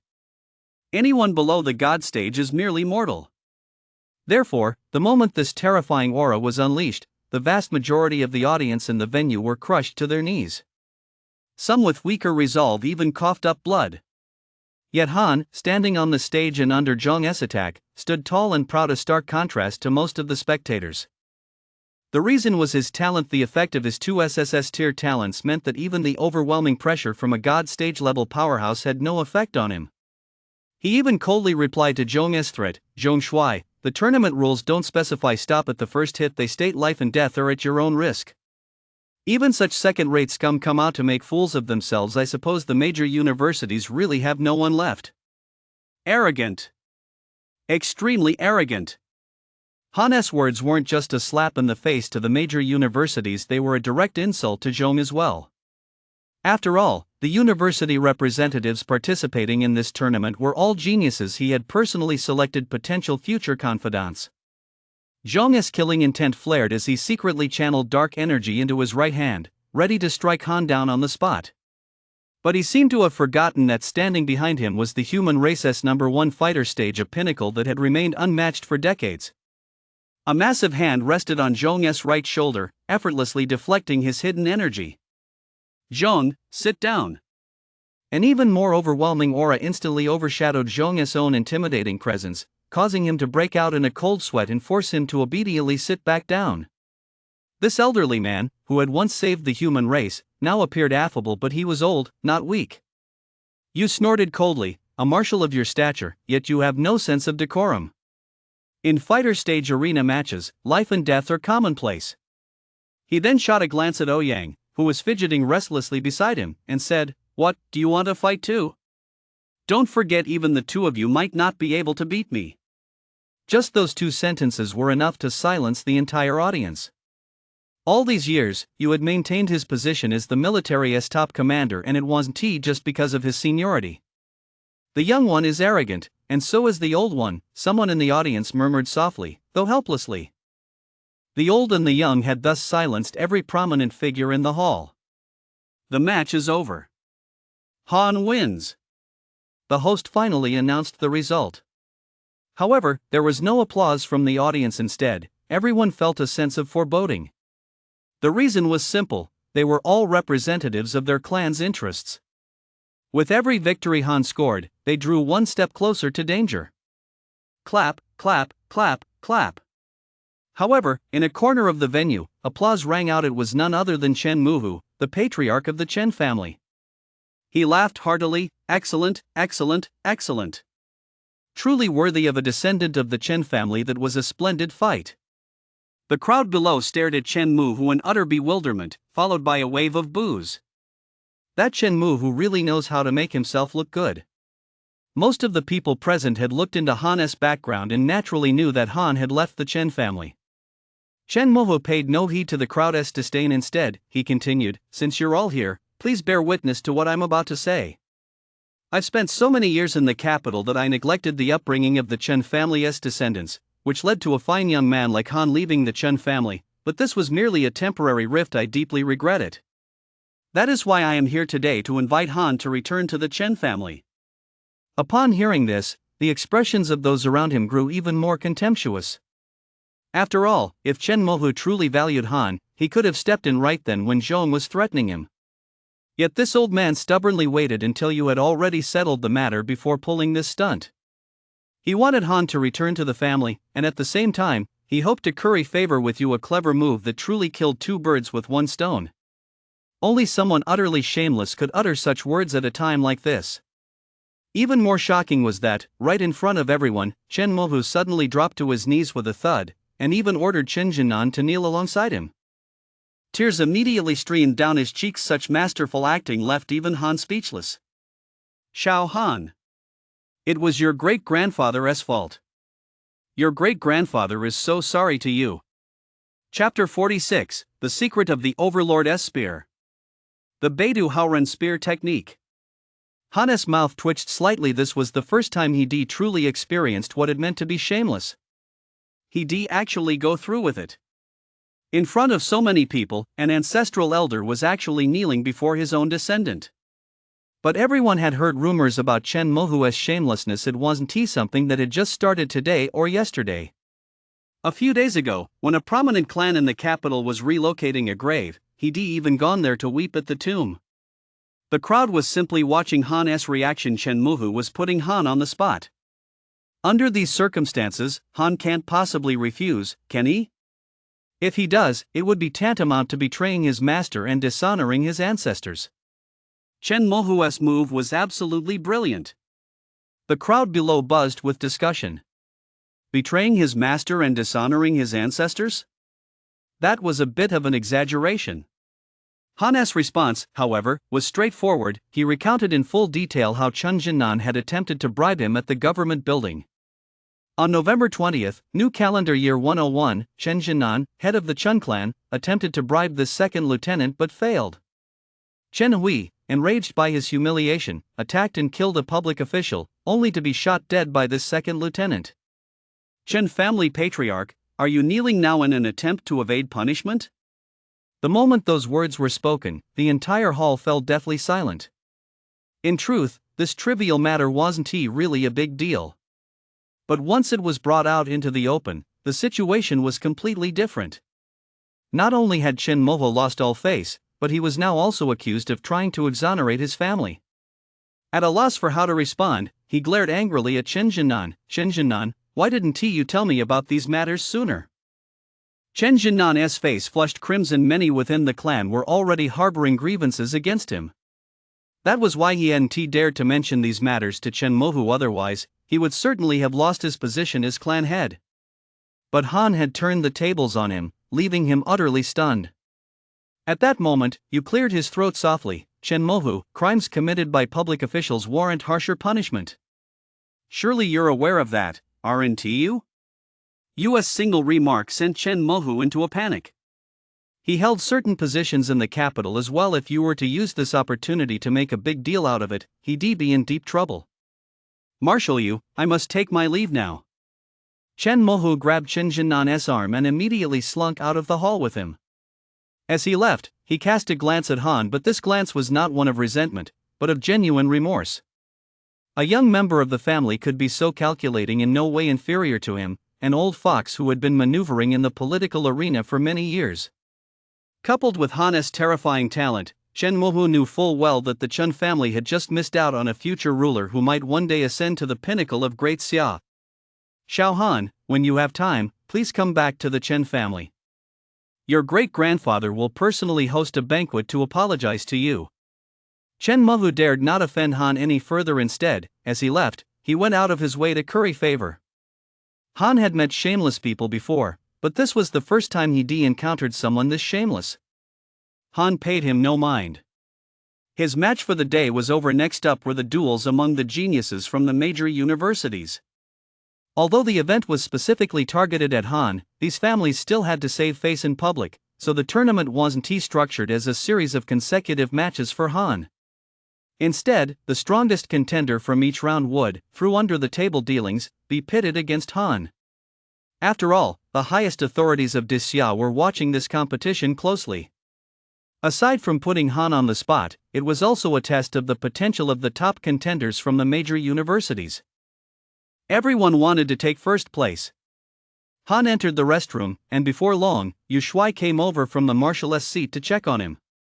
On this fighter stage, the greatest in the Great Xia, an elderly man well over 100 years old, actually broke into a childlike smile. Han. Well done. Very well done. I actually thought you were bound to lose this time, so I didn't want you to enter the competition, but you've truly surprised me. How could you not be overjoyed? This was the only chance in decades to topple his clan. Hope was right before his eyes. Although he remained the greatest fighter in Great Xia, his age was undeniable. On top of that, his body was riddled with hidden injuries, and no one knew how much longer he had to live. Perhaps this was his last chance. The Green Hills are filled with the bones of loyal warriors having fought his entire life. You hoped he could die on the battlefield. As he spoke, tears of gratitude streamed down Yu's face. The mighty first marshal of the three armies was actually moved to tears by Han. Marshal Yu, there is no need for that, Han hurriedly consoled him. As the saying goes, to repay the Emperor's kindness on the Golden Terrace, I'll wield the Jade Dragon and die for you. Marshal Yu had treated him with the honor due a national hero. Naturally, he would do his utmost. Just then, Yu suddenly glanced at the Overlord's spear Han had set aside, a hint of nostalgia flashing in his eyes. Is this my old comrade's Bawang spear? That it has fallen into your hands, I wonder if it's a kind of fate. Han Haoren and you were known as the Empire's twin pillars. Naturally, the two shared a deep bond. You gazed at the spear for a long time, then suddenly took it in his hand. With practiced ease, he twisted the shaft. To Han's surprise, there was actually a hidden mechanism inside the barrel. After you twisted the Overlord spear, a small recess appeared, containing a microchip. The chip looked very old, as if it were from 50 or 60 years ago. Han had had the Overlord spear for several days, yet he had never noticed it. General Yu, what is this? You smiled knowingly. I knew that big-eared thief would stash this thing in his own weapon. Thinking he could hide it from me? With that, you tossed the chip to Han. Connect this chip to your personal LAN. It contains a set of spear techniques, the Beidou Haoren spear manual. I suppose I don't need to introduce this technique to you, do I? Of course not. The Beidou Haoren spear technique is said to have been mastered by Han Haoren overnight after he reached the God stage. Drawing inspiration from the 7 stars of the Big Dipper, it is the world's premier SSS rank spear technique. Excluding those kept secret, this might very well be the only publicly known SSS rank spear technique in the world. According to military records, the day Han Haoren mastered it, the heavens and earth were shaken, and the mountains and rivers trembled. However, the power of this spear technique was so overwhelming that Han Haoren never passed it on to anyone in the military. Ever since Han Haoren perished while venturing into the Northern Dark Realm, this spear technique has been completely lost to history. In the 40 years since his death, countless people have scrambled for this technique, yet ultimately, no one has obtained it. Who could have imagined that he would hide the technique within the Overlord spear? Except for you, the person who knew Han Haoren best. General Yu, thank you. What Han lacked most at the moment was an SSS-level cultivation technique. Although the Yu family spear technique was formidable, it could no longer keep pace with his extraordinary talent and martial skills. Take your time to master it. Prepare for the upcoming duel. Among those college geniuses, there is one whose talent is particularly bizarre. You must be especially careful. Leaving those words behind, you returned to his marshal seat. Han, meanwhile, connected the chip to the local network, and a mysterious space suddenly appeared before his eyes. Standing within that space was a figure, standing tall and proud, a long spear in hand. Though faceless, merely a shadowy silhouette, the figure was nonetheless awe-inspiring. Surely, this must be Han Haoren, the world's strongest warrior. Chapter 47, 2 Hours of Enlightenment. What kind of monster is this? Han Haoren had his back to Han. He had even pre-recorded a voice message. His very first sentence made Han chuckle uncontrollably. To have discovered this chip of mine, I'm guessing you and that big fat guy must be pretty close. The tall, fat guy Han Haoren was referring to was Yu. Marshal Yu stood 2 meters tall and weighed 140 kilograms, as burly as an ox. Marshal Yu called Han Haoren big-eared thief, while Han Haoren called Yu fatso. Who would have thought that the Empire's twin pillars, hailed as national heroes, would actually be such a pair of clowns? The two knew each other inside and out. Han Haoren believed that Yu was the only one capable of discerning his Beidou Haoren spear technique. As soon as he finished speaking, Han Haoren's aura shifted abruptly. Though he was clearly just a phantom, Han felt him become incredibly towering and powerful. Remember this. The essence of my Beidou Haoren spear technique lies not in the moves themselves, but in the mindset of the fighter stage. The mindset of the fighter stage is victory. A general has only one goal: to win. Look down upon the world. Tower above the heavens. To wield the Beidou Haoren spear technique, one must have an unwavering resolve and charge forward without hesitation. The slightest hesitation will drastically diminish the effectiveness of this spear technique. Having said that, Han Haoren began demonstrating the Beidou Haoren spear technique. It must be said that the moves of the Beidou Haoren spear technique and the Yu family spear technique are in completely different leagues. Although Han Haoren and Yu are both among the top martial artists of their generation, their fighting styles are entirely different. The Yu family spear technique emphasizes flexibility and versatility. Almost every move flows seamlessly into the next. It catches the enemy completely off guard. But the Beidou Haoren spear technique, on the other hand, features wide, sweeping movements with every strike. Horizontal slashes, straight thrusts, sweeping spear strikes. The moves are extremely simple. There is only offense, no defense. Just as Han Haoren said, every move is designed to force the enemy into a corner. That is victory. Once you strike, there is no retreat. Until the enemy is defeated. This is the so-called mindset of a true master. Han Haoren's spear art is supremely domineering. It's about defeating opponents at all costs.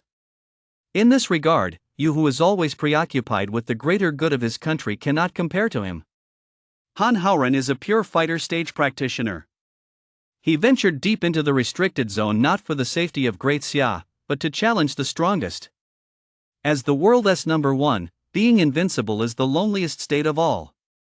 Han recognized the way of the stronger embodied within these ordinary moves. That very well was the essence of the Beidou Haoren spear technique. No wonder it's an SSS rank martial art. Before long, Han had fully mastered this spear technique. The words Beidou Haoren spear technique also appeared in the martial arts section of his system panel. Match number 10. Linger vs Zhan Mu. Just then, Han suddenly heard the announcement over the PA system. He and realized that the time he spent comprehending the Beidou Haoren spear technique had spanned a full 9 matches. It must have been about 2 hours.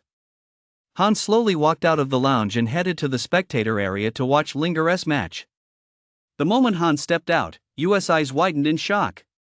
He immediately descended from the Marshal S seat and asked Han, "Why are you out here?" Surprised by Yu's reaction, Han waved his hand and said, "Marshal Yu, is there something you need?" "I've already mastered the Beidou Haoren spear technique." "What?" The continent's undisputed number 1 fighter stood there frozen in shock, utterly speechless. It wasn't until his secretary beside him shouted, "Marshal Yu, hurry back to the Marshal's seat, the match is about to begin," that Yu snapped out of it, though his expression remained one of utter astonishment. Even as he made his way back to the Marshal's seat, he kept glancing at Han. Han was utterly baffled. He merely mastered an SSS rank spear technique. Was that really enough to leave the continent's strongest warrior in such a state? However, Han didn't know that Yu had actually tried to learn this very same spear technique himself. But he hadn't succeeded. Back then, Yu had spent 2 full days and nights having Han Haoren demonstrate the Beidou Haoren spear technique for him, yet he never managed to figure it out. Eventually, Yu gave up. Even the very best warriors in the military had once observed the technique. Yet not a single one of them had managed to master it. The most extreme case was a man who had trained for a full 3 years without ever mastering the Beidou Haoren spear technique. Yu knew Han was exceptionally talented, but he believed Han would need to spend at least a day in the training room just to grasp the basics. But Han's very first words were that he had already mastered the Beidou Haoren spear technique. How could you not be astonished? Although national affairs took top priority in his eyes, his natural talent second only to Han Haoren's in all of Great Xia meant he couldn't possibly lack even a shred of the mindset of a fighter stage practitioner. When Han uttered those words, Yu even felt a pang of frustration. What kind of demonic prodigy is this brat, anyway? Yu tooted softly. Zhong and Ouyang were also taken aback by Yu's reaction. Although they had a minor clash with Yu just moments ago, the 3 Grand Marshals still had to maintain a friendly facade. Seizing the opportunity, Ouyang deliberately spoke up, feigning concern for Yu. "Marshal Yu, why did you react that way? Could it be that your favorite general is unwell?" It appeared to be concern, but was actually sarcasm. Numerous clan members also pricked up their ears and crowded around the Marshal's seat. At that moment, 90% of the people in the hall were hoping that Han would run into some trouble. Yu's expression was full of pride, his grin stretched from ear to ear. It seemed he was even happier about this than he was about his own mastery of the Beidou Haoren spear technique. He gave a faint chuckle and said haughtily, "During the 2 hours Han spent in the rest area just now, he mastered the Beidou Haoren spear technique." Upon hearing this, the crowd was initially taken aback. After all, not everyone was familiar with the Beidou Haoren spear technique. Suddenly, someone in the know asked Yu, "Are you referring to Marshal Han Haoren's lost, one-of-a-kind SSS rank spear technique?" Few people were aware of the Beidou Haoren spear technique. But when it came to Han Haoren, quite a few people knew of it. Thanks to US modesty, he had held the title of the continent's #1 fighter stage for nearly a century. No one could defeat you, and no one could defeat Han Howren. The spear technique used by such a man could hardly be ordinary. Although it was clearly Linger's match, because of US' single remark, the entire arena's attention shifted back to Han. Mastering Han Howren's gun technique in 2 hours? How is that even possible? Han Howren's gun technique is an SSS rank art. A single S rank art is enough to keep someone practicing for at least 3 years. For those with poor aptitude, it could even take 10 years. 2 hours. Are you kidding me? Even a genius must have his limits. Everyone's understanding of just how monstrously talented Han was took another huge leap forward. Even the match taking place on the field was forgotten. The entire arena was eerily quiet. Zhang's face turned ashen. In just 2 hours, Han had actually made further progress. Of course, the liveliest place at that moment was inside an ancient-looking building in the heart of the capital. This building was known as the Privy Council. The highest powers of the Great Xia Empire were all concentrated within these walls. For decades, the Privy Council had never been fully assembled. Yet today, because of one man Han, the nation's highest authorities had all gathered in one place. Chapter 48, The Nation Trembles. 3 battles, 3 victories. All 3 wins by instant knockout. The reason the number 24 precedes Privy Council is that there are 24 supreme authorities within the Privy Council. Any decision concerning the Great Xia can only take effect if signed by a majority of these 24 supreme authorities. Of course, matters pertaining to the military are decided by the 3 Grand Marshals. This is the current power structure of the Great Xia. These 24 supreme authorities are also ranked. The higher the rank, the greater the power. Therefore, the most powerful person in Great Xia is the one ranked first in the Privy Council. It is worth noting that Yu also holds a rank in the Privy Council 5th. Consequently, only 23 of the 24 supreme authorities were actually present today. Even so, unless the situation threatened the very foundations of the nation, it would be impossible for all 24 to gather. In the Privy Council hall, a screen stood horizontally, displaying live footage from the martial arts arena where Han was currently located. This young man, Han, he is truly remarkable. No wonder Yu holds him in such high regard. In just 2 short hours, he has managed to master Han Howren's spear technique. Back when I was in the military, I served under General Han, yet even now I still haven't mastered the Big Dipper Howren spear technique. I'm afraid we really need to consider placing the power of Great Xia in the hands of the commoners represented by you, rather than the clans. Gentlemen, don't be hasty. This exchange match has only just begun. Let us not jump to conclusions. Han is certainly formidable, but new talents emerge in every generation. No matter what, the bloodline of the clans is bound to be superior to that of the commoners. Because of Han, the 23 highest authorities of Great Xia had descended into utter chaos. Among them were those close to you, those representing the clans, and those who remained neutral. Their views differed, and their political stances clashed. Stop arguing. What kind of example are you setting? Don't forget who you are. A single, deep-voiced remark instantly silenced the entire hall. The speaker was none other than the most powerful figure in Great Xia, an elderly man who appeared to be in his 70s but bore a head of long, golden hair. Shang Tian. Each of the 24 supreme authorities held the power to determine life and death in their respective domains. But this Qing Tian could determine the ranking of the 24 supreme authorities. In other words, he determined their power. This alone speaks to the loftiness of his status. His single remark silenced the entire hall, and he then said slowly, "Ladies and gentlemen, please do not rush. Let us wait until this exchange tournament is over before we discuss this further." Xing Tian's stance was neutral. Whichever side won, he would stand with them. And it was precisely for this reason that this exchange tournament had been organized. Although Yu is a military marshal and the 5th-ranked supreme authority, Xing Tian is still free to disregard his authority. Once he speaks, no matter which faction it is, they have no choice but to wait patiently. However, after that, he added one more sentence. Han does indeed possess remarkable potential. If you two wish to fight, that's your business, but Han's life must be spared. If he dies whether on the arena or off it, I will investigate this to the very end. These two sentences were effectively Han's get out of jail free card.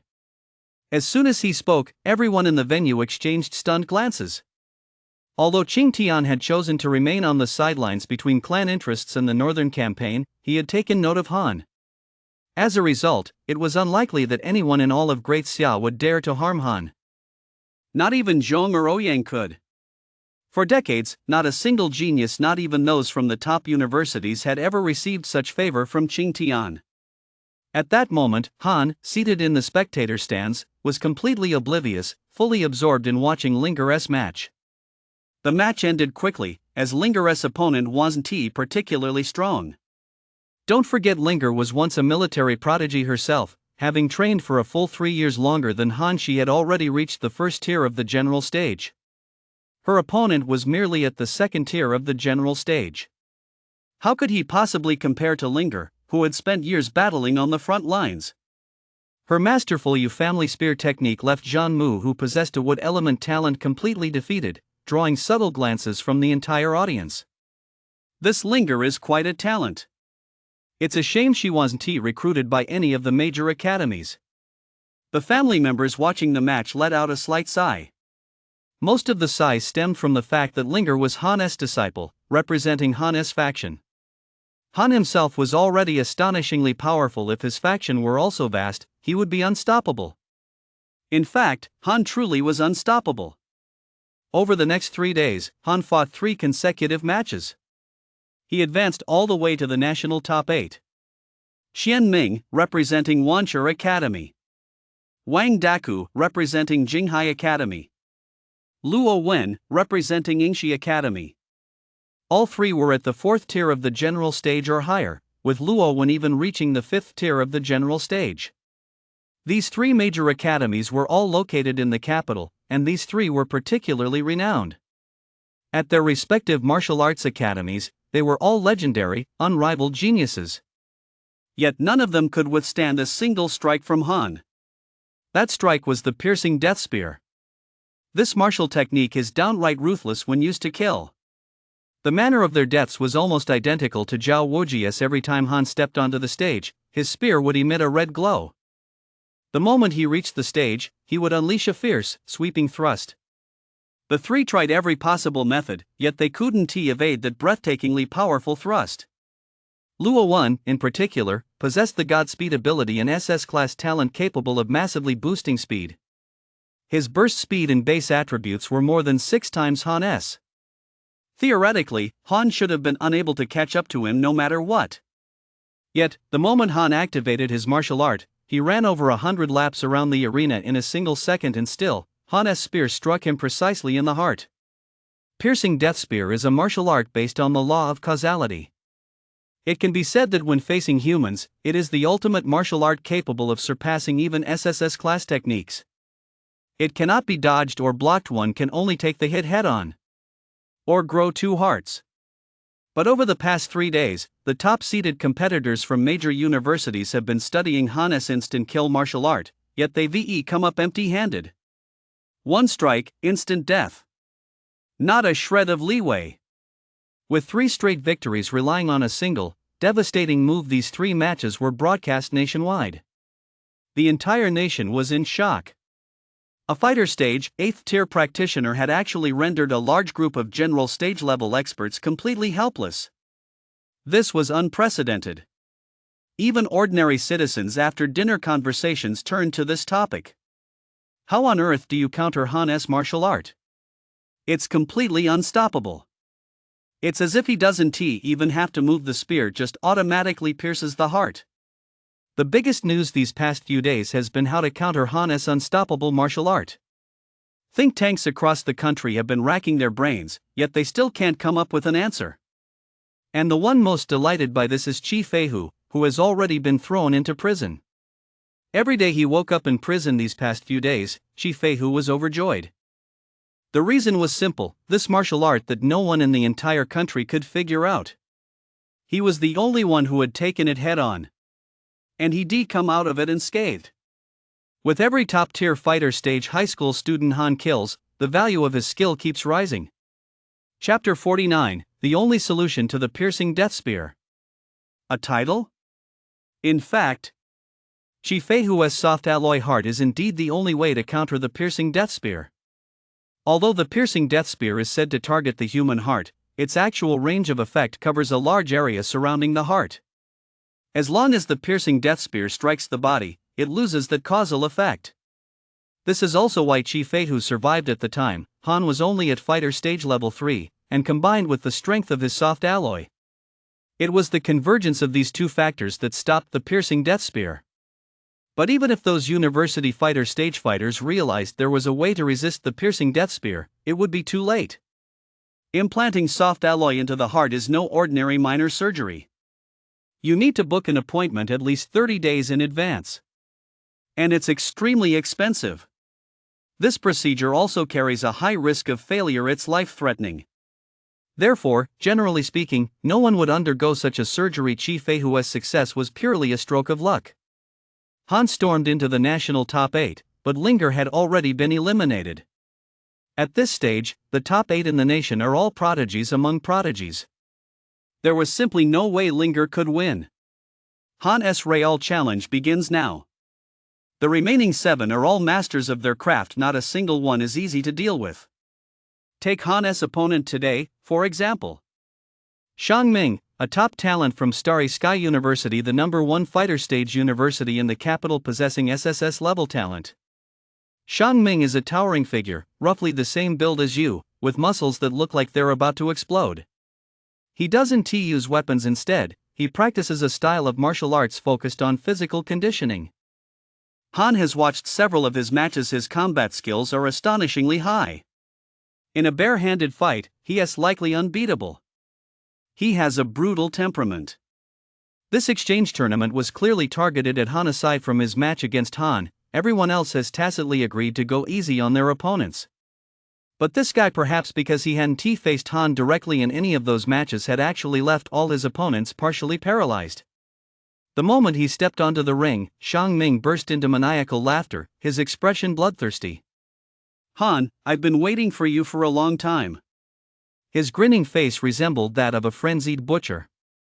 This match was also the most highly anticipated event of the day. As the holder of an SSS class talent, Xiang Ming had always been considered a favorite to win the championship. Han, with 3 straight victories in martial arts techniques capable of instant kills, had become the focus of national attention over the past few days. It's no exaggeration to say that this match was already being treated as the finals. Among the top 8, these two were undeniably the strongest. In fact, the venue's gates were wide open today, allowing even ordinary citizens to watch the contest. Everyone, do you think Xiang Ming has a way to counter Han's martial art? I think he must. Otherwise, why would he look so confident? Right now, no one in the entire country has figured out what style Han's martial art actually follows. What could Xiang Ming possibly do? The onlookers began to buzz with speculation. Only Yu, standing on the stage, furrowed his brow deeply, his cheerful smile from the previous days gone. Everyone knew that Han's performance over the past 3 days had been astonishing, and his martial arts style mysterious. Yet very few realized that Xiang Ming's natural talent was equally mysterious. To this day, Yu had not figured out how Han's martial arts could so precisely strike an opponent's heart, nor had he discerned the nature of Xiang Ming's talent. Xiang Ming was precisely the person Yu had referred to as the one with the strange innate ability. Han, come up on stage. Today, I'll break through your martial art. Xiang Ming roared. Han responded calmly. No matter what moves Xiang Ming had up his sleeve, he would handle them with ease. However, he was also curious to see how Xiang Ming would counter the piercing death spear. When used against a person, this martial art is practically like a cheat code. Xiang Ming doesn't look like he is equipped with any kind of metal alloy either. How on earth could he possibly counter this law of causality martial art? As Han made his way onto the stage, his overlord spear began to emit bursts of red light. By now, almost everyone in the country understood Han's fighting style. Look, Han's using that martial art. Damn, I'm already having a panic reaction just seeing that red glow on his spear. That's exactly how the first 3 people he killed died out of the blue. Of course, even though everyone knew about it, Han didn't need to hide his martial art at all. It was an unstoppable, open strategy. However, just as he leaped onto the stage, to the astonishment of the entire audience, the red glow on Han's spear actually faded. This meant he hadn't unleashed his martial technique at all. What's going on? Is Han not using that technique? No way. I was looking forward to seeing how Shang Ming would counter that god-tier move. Shang Ming looked smug and arrogant as he took in the stunned reactions of the crowd. He even taunted Han, "Well? Han, have I broken your martial technique?" Given Han's fame, being able to counter his martial technique would make one world renowned. But to everyone's surprise, Han merely curled the corners of his mouth into a knowing smile. So that's what your talent does, it seals away others' martial techniques. Upon hearing this, Shang Ming's eyes widened, instantly cold sweat broke out on his forehead, and a chill ran down his spine. The secret of his martial technique had remained hidden for a full 20 years, ever since it was first detected when he was just a few years old. No one had ever discovered the true nature of his talent. Not even a god stage level practitioner could fathom it. His talent was a special type SSS talent. While drastically enhancing his combat ability and muscle density, it could also seal an opponent's chi meridians. Chi meridians are the very channels that power martial techniques. If the energy channels are sealed, one cannot use martial arts techniques. Attempting to force them will result in the severing of all meridians and an explosive death. As a result, most of Shang Ming's opponents die under mysterious circumstances. Not even you had figured out the secret behind it, assuming only that his talent was somewhat peculiar. Shang Ming's expression shifted from initial savagery to growing terror. How could you possibly know? The actual effect of this talent was his ultimate trump card. Had it not been revealed, he could have used it to kill enemies of the same rank without them ever knowing why. But once it was out in the open, it lost all its effectiveness. From now on, no one would ever use martial techniques against him again. Han felt a bit helpless, which was, of course, because he had the system. The moment he stepped onto the stage, the system sent a notification. Ding! Your piercing death spear can no longer be used. Forcing its activation will result in your body exploding in death. The most direct way to deal with cheaters is, of course, to ban their accounts. Han had actually thought Shang Ming possessed some extraordinary ability. It turned out to be nothing more than this simple, crude trick. Next, Han suddenly crouched low, gripped his spear tightly with both hands, and unleashed an overwhelming aura. The piercing death spear had been shining so brightly these past few days that everyone had forgotten. This seemingly powerful martial technique was actually just the smallest card in Han's hand. But banning martial techniques was Shang Ming's biggest trump card. Chapter 50, The God of the Spear. Spearmanship that surpasses the continent's #1 fighter stage.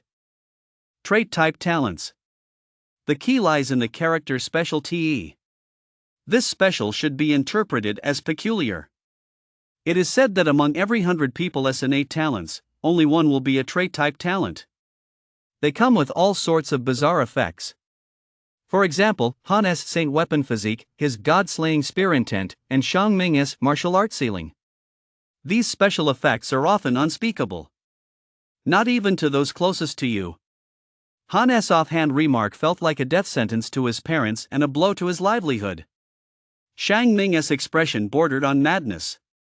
Seeing that Han still intended to fight him, he roared furiously, "Han, are you still going to spar with me? My natural talent is to enhance my combat ability and strength. Do you know how much strength I possess? Kilograms. You want to compete with me? What do you have to compete with me?" This was the first time Shang Ming had revealed his base attributes in front of everyone. Kilograms, it was simply mind-boggling. Shang Ming was at the 6th tier of the general stage, a level where strength of roughly 200,000 kilograms already made one a 1 in 10,000 talent. 200,000 kilograms meant he possessed nearly double the strength of others at his tier.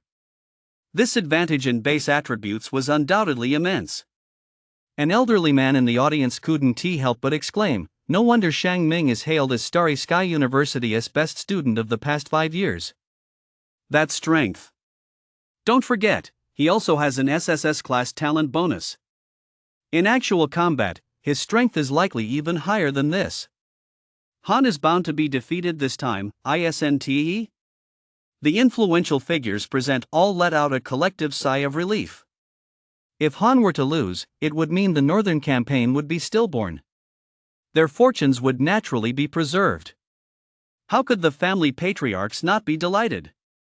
Even the members of the Cold Night Squad, who had been sitting in the audience and had always been confident in Han, couldn't help but break out in a cold sweat at that moment. Shui, looking deeply worried, clung to Linger's arm and said, "Sister Linger, what should we do? Will my brother lose? Will Shang Ming kill him?" Although Linger hadn't made it into the national top 8, she had no regrets. At that moment, she comforted Shui, "It's okay, Xiao Shui. You have to have faith in your brother." That said, no one noticed that Linger's palms were already completely drenched in sweat. A superhuman general stage facing an 8th tier fighter stage, and with Han's martial arts sealed no matter how you looked at it, there was no way he could win. Linger looked at you, hoping to find an answer in his expression. But to her surprise, Yu's reaction left her speechless. Before the duel, Yu had been frowning deeply and pacing restlessly. Yet now, he was laughing heartily and waving at his secretary, "Get me some sweet potato fries and a cup of milk tea. I'm getting a little hungry sitting here." This scene made Linger want to point her finger at Yu and yell at him. He has over 100 years old sweet potato fries? And milk tea? Her most trusted subordinate looked as if he were already facing certain defeat. It wasn't just Linger, even Ouyang and Zhong were baffled. Even with their god stage level insight, they couldn't see any possibility of Han winning. Whoosh! Suddenly, Han on the stage moved. Facing an enemy who was an entire realm higher than him and whose base stats far exceeded those of his own tier, he actually launched an attack of his own accord. And not just any attack, he leaped high into the air and brought his spear down in a downward strike. Against a weaker opponent, this move would be devastating, but against a powerful foe, it was tantamount to suicide. The opening was far too wide. Yet Han went ahead and used it anyway. Shang Ming gave a cold chuckle, looking for death. His base stats far surpassed Han, as he had no intention of dodging and was, of course, going for a head-on clash. He gathered power in his right hand, causing his already explosive muscles to swell even further. Then, with a swing of his right arm, he unleashed a right hook that struck Han's Overlord spear head-on, like a needle meeting a wheat stalk. Boom! The collision between the two sent a thunderous roar echoing across the ring. By all logic, Shang Ming, whose base stats far surpassed Han's, should have sent Han flying with a single punch. Yet the scene on the ring was astonishing. Shang Ming was being pinned down. Not only did Han not fly away, but he actually pressed Shang Ming's 2.5-meter tall body down with his spear, shattering the ground beneath him. Shang Ming found it unbelievable and roared, "This is impossible. You can't possibly have over 400,000 kilograms of strength. To pin him down to this extent, one would need over 400,000 kilograms of strength." But no matter how extraordinary Han might be, he couldn't possibly reach that level. Yet at that moment, Han seemed to be in a world of his own, ignoring everything around him and not responding to Shang Ming's words. Han Haoran's words echoed in his ears. A commander has only one goal: to win. His gaze was unwavering, leaving Shang Ming no time to react. Sweeping strike. Straight thrust. Sweeping spear. Though these were the simplest techniques in spearmanship, Han executed them with overwhelming dominance. Every thrust seemed to contain immense power, charging forward relentlessly, with the sole purpose of defeating his opponent.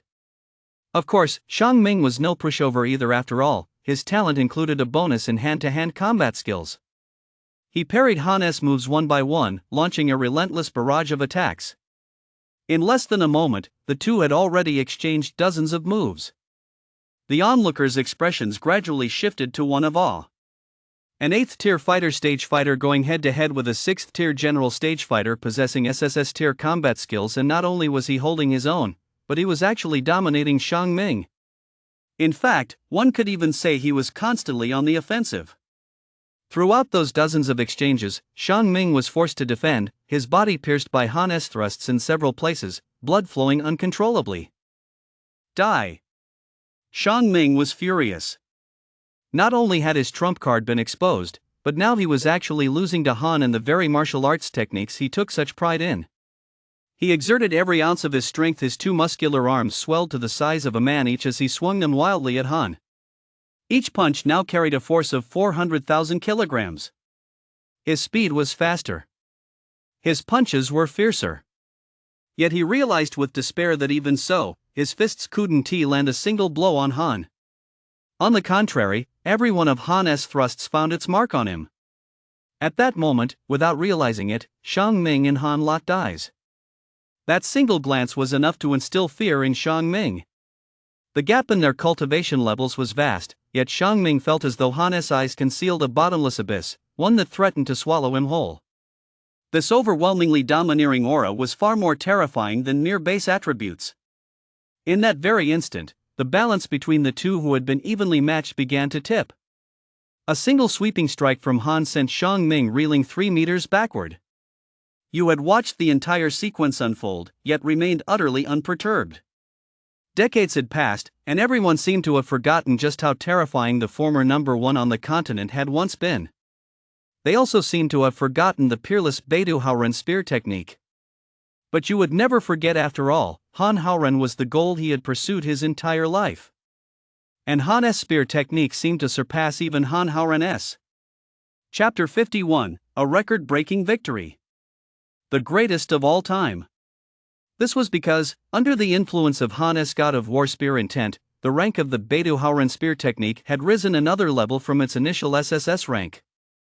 The secret of the Beidou Haoren spear technique lies in the momentum of the victor, not in the techniques themselves. Therefore, Han's momentum as the victor could now be said to be even stronger than Han Haoren's. Momentum is the power of a true master developed by Han Haoren, the undisputed ruler of his era at the fighter stage. Not even you has grasped it.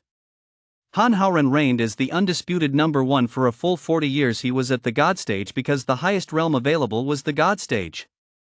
You was at the God stage because the highest realm he could reach was the God stage. In terms of base attributes, the two are actually quite similar. Yet you has never defeated Han Haoren, and the reason lies in this very concept of momentum. It was only after Han mastered the Beidou Haoren spear technique that he fully grasped the terrifying power of momentum. Don't be fooled by the massive gap in their base attributes of full 200,000 kilograms. But due to the influence of momentum, this fundamental disparity has been virtually erased. Xiang Sheng's momentum is far inferior to Han's. Don't be fooled by Xiang Sheng's ferocious expression and seething rage. That's just him lashing out in frustration. The moment Han exposed the true nature of Xiang Sheng's talent, Xiang Sheng's defenses had already completely crumbled. His fierce exterior was nothing more than a facade. In contrast, Han remained completely composed even after Xiang Sheng had sealed his martial arts techniques, bolstered by the victor's momentum granted by the Northern Dipper Haoren spear technique. With one's momentum waning and the other's rising, this was precisely why Han was able to hold his own against Xiang Sheng, a general stage superhuman. How infuriating! I'm a 6th-tier general stage. How could I possibly lose to a fighter stage?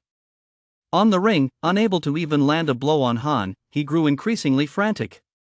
His greatest advantages over Han were the ability to seal Han's martial arts techniques, his innate combat skills, and his terrifying strength. But now, none of these three factors were having any suppressing effect on Han. The two had exchanged countless blows. The entire ring was pitted and dented from their duel. The longer the battle dragged on, the more impatient Xiang Sheng became. Because everyone in the world knew that Han possessed another terrifying advantage: vitality. At the fighter stage, he already possessed Emperor stage-level vitality. It could be said that what Han feared least was a drawn-out battle. Ironically, although Xiang Sheng's strength attribute was astonishingly high, he hadn't put any effort into his vitality, which stood at a pitiful level 32. After exchanging several moves with Han, Xiang Sheng's explosive muscles were already covered in beads of sweat the size of soybeans. On top of that, Han had pierced countless holes into his body. The mixture of blood and sweat made Xiang Shang look utterly terrifying, like a blood-soaked monster. In contrast, Han looked as if nothing had happened. In fact, during the exchange, Xiang Shang had landed a few punches on Han. But that damage was negligible in the face of Han's formidable vitality. Seeing this, Yu popped a sweet potato chip into his mouth and said casually, "It's almost over." Just as Yu had said, Xiang Shang was on his last legs.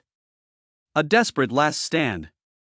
Xiang Shang mustered his final strength and charged toward Han. Bagui Zhen. Xiang Shang unleashed the most aggressive of the traditional Chinese martial arts styles, his entire body crashing toward Han like a tank. Yet just as he was about to collide with Han, he had no idea that, in Han's eyes, he was nothing but a walking target at that very moment. Han fixed his gaze on Xiang Shang, gathered his momentum, and thrust his spear straight forward. That thrust pierced right through Xiang Shang's throat. That massive cannon-like fist came to an abrupt halt right before Han's eyes, and Xiang Shang's breath ceased as well. The entire hall, including the hundreds of thousands of onlookers gathered outside, held their breath at that moment. It wasn't until Xiang Shang's arm fell that a thunderous round of applause erupted. At that very moment, everyone, whether from noble families or commoners, was applauding from the bottom of their hearts. Because this battle had truly been spectacular. There were no flashy martial arts techniques clashing, nor any bizarre talent effects. It was simply a straightforward brawl, with every punch landing squarely on the flesh, awakening humanity's most primal instincts. Moreover, Han was at fighter stage, level 8, while Xiang Shang was at general stage, level 6. The gap in their cultivation levels made this fight all the more spectacular. Han also set a historic first. A fighter stage practitioner defeating a general stage practitioner, while impressive, is by no means unprecedented. Over the past 100 years of the new calendar, countless geniuses have emerged. Among them, major universities have recorded instances of fighter stage practitioners defeating general stage practitioners. However, they usually relied on complex talent effects or martial techniques to defeat their opponents by catching them off guard. A pure martial arts victory like Han's, especially against a fighter stage practitioner whose combat skills were enhanced by talent, is absolutely unprecedented. Not even Han Haoren, in his lifetime of dominating the martial arts world, had ever achieved such a feat. It was only after a long pause that the announcer finally declared, "Han, the winner." Only after those 3 words were spoken did the families watching below finally realize the danger. One by one, they lowered their heads, dejected. Xiang Shang was practically the undisputed #1 fighter stage competitor among all major universities.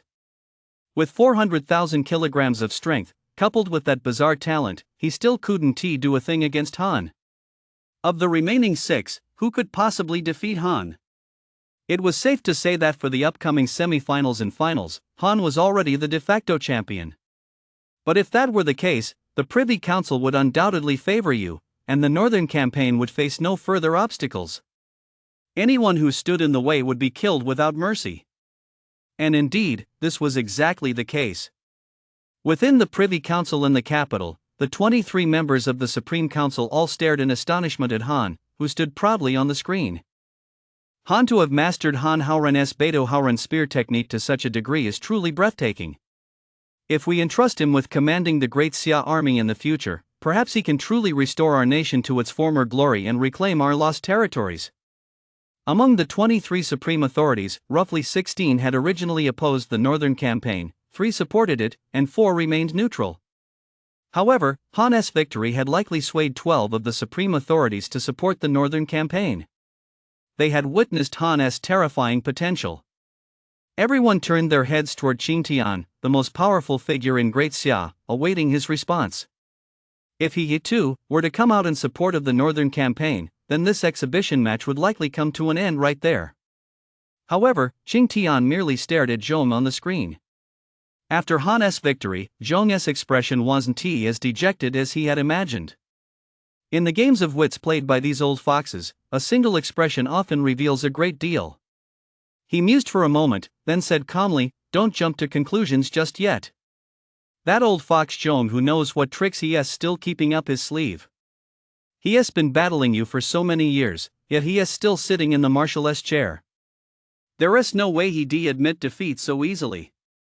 Having risen to become the most powerful figure in Great Xia, Qing Tian was naturally a man of deep foresight. However, while some are far-sighted, others are already in a state of utter chaos. Take the Chen family, for instance. As they watched Han once considered the family's disgrace appear on the screen, they all stood frozen in shock, speechless for a long time. Chapter 52, Expel the Chen Family Patriarch. What you owe me must be repaid. Without a doubt, having secured this victory, Han is now the most dazzling prodigy of this era. Previously, he had only been in the military, but now even the influential figures in the capital would likely have no choice but to take Han seriously. Han's transformation in just a few short months left the Chen family feeling as if they were in a dream. Chen Mohu, the patriarch of the Chen family, sat in the ancestral hall, his expression grim. After a long silence, he finally spoke. Whose idea was it to expel Han from the family? Chen Mohu's voice wasn't loud, but it carried immense authority.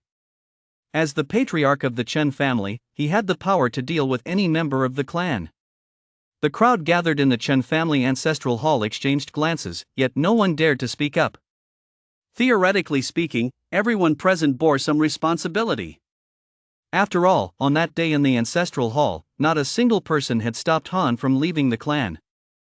In fact, even after Han had left the clan, every single one of them had mocked him. The ancestral hall was so quiet you could hear a pin drop. It was a long time before anyone finally spoke up. It was Chen Zhan. Chen Zhan wanted to get his son into fighter stage university early, so he used Han's name as a front. He is the one to blame. No one knew who had spoken first, but the crowd, as if they found someone to pin the blame on, turned their accusations toward Chen Zhan. That's right, it's Chen Zhan. If it weren't for his son Feng, how could we have ever agreed to let Han leave the clan? Han was such a promising young man. Chen Zhan is truly capable of something like this. Faced with the crowd's verbal assault, Chen Zhan, who had been standing silently in the corner, felt his heart sink in an instant. In this situation, there was a real possibility that Chen Mohu would kill him on the spot. Chen Zhan. Is that you? Chen Mohu roared, unleashing a surge of Emperor stage-level aura that instantly terrified Chen Zhan into dropping to his knees. He stammered, barely able to speak. Now that all the blame had been placed squarely on his shoulders, he was as good as dead. Just then, Chen Zhan suddenly turned and spotted someone. He steeled himself. If he was going to die, he'd take someone down with him. So he pointed at the clan patriarch, Chen Zhinan, and shouted, "Am I the only one to blame? Why are you all fixated on me?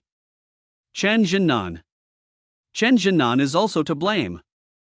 As the clan head, he personally agreed to have Han exiled to military service, and he personally agreed to expel Han from the clan. Chen Zhan seemed to have gone mad, lashing out wildly. Chen Zhinan was startled to hear this. Chen Zhan was usually the most obedient of his men. Within the entire Qin clan, Chen Zhan was also his most loyal subordinate. It was precisely for this reason that Chen Zhinan had agreed to let Feng take his son's place. Chen Zhan. What the hell are you talking about? Back then, you were the one who gave me 2 star crystals and told me to look after your son. Chen Zhinan was afraid of death too. Don't be fooled by Chen Mohu's shameless public persona within the clan. He was known for killing without batting an eye. Although he was the clan leader, Chen Mohu could depose him at any moment and appoint someone else. However, his remark revealed a shocking piece of information. Something that even the members of the various clans were still unaware of. It turned out that Feng had impersonated Han because Chen Zhinan had taken a bribe. They hadn't gained anything from it, yet they had become the executioners who drove Han out of the clan. I never would have thought the clan head was this kind of person. Oh my god. Chen Zhinan, you're a real piece of work. You sold Han out for just 2 star crystals. As the saying goes, when the wall falls, everyone pushes. If Han had remained a nobody in the military, even if this matter had come to light afterward, it would have simply been swept under the rug. But now it was different. Chen Zhinan's treatment of Han had already drawn considerable criticism from everyone. Coupled with Han's current status, Chen Zhinan had become the target of everyone's attacks. Inside the Chen family ancestral hall, a spectacular dog-eat-dog spectacle began to unfold. Unfortunately, Han didn't get to witness this spectacle with his own eyes. But he would soon witness another spectacular scene. Not long after Han was escorted off the stage amid a flurry of adulation, Chen Mohu, who had somehow obtained his phone number, called him. The call was simple, an invitation for Han to attend a family banquet. The goal, of course, was to bring Han back into the clan. Han felt no attachment whatsoever to the Chen family and initially intended to decline. However, Chen Mohu added one more thing: at this family dinner, he would personally remove Chen Jinnan from his position, which piqued Han's interest. So he accepted the invitation and, that evening, arrived in person with Shui. It was the same familiar ancestral hall where Han had walked out alone last time, with not a single one of the Chen family's hundreds of so-called relatives seeing him off. But this time, not only were members of the Chen family there, but even the servants and the woman who washed the vegetables were waiting to greet him at the entrance. They had even laid out a red carpet in front of the door, and in front of the carpet stood a plaque bearing the two large characters "Apology." For some reason, looking at this scene, Han felt a sense of the fickleness of human nature. But Shui didn't understand. On the contrary, she was a bit excited and tugged at Han's sleeve. "Brother, this is the first time the Chen family has pulled out all the stops like this. It looks like they really do regret it." Of course they regretted it. Han didn't deny that.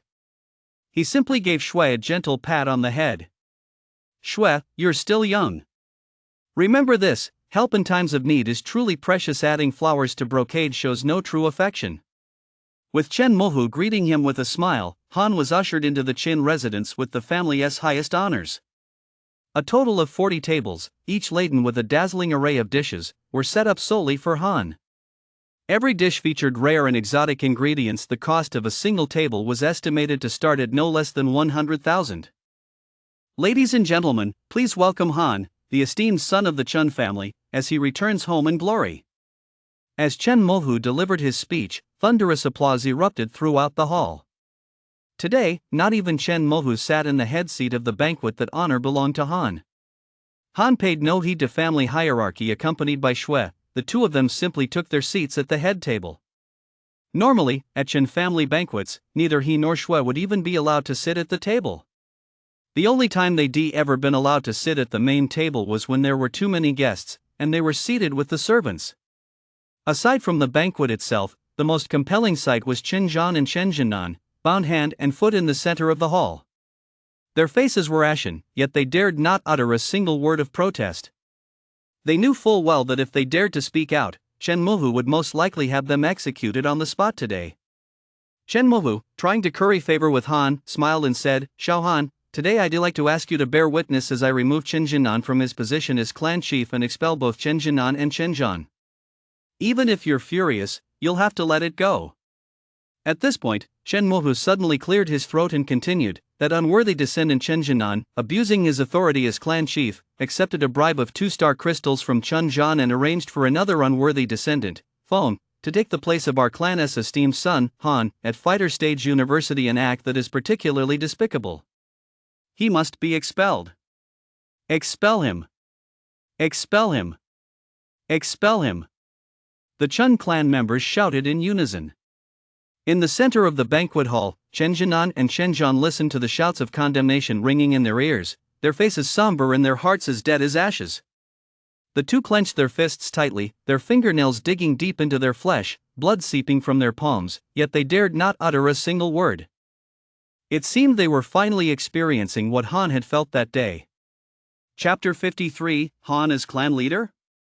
The Chen clan patriarch's plea.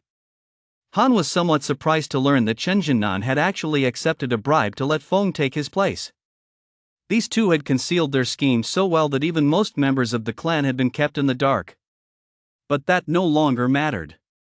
Compared to Fighter Stage University, Han felt that the military actually had a more human touch. Chen Mohu glared coldly at Chen Jinnan and Chen Zhan and spoke, "You unworthy descendants, Chen Jinnan and Chen Zhan, do either of you have any objections?" Chen Jinnan's heart was already broken. But Chen Zhan seemed to want to make one last attempt.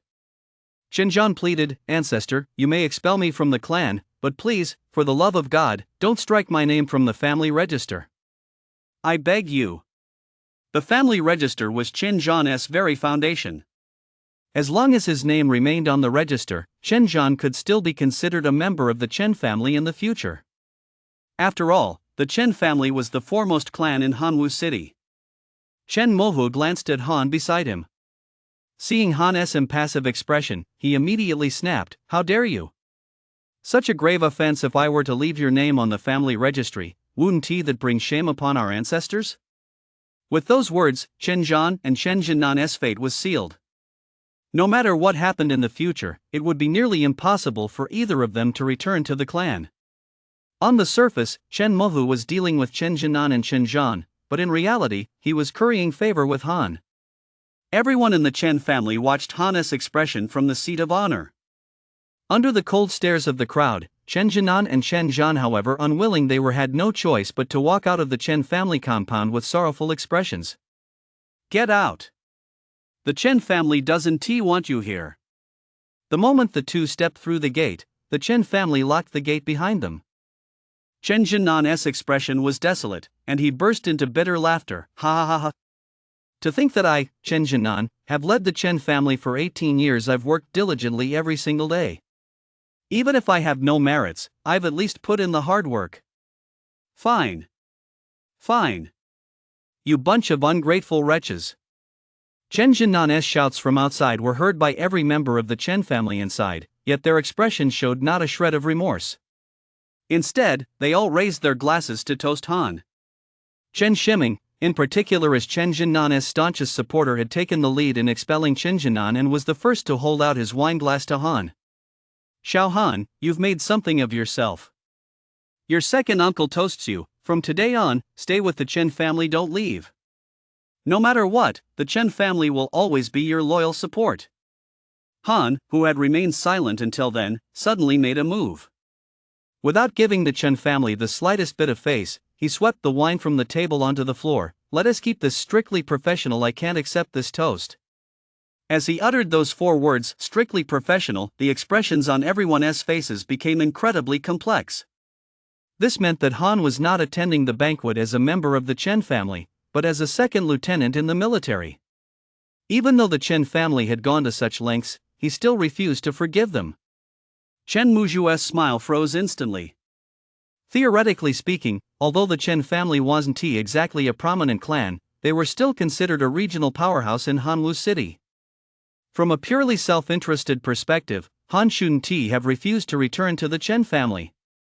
Chen Muju pondered for a moment, concluding that the offer he made wasn't compelling enough. Clenching his jaw as if he made a decision, he said, "Han, since I've already expelled Chen Jinnan from the clan, the position of clan head is now vacant. What do you say, why don't you take the seat of clan head?" "Well played, Chen Muju." The moment those words left his mouth, the Chen family members were all stunned. That was the position of clan head.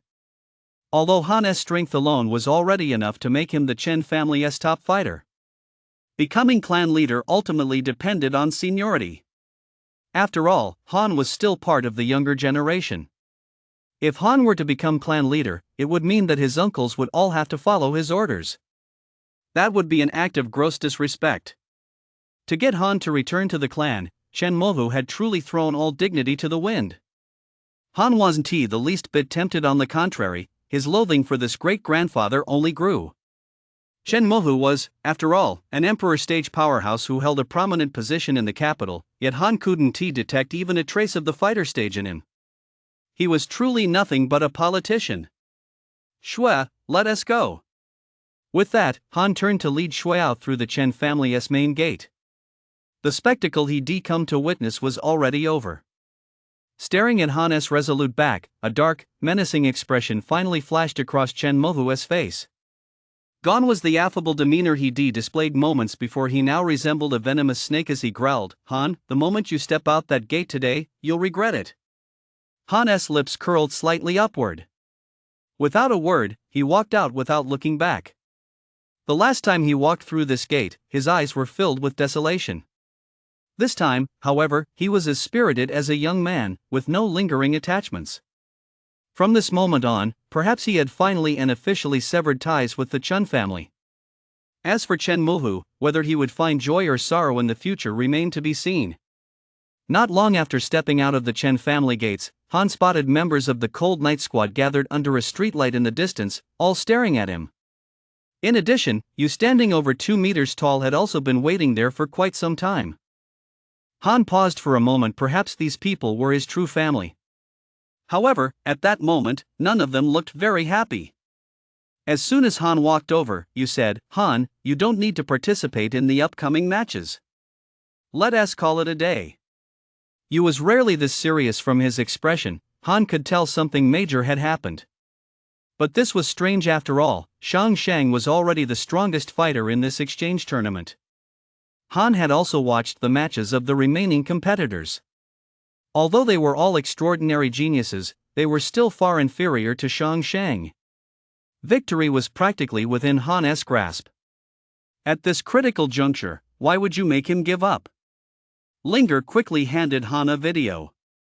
The two people in the video were Xian from Tianjin University and Xiao from Guangwu University. Han knew both of them. But when Han clicked on their videos, he paused in surprise. First was Xian. On the arena, she conjured a massive fireball like a miniature sun that instantly reduced her opponent to ashes. As for Xiao, wielding a katana with uncanny agility, a single swing of his blade felt like the descent of the underworld in the blink of an eye. He sliced his enemy into countless pieces of flesh. Neither of them had ever displayed such overwhelming power before. In fact, they both defeated their opponents under extremely difficult circumstances. Keep in mind that in the fighter stage quarterfinals, aside from Han, virtually everyone was at tier 5 or higher in the general stage. Instantly killing an enemy is practically impossible. Clearly, these two had been holding back. Their true abilities were, without a doubt, on par with or surpassing Shang Shang's. According to you, both of them possess true SSS rank talent. One is a nature type with a light element golden sun talent, that is, Xian.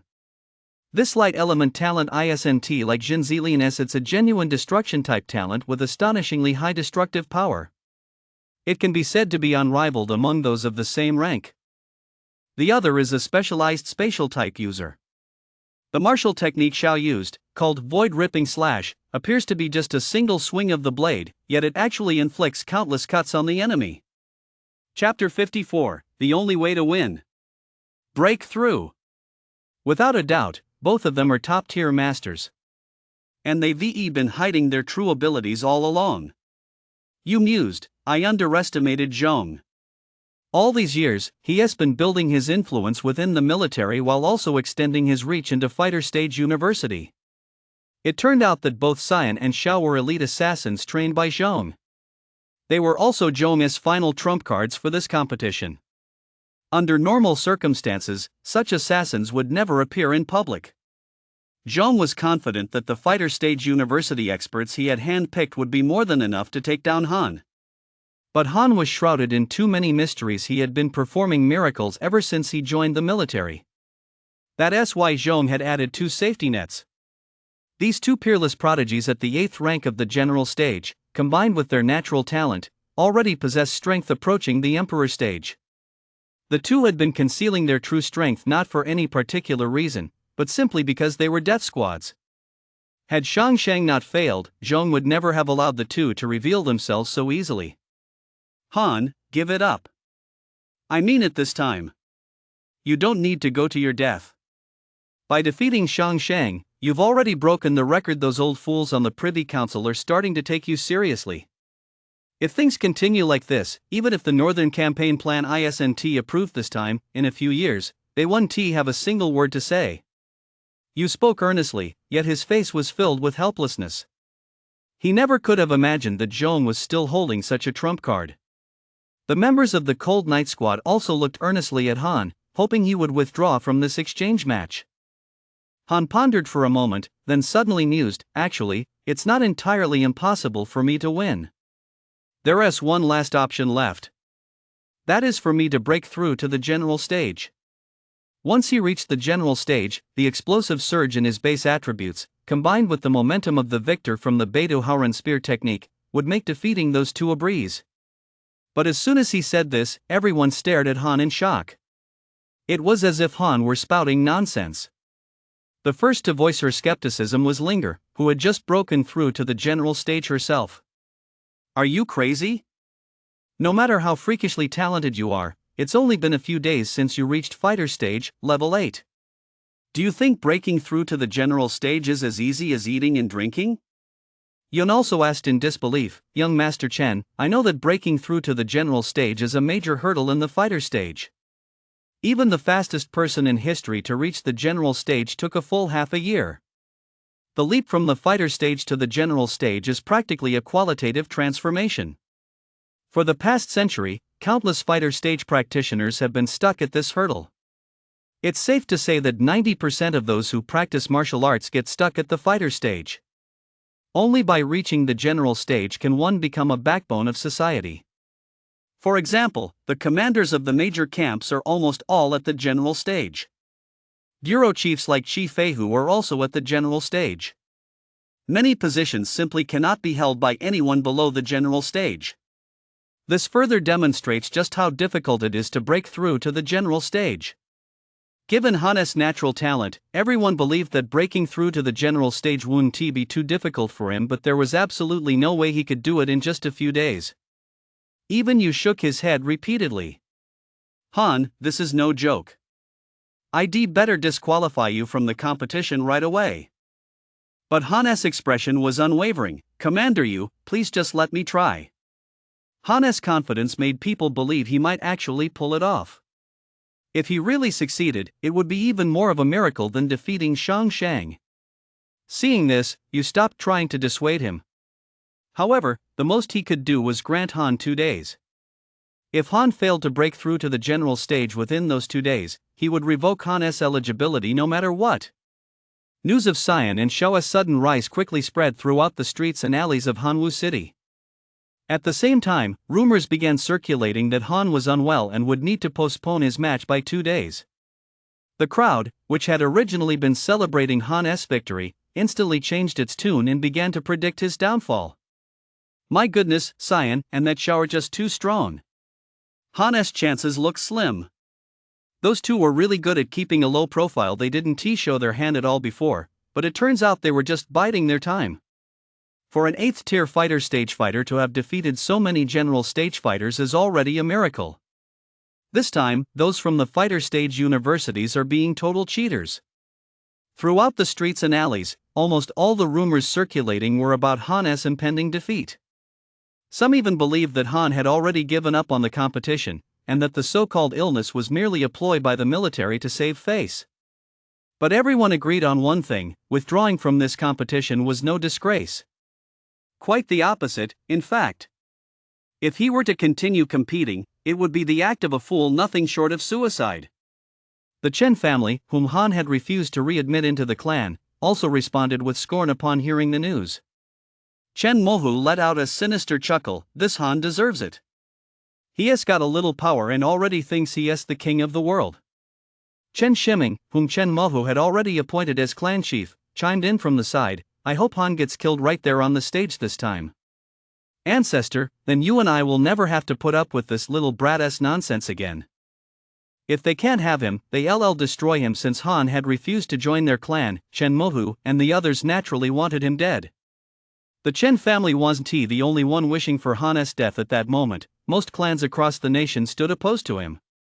They didn't want another rising star like Han to emerge and challenge them after Yu's death. However, Han completely ignored all these external voices. He locked himself in his room and closed his eyes to rest. The most crucial aspect of breaking through from the fighter stage to the general stage is, first and foremost, foundational accumulation. That is, basic attributes. Only when basic attributes are cultivated to the threshold of the general stage is it possible to reach the general stage. In this regard, Han had clearly succeeded. One could even say he had far exceeded it. Then came the second point: spiritual enlightenment. Upon advancing from the fighter stage to the general stage, an important new base attribute emerges. It is called psychic force. This psychic force represents 1s will only those with unwavering resolve can push their physical bodies beyond the limits of human capability. Even though this world experienced the revival of spiritual energy 100 years ago, greatly enhancing human physical capabilities, the human body ultimately has its limits. The only thing capable of breaking through this limit is the human body as psychic force. And psychic force is the very foundation of the victorious momentum in the Betuhauran spear technique. This is also the reason for Han's confidence. After comprehending the Betuhauran spear technique, he had already gained some insight. It was merely because the competition was so hectic that it distracted him, preventing him from making further progress. The way of the fighter stage demands an unyielding will, an unstoppable advance, and a gaze that looks down upon the world, viewing all under heaven as mere ants. Han silently recited these words in his heart, gradually entering a trance-like state. At that moment, he did not notice that beams of spiritual energy were coiling around him from every pore, resembling tiny tadpoles. Gradually, these beams of spiritual energy drifted into the air and converged above Han's head. You and the Cold Knight squad had been guarding Han throughout his seclusion. When you looked up and saw the beams of spiritual energy floating in midair, a god stage-level powerhouse was so stunned he was speechless. For that was the very sign that the fighter stage was about to break through to the general stage. Chapter 55, Breaking Through to the General Stage in a Single Day. Let us go. U.S. astonishment was beyond words. After all, aside from Han Howren, he was the continent's top fighter stage cultivator. He was also currently the only one at the 8th rank of the god stage. Over the past 100 years, he had seen countless exceptionally gifted prodigies. But he had never seen anyone quite like Han. Not even the Han Howren of the past could hold a candle to Han. Both surprised and thrilled, he stroked his graying beard and laughed. Han, you never fail to surprise us. And this beam of spiritual energy could only be seen by those at the general stage or higher. Linger was so startled that she plopped right down on the ground, unable to speak for a long moment. In fact, it wasn't just the members of the Cold Knight squad. Virtually every fighter stage practitioner at the general stage or higher in Hanwu City had noticed the unusual activity at this military camp. Especially Zhong and Ouyang. Zhong, accompanied by Xian and Xiao, had already been celebrating at a high-end restaurant. In his view, the clan's victory in this exchange tournament was already a foregone conclusion. But when he saw the spiritual energy beam flickering above the barracks, he instantly turned pale with fear. That kid Han, what kind of monster is he, anyway? Zhong exclaimed in shock. It was rare to see a general stage cultivator capable of terrifying a god stage cultivator like this. Xian and Xiao were still a bit bewildered and asked in confusion, Commander Zhong, what's wrong? Zhong didn't answer. Instead, Ouyang pointed toward the beam of spiritual energy in the distant military camp. Look at that beam of spiritual energy Han is about to break through. At that moment, Xian and Xiao still hadn't realized the gravity of the situation. Xiao, who was slightly stronger than Xian, even sneered, Commanders, there is no need to make such a fuss. Even if that Han breaks through to the general stage, so what? With this sword in my hand, I can still cut him to pieces. Both were possessors of SSS tier talent. Talent, after all, is not only graded by level but also by strength. Their talent, even among SSS tier talents, ranked among the very strongest. Zhong and Ouyang, however, were not very optimistic. In the few months since Han had joined the army, he had already created countless miracles within the barracks. If Han hadn't reached the general stage, they would have been completely confident. But now that he had, they didn't even have a 30% chance of winning. Xian and Xiao were Zhong's loyal followers, essentially a public declaration to the Privy Council that he was building his own faction. The old guard of the Privy Council hated nothing more than the cultivation of private militias within the army, and Zhong was already under immense pressure. If he were to lose to Han even under these circumstances, his influence within the military would be drastically reduced in the future. All the general stage practitioners in the city couldn't help but turn their gaze toward the beam of spiritual energy emanating from the barracks. They were watching to see if Han would succeed in his breakthrough. A breakthrough from the fighter stage to the general stage could potentially fail if the beam of spiritual energy in midair dissipated. It would prove that the attempt had failed. But if the spiritual energy beam were to return to his body, it would mean Han had successfully channeled the spiritual energy of heaven and earth into himself, and the breakthrough would be a success. Everyone held their breath, their attention riveted on the scene. Just then, the spiritual energy beam in midair suddenly stirred. One by one, the strands of spiritual energy, like tiny tadpoles, slowly swam downward, eventually converging into a single mass that shot back into the room at breakneck speed. At that moment, the breakthrough was complete. Han felt a colossal force surging all around him. He clenched his fist. Although he hadn't tested it, he already had a rough grasp of his base attributes. My current strength attribute is roughly 300,000 kilograms. My speed is around 2,800. My vitality is at level 92. Even without the amplification of the god-slaying spear intent, Han's base strength had already reached a level on par with Shang Shang's. His speed and vitality had also seen significant increases. At the same time, a new category had been added to his base attributes. Psychic Force. Psychic Force is divided into tiers, just like the vitality levels. And Han's Psychic Force had already reached 5 tiers upon breaking through to the general stage. Don't underestimate these 5 tiers. A large number of general stage cultivators spend decades training without ever breaking through, and their psychic force remains at just 5 tiers for their entire lives. Take, for example, the general stage cultivators of the Chen family. Han's starting point is the pinnacle they could only reach after a lifetime of cultivation. If one has psychic force isn't up to par, they'll be stuck at the general stage for the rest of their lives. Just then, the main gate burst open with a loud crash, and the Cold Knight Squad, along with you, burst in all at once. Everyone's faces were filled with excitement. Young Master Chen, did you break through? Yun was the first to ask Han. However, you, a god stage-level practitioner, had already seen right through everything. He laughed heartily. Ah, not bad at all, Han. Breaking through the general stage in a single day, unprecedented and unmatched. With Commander U.S. affirmation, Han didn't even need to answer himself. The members of the Cold Knight Squad crowded around Han, even happier than if they had broken through themselves. Han's tone, however, was remarkably calm as he said to you, Commander Yu, there is no need to wait until the day after tomorrow. Let us start the arena tournament tomorrow.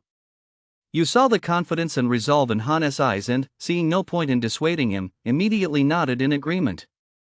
Within a single day, the news had spread to virtually every street and alley. Han's earth-shattering feat of breaking through the general stage in a single day had tipped the scales of victory once again. The next day, at the Hanwu City Exchange Tournament Arena, a massive crowd had already gathered even before the matches began. It's no exaggeration to say that today's competition had become the focus of the entire nation. Even before the matches began, the venue was packed with layers upon layers of people. There were at least 500,000 people at the venue alone. Under the expectant gazes of the crowd, Han was the first to leap onto the stage. The host immediately announced Han's opponent. Semifinals, Han vs. Cyan. There was no suspense thanks to Zhong's underhanded manipulation. Han was bound to face Cyan. If he could defeat Cyan, the next match would be the final showdown against Xiao. But at that moment, Han made an utterly shocking move. He looked up at Zhong on the stage and said calmly, Commander Zhong, let us be straightforward. I know this tournament was set up specifically to target me. If I win this match, I'll have to face Xiao next, right? Upon hearing this, the crowd fell instantly silent, and the tension reached a fever pitch. Although Han's words were true, these were all behind-the-scenes matters. But with the entire nation watching this match, how could Han bring such private affairs into the open? This was undoubtedly a complete and utter breach of decorum with Zhong. Cyan was furious and shouted harshly, Han, don't get too cocky, do you think you can beat me? That's a pipe dream. Han didn't respond to Cyan's words. Instead, he crossed his arms, and his entire body gradually rose into the air, with the Overlord spear hovering above his head. He looked down at Cyan, his gaze as if he were looking at trash. Commander Zhong, don't bother. Let those two come at me together. Chapter 56, No More Pretending. Destroy the sun, slay the gods. Arrogant. Far too arrogant. Faced with Han's words, the crowd had only one thought. After all, Han had only just broken through to the general stage. Meanwhile, Cyan and Xiao were both hand-picked by Zhong. One might even say they were loyal warriors he raised from childhood. Both possessed SSS tier talent and were at the 8th tier of the general stage. They could even hold their own against an Emperor stage opponent. Yet Han actually intended to face both of them at once. Even with his top-tier talent, surely he wouldn't be so overconfident? Of course, the one most enraged was Cyan on the stage. As one of Zhong's loyal followers, she had been hiding her true strength for so long. She was the one who always looked down on others, not the other way around. After all, in every match, she had to go all out to make sure her opponents didn't lose too easily. Han, I'm going to wipe you out. Cyan let out a shrill roar, and a golden fireball instantly coalesced between her hands, radiating intense heat that seemed capable of vaporizing everything in its path. But just then, Zhong spoke up. His tone was unusually calm as he coldly ordered, "Cyan, stop." Xiao, join Cyan on the stage. Incredibly, Zhong wasn't as excited as one might expect. After all, in everyone else's eyes, Han's actions were nothing short of courting death. You'd think he'd at least throw in a few taunts. But Zhong didn't. To have risen to the rank of marshal, one's emotions naturally differ from those of ordinary people. Moreover, Zhong wasn't just unexcited, he was actually a little afraid. Fear. Don't be fooled by Han's usual arrogant and domineering demeanor. Behind it all lies genuine strength. He understood all too well that Han wasn't a mindless fool. If he intended to take on both Xiao and Cyan at the same time, he must certainly have the ability to do so. The hot-headed Xiao was completely oblivious to this, but he had no choice but to obey Zhong's orders. General Zhong, why bother? Can't Cyan handle him on her own? Isn't it a bit unfair to gang up on him like this? Xiao let out a cold laugh, showing no regard for Han whatsoever. However, Zhong's actions left everyone even more baffled. He actually struck Xiao across the face with a slap from across the room. Fuck that. It was hard to imagine a marshal losing his temper under such circumstances. But that slap did snap Xiao back to his senses. Xiao had no choice but to draw the katana from his waist and brace himself for battle. Just then, Han struck. A tiny white speck of light appeared at the tip of the Overlord spear atop his head. At first, this speck wasn't particularly noticeable. But it began to glow with blinding speed. In the blink of an eye, the intense light was so blinding that it was almost impossible to keep one's eyes open. Sun Slayer Spear.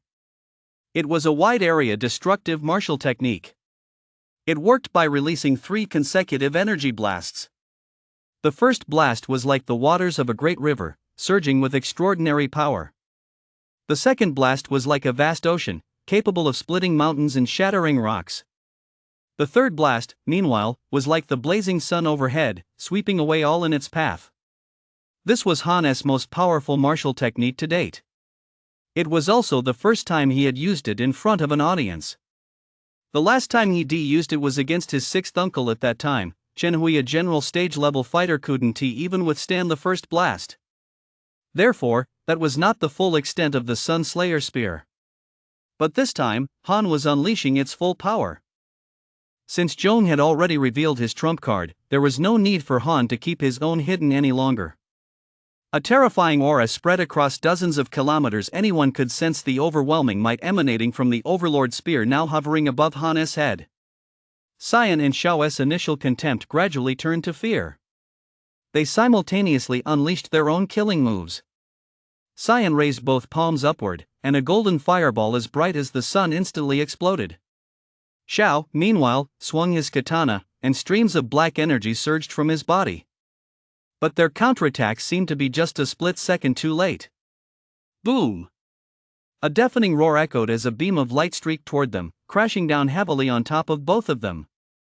In that very instant, a 5-meter-deep crater was blasted into the entire arena. The terrifying shockwave even rippled outward, forcing the surrounding clan members to draw upon their cultivation to withstand it.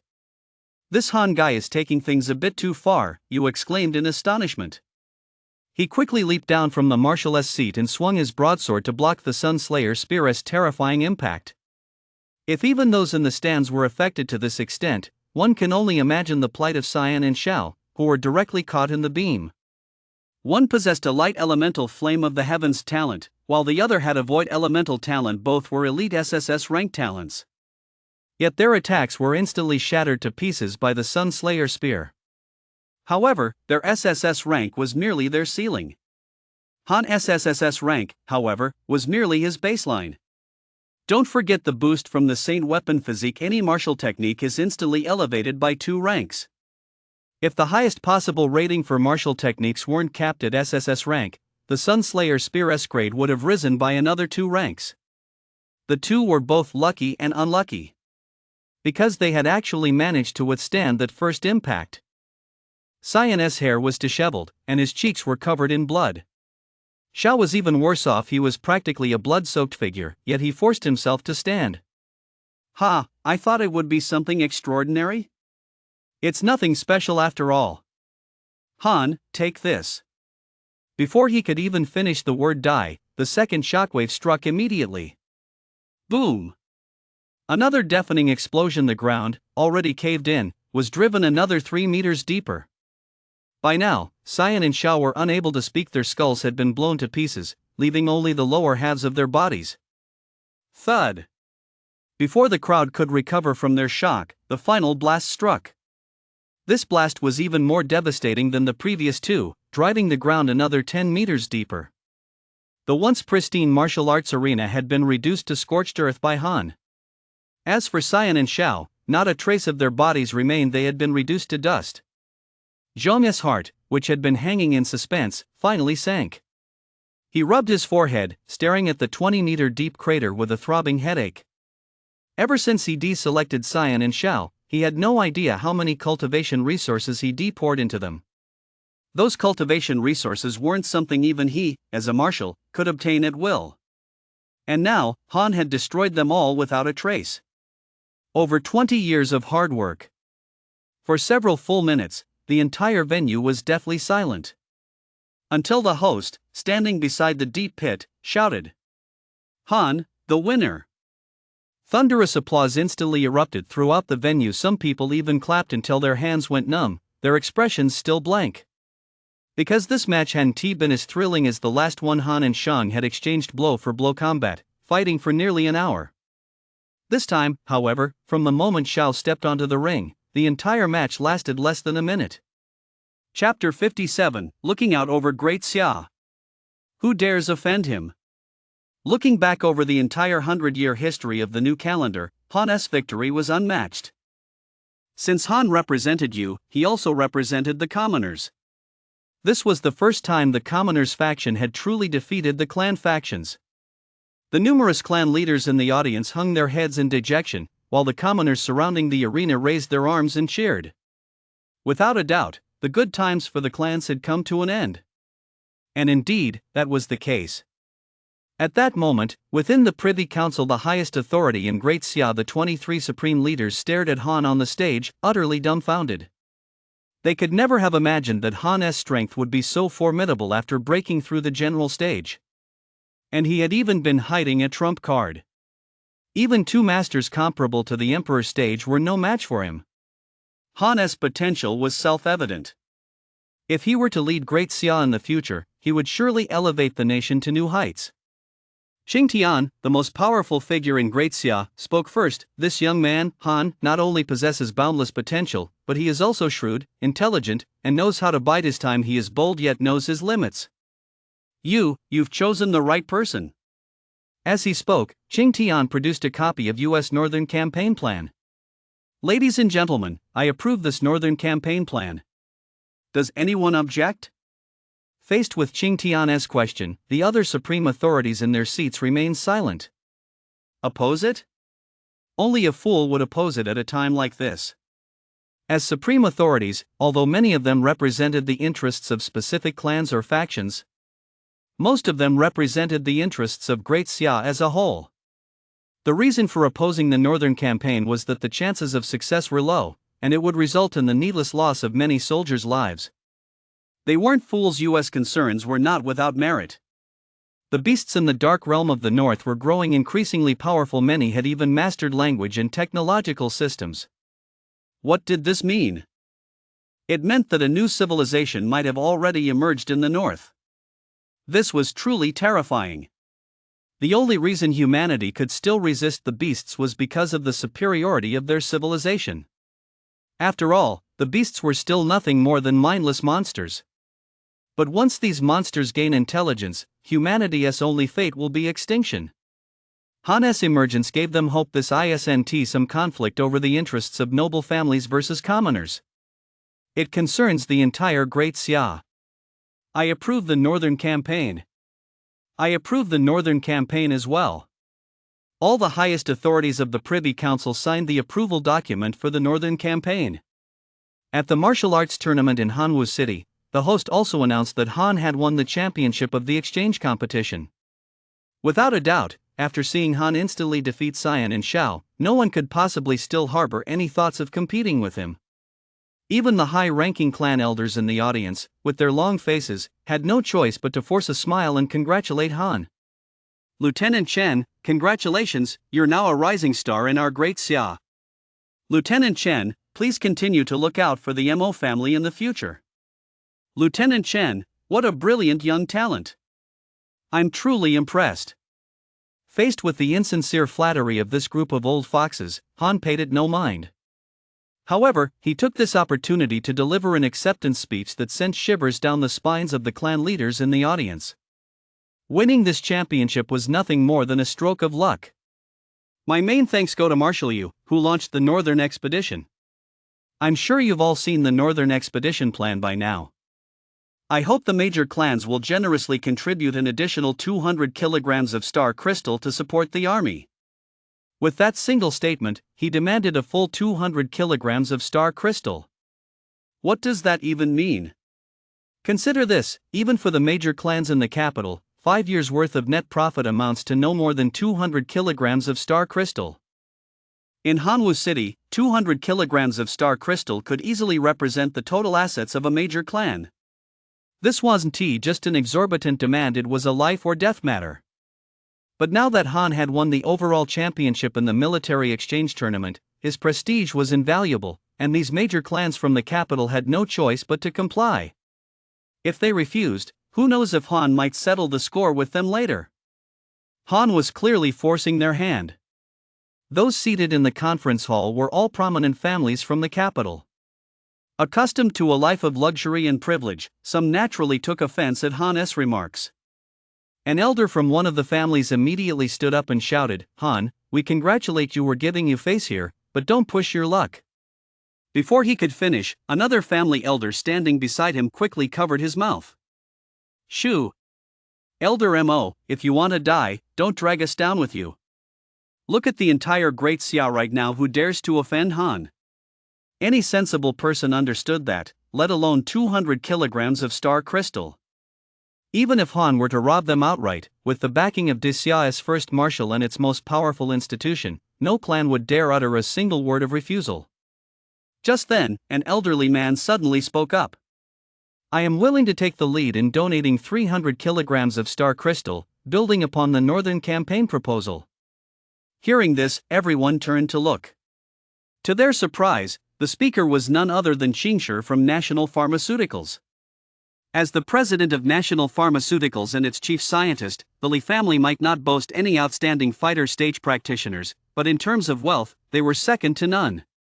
After all, star crystal is merely a high-end asset, and the purpose of such assets is to purchase potions that enhance fighter stage strength. Qingshi gave Han a faint smile. "Young Han, these 300 kilograms of star crystal are just a token of goodwill. If you're willing to befriend this old man, I can donate even more." The crowd was instantly startled by his words. Qingshi's cultivation level might not be high, but his status in the capital was absolutely unparalleled. He was second only to the 24 supreme authorities of the Privy Council. With a mere wave of his hand, countless Emperor stage and venerable stage-level powerhouses would likely be willing to risk their lives for him. And yet, a man of such stature was actually reaching out to Han?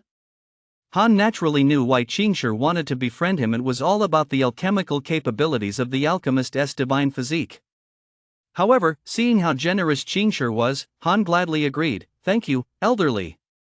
With Qingshi taking the lead, the other clans dared not raise any further objections. They could only feign smiles and agree to the donation. With a single word from Han, the Northern Campaign plan gained a substantial boost to its star crystal reserves. Han had intended to share this news with you, but to his surprise, Yu was intently studying a document at that very moment, completely oblivious to what was happening on the arena. Curious, Han walked over. Given Yu's abilities, he naturally sensed Han approaching. But before Han could ask Yu anything, Yu asked Han first, "Han, isn't your father's name Xingbian? And your mother's name Yufeng?" Han was a little surprised. He didn't know why Yu was asking him about his parents at that moment. He gave a slight nod. Yu's expression turned somewhat astonished, then filled with a sense of resignation. "I was right after all, like father, like son. It's no wonder you ended up in the military." They're both members of Bureau 869. Chapter 58, The Bureau. Han's parents? After saying this, fearing Han might misunderstand, Yu quickly added, "Don't get the wrong idea.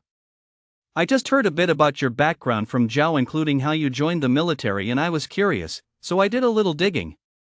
I didn't expect this investigation to yield such an unexpected discovery." To be honest, although Han was reincarnated through soul transfer and was born with memories of his previous life, he had very few memories of his parents in this lifetime. His mother, after giving birth to him, observed the postpartum confinement period for 2 days before heading straight back to work.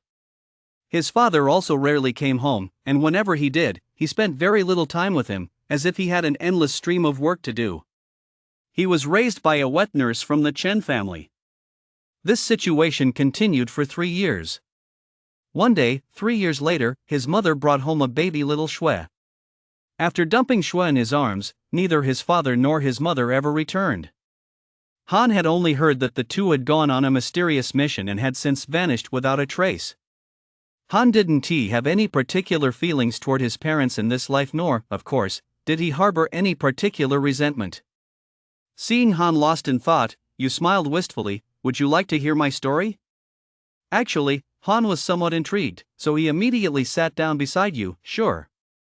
Although I don't care much about my parents, since they're connected to the military, why don't you start with Bureau 869? Bureau 869, officially known as the Northern Dark Realm Investigation Bureau, was a special and mysterious military division established under U.S. leadership. The division was founded in response to the exploration of the Northern Dark Realm by Han Haoren, the continent's top fighter stage practitioner. 50 years ago, after Han Haoren returned severely wounded from a fierce battle against a terrifying entity in the restricted zone at the far northern reaches of the Dark Realm, he brought back 2 pieces of devastating news. The first piece of news was that, after years of influence, the Northern Dark Realm had, for some unknown reason, undergone a spatial mutation.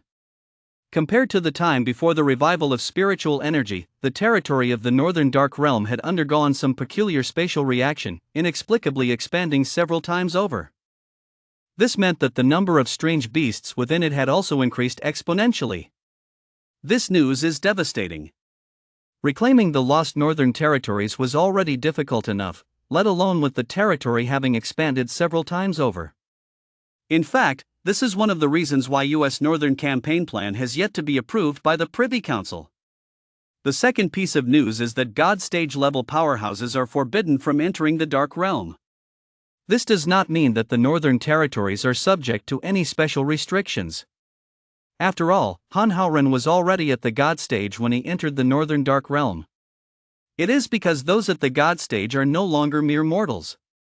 Once they set foot in the Northern Dark Realm, they will be detected by the terrifying entities within the Forbidden Zone. These terrifying entities are all incredibly mysterious and powerful beasts. It is no exaggeration to say they can trigger cataclysms in the heavens and earth. Take the one Han Haoren encountered, for example. The battle between man and beast left a 1,000-kilometer radius in the far north barren of all vegetation. Reclaiming lost territory does not mean reclaiming scorched earth, therefore, it is best for God stage-level powerhouses to avoid setting foot in the Dark Realm. Consequently, you established Bureau 869, selecting and training elite personnel from major universities and the military. The members of Bureau 869 have only one objective: to venture into the Northern Dark Realm, gather intelligence on it, and ultimately bring that information back to the homeland.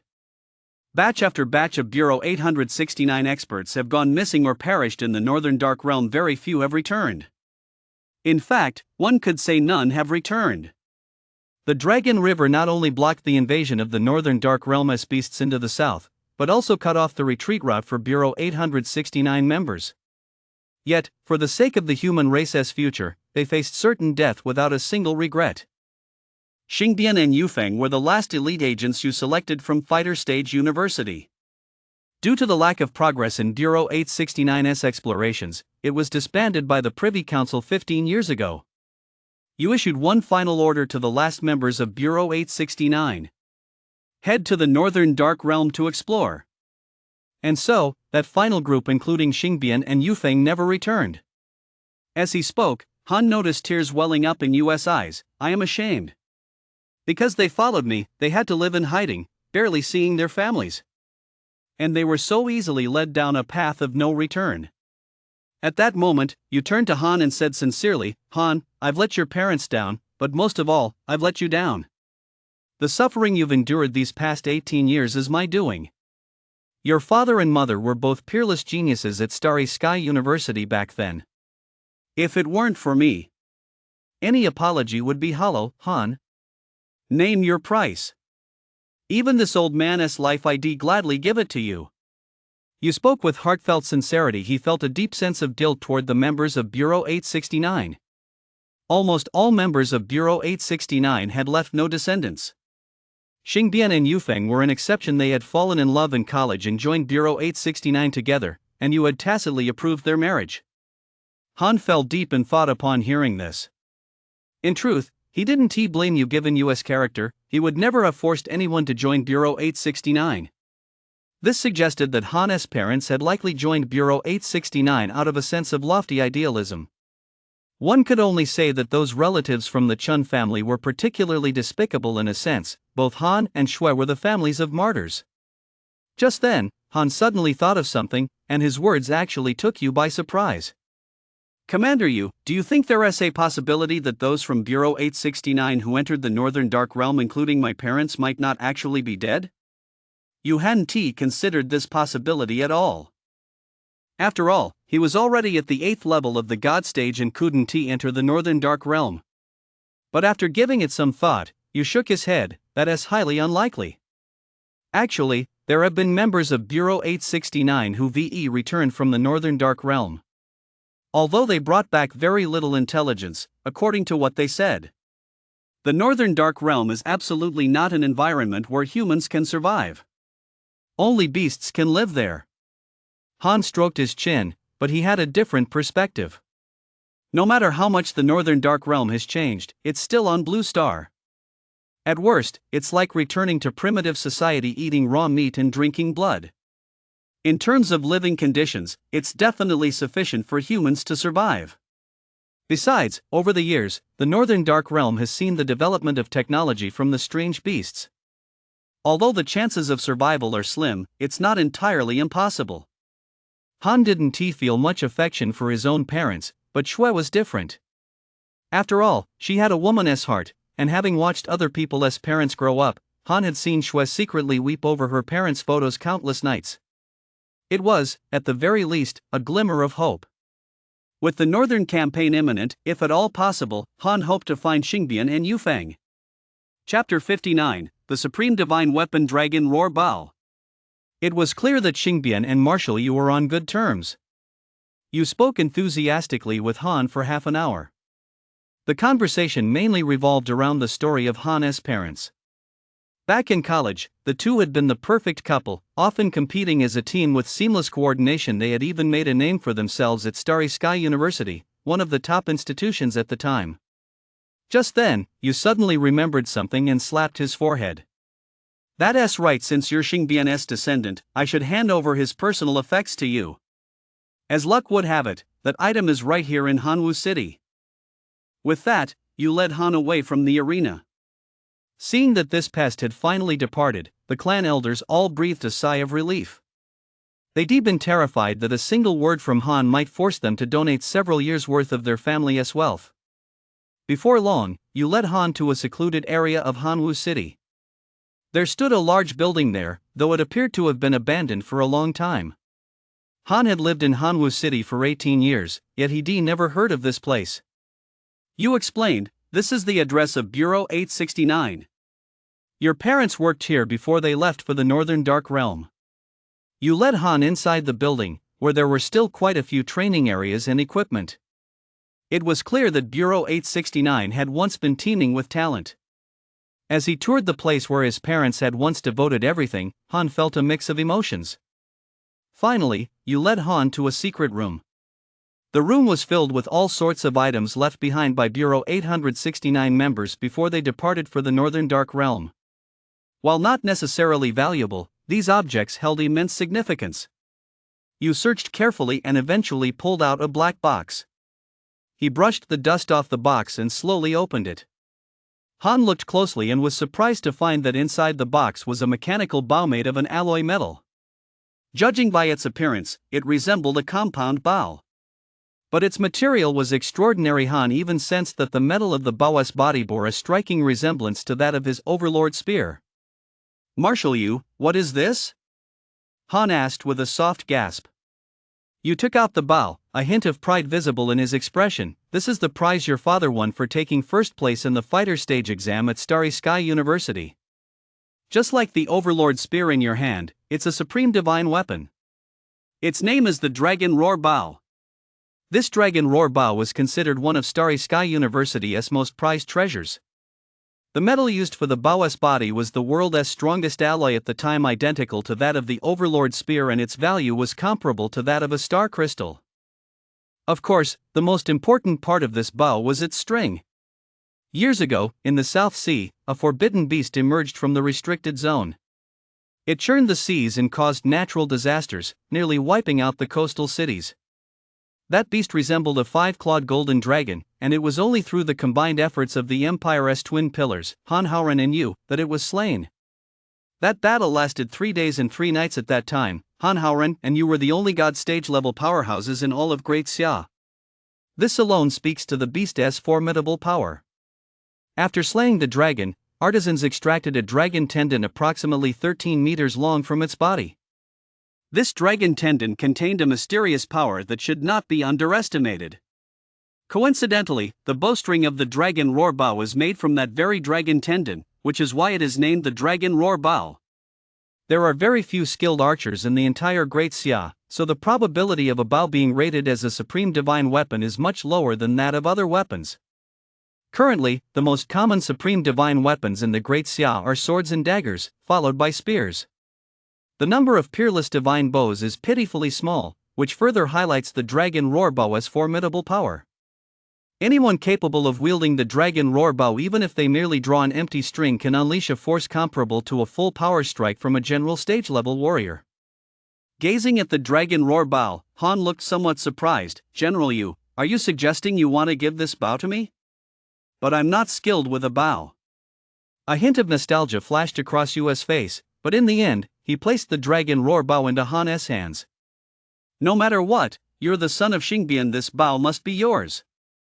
If I gave it to anyone else, my conscience wouldn't let me rest. Unable to refuse such a generous offer, Han accepted the Dragon Roar Bow. But the moment he held it in his hands, a system notification suddenly rang in his ears. Ding! Congratulations on obtaining the supreme divine weapon, the Dragon Roar Bow. Thanks to the bonus from the Saint Weapon Physique, you may now select a primary and secondary weapon.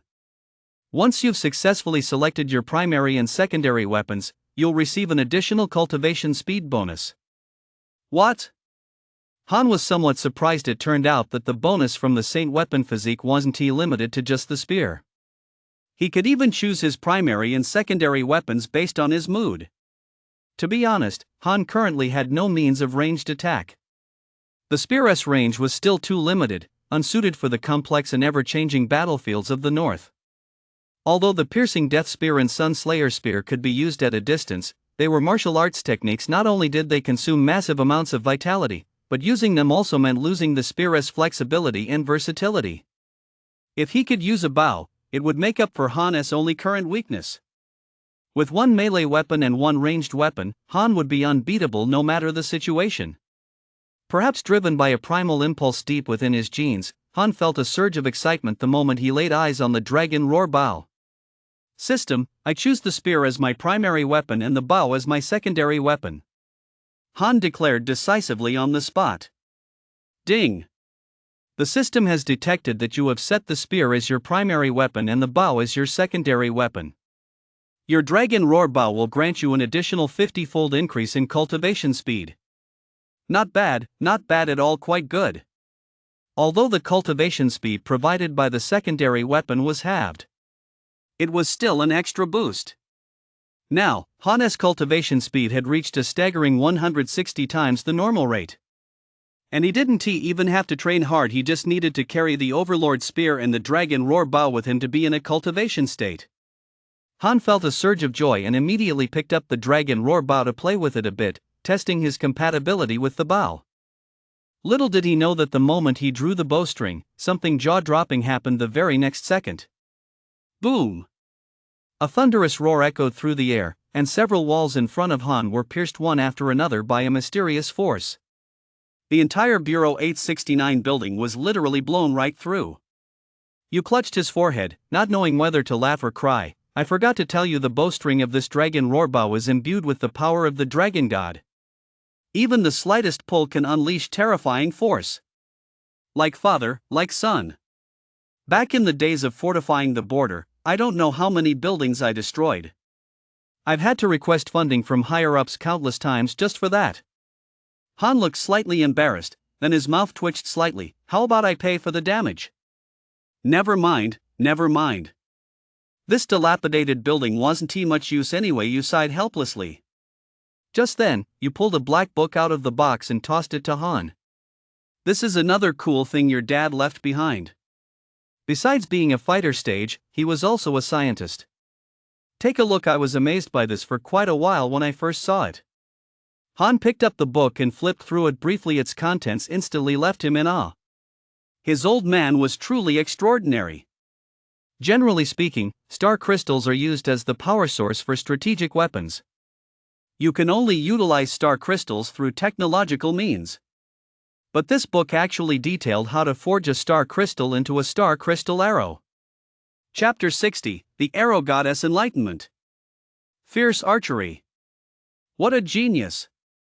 Han couldn't help but be slightly awestruck. After all, star crystal is considered the most complex substance in the world since the new calendar era. It's not something you can just throw and have it explode.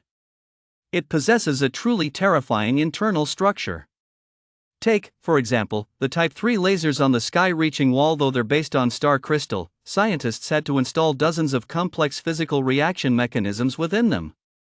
Only then could they extract the energy from the star crystal and transform it into Type 3 lasers. Yet his old man had actually used it directly as a weapon. The concept behind this book is actually quite simple. It involves taking a star crystal and shaping it into an arrowhead, then attaching a small reactor to the tip capable of extracting the star crystal's energy, allowing that energy to be released. But even though it's this simple, countless scientists have been racing to develop it for over a century in the new calendar era, and not a single one has succeeded. As for the star crystal's power, there is no need to elaborate. Those three types of lasers back then instantly reduced a vast horde of alien beasts to nothingness. This isn't just a star crystal arrow. It's practically a miniature mushroom bomb launcher. Han, holding the book, was somewhat astonished. General, you actually didn't turn this in? After all, if the star crystal arrow were deployed on a large scale in actual combat, it could fundamentally alter the current military landscape. You, of course, understood Han's concern. However, first and foremost, the star crystal arrow generates significant recoil. Only those with base attributes at the general stage level or higher can draw the bow equipped with the star crystal arrow. Furthermore, the star crystal arrow is difficult to control. If used on a large scale, a single mistake by one person could result in friendly fire instead of enemy casualties. The inherent danger of this weapon means it cannot be deployed on a large scale. Most importantly, the star crystal arrow is Xingbian's patent, and you would only hand it over to Xingbian's descendants. Based on US attitude alone, Han was convinced that his parents and indeed, everyone at Bureau 869 had not been forced by him to walk into certain death. At that moment, you added, "Oh, and if you ever try to make a star crystal arrow, be very careful." Back when your dad was working on this thing at Starry Sky University, he nearly blew the whole place up. A black line appeared on Han's forehead in a sense. This was the kind of thing only a true genius could pull off. After formally thanking you, Han returned to the barracks. With no further obstacles standing in the way of the Northern Campaign, you would devote all his efforts to preparing for it. As for Han's task, it was simple: to lead the Cold Knight Squad in intensive training before the campaign began. Success or failure hinges on this. Training intensity for all units participating in the Northern Campaign was doubled. Back at the barracks, Han immediately issued training orders to the Cold Knight Squad. Before the Northern Campaign, Yufei, Meng, and Yun must all break through to the fighter stage. If they fail to reach the fighter stage, they will inevitably be a liability on the campaign. As for Linger, she must master a martial art. Han cannot teach her his own martial art, but the Ji family possesses a technique called Flame Spear, an A-rank martial art. While not particularly high level, it is perfectly suited for Linger. Once one reaches the general stage, progress slows down the higher one's psychic force, the faster one can advance through the stages. Therefore, it's unrealistic to expect Linger to advance to the next stage before the Northern Campaign. After assigning the tasks, Han began his own seclusion. Before training, he had one thing to do first: use the 60,000 points in 2 targeted draw opportunities awarded by the system. The rules for targeted draws had changed slightly. Specifically, if a targeted draw is used, the points consumed will be double the original amount. In other words, without a targeted draw, the maximum number of points consumed per draw at the highest tier is 5,000. However, if he uses a targeted draw, the number of points Han would consume would be. But Han found this cost acceptable. 5,000 points per draw. If he couldn't draw the talents, physiques, or martial arts he needed, it would be a complete waste. What Han wants to draw, first and foremost, are talents. Saint Weapon Physique is a talent that provides a bonus when using any weapon. However, God-slaying spear intent only takes effect when using a spear. Therefore, what Han currently needs is a talent related to archery. One that ensures his base stats don't fall too far behind when using a bow.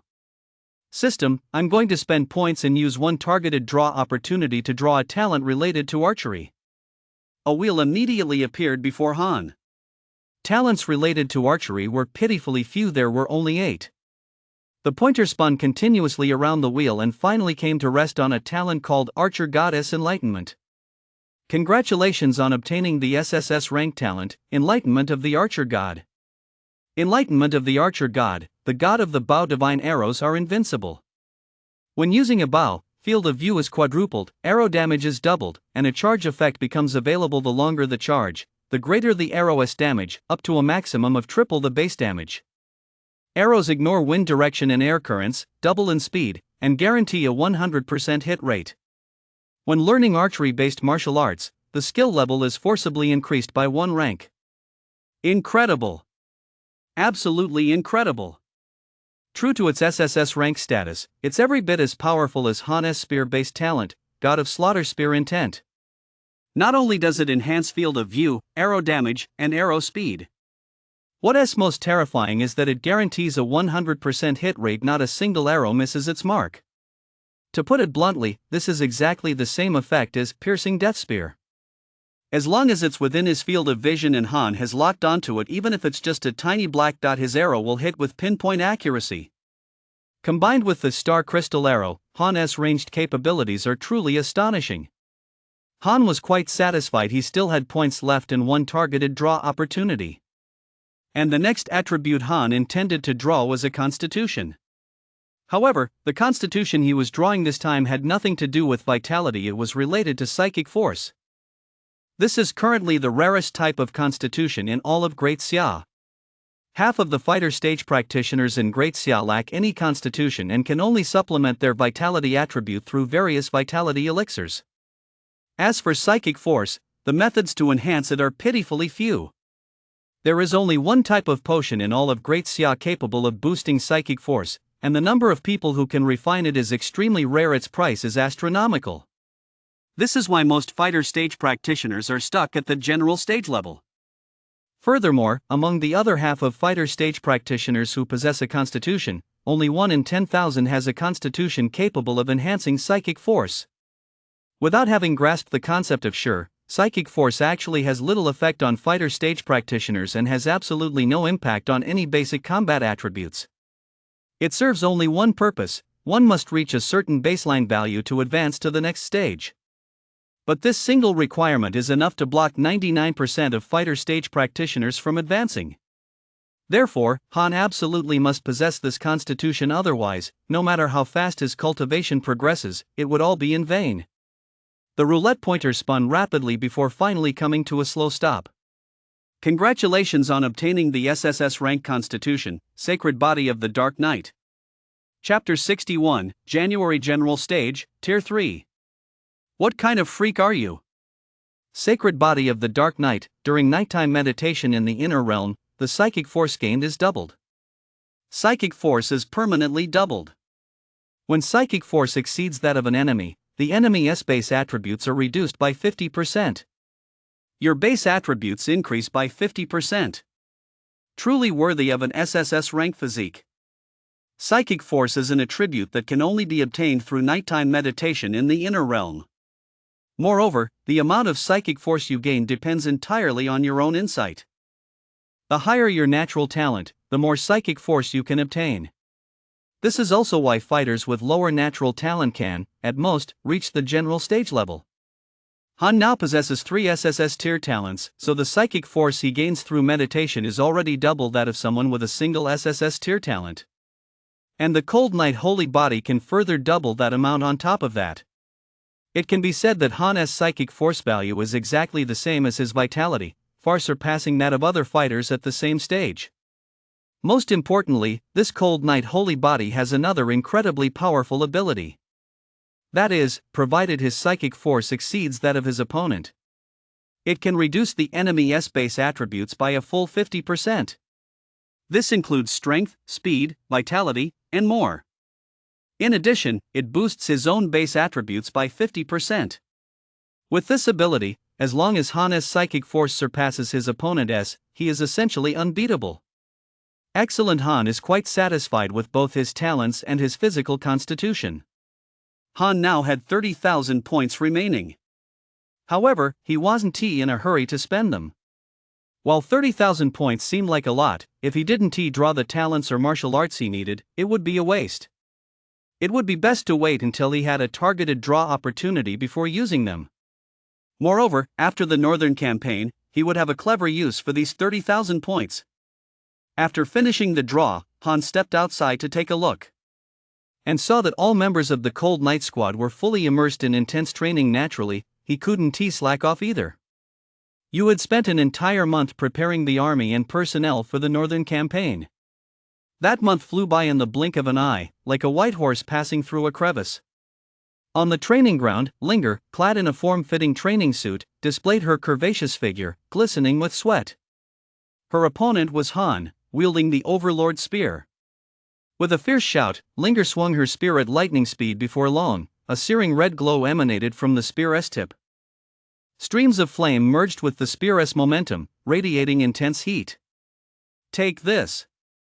Suddenly, Linger's figure vanished in an instant, appearing right in front of Han as she hurled a flaming spear toward his face. But Han merely gave his spear a slight flick, effortlessly blocking Linger's attack. The fierce flames were extinguished. Linger felt a sudden sense of frustration and said helplessly, "How come I've been practicing this flame spear for a whole month, and I still can't land a hit on you?"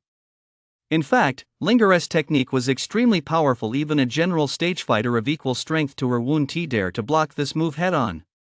However, Han chuckled, "You can't compare yourself to me. You've already mastered this flame spear well enough to handle this Northern Campaign." Hearing Han's words, Linger seemed to realize something and immediately rolled her eyes. You're right about that, but who else in the Cold Night Squad is at the general stage level and can spar with me? Just as the two were chatting, the rumbling sound of a car engine suddenly echoed from the entrance of the barracks. Lu Zixing, the commander of the Kuwait battalion, dressed in full military uniform, jumped out of the military vehicle, bringing with him the latest military orders. Second Lieutenant Han, Second Lieutenant Linger, Corporals Meng, Yun, and Yufei, report for orders. Military orders are as unyielding as a mountain, there can be no delay. Han and the others quickly gathered their things and made their way to the camp gate. Ever since the Army held the Special Operations Team competition, Special Operations Teams like the Cold Night Squad had been assigned their own separate quarters and no longer lived alongside the Kuwait battalion. Therefore, military orders had to be delivered personally by the battalion commander. Second Lieutenant Han, reporting for duty. Han saluted with a crisp, standard military salute. Lu Zixing had come in person, even driving a military vehicle. Judging by the scene, they were about to set out for the north. Sure enough. General U.S. orders, Cold Night Squad, pack your belongings and set out immediately for the assembly point at the Tontian Wall. The Cold Night Squad had been ready for this day at all times. Their luggage had long been packed. Before long, they all jumped onto the military vehicles. What Han hadn't expected was that Lu Zixing would personally drive and escort them on this mission. Steering the wheel, Lu Zixing chuckled, the brothers from the Kuwait battalion are leaving first. I'm the last one. I haven't driven in years, let me be the driver for this one. This left Han and the others feeling both flattered and a bit overwhelmed. Even though they followed orders but not formal announcements, technically speaking, Lu Zixing was still their superior. However, Lu Zixing didn't mind. Having gone through the Special Operations Group preliminaries and the military exchange matches, the Cold Night Squad had long since become the pride and joy of the Kuwait battalion. He glanced at Yun and the others and immediately chuckled, not bad, you little monkeys. In just 1 month, you've all broken through to the fighter stage. Impressive. With Lu Zixing's Emperor stage cultivation, he could naturally see right through Yun and the others' strength at a glance. Reaching the fighter stage in just half a year meant that Yun and the others had thoroughly washed away their reputations as family good-for-nothings. Lu Zixing then turned to Linger and said, Red boy, you're not bad either, keep up the good work. It turns out only Han can keep your fiery temper in check. Linger's face flushed red as she tried to retort, but she could do nothing about it. Then Lu Zixing turned his gaze to Han. He paused for a moment, then widened his eyes in disbelief and exclaimed, Third-tier general stage. How is that possible? What kind of freak are you, kid? Lu Zixing's astonishment was genuine. Caught off guard, he nearly lost control of the car. Fortunately, he managed to brake in time, or else both he and the vehicle would have plunged into the mountainside. But his surprise was understandable after all. Just 2 months ago, Han had been nothing more than a fighter stage fighter. Back then, Han had been nothing more than a weak infant in his eyes, someone he could have wiped out with a snap of his fingers. Yet in less than 2 months, that infant had grown into a giant. Now, Lu Zixing didn't even dare claim to be Han's match.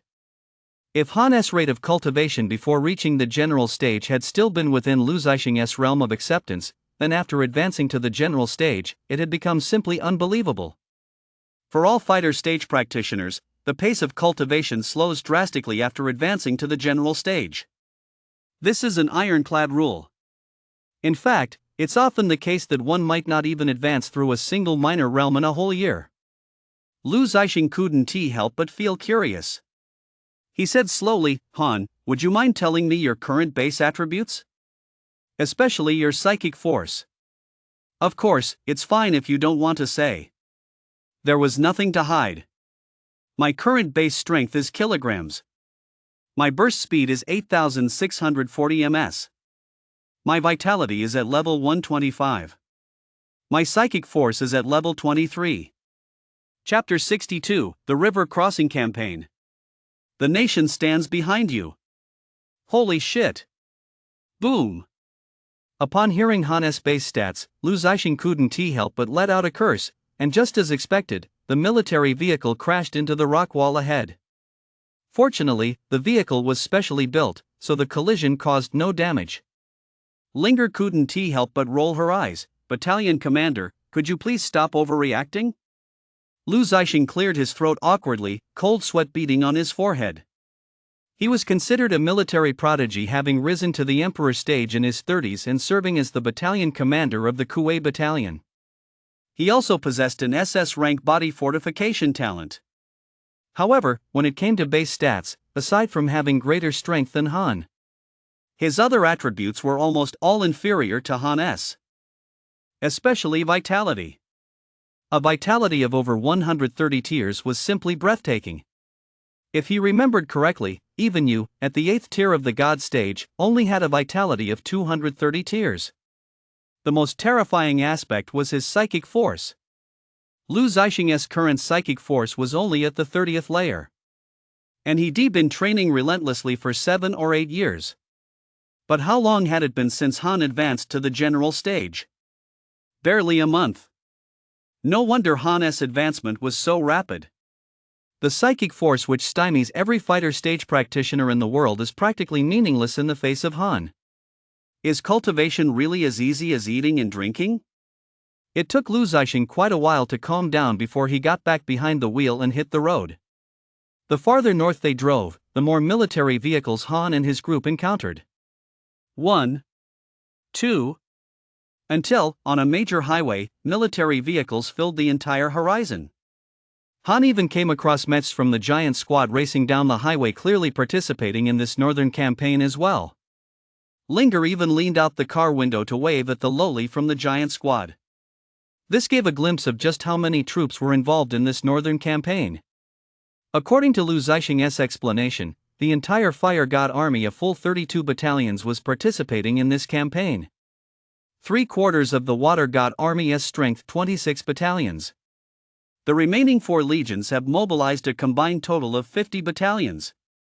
All told, that's a full 108 battalions. Nearly 400,000 troops are involved in this northern campaign. This is the largest military mobilization in the entire new calendar's 100-year history. And, of course, there's the weaponry. All the troops participating in this northern campaign were equipped with the military's finest weapons and gear. For example, the Type 5 anomalous battle armor was issued to virtually every soldier. In addition, the most crucial piece of equipment was the Type 3 laser cannon. This weapon is currently the only thermal weapon capable of posing a lethal threat to anomalous beasts. Thanks to Han's victory in the exchange tournament, the clans contributed countless star crystals. Every Type 3 laser cannon in the military has been mobilized. This is arguably the largest scale battle in recent history. Finally, Han and his companions arrived at the assembly point at the sky-reaching wall. As far as the eye could see, within a radius of hundreds of kilometers, there were row upon row of green pickup trucks, mechs, weapons, and more. A sea of people, countless in number.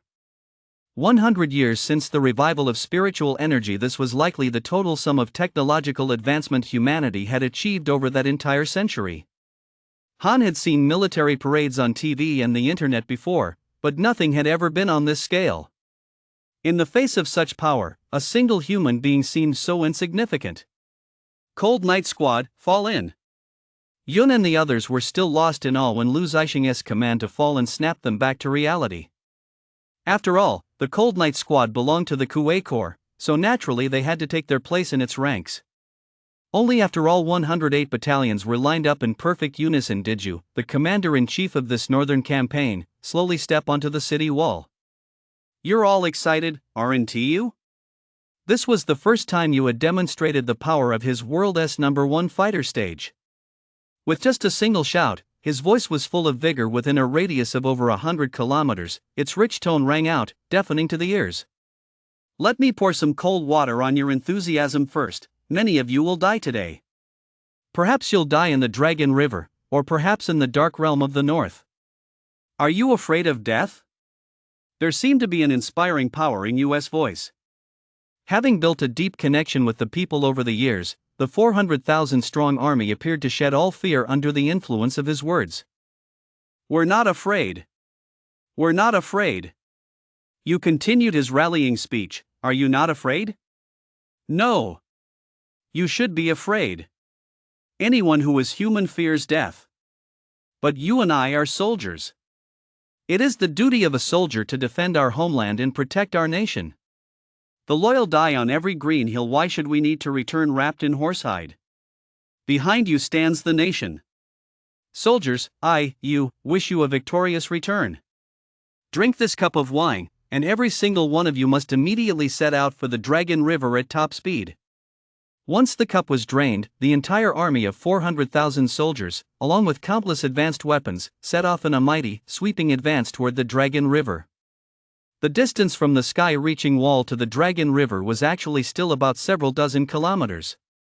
Along this stretch of several dozen kilometers, numerous strange beasts would appear. But in the face of a full army of 400,000, these beasts were nothing more than small fry. Before long, the army reached the Dragon River. The Dragon River, also known as the Mother River of Great Xia, is the cradle of Great Xia culture. Due to the revival of spiritual energy, the river's area had more than doubled. It was winter, and the river's waters were murky yet calm, flowing in a mighty torrent. The first obstacle facing the Northern Expeditionary Army was this very Dragon River. Don't be fooled by the Dragon River's current tranquility as the boundary separating the Northern Dark Realm from Xia. It is far more than just a river. Beneath the surface lurk countless ferocious river monsters. Their massive bodies are capable of swallowing an entire steamship whole. Standing on the banks of the Dragon River, Yun simply tossed a pebble into the water. Boom! Water splashed everywhere, and immediately several giant underwater beasts burst out of the water, sending shivers down everyone's spines. This underwater environment makes it impossible for the Northern Expeditionary Forces or anyone attempting to travel from the south to the Northern Dark Realm to use any kind of vessel. Flying would be even more dangerous. First of all, the monsters of the Northern Dark Realm would make low-flying helicopters sitting ducks. Once shot down into the Dragon River, there is almost no chance of survival. This Dragon River not only blocks the northern monsters from invading the south but also cuts off the route northward. Currently, there is only one solution that has been devised to cross it. That is to use the alloy metal rafts developed by the Academy of Sciences to break through the Dragon River's monster defenses and force our way across. These rafts are compact and easy to transport by vehicle. The downside is obvious: each raft can only carry 3 people. Therefore, this 400,000 strong army must be divided into groups of 3, forming a 3x3 system, to cross the river. Attention, all units. Take your combat positions. Prepare to cross the river. Artillery Battalion, prepare. Activate the Type 3 laser cannons and launch a saturation bombardment against the beasts in the Dragon River region. Chapter 63, The Battlefield Meat Grinder. Cross the river. Cross the river. According to U.S. plan, these 108 battalions would be deployed along a stretch of over 100 kilometers along the Dragon River. They would then land in the northern frontier in accordance with their respective battle lines. This massive northern campaign was also broadcast live nationwide. On one hand, this was to boost public confidence, allowing the people of Great Xia who had enjoyed a long period of peace to witness the ferocity of the alien beasts beyond their borders. On the other hand, it was a strong demand from the major clans. After all, they had donated so many star crystals, nearly half their family fortunes, that they had to see some results. For you, this was also a high-stakes gamble. The stakes were the very fate of Great Xia. If the northern campaign succeeded, Great Xia would flourish. If it failed, he would essentially have to step down from his position as commander-in-chief. Nearly all of Great Xia's 600 million people were now gathered around their screens, watching the live broadcast.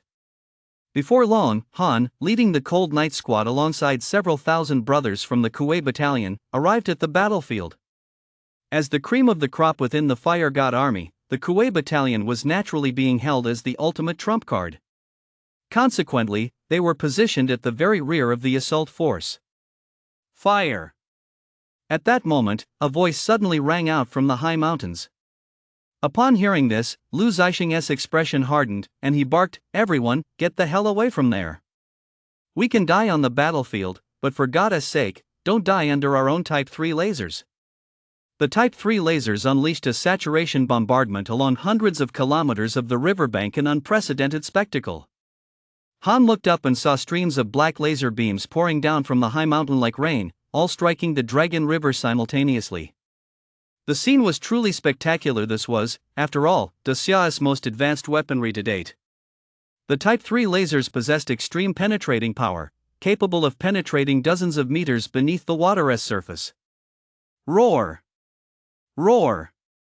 Roar! The moment the Type 3 lasers struck the river's south surface, countless eerie beastly roars rang out in succession across hundreds of kilometers of the Dragon River.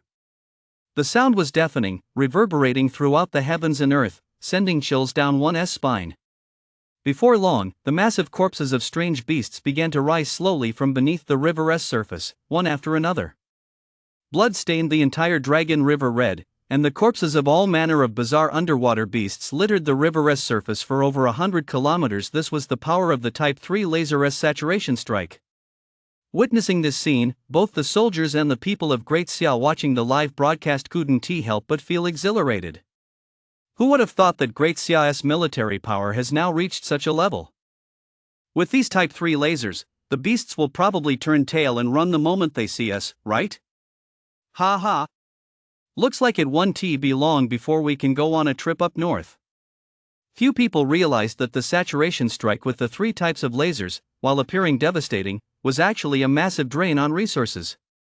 After all, it covered a stretch of riverbank over 100 kilometers long.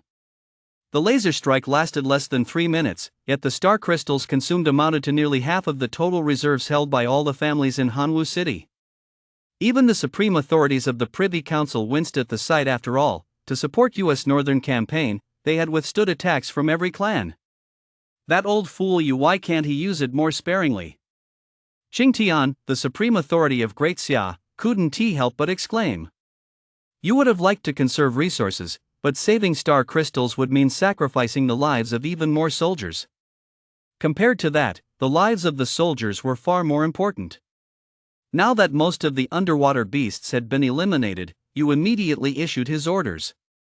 The Fire God Army is 2nd and 4th Corps, the Water God Army is 6th and 7th Corps, and the Wind God Army is 3rd and 1st Corps. A total of 6 corps, exactly 24 military camps, led the charge. Aboard the rafts. As the command was issued, countless alloy rafts rained down onto the surface of the Dragon River like dumplings being dropped into boiling water. The soldiers of these 24 camps were, to put it nicely, the vanguard. To put it bluntly, they were cannon fodder. Their mission was to clear the way for the elite forces following behind. After all, once they set foot on northern soil, the main combat force would still have to be the Army's elite. Positioned in front of the Kuei Battalion were the Xiang Battalion of the Fire God Army and the Chu Battalion of the Water God Army. The soldiers of these 2 battalions were already rallying each other's spirits. Brother, down this bowl of wine. See you at the Martyrs' Cemetery. Remember to tell my mother I wasn't a coward. They were fully aware of their role as cannon fodder, yet they still joked and laughed as if nothing were amiss. Not a single soldier under Marshal Yu was one to cling to life or fear death. Among the crowd, Han spotted a familiar face, Luo Feng, a young soldier from the garrison at Hanwu City. He was even younger than Han, yet he had volunteered for the Northern Campaign despite being only at level 3 of the novice stage. Perhaps noticing Han's gaze, Luo Feng turned to look at him, waved with a smile, and then stepped onto the raft without a second thought. The soldiers from the 24 major camps numbered a full 70 to 80,000, yet spread out along the riverbank for over 100 kilometers, they seemed like a mere speck in the vast ocean. I hope everything goes smoothly. Yu sat in the operations command center, staring intently at the river's surface, his heart in his throat. That wave of saturation strikes had all but wiped out every river-dwelling beast along the 100-kilometer stretch of the Dragon River. By all reasonable estimates, an army of 400,000 should have been able to cross the river safely. Yet Yu still felt uneasy, which was why he had assembled an advance force of 7 or 8,000. Before long, this force of 70,000 to 80,000 had reached the middle section of the Dragon River. Suddenly, a catastrophic turn of events occurred. Ripples suddenly spread across the entire river surface. The Vanguard's alloy rafts were instantly reduced to flickering candles in the wind, left to sway helplessly. Immediately afterward, an iron-headed catfish weighing over 10,000 jin burst through the water. It opened its blood-red maw, and in an instant, hundreds of soldiers were killed. This catfish was at least a 10th tier alien beast, equivalent to the general stage level. The vanguard troops, who were at the novice stage and fighter stage levels, were completely powerless to defend themselves. And it wasn't just this one catfish. Almost immediately after this catfish burst through the water, all manner of massive underwater beasts sprang into action in the blink of an eye. Among them were 6-winged crocodile dragons, lion-headed giant octopuses, and other underwater beasts of the 10th rank or higher. A full 70 to 80,000 lives were being mowed down as if they were grass. Damn it, I'll fight you to the death. Damn monsters, die. The warriors fought like mad, but against these 10th tier beasts, their efforts were as ineffective as a tickle. The beasts were enormous to begin with. Even a fighter stage warrior of the same level would need to unleash their most powerful attacks to inflict any real damage. Why hasn't Marshal you given the order to attack yet? The soldiers of the Kuwait battalion on shore watched with eyes bulging with fury, desperate to charge forward at that very moment. As Marshal Yu, he naturally had his reasons. He had long foreseen this situation. This was precisely the role of the vanguard, to lure out those high-tier beasts lurking deep underwater, then wipe them all out with the Type 3 lasers. However, even though he had anticipated this, you couldn't help but grip his Guandao tightly. After all, those were the main forces of his fire god army. At that moment, you couldn't help but think of Xingbian. Hot weapons like guns and cannons weren't very effective, and Type 3 lasers tended to indiscriminately target both friend and foe. What the army lacked most were fighter stage archers capable of such long-range, precision strikes. If Xingbian were still here, he would surely have saved many of our soldiers. Yu sighed with emotion. At that very moment, he had no idea that Han, standing on the banks of the Dragon River, had already reached for the Dragon Roar bow. Chapter 64, Are you shooting an arrow, or sniping? The scene unfolding on the water left even the people of Great Xia watching the live broadcast feeling anxious and uneasy. Is this the Dragon River beast? Our army isn't even a match for it. That's incredible. How are we supposed to defeat such colossal beasts? The people of Great Xia, who had been so elated just moments ago, were instantly gripped by panic. The main reason was that the Dragon River beasts on the screen were so powerful as to defy common sense. Even an ordinary fish-like beast was as big as half a blue whale. The largest of them, a lion-headed giant clam, had a single leg measuring over 30 meters long. They churned the waters of the Dragon River, mercilessly mowing down the soldiers. Among the mostly stunned people of Great Xia were some who were family members of these vanguard soldiers. My child. My child. You can't die, you're our only son. Run for your life. Jean Gue. My son. Even from the chat stream alone, one could sense the despair of these family members. To watch their sons and grandsons being swallowed by these colossal beasts with their own eyes, the sheer despair was unimaginable. 24 camps in just 10 minutes, nearly half their ranks had already been wiped out. Suddenly, a crocodile dragon opened its blood-red maw and lunged at the soldiers of the Xiang and Shu camps, positioned in front of the Kuwait camp. In his final moments, the young soldier Luo Feng closed his eyes tightly, quietly awaiting death. He understood all too well that since he had chosen to go to battle, he had to be prepared to sacrifice his life at any moment. Luo Feng. The Cold Night Squad had spent quite a few days side by side with Luo Feng in Hanwu City and had grown quite attached to him. However, without general U.S. orders, they dared not rush over to help. Whoosh! Just then, a piercing whistle cut through the air, like the dawn breaking through the darkness. Everyone heard the sound and turned their heads to look. A tiny speck of light appeared on the long river, hurtling toward the crocodile dragon at breakneck speed. That was the view from a distance, but from Luo Feng's perspective, it was entirely different. From his perspective, a blinding white light flashed from the direction of the Kuwait battalion, then streaked past him at breakneck speed. Even the slightest gust of wind felt like a fierce slap across his face. What's going on? Luo Feng was still somewhat bewildered. By the time he snapped back to his senses and looked at the ancient crocodile dragon before him, he was utterly stunned. At some unknown moment, a massive hole had been pierced right through the crocodile dragon's entire body from its mouth to its tail. The wound was peculiar, incredibly smooth and perfectly circular, with no traces of torn internal organs or blood vessels inside. It was as if everything within the attack's range had simply been obliterated. As Luo Feng looked along the wound, he was even more astonished. Not only had the crocodile dragon been pierced through, but this attack had even blasted a hole roughly 10 meters in diameter right through the cliff face of the northern Dark Continent. Everyone was stunned, as the view from the livestream was even more terrifying. Even if they recorded the livestream footage and slowed it down 64 times, all they could see was a tiny speck of light piercing through the crocodile dragon's body.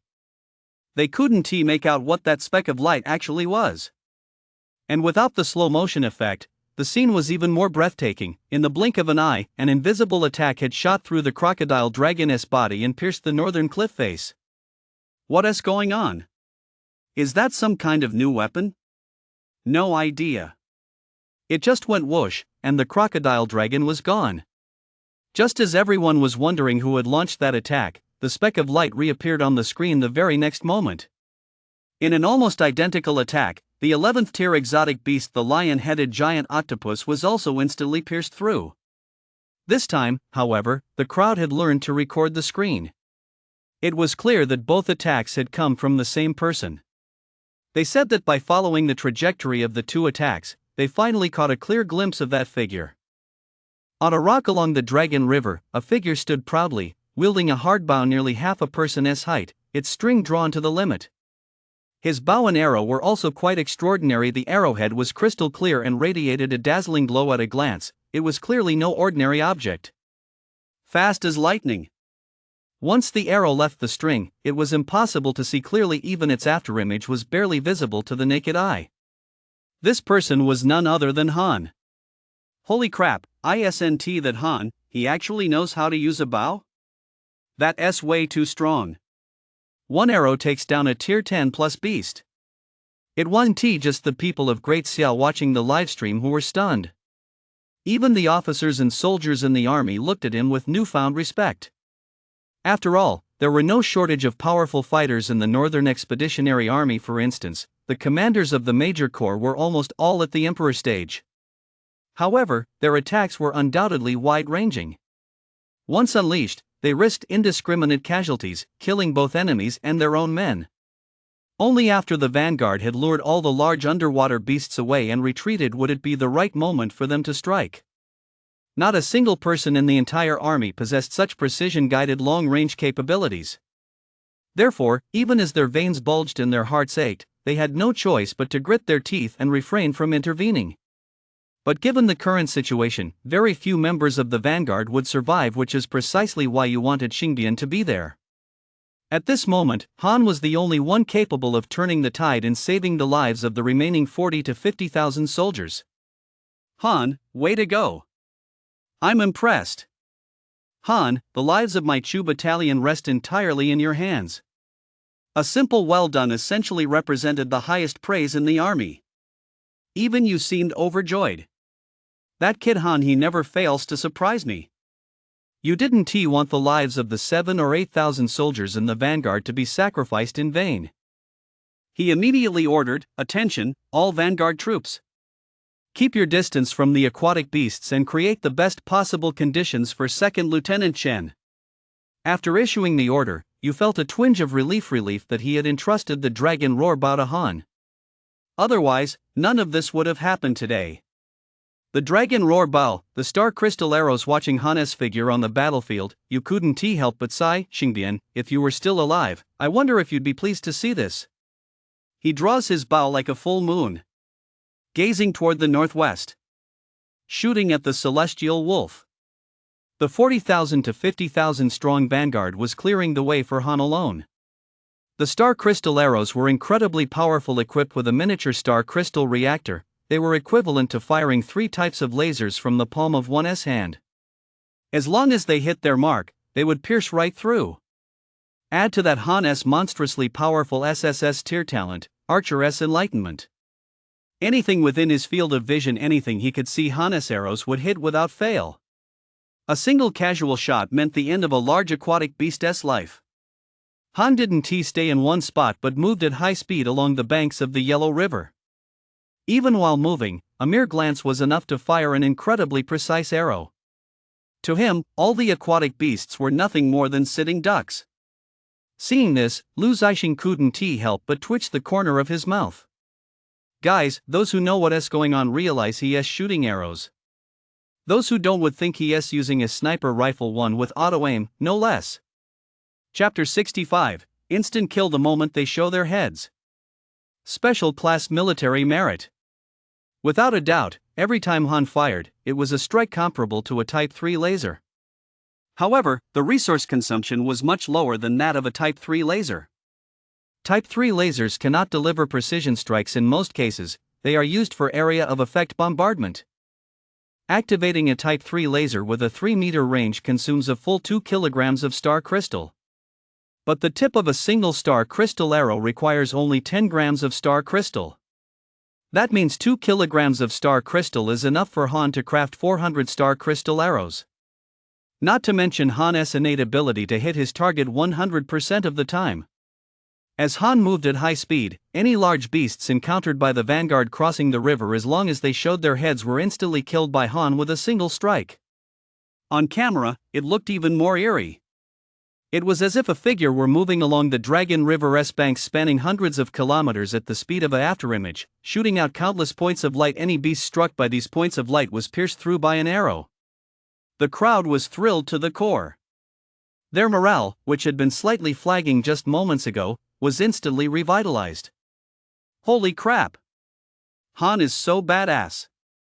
He single-handedly wiped out the monsters of the Dragon River. That archery is simply divine. I never expected him to have such skill with a bow on top of his gunmanship. One clan elder even remarked in the comment stream, to perfect their craft, most fighter stage practitioners master a single martial art to the point of perfection. While it's true that having many skills never hurts, the downside of having too many is that each one ends up being mediocre. A fighter stage like Han who has mastered spearmanship to the highest level yet still scores a perfect 100 in archery is truly one of a kind. At that moment, the 400,000-strong army stretching hundreds of kilometers along the Dragon River began chanting one man's name in unison. Han, you're a legend. Han, you're mighty. After all, without Han, out of the 70,000 to 80,000 lives in the vanguard, surviving even 10,000 would have been the best-case scenario. And you did not hold back, unleashing his god stage-level cultivation. His mighty voice instantly echoed across the entire banks of the Yellow River. Han, squad leader of the Cold Knight Squad in the Fire God Legion, is awarded a special class military merit for saving the Northern Expedition's vanguard. This is hereby announced to the entire army. Since his promotion to second lieutenant, Han had not received any further rank advancements. This was due to the Army's regulations on commendations. Before reaching the rank of second lieutenant, one could continuously climb the ranks through various tests or by accumulating seniority. But after second lieutenant, there was only one path for advancement in the military. That was military merit. Therefore, even though Han had won the championship in the military exchange competition and rendered outstanding service to the Northern Expedition, you had not promoted him. This was to avoid gossip. The military regulations were clear: unless enemies were killed on the battlefield, it did not count as military merit. But now that you no longer had any reservations, he immediately awarded Han a special class military merit.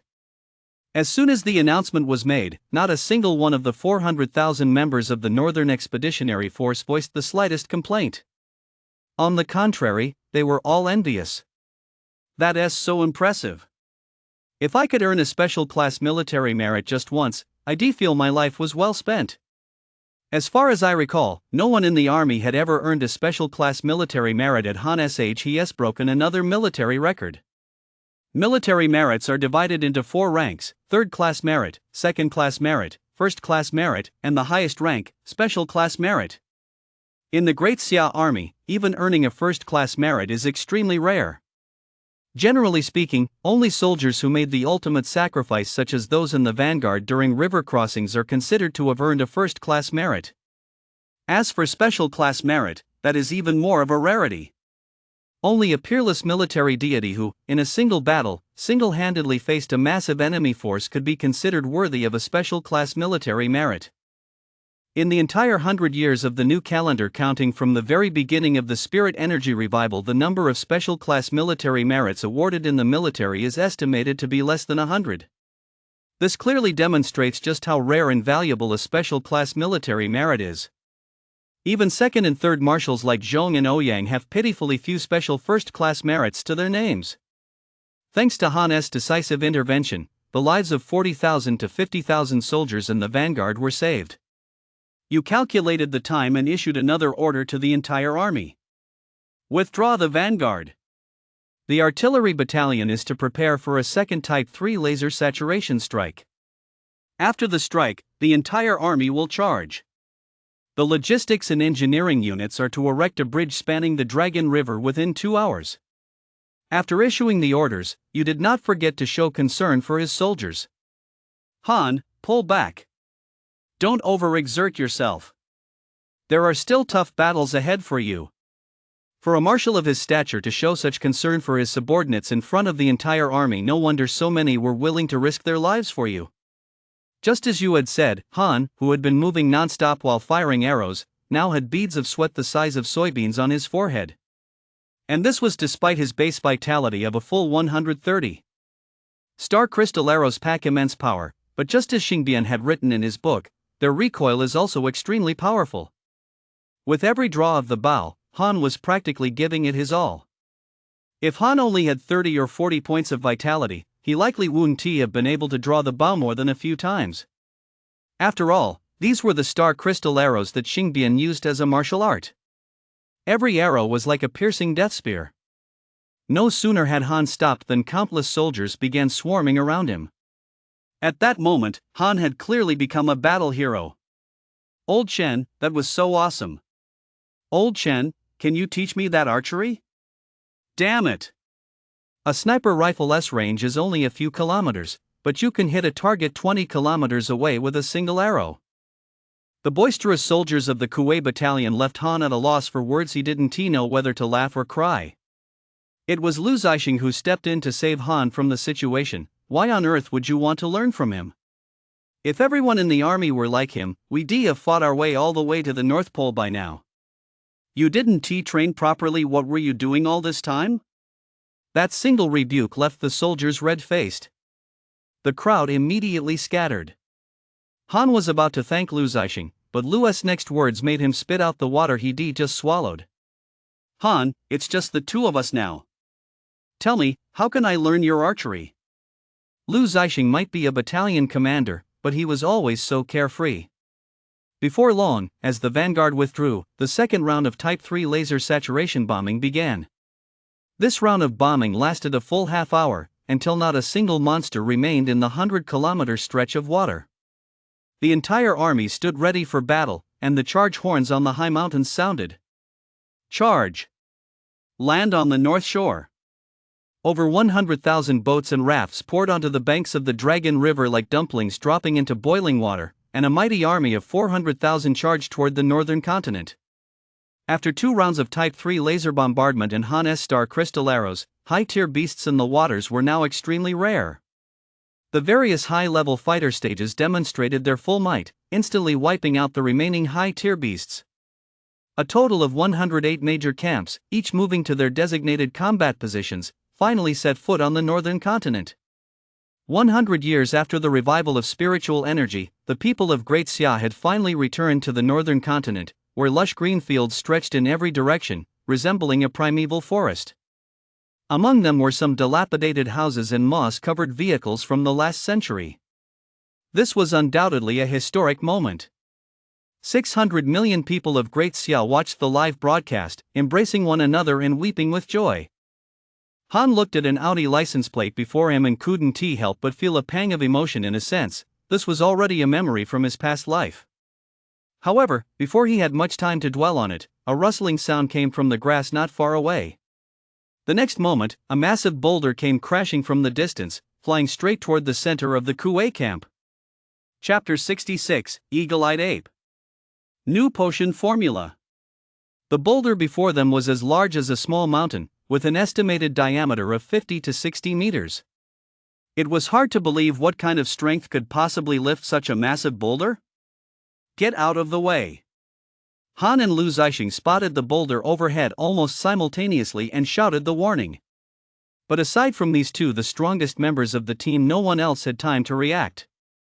By the time they noticed the boulder overhead, everyone was in a panic and hadn't even assumed a fighting stance. If a boulder like that were to fall, at the very least, over 1,000 people would be seriously injured or even killed. Almost simultaneously, Han drew his dragon roar bow, while Lu Zixing drew his spear and leaped upward.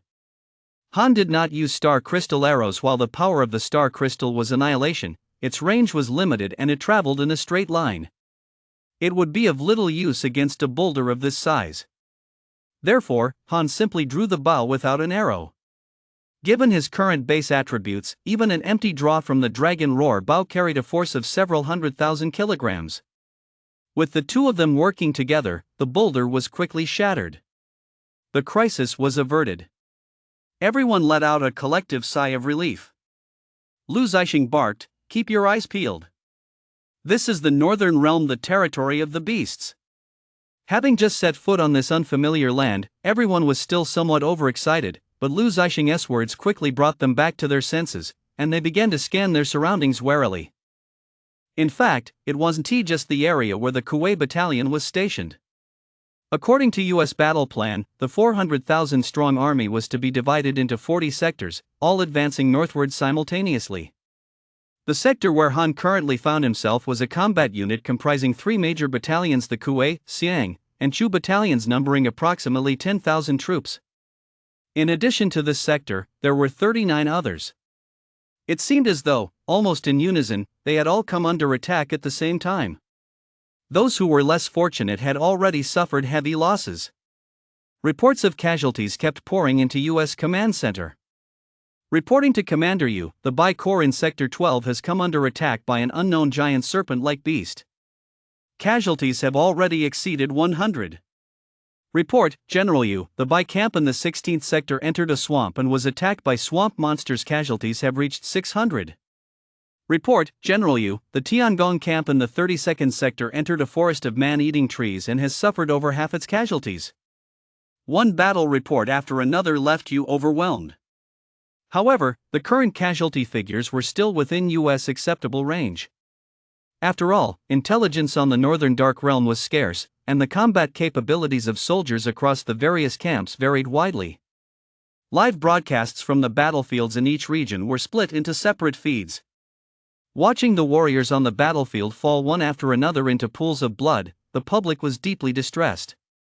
The Dark Realm is truly terrifying. Our warriors have only advanced 2 or 3 kilometers, yet there are already so many bizarre monsters. Sigh. We still have a long way to go before we can truly set foot in the northern frontier again. But at least we've gotten off to a good start. Meanwhile, in the area where Han was stationed, not long after the first boulder had been dealt with, a second one suddenly appeared right on its heels. Fortunately, this time everyone was prepared. They deployed a full array of offensive tactics, and the boulder was swiftly shattered. Lu Zixing and Han exchanged a glance, then looked up. Both were utterly astonished. After all, in the jungle where they were, the nearby trees stood some 30 meters tall, casting such dense shade that they completely blocked their view. What kind of monster could launch such a precise strike at Han's location under these conditions? I'll go up and take a look. The feeling of the enemy being in the dark while they were in the open was unbearable. Han immediately called out to Lu Zixing, and with a few leaps, he scaled to the treetops. But when Han reached the treetops and scanned the surroundings, all he saw was a sea of green jungle. He could barely spot any large beasts. Any creature capable of moving such a massive boulder must be a colossal beast, yet there wasn't even a trace of it. This left Han utterly baffled. Unwilling to give up, Han continued to watch. Before long, the creature finally revealed its true colors. Suddenly, a small black dot appeared in the distance. It hurtled toward Han at breakneck speed, gradually growing larger. Eventually, it transformed into a massive boulder 50 to 60 meters in diameter. Through the direction from which the boulder had come, Han finally got a clear look at the creature's face. It was actually an ape 7 or 8 meters tall. To be honest, although it stood 7 or 8 meters tall, it wasn't exactly a colossal beast. Its appearance was quite peculiar. Its build resembled that of a frail monkey, as if it were nothing but skin and bones. However, its 2 arms were bulging with muscle, accounting for half its body size. Each arm alone was as thick as a dozen people. This proved that its strength was most likely staggering, otherwise, it couldn't have moved such a massive boulder. Even stranger was that its eyes were exactly like those of an owl. This meant its eyesight was extraordinary. The moment Han spotted him, this strange ape spotted Han as well. In terms of vision, it was likely on par with Han, who possessed an SSS-class talent. Eagle-eyed ape. Han immediately named the ape. Since this was an entirely new species, according to DCA regulations, the person who discovers a new species of exotic beast is entitled to name it. In just an instant, Han analyzed the eagle-eyed ape's characteristics. Incredible strength and an extremely wide field of vision.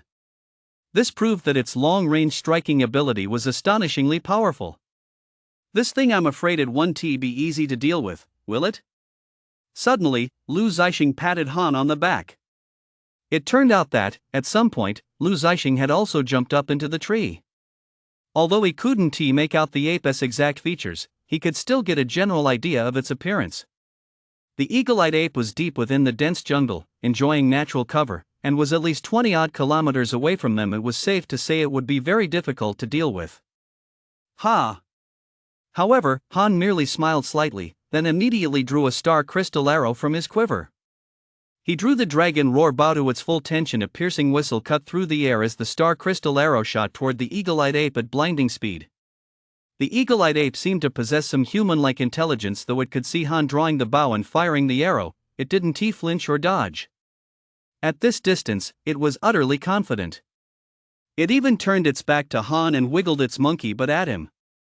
That smug expression was enough to make anyone grind their teeth in frustration. But the very next moment, its smugness vanished. The star crystal arrow traveled 20 kilometers and struck its heart with pinpoint accuracy. It tore a huge hole right through its chest. Damn it! Lu Zixing spat. Although he couldn't see the details clearly from the distant woods, he could see the ape's figure vanish. Clearly, Han had landed a precise hit. A one-hit kill. At the same time, a system notification suddenly rang in Han's ears. Ding! Friendly system reminder: the eyes of the eagle-eyed ape are ingredients for crafting compound divine power potions. Don't miss out. Compound divine power potions simultaneously boost strength and field of vision. The recipe for this potion will be unlocked once you unlock the next tier of the Medicine Goddess Body Alchemy formula. Chapter 67, Time to Hunt. One man manipulates the enemy forces. So the next tier of the Body of the Potion God formula actually unlocks a potion that boosts 2 attributes: not just strength, but also field of vision. The reason Han had saved 30,000 points was to wait for materials from the northern frontier's exotic beasts. The potions that the Body of the Potion God can brew are all exceptionally effective. But they require materials from exotic beasts. Most of these materials are not found in the small region of Great Xia in the south. They can only be found in the northern frontier. Han's interest was immediately piqued, and he prepared to head over to collect materials from the eagle-eyed power ape. However, just then, a series of squeaking beast cries suddenly echoed from the woods. The sound was somewhat like a mouse, yet also resembled a monkey's call. What's that noise? Lu Zixing startled. The scene that unfolded next in the primeval jungle ahead caused even Lu Zixing to break out in a cold sweat. One after another, eagle-eyed power monkeys kept emerging from the dense jungle. Han hadn't seen them earlier because they'd all been hiding behind boulder after boulder in the jungle. There was not just one beast of this caliber in the jungle but a whole herd. 1, 2, 3.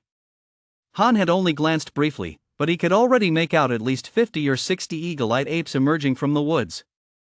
And that didn't even count the many more hidden beyond his field of vision. A single eagle-eyed ape's attack would require the Chu, Xiang, and Kuei camps, all 3 major encampments, to give their all to counter it. If so many eagle-eyed apes were to hurl boulders simultaneously, the scene would be too terrifying to even imagine. Keep in mind that the boulders they hurl, measured by height, are roughly equivalent to a building nearly 10 stories tall. The more than 10,000 soldiers across the three camps would likely be reduced to ashes in an instant. The eagle-eyed power ape from earlier had merely been toying with Han and his companions, but once Han killed it, it drew the attention of its companions. Toying with them and defending their territory are two completely different matters. These eagle-eyed apes will attack with everything they've got. And since Lu Zixing was carrying live streaming equipment, this scene was broadcast to the eyes of 600 million people across Great Xia. The crowd trembled with fear. Holy crap!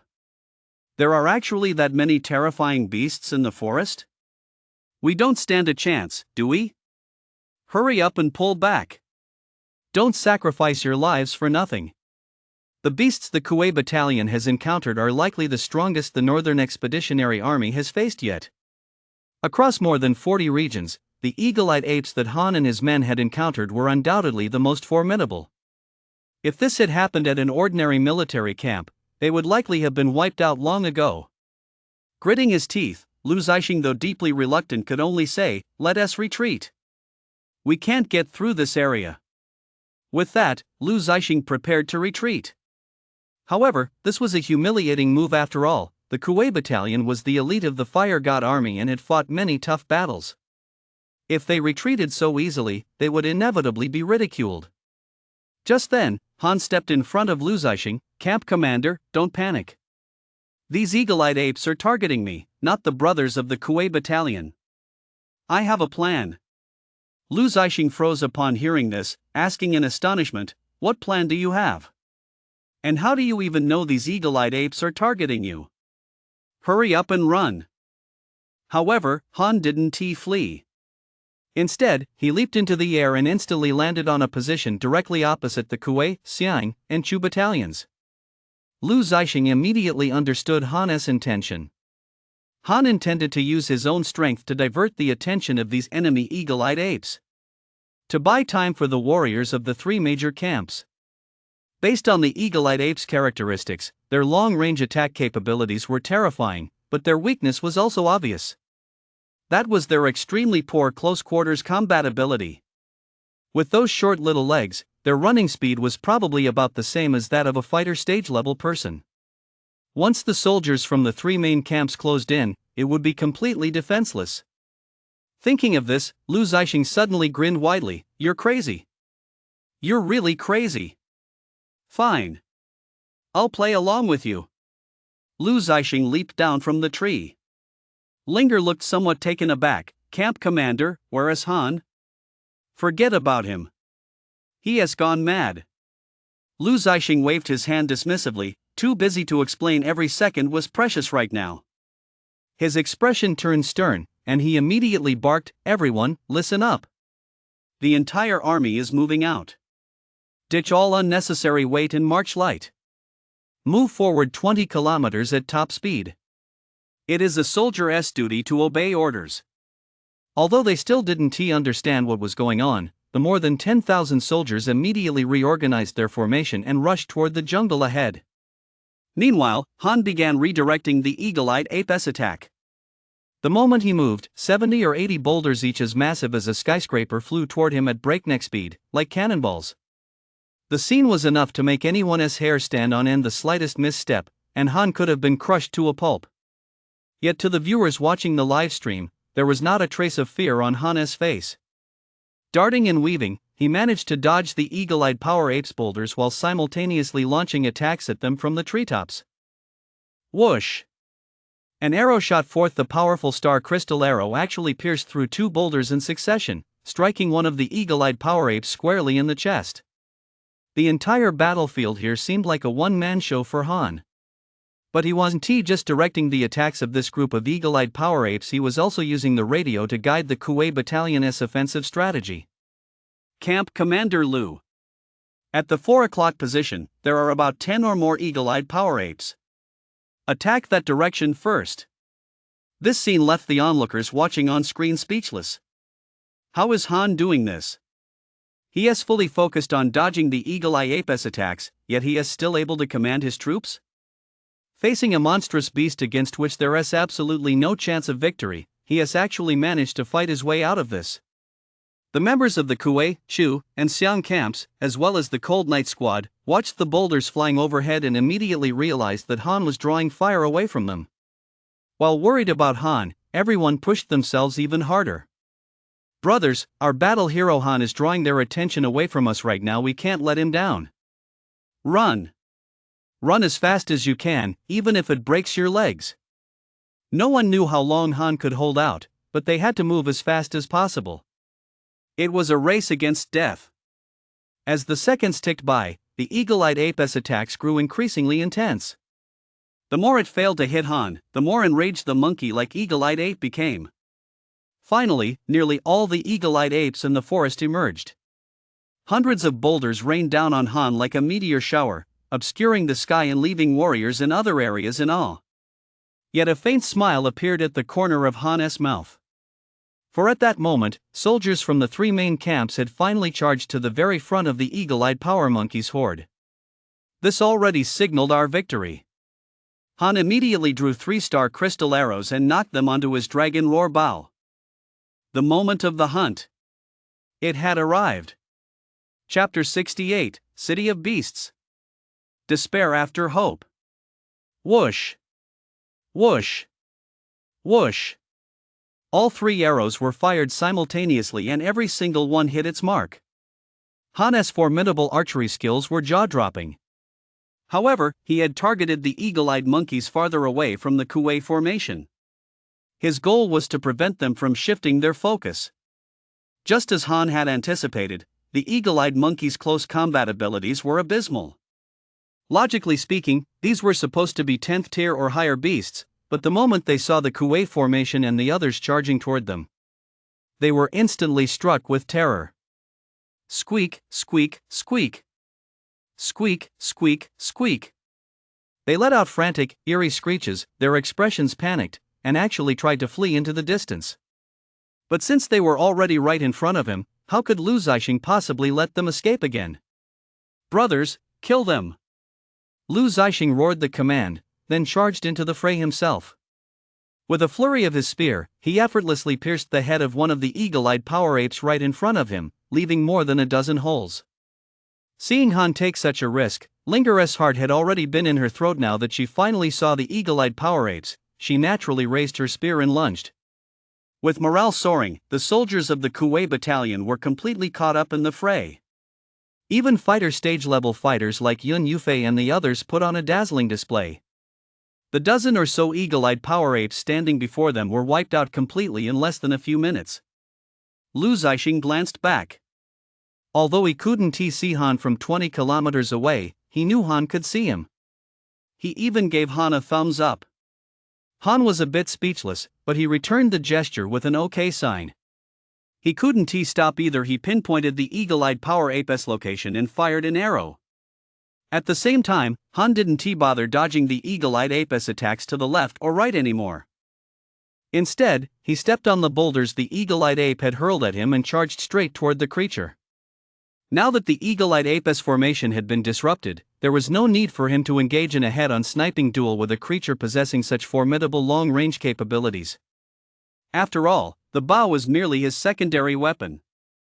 Han slung the bow over his back, drew his spear once more, and moved like a phantom. Before long, he was using the boulders hurled by the eagle-eyed power ape as stepping stones, charging straight toward their position. Piercing death spear. Han let out a low growl, and an eerie red glow immediately flashed across the Overlord's spear. In an instant, the red glow exploded outward, and the Overlord's spear pierced right through the eagle-eyed power ape's heart.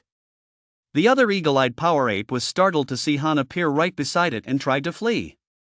Han immediately unleashed the spear techniques of the Big Dipper Howren spear art, a style characterized by wide, sweeping movements, perfectly suited for close-quarters combat. As he swung his spear, a sweeping strike sliced a massive gash across the eagle-eyed power ape's body, sending blood spurting out.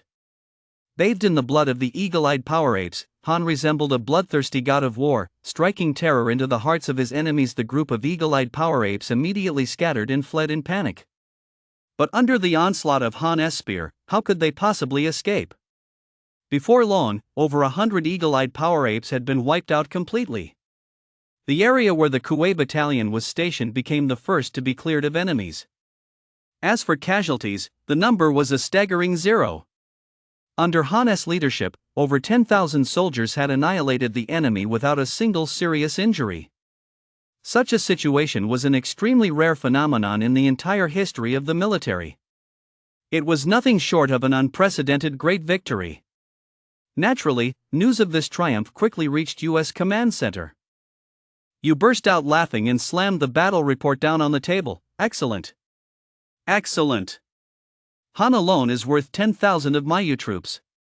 Issue orders immediately to the commanders of all major camps, tell them to regroup. Learn from Han, don't let these petty beasts scare the living daylights out of you. This victory was undoubtedly inspiring. Some of the great Xia people watching the live broadcast were so moved they even knelt on the ground. Heaven has eyes. Heaven has eyes. It looks like it won't be long before we can travel to the northern frontier and gain access to its resources. With Han's example to follow, combat units in other regions also regained their morale and won battle after battle. One report of victory after another poured into the command center. Across the entire northern frontier, the Northern Expeditionary Force had achieved a resounding victory. However, Han, deep within the jungle, was unaware of any of this. By now, the soldiers of the Kuwei battalion had piled all the eagle-eyed ape carcasses together. After all, this was their first spoils of war from the northern campaign.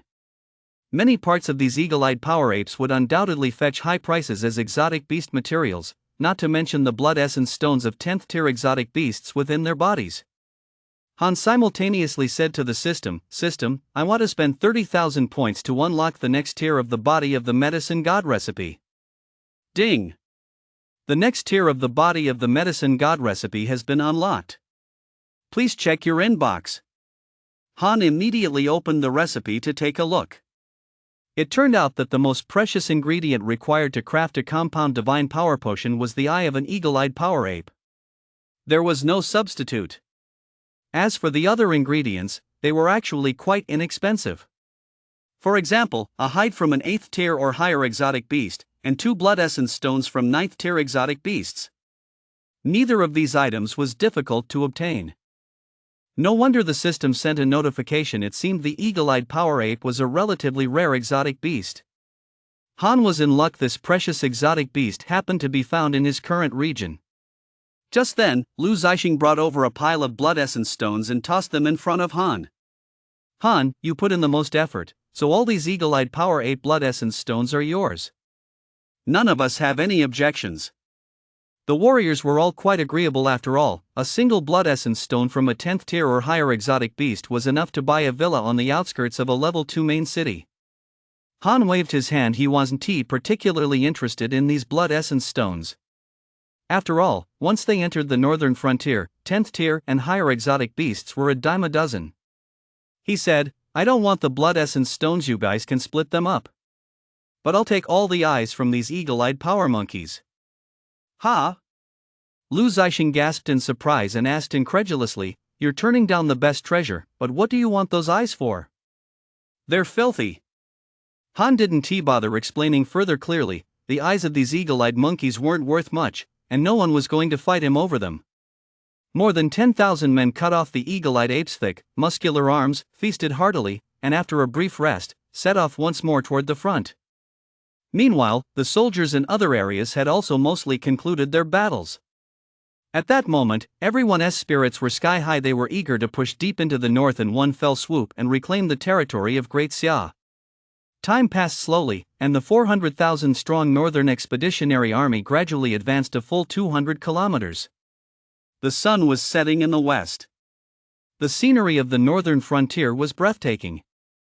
Over 10,000 soldiers from the Kuwei battalion raced up a high mountain, where the enchanting afterglow of the setting sun captivated everyone's gaze. But when they looked down from the mountain, the scene below was nothing short of despair. For there, ahead of them, stood a city. A city of beasts. Chapter 69, The Red Wolf's Territory. 10 times the troops? This was a sight no one in Great Xia wanted to see. It meant that the beasts of the northern frontier had developed a civilization. Moreover, this civilization faintly bore the hallmarks of modern civilization.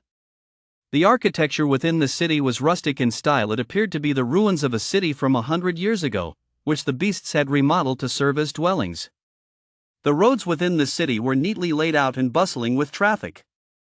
Although the vehicles resembled those from the last century, the sight was truly terrifying.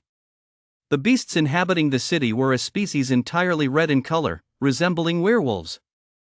This creature is also one that has never been recorded in the current encyclopedia of strange beasts. Let us call them red wolves for now. Red wolves swarm this city. There are at least 1 million of them, packed together in a dense throng. While the others couldn't make them out clearly, Han, with his keen eyesight, could see them distinctly. The red wolves gathered on the streets were actually conversing face to face. Judging by their lip movements, it seemed they were speaking a human language. In the center of the city stood a statue. This statue wasn't of a monster, but of a human. The man was strikingly handsome, yet he sported a long beard and looked quite disheveled and unkempt. Why on earth would a city of beasts have a statue of a human standing in the middle of it? This was truly baffling. The scenes unfolding before their eyes were utterly shocking. Over 10,000 soldiers from the Kuwait battalion stared at the city of beasts at the foot of the mountain, remaining silent for a long time. Most of them were simply stunned. Just then, someone suddenly spoke up. "Camp Commander Lu, what should we do?" What should we do? Lu Zixing had no idea either. Even though he'd spent many years on the battlefield, this was the first time he'd ever encountered a city formed by beasts. But soon, his military instinct told him something wasn't quite right. "Brothers, something's off about this city. Look, even though the city is full of beasts, judging by their appearance, they're just civilians here. So where are their soldiers?" These words immediately caught everyone's attention. Lu Zixing was right. Although there were many strange beasts in the city, they weren't carrying any weapons, and judging by their appearance alone, they didn't seem capable of combat.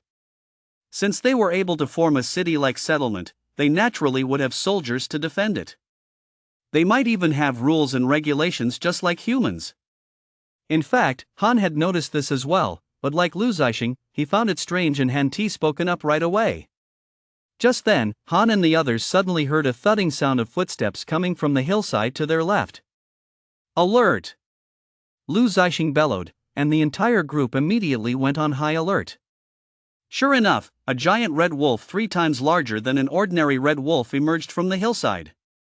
It held a massive steel broadsword in its hand, and a faint smile played at the corners of its mouth, but paired with its drooling fangs, that smile was truly spine-chilling. The next moment, it actually spoke. Though its voice was deep and hoarse, and its language skills somewhat clumsy, it was enough to shock everyone present, including the people of Great Xia who were watching the livestream on their screens. Whoa! Now that's a pleasant surprise. I was wondering why those pets down south hadn't brought today's meal yet. Turns out some humans have shown up. And so many of them, too.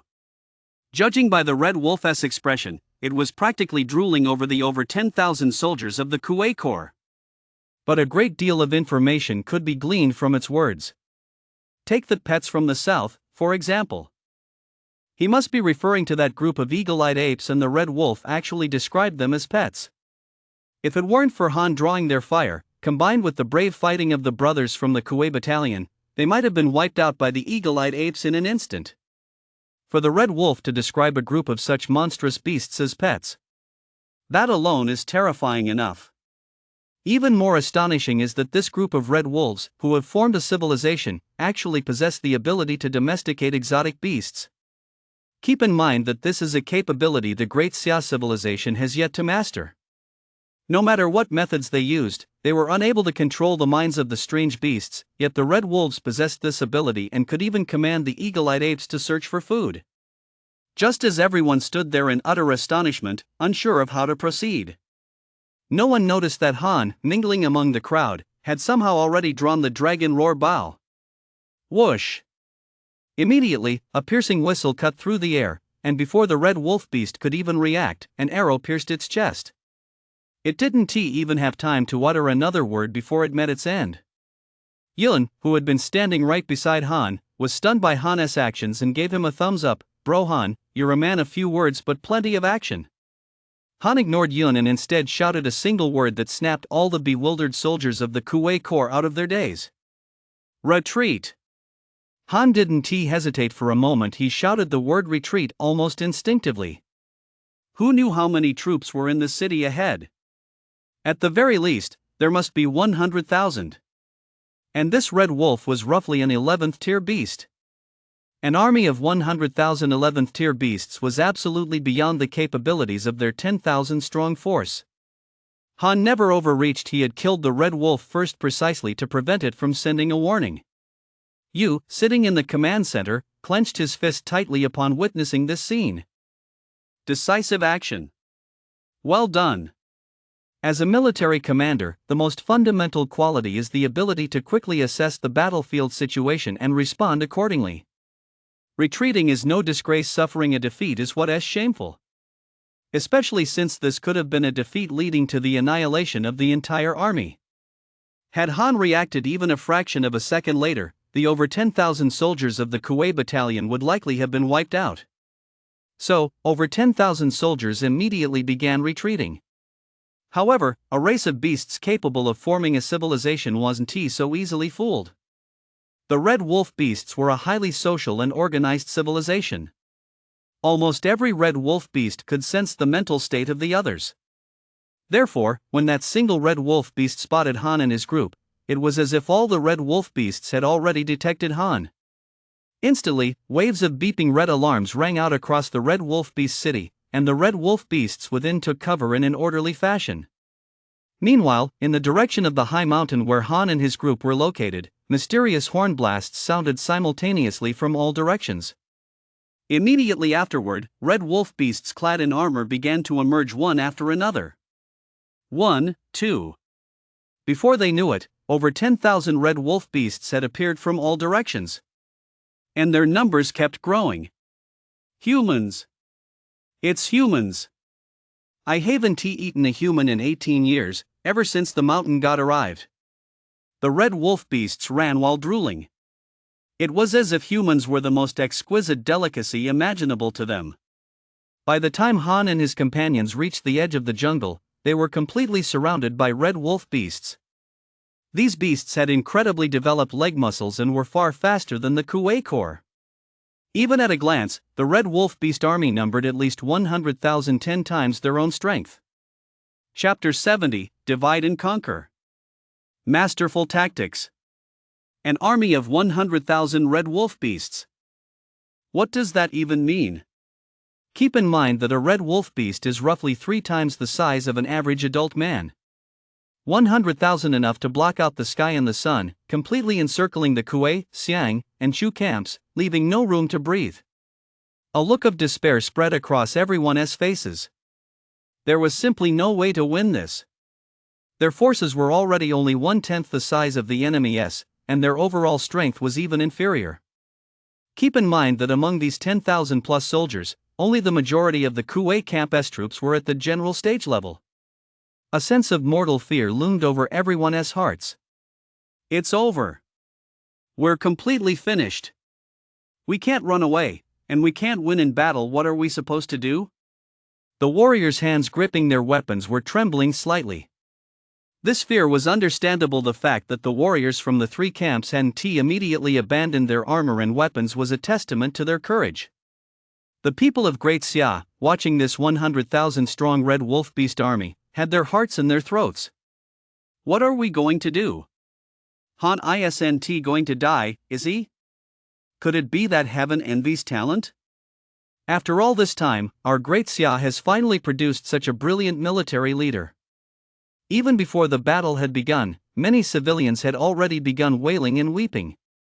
Especially regarding Han, his performance in the military exchange competition had shown everyone his personal potential, while his conduct during the Northern Campaign had revealed him to be a rising star among generals. If he were to die there, it would be a loss for the entire Great Xia. Even Yu, sitting in the command center, felt a wave of fear wash over him. He hadn't flinched when 30 or 40,000 soldiers died crossing the river. He remained steadfast at the center of the army even when the troops suffered heavy losses from encountering strange beasts. But this time, he was afraid. Yu gripped his guandao and strode resolutely out of the command center. But he was immediately stopped by his secretary, General Yu. Where are you going? To save Han. Yu said, his voice trembling slightly. He understood, of course, that as a marshal, he could not leave his post at this moment. But he could not bear the thought of Han dying there. The secretary immediately snapped, Marshal, don't forget the rule that those at the God stage level or above are forbidden from setting foot in the northern frontier. Besides, if you go, who will command here? If anything happens to you, what will become of the Great Xia army? Those words effectively shut Yu down. Left with no choice, he could only issue orders to Lu Zixing via encrypted radio. Zixing, this is an encrypted transmission, remember. Order the Cold Knight Squad to return. Upon hearing this, Lu Zixing immediately understood Yu's intention. Yet he showed not a trace of despair. Instead, he grinned broadly. Zixing acknowledges the order. Marshal Yu, now is the time for us to repay you. There was only one way to ensure the Cold Knight Squad returned to the Great Xia in the south safe and sound. That was to have the soldiers from the three main camps fight to the death, buying time for the Cold Knight Squad. Zixing, do your best to survive. With his elite troops on one side and his most cherished heir on the other, Yu's voice trembled with emotion. But no matter how hard he thought, he couldn't come up with a way for these 10,000 men to defeat an army of 100,000 red wolf beasts. After hanging up the phone, Yu couldn't even bear to look at the battlefield situation anymore. Lu Zixing relayed Yu's instructions to Han and quickly finalized a battle plan, but this time, Han rejected it. While surrounded by the red wolf beasts, Han had already devised a battle plan by observing the surrounding terrain. Although he couldn't save everyone, he could minimize casualties as much as possible until they escaped back to the southern border. Han said coldly, Camp Commander Lu, if you trust me, hand over command to me now. Seeing how resolute Han looked, Lu Zixing, though still somewhat skeptical, handed over command to Han. Everyone, from now on, follow Han's orders. Given Han's previous performance, naturally no one questioned his decisions. Besides, this was a hopeless situation to begin with. It was a case of trying anything to save their skins. No sooner had Han uttered 4 words than the entire group was taken aback. Split into smaller units. The reason for their astonishment was simple: their forces were already outnumbered. If they split up now, they'd be waiting to be picked off one by the enemy. Yet Han's expression was one of utter confidence. Everyone, follow my orders, form groups of 10. Those with higher cultivation levels in the rear, those with lower levels in the front. Scatter throughout the entire jungle. Although most in the army respected Han's strength, he had, after all, no experience commanding troops. The battalion commander of the Xiang battalion immediately raised an objection. Han, this plan won't work. With groups of 10, if the enemy also splits into smaller units, just 5 red wolf beasts will be enough to wipe out an entire group. With a plan like this, we might as well just go head-to-head with them. However, Han pointed to the Type 3 laser cannon being protected by the Chu battalion. There's one more thing I forgot to mention: each group of 10 will be equipped with a Type 3 laser cannon. That is your weapon. It's also the military's trump card, the one thing the red wolf beasts cannot withstand.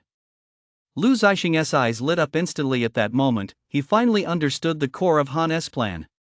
Even if these beasts have developed a civilization, there is still a gap between them and humans. That gap is technology. In a head-on clash, these Type 3 laser cannons would inevitably become the red wolf beast core primary target. However, breaking up into smaller units made all the difference. Even the most dim-witted commander now grasped the ingenuity of Han's plan. In an instant, the red wolf beast corps which had been preparing to charge was left completely bewildered. The humans, who in their eyes were as easy prey as fish, quickly split up their formation and scattered in different directions into the dense jungle. Ha ha ha! What are they doing? Running away? These weak humans, do they really think they can outrun us? The red wolves in the red wolf beast legion burst out laughing. With 100,000 against 10,000, not to mention their overwhelming superiority in strength, these red wolves didn't believe they could lose. Just then, a red wolf wearing a yellow pointed cap suddenly stepped forward. It was the ruler of the Red Wolf City, the commander of the Red Wolf Legion, the Red Wolf Lord. The moment it appeared, its presence was extraordinary, exuding immense pressure. Listen up, all of you, don't underestimate the humans. Don't forget that the mountain god is also human. This mountain god was the statue standing in the Red Wolf City. The Red Wolves seemed to hold him in high regard. And the Red Wolf Lord appeared to possess some genuine ability to command an army. Listen up. In human terms, what they're doing is dividing the whole into parts. That means by spreading out their numbers, they're trying to wear down our army and ultimately retreat safely. But does he really think that's going to stop me? Listen up, everyone, we'll split into smaller units too, spread out, and pursue them one by one. We won't let a single human get away. Chapter 71, 10,000 against 100,000. He can win. The Red Wolf Beast Lord actually knew a thing or two about military strategy. It had seen through Han's strategy, to rely on the jungle's advantageous terrain and retreat in scattered groups. This would minimize combat casualties. However, the Red Wolf Beast Lord had absolute confidence in his forces. These humans were mediocre fighters. It would take only 5 Red Wolf Beasts to eliminate a single human squad. Not to mention that his 100,000-strong army could be divided into groups of 100 Red Wolf Beasts each. Still, it remained relatively cautious, fearing ambushes in the jungle, so it did not scatter all its forces. Instead, it divided only half of them. From this, it was clear that this Red Wolf Beast possessed considerable military acumen. As Han led the Cold Knight squad in their retreat, he kept a close eye on the movements of the Red Wolf Beast's army. The scene before him caused him to furrow his brow slightly. This army of alien beasts was not only well trained but also had a basic understanding of military strategy and could even speak human language, which was simply unbelievable. However, Han's lips soon curled into a slight smile. The one thing the Red Wolf Beast didn't know was that they possessed Type 3 lasers, weapons far exceeding standard specifications. So Han issued an order to the entire squad over the radio. Everyone listen up, protect your Type 3 laser cannons at all costs. They're your trump card. As long as the cannons stand, so do we. If the cannons fall, so do we. Yes, sir. Without the Type 3 laser cannons, they wouldn't stand a single chance against the Red Wolf Beast army. Before long, both the soldiers of the Kuwait battalion and the Red Wolf Beasts had spread out across the forest. Given the K-Corps soldiers' lack of speed, it was only a matter of time before the Red Wolf Beasts caught up to them. Holy crap! Old G, you better watch it, I almost got clawed on the back. Meng, carried on Yun's back as they leaped through the woods, narrowly avoided being struck by a Red Wolf Beast's claw. This Red Wolf Beast was no pushover. Its base stats were estimated to be around 300,000 kilograms. Meng himself was a manipulation-type talent user with relatively weak base stats. If he were hit by a single swipe, it would cost him at least half his life. Humans! Humans! The Red Wolf Beasts behind him seemed to have gone mad, constantly muttering the word humans while drooling profusely. Even Yun, with his Godspeed talent, was being caught up by them, not to mention the warriors in other areas. In fact, quite a few teams in various locations had already engaged the Red Wolf Beasts in combat. Han calculated the time and immediately halted his advance. Everyone, stop fighting the Red Wolf Beasts. Remember to herd them together as much as possible and annihilate them with the Type 3 laser cannons. After speaking, Han and the entire Cold Knight squad came to a halt, turning to face the pack of red wolves behind them. Since Han's strength ranked among the top in the 3 main camps, he had drawn the largest number of red wolves toward him. There were at least 500 or 600 of them. The red wolves licked their lips, finally stopped running. Can't run anymore, let us have a feast. Han didn't waste any words. He drew his bow and nocked an arrow. With a whoosh, the red wolf that had just spoken was struck in the head by an arrow. That single shot allowed the 500 or 600 red wolves to clearly see Han's strength, and a hint of fear immediately flashed in their eyes. After exchanging glances, they unanimously decided to take out Han first, who was standing high above them on the treetop. Whoa! Without knowing which Red Wolf Beast had let out the howl, 500 or 600 of them instantly charged. Their target was Han, high up in the tree. Han's expression was grim. Suddenly, he set down his bow and arrow, and at the same moment, the Overlord's spear slowly rose into the air. A blinding light instantly engulfed the entire pack of red wolf beasts. It was so intense that no one could keep their eyes open. As luck would have it, the red wolf beasts seemed to be quite sensitive to light. Once enveloped by the glow of the Sun Slayer spear, they all closed their eyes and began howling in terror. Strike while the iron is hot. The impact of the Sun Slayer spear struck instantly. Even with just the first wave, most of the red wolves were already torn to shreds. At that moment, Han let out a fierce shout, "Yu Fei!" Linger and Yun Meng, who were positioned at the front, immediately cleared a path. Yu Fei was in charge of the Cold Knight Squad's Type 3 laser cannon. In the blink of an eye, the Sun Slayer spear and the Type 3 laser cannon fired simultaneously, obliterating 500 or 600 red wolf beasts. A few seconds later, a small patch of forest ahead had been reduced to scorched earth. As for the red wolf beasts, not even their corpses remained. They had all become fertilizer for the soil. The commotion here also caught the attention of all the soldiers from the Kuwei battalion in the surrounding area. "Brothers, Captain Han is fighting bravely. We can't let him down. Don't forget, we're here carrying the hopes of the people of Great Xia. That's how it is in combat. As long as there's even a glimmer of hope for victory, morale soars. And morale is also an indicator of a military's strength. The first surge of momentum is strong, the second wanes, the third fades away." Han seized this opportunity to shout to all the soldiers, "Bam!" Countless black laser beams instantly erupted from the thicket. Many red wolves were reduced to ashes by the Type 3 laser cannons before they even had time to react. What on earth is that? The Lord never told us humans had weapons this powerful. In stark contrast to the high morale of the soldiers of the Kuwei battalion, the Red Wolf horde was completely terrified. The power of technology remains formidable. The 600 million people of Great Xia, gathered around their screens, wept with joy. They did it! Han really did it! Defeating 100,000 with just 10,000. Keep up this momentum. Charge! Wipe them out completely. This thrilling scene even inspired countless young people to enlist in the army. Over 10,000 people, not a single one of them afraid to die. This is the true People's Army of Great Xia. Even Yu clenched his fists, his expression brimming with excitement. In a battle like that, even he, a battle-hardened veteran, couldn't see a chance of victory. Han had never set foot on a real battlefield against alien beast, nor had he systematically studied battlefield command. Yet he was able to instantly regain his composure, leverage the terrain, and hold off an enemy force 10 times his size. It was nothing short of a miracle. Originally, Yu had planned to send Han to the officer training academy after this northern campaign to study military tactics. After all, up until now, he had only been training Han's individual skills. The military certainly needs elite soldiers with exceptional individual abilities, but it needs officers with extraordinary command skills even more. But now it seems there's no need for that. Han is nothing short of a genius. However, just as Yu was feeling elated, his secretary stumbled in, clutching the battle reports.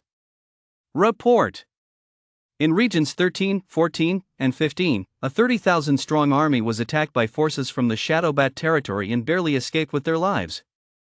Report!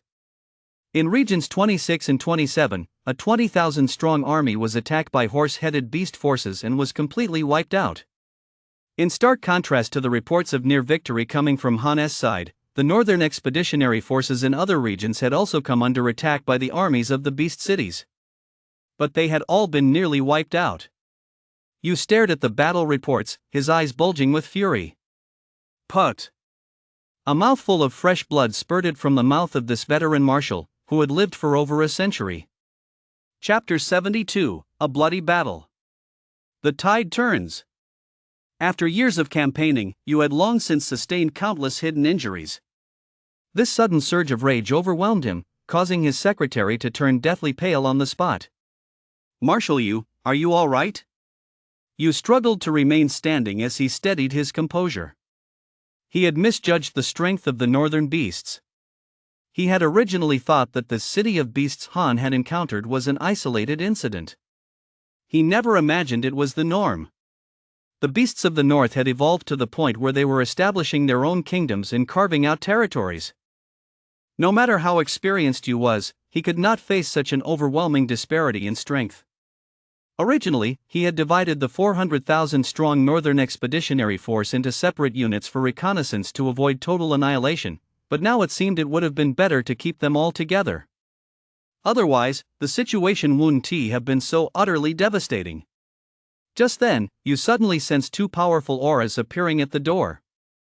He snorted coldly, "You didn't show up when we were winning, but now that we've suffered a defeat, you're here to offer your cold, hollow words.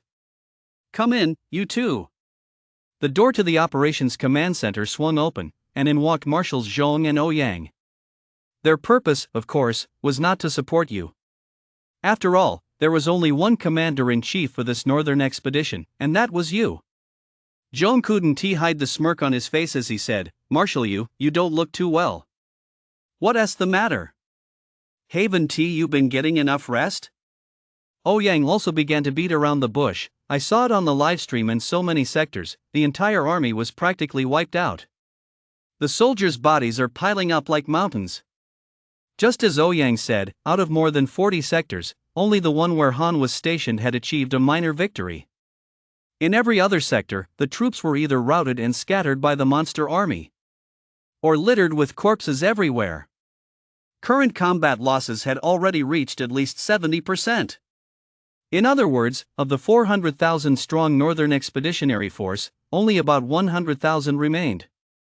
People were elated for Han, yet equally grief-stricken for the rest of the Great Xia army. The land of Shenzhou is sinking. It was unclear how long it would take for the 300,000 well-trained veterans to recover. You looked at Ouyang and Zhong, who were gloating over the misfortune, and his anger flared even more. The failure of the Northern Expedition was indeed his fault, but there were also many of their own confidants among the expeditionary forces. He couldn't understand how these two could possibly be laughing. You said coldly, "What exactly are you two trying to do? Just say it." Zhong remained unflappable, his face still beaming with a smile. "Marshal, you don't say I didn't warn you. You'll bear full responsibility for this crucial northern expedition. Ouyang and I have nothing to do with it." So it turned out the two of them had come solely to shirk responsibility.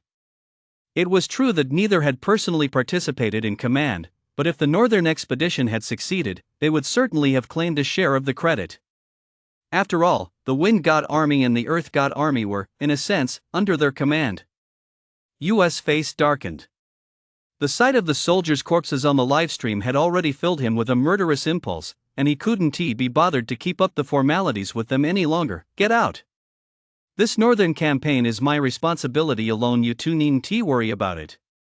As he was leaving, Zhong cast one last glance at Han. "Don't think Han can save you. At best, he can only ensure the troops retreat intact." Whoosh! Suddenly, a fierce blade aura was unleashed, as if the heavens and earth were trembling. Zhong and Ouyang, both at the god stage, were sent flying dozens of kilometers away by this blade aura before they barely managed to block it. "This old man has gone mad, he really does want to kill someone. Ha ha ha." Struck by US blade, Zhong laughed instead of getting angry. Once you step down, the position of Grand Marshal of Great Xia and the fifth seat on the Privy Council would be his. How could he not be delighted?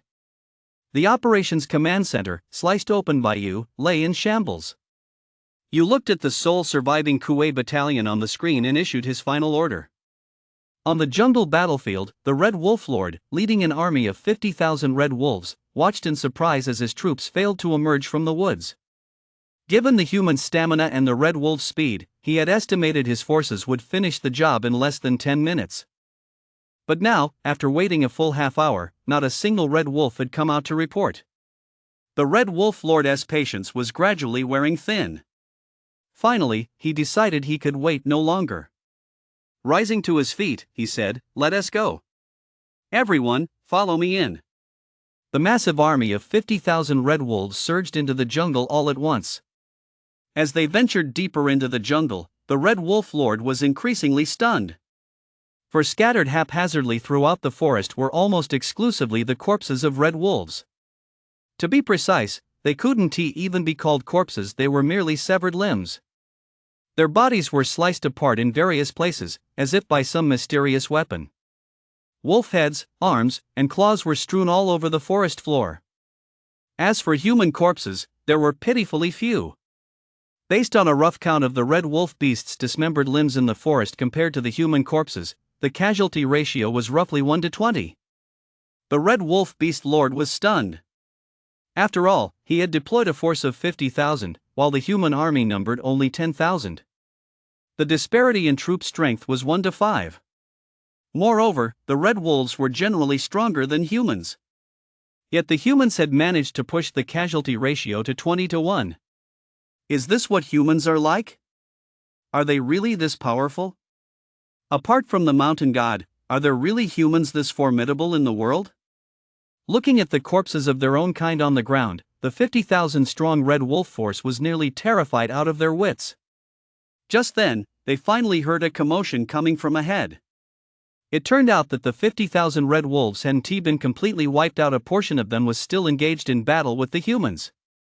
As luck would have it, the human force they encountered was none other than the Cold Night Squad.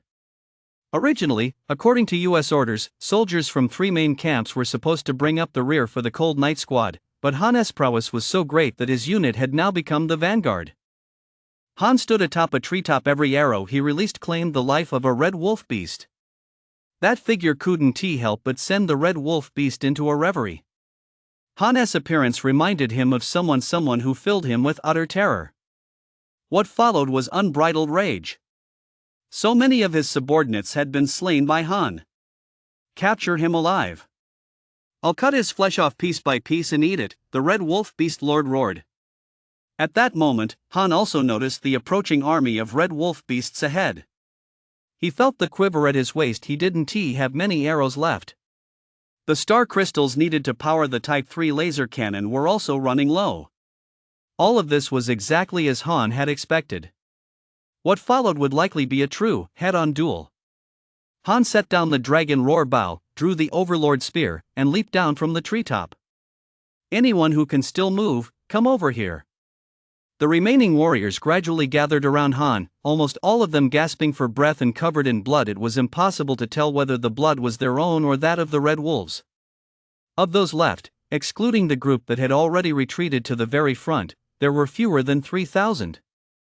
3,000 men gathered together, facing the red wolf army of 50,000, were like a giant bear versus a flock of chicks. And the outcome of this battle seemed all but decided. Han, listen to me, take the Cold Night Squad and get out of here first.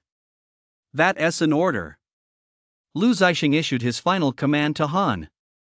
If anyone had to make the ultimate sacrifice today, it would certainly be him, Lu Zixing. Han, however, showed no sign of retreat.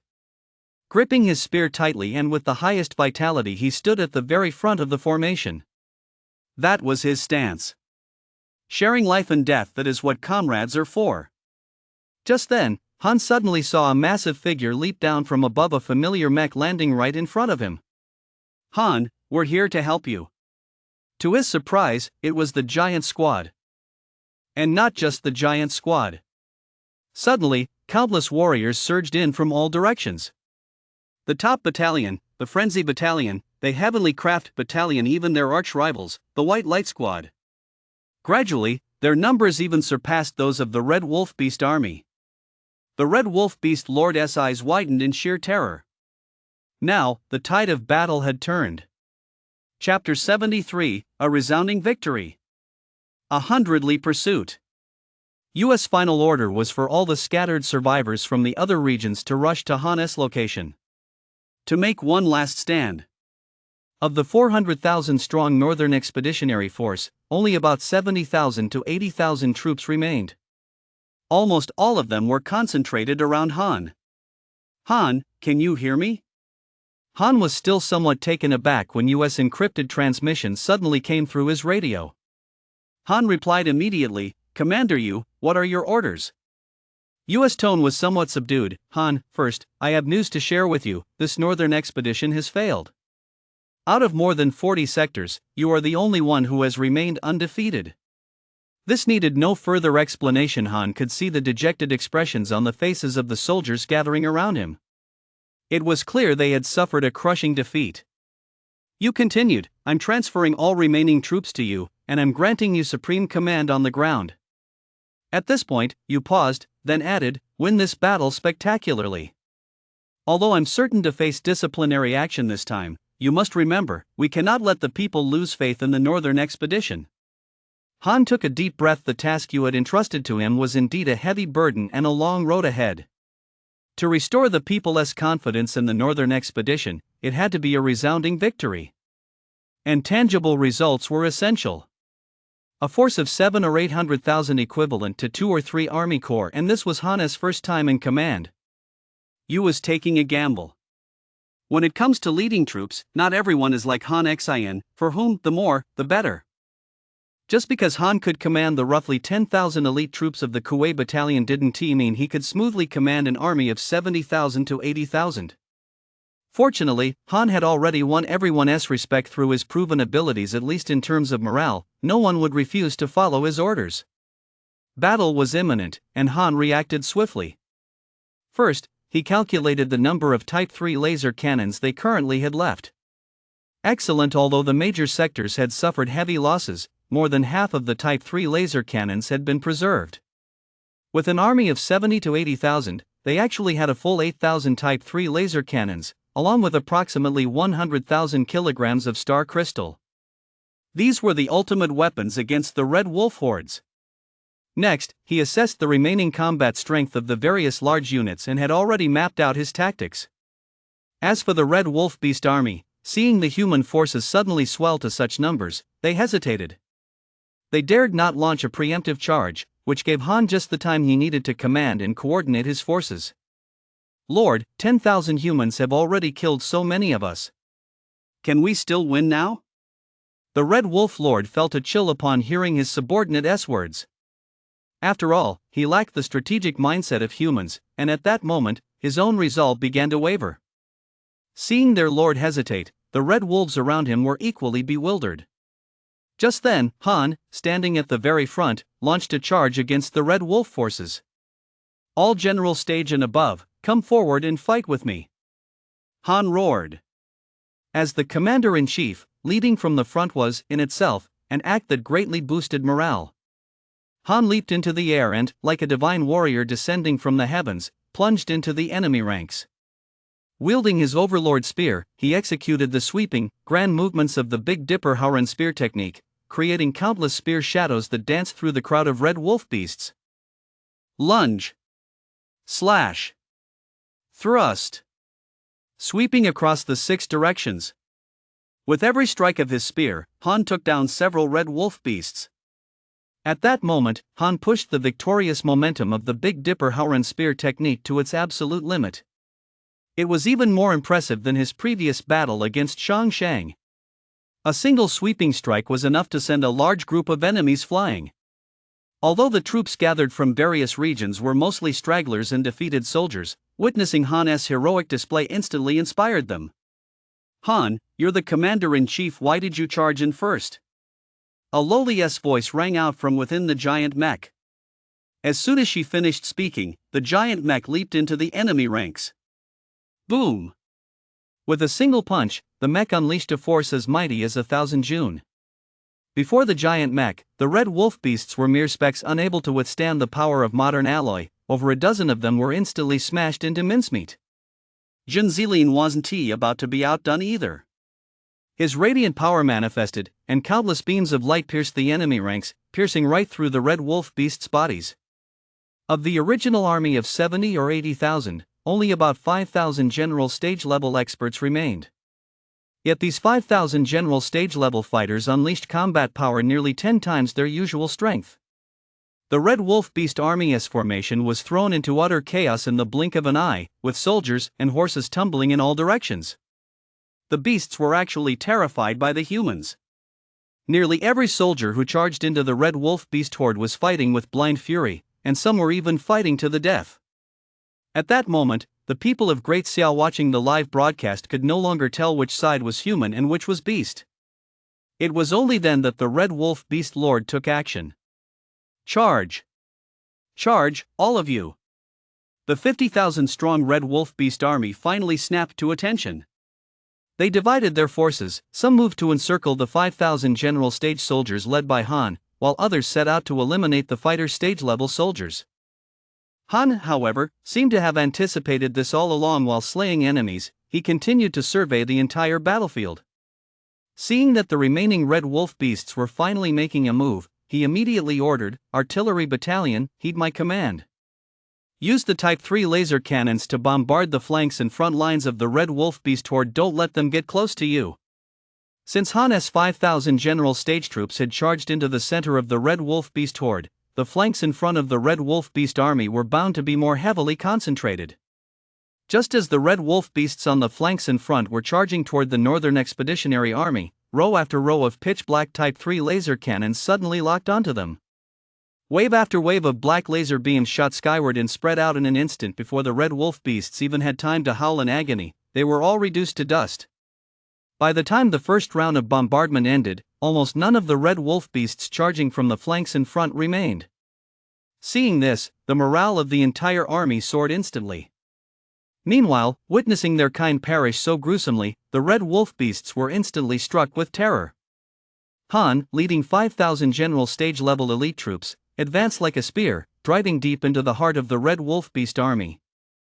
Along the way, they cut down everything in their path, gods and Buddhas alike. Before long, Han, leading the charge at the very front, was less than 200 meters from the Red Wolf Lord's position. The Red Wolf Lord, facing this god of war, was utterly terrified. Without uttering a single word, he turned and fled toward the rear. His speed was staggering. In the blink of an eye, he had completely vanished. With their commander deserting the battlefield, the remaining Red Wolf Beasts had no strength left to resist. They immediately abandoned their armor and weapons and fled in disarray. The moment had arrived. Han took out his charge horn and blew it himself. Full charge! Take the Red Wolf Beast's main camp. It wasn't just Han's 5,000 general stage elite troops. The entire legion, numbering 70,000 to 80,000 men, surged toward the already collapsing Red Wolf Beast army. This was a massive victory. The Red Wolf Beasts didn't even have the strength to fight back. Before long, Han's Northern Expeditionary Legion had pursued the Red Wolf Beast army for over 100 li, reaching the very foot of the Red Wolf Beast city. At that moment, several million red wolves were gathered within the city, and the Red Wolf Lord had retreated to the main camp, intending to use his numerical superiority to overwhelm Han's legion from within the city. However, Han halted his advance just outside the city, gazing coldly at the panicked Red Wolf civilians inside. "Artillery Battalion, follow my orders, concentrate all Type 3 laser cannons in one location." Chapter 74, Eradicate the problem at its roots. A thunderous strike. At that moment, everyone understood Han's objective. It was to use these 8,000 Type 3 laser cannons to directly bombard the Red Wolf Beast city. His plan was nothing short of jaw-dropping. Immediately, the commander of the Fury Battalion of the Wind God Army stepped forward and asked, "Han, are you actually planning to bombard this city? There are over 1 million alien beast residents in this city. This is no small matter. Aren't you going to report this?" Han gave a stern smile. "There's no need to report something like this. Marshal Yu has already handed over supreme command of the Northern Expeditionary Force to me. I have the authority to decide." The reason Han didn't report it was actually quite simple. Yu was already set to shoulder the vast majority of the blame for the failure of the Northern Expedition. Bombarding an entire city of beasts would inevitably cause significant repercussions. If anyone were to hold him accountable, Han would have to shoulder that responsibility himself. Given the current situation, rushing into the city recklessly would actually carry the risk of total annihilation. No one knew if there might be an ambush inside the city. Han wasn't about to gamble on that probability. He'd simply obliterate them all with the Type 3 laser cannon. However, at times like this, there are always a few self-righteous do-gooders who claim life is precious. This seems a bit inappropriate, doesn't it? There are over 1 million red wolf beasts in the city, and quite a few of them are civilians. They're completely defenseless. Right, the Red Wolf Beast Legion has already suffered a total rout. They can't put up much of a fight. Let us just charge in and kill them all. Some within the troops were already beginning to waver in their resolve, trying to dissuade Han. And they were mostly officers. Not only that, but some Disya citizens watching the livestream were equally perplexed. After all, Han was planning to exterminate them all. I think maybe we could negotiate with these red wolf beasts. What if we could tame them? That's right. Since they can speak human language, there's a chance they can be tamed. What if we could put these red wolves to work for us? That would be a tremendous military asset. Han is still young, he is a bit too reckless. They hadn't even stormed the city yet, and many were already discussing how to utilize the spoils of war. They seem to have completely forgotten that, not long ago, the Northern Expeditionary Army's 300,000 strong force had been wiped out by the monstrous beasts. Not even the bones of those soldiers remained, they had been devoured clean by the beasts. Just then, Han made a shocking move. With a powerful swing of his right hand, he hurled the Overlord spear forward. It pierced an officer who had been gossiping right through his body, pinning him firmly to the ground. This scene sent a chill down the spines of the 70,000 to 80,000 strong Northern Expeditionary Army, sending a cold shiver from the top of their heads to the soles of their feet. For a moment, not a single word was spoken.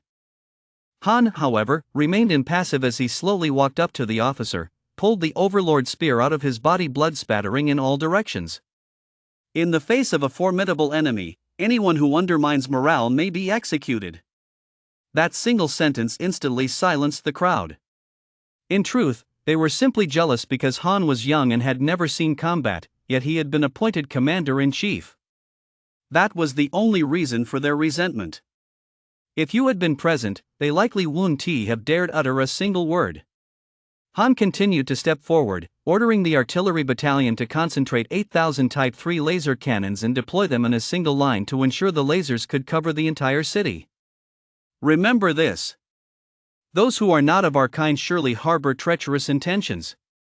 To empathize with the enemy is to court certain death. Never mind that they are beasts. Even if they were human, they must be exterminated without mercy. Once we enter the city, remember, leave no one alive, not even chickens or dogs. Han barked the orders coldly, but he still had his supporters within the Northern Expeditionary Army, such as the officers and soldiers of the Kuwait Battalion. Kill! Kill! Kill! The word kill rang out 3 times in succession, echoing to the heavens.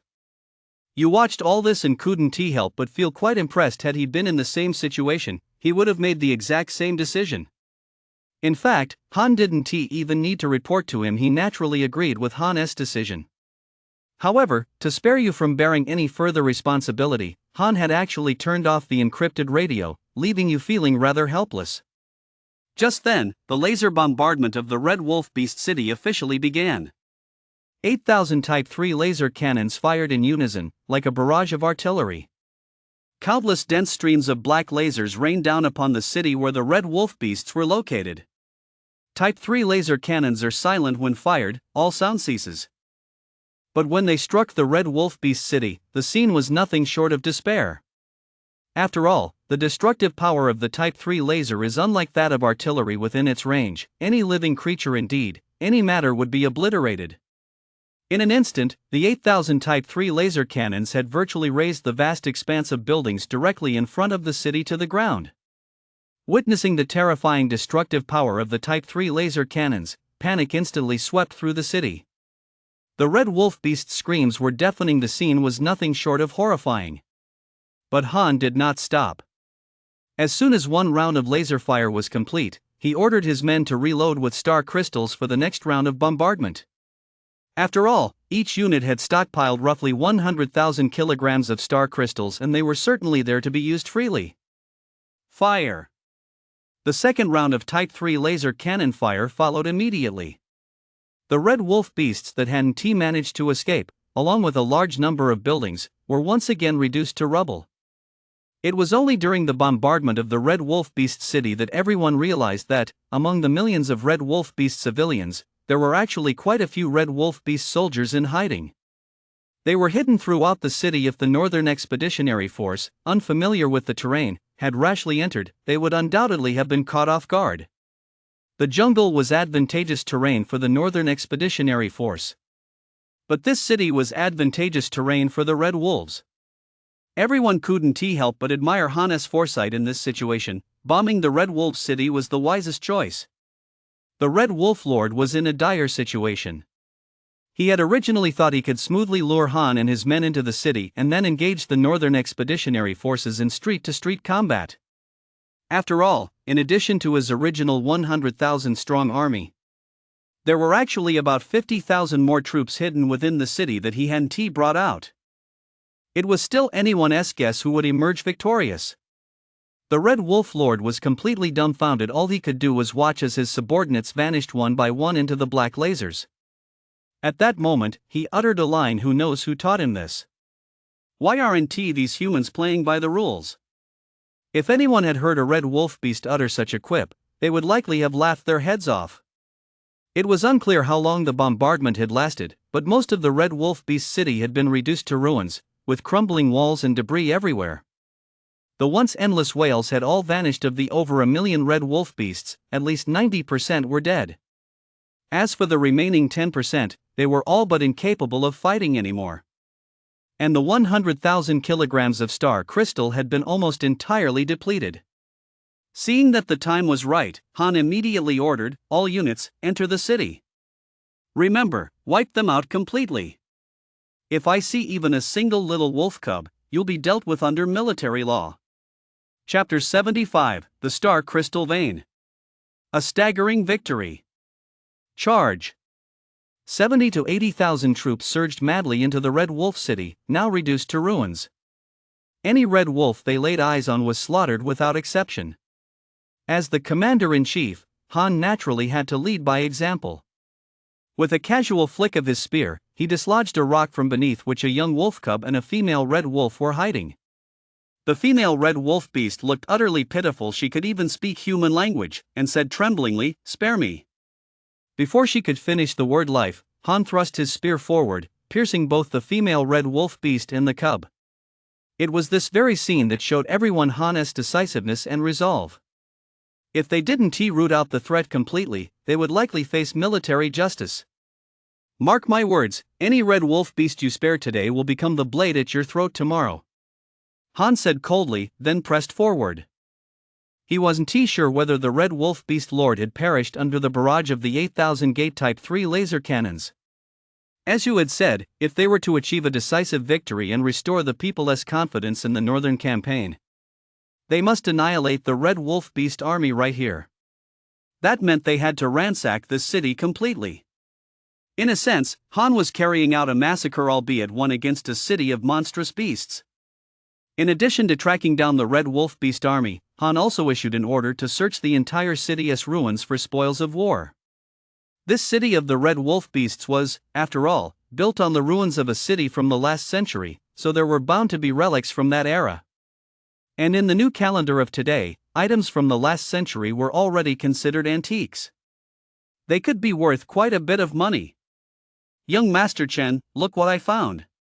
Suddenly, Yun walked toward Han, beaming with excitement as he held up a metal box. He opened the box, and inside were a cell phone and some coins. "Is this a cell phone from the last century? It looks so old." Yun handed the phone to Han. To Yun, it was ancient. To Han, it was all too familiar. Because it was, in fact, an iPhone. Also known as a kidney phone. Han couldn't help but let the corners of his mouth curl up slightly, then tossed the iPhone back to Yun. "This thing should fetch a pretty penny on the market. And those coins keep them safe." Today, after years of development, the southern region of Daxia bears no trace of the last century. Only in the north are there still some remnants. Just then, Han suddenly saw a dazzling flash of light dart past him ahead. "Who is there?" Han mistakenly thought it was an ambush set by the Red Wolf army, so he immediately let out a shout and charged after it with his spear. However, when he reached his destination, he was utterly astonished. For the source of that white light turned out to be a vast expanse of star crystal. It covered an area roughly 6 meters in diameter. This expanse of star crystal should have been buried underground, located on the outskirts of the city. It was only because of a shift in the sun's angle that the star crystal's glow had been refracted into Han's eyes. Just then, the Cold Night Squad followed Han to the site of the star crystal. One by one, their eyes widened like copper bells. It was as if they'd never seen anything like it before. Holy crap, a star crystal this big, it must weigh at least 10,000 kilograms, right? Yun, coming from a business-oriented family, was the first to assess the value of this star crystal. Yufei, born into a prominent Beijing clan, was equally at a loss upon seeing such a massive piece of star crystal. He said, "As far as I know, all star crystals in Xia are cut into 1 kilogram pieces for ease of trade. A single, intact piece of star crystal this large is absolutely one of a kind in Xia today. It's far more valuable than loose star crystals." No wonder they looked so wide-eyed and clueless. Not to mention the Cold Night Squad, even the high-ranking officials of the Privy Council watching the live broadcast on TV at that very moment wore expressions of utter astonishment. The northern frontier is truly the northern frontier. The star crystal reserves there are at least 10 times those of us in the south. That's right. Isn't that exactly why we're advancing into the north for this supreme energy source? Not to mention the North's abundant natural mineral resources. The Privy Council approved the Northern Campaign precisely because of the star crystals in the north.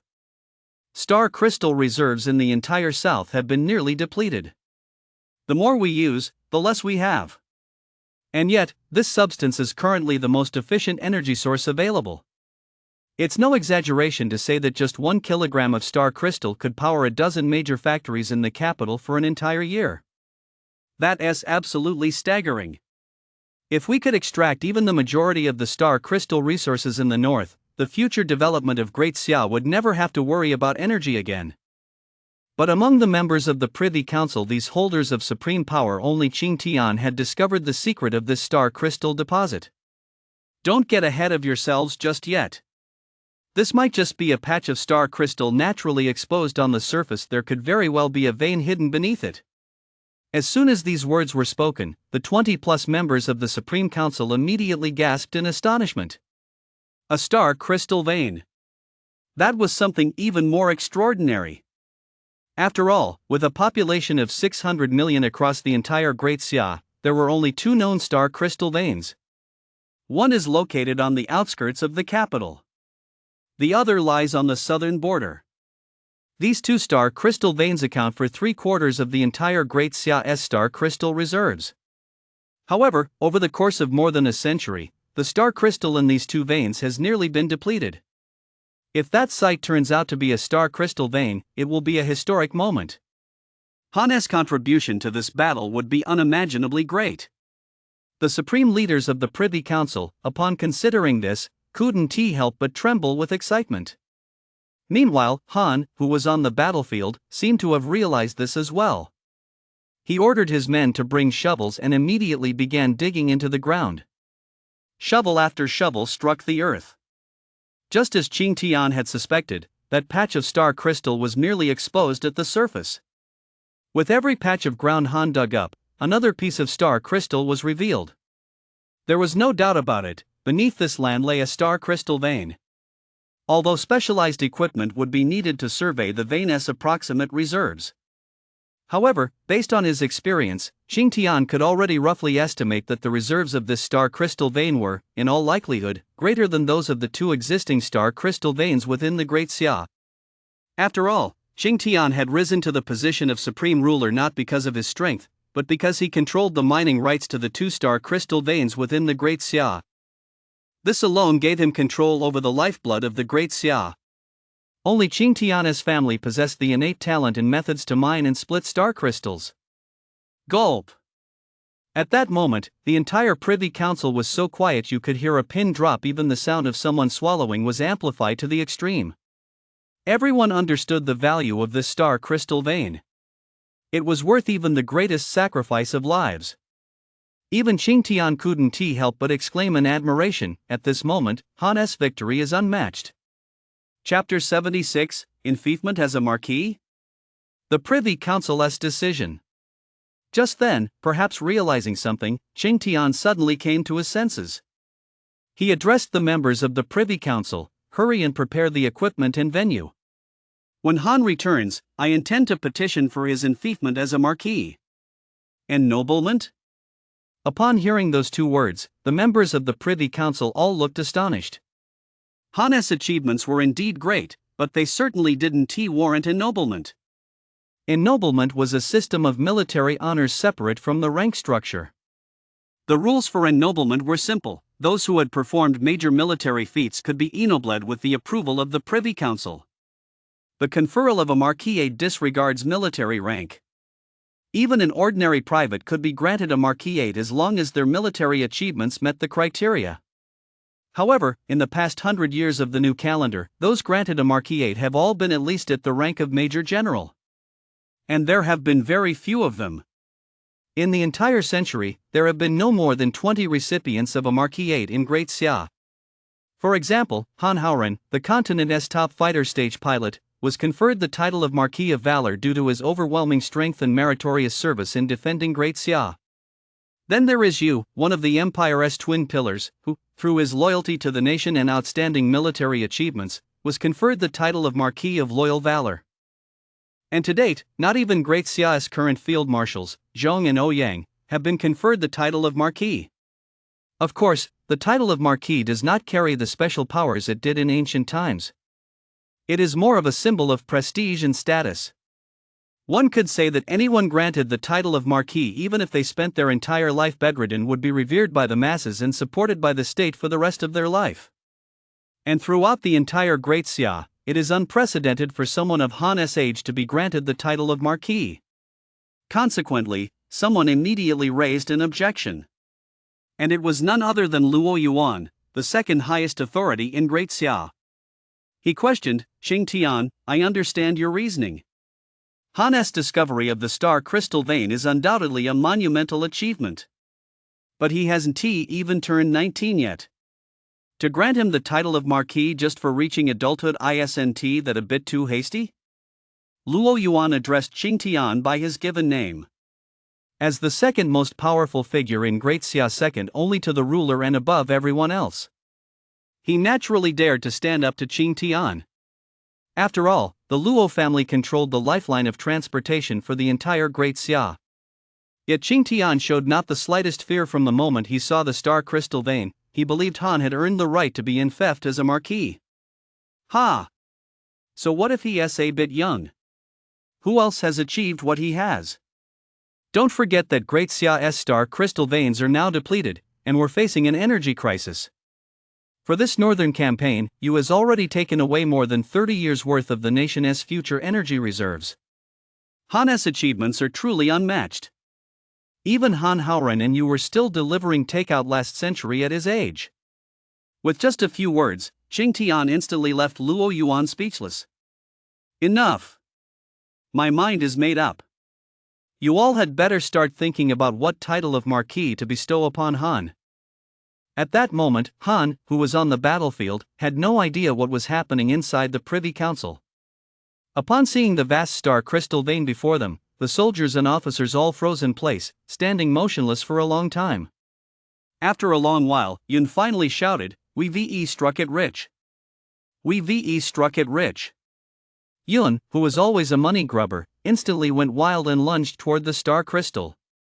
Fortunately, Lu Zixing grabbed him around the waist and pulled him back. "Yun, you damn fool, have you lost your mind? Star crystal veins contain immense energy. If you press yourself against them like that, you might be decapitated in the next instant." Hearing this, Yun finally calmed down. Yun patted his chest and said, "Thanks a lot, Camp Commander Lu. I'd completely forgotten in all of Xia, only the family of that big shot in the capital has the capability to mine star crystal." The big shot Yun was referring to was, of course, Qing Tian. Unless one had reached the fighter stage, even approaching a star crystal vein would expose them to mysterious effects much like radiation that would cause organ cancer within a short time. Those at the fighter stage were slightly better off, but they still couldn't directly touch a star crystal vein, otherwise, they'd explode and die. Lu Zixing shook his head helplessly and said, "Han, he is your man at south, not my place to interfere."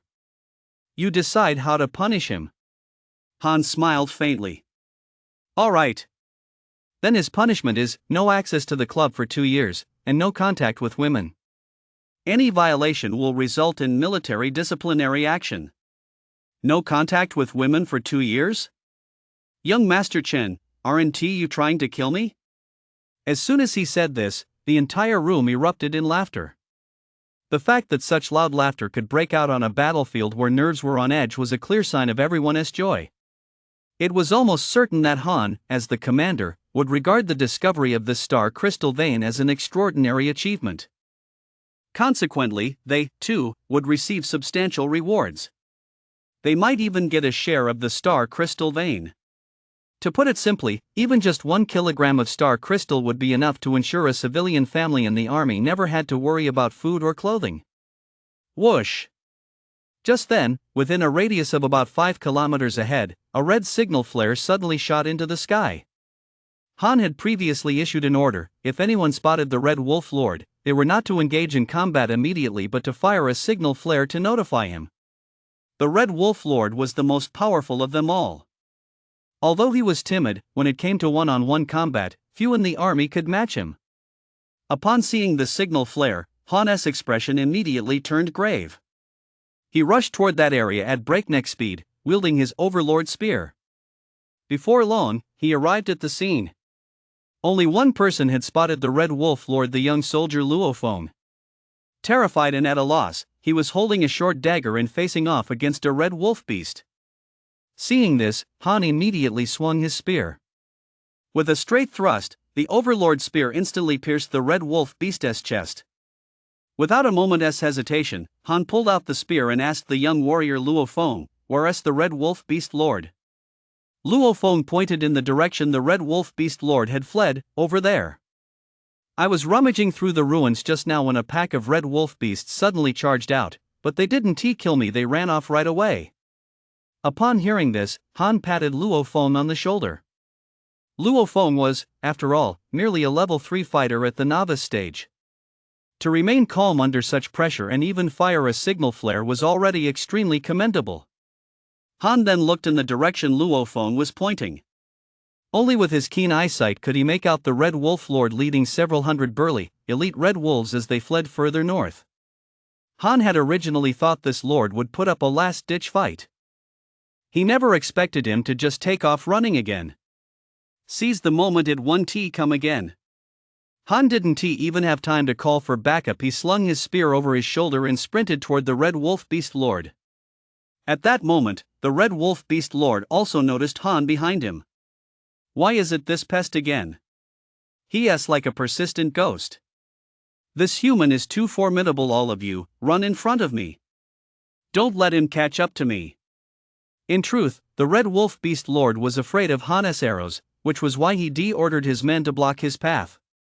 Immediately afterward, he gazed toward the vast, rolling mountain range in the distant horizon, a look of reverence in his eyes. "As long as we reach the mountain goddess domain, we'll be safe." That human won't stand a chance against the mountain god. Chapter 77, an 800ly Blitz. Slaying the enemy general. In truth, the Red Wolf Beast Lord's worries were unfounded. The Red Wolf Beast's speed was indeed a major advantage. Although Han's speed was barely enough to keep up with the Red Wolf Beast, he was unable to draw his bow and aim even in the blink of an eye. The Red Wolf Beast would pull ahead. "If only I had a mount right now." Han let out a soft sigh.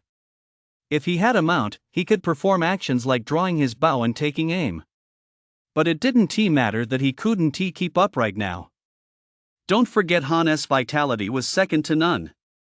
Even you, at the 8th tier of the God stage, only possessed a little over 200 units of vitality. Han's vitality was already nearly on par with that of a typical venerable stage cultivator. He had leaped over 2 major cultivation realms. There was no way these red wolf beasts could possess such terrifying levels of vitality. It was only a matter of time before he caught up to them. Meanwhile, inside the Red Wolf Beast city, Lu Zixing, accompanied by soldiers from the Kuei battalion, had also arrived at Luo Feng's location. Upon hearing that Han had actually gone alone to pursue the Red Wolf Beast Lord and the Red Wolf Beast elite forces, Lu Zixing couldn't help but gasp in shock. Lu Zixing frowned and said, "This Han he is taking far too great a risk. After all, Marshal Yu had issued a strict order, not a single life in the entire Kuwait battalion or even the entire Northern Expeditionary Force of 70 or 80,000 troops was more important than Han S. If anything happened to Han at this critical juncture, they'd all be in deep trouble." Still, Lu Zixing could understand Han S' reasoning. If they let the Red Wolf Beast Lord escape now, it would inevitably return with reinforcements. After all, this area contained a star crystal vein. If they had to constantly face enemy incursions, the trouble ahead was unimaginable. The 600 million people of Great Xia watching the livestream were equally on the edge of their seats. That's because Han hadn't brought any live streaming equipment with him when he set off in pursuit. As a result, at that moment, no one knew Han's current situation. "What's going on? This is driving me crazy. Han absolutely must not come to any harm. That's right. Han is our battle hero. Now we're waiting for him to return to Great Xia so we can honor him." Han's performance in battle had given the people hope, and now no one wanted anything to happen to him. Not even the highest authorities of the Privy Council were an exception. They certainly didn't want to bestow a title of nobility on a fallen battle hero. Just then, Linger suddenly shouted, reporting to Camp Commander Lu, "We of the Cold Knight Squad request permission to join Team Leader Han in pursuing the Red Wolf Beast Lord." The members of the Cold Knight Squad wore determined expressions. Come what may, life or death, they would stand and fall alongside Han. There was no way they'd let Han go after it alone. Lu Zixing nodded in agreement. After all, a unit had to be sent to assess the situation.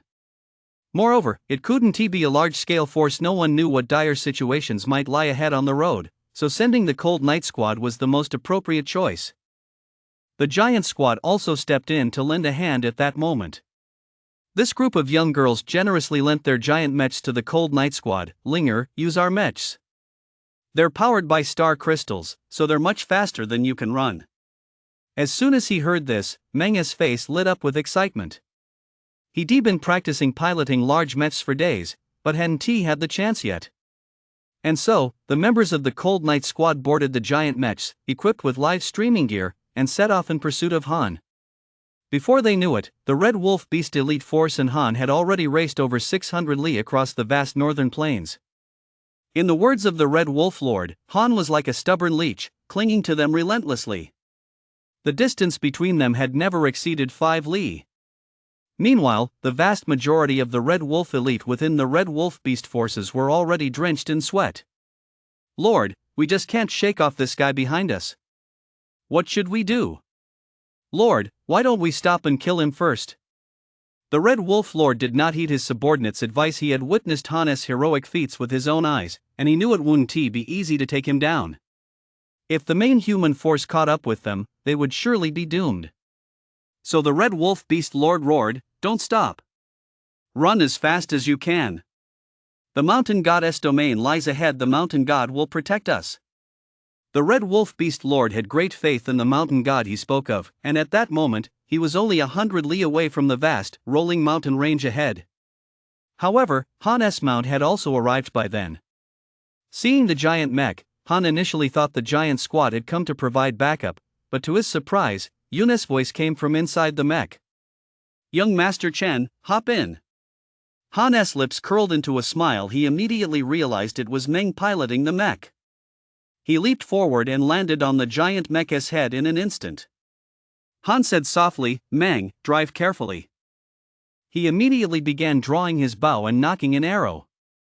Meng's piloting was extremely steady. Standing atop the mech's head, Han didn't even feel much of a jolt. So he held his breath and focused his mind, pulling one of his few remaining star crystal arrows from his quiver, aiming in the direction of the Red Wolf Lord, and firing it in an instant. Whoosh! A piercing whistle cut through the air, instantly throwing the Red Wolf Lord into a panic. With the Mountain God's domain within sight, the Red Wolf Lord, heedless of the consequences, grabbed several red wolves nearby and hurled them behind him. After piercing through several elite red wolves in quick succession, the star crystal arrow finally lost its momentum and plunged straight into the ground. "Block it for me," the Red Wolf Beast Lord roared. Han had anticipated this and immediately fired several more arrows in rapid succession, nearly wiping out the Red Wolf Beast troops' elite forces entirely. However, by this time, the Red Wolf Beast Lord had finally entered what he referred to as the Mountain Goddess domain. He immediately breathed a sigh of relief and shouted, "Mighty Mountain God, save me!" Han had no intention of paying any attention to the so-called Mountain God by now. The Red Wolf Beast Lord was completely alone. He fired his final star crystal arrow, but just then, something strange happened. The star crystal arrow shot toward the Red Wolf Beast Lord's head at incredible speed, but just as it neared the so-called Mountain Goddess domain, the arrow's tip suddenly shattered in an instant. What struck the Red Wolf Beast Lord's head was nothing more than a wooden stick. Han was taken aback, unsure what had caused the star crystal to lose its effect. He immediately shouted, "Meng, stop!" After all, the giant mecha's power source was the star crystal. If it entered a zone where star crystals were ineffective, it would be as good as scrapped. Seeing this, the Red Wolf Beast Lord couldn't help but burst into laughter. "May the Mountain God protect us! Long live the Mountain God!" With that, he ran deeper into the secluded mountains and forests. This mountain range was covered in primeval jungle with treacherous terrain, and since Han and his team were unfamiliar with the area, once the Red Wolf Beast Lord disappeared from their sight, it would be like letting a tiger return to the mountains. The members of the Cold Night Squad watched the Red Wolf Beast Lord's smug expression and couldn't help but grit their teeth. Yufei even let out a curse, "Damn it! We chased him for 800 li, and we still let him get away." At that moment, however, no one noticed that Han's Overlord Spear was emitting streaks of deep red, thunderous light. If the star crystal was ineffective, could they really ignore the piercing Deaththorn Spear? The next instant, Han's figure shot forward like a cannonball, a crimson flash of lightning streaking through the primeval forest as he darted through the woods at breakneck speed.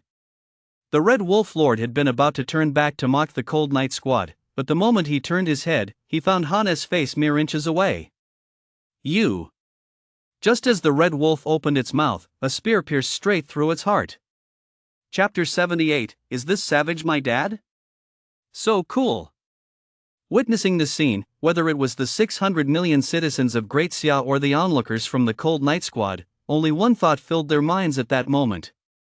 Han, clad in a black military uniform, had effortlessly pierced the heart of the opposing leader from a distance of a full 5 kilometers. In fact, the piercing death spear is capable of decapitating an enemy general in the midst of a vast army. The reason Han hadn't used it until now was that the move was far too risky. It also required a certain amount of time to prepare. As the commander-in-chief, he couldn't afford to take such risks. He hadn't used it during the pursuit because there were too many targets and the situation was too chaotic. Unleashing the piercing death spear required complete concentration. But here, the situation was entirely different. With only the Red Wolf Beast Lord remaining as the sole enemy, he could unleash the skill capable of detecting a target from 1,000 li away without any reservations. And it was, without a doubt, a single spear thrust straight to the heart. Come to think of it, Han hadn't used piercing death spear since the Northern Campaign. The moment he unleashed it, it sent a small shockwave through the entire nation. Pursuing the enemy for 800 li and slaying their leader. This was undoubtedly a move that thrilled the people. Although the military achievements certainly couldn't compare to the discovery of that star crystal vein, it greatly boosted morale. The people could be seen embracing one another, weeping with joy. It is truly a blessing for Great Xia to have a young prodigy like Han. Great Xia has a bright future ahead. An elderly man who had lived through the dark years of turmoil was moved to tears. He exclaimed, "In Han, I seem to see the shadows of Han Haoran and you, the twin pillars of the empire from back in the day. He might even surpass them. Since the days of Han Haoran and you, when the dark turmoil was quelled, Great Xia had not produced a single outstanding figure worthy of being mentioned in the same breath as those two for over a century." At the same time, this announcement was broadcast on the streets of every major city throughout the Great Xia Empire. National announcement. National announcement. Second Lieutenant Han, on the Northern Campaign battlefield, pursued the Red Wolf Beast Lord for over 800 li and slew him in battle. Let the whole land rejoice. This announcement was jointly issued by the Privy Council. They, too, understood the power of public sentiment. The Northern Campaign had just suffered over 300,000 casualties if no significant military success had been achieved. Although you would bear the primary responsibility, the public would inevitably lose trust in the current Great Xia regime. The only way to salvage the situation was through a resounding victory like this. Especially since a follow-up announcement was issued. In celebration of 2nd Lieutenant Han's great victory on the Northern Campaign battlefield, the entire nation will observe a 3-day holiday. A 3-day holiday may not seem like much. But for today's highly technologically advanced society, it is already a rare treat. This also indirectly demonstrates just how awe-inspiring Han's slaying of the Red Wolf Lord truly was. The entire nation erupted in cheers, and people across the land even began setting off fireworks to celebrate. The festivities were no less intense than when Han Haoran and Yu had quelled the Dark Uprising all those years ago. This was a triumphant start, signifying that the northern lands were no longer off limits to humans. However, Han, who was still on the battlefield at that moment, was unaware of what was happening within the Great Xia Empire. He pulled his spear out of the Red Wolf Lord's body and cast a cold glance at the corpse. Then he looked ahead and noticed a human statue standing before him. This statue was almost identical to the one in the Red Wolf Beast City. It depicted a male human with long, shaggy, disheveled hair and an extremely long beard. Could this be the great mountain god the Red Wolf Beast Lord spoke of? He looks just like a savage. Han spat out derisively. Then Han realized there was more than just this one statue in the woods. Almost every few li, he came across a statue of the so-called Great Mountain God. Moreover, feathers and molted hides from all manner of strange beasts were scattered in every direction. It seemed that the Red Wolf Beast clan wasn't the only group that frequented this place. Presumably, the other cities of strange beasts encountered by the Northern Expeditionary Army also came here to pay their respects. Who exactly is this Great Mountain God? Moreover, this territory is quite mysterious. It actually renders star crystals and star crystal reactors ineffective. To date, scientists across the entire Great Xia civilization have likely never made such a discovery. This clearly demonstrates the uniqueness of this region. Just then, Linger walked over, holding a black box in her hand. She handed the black box to Han and said, "Han, look at this. I found it under that big tree just now."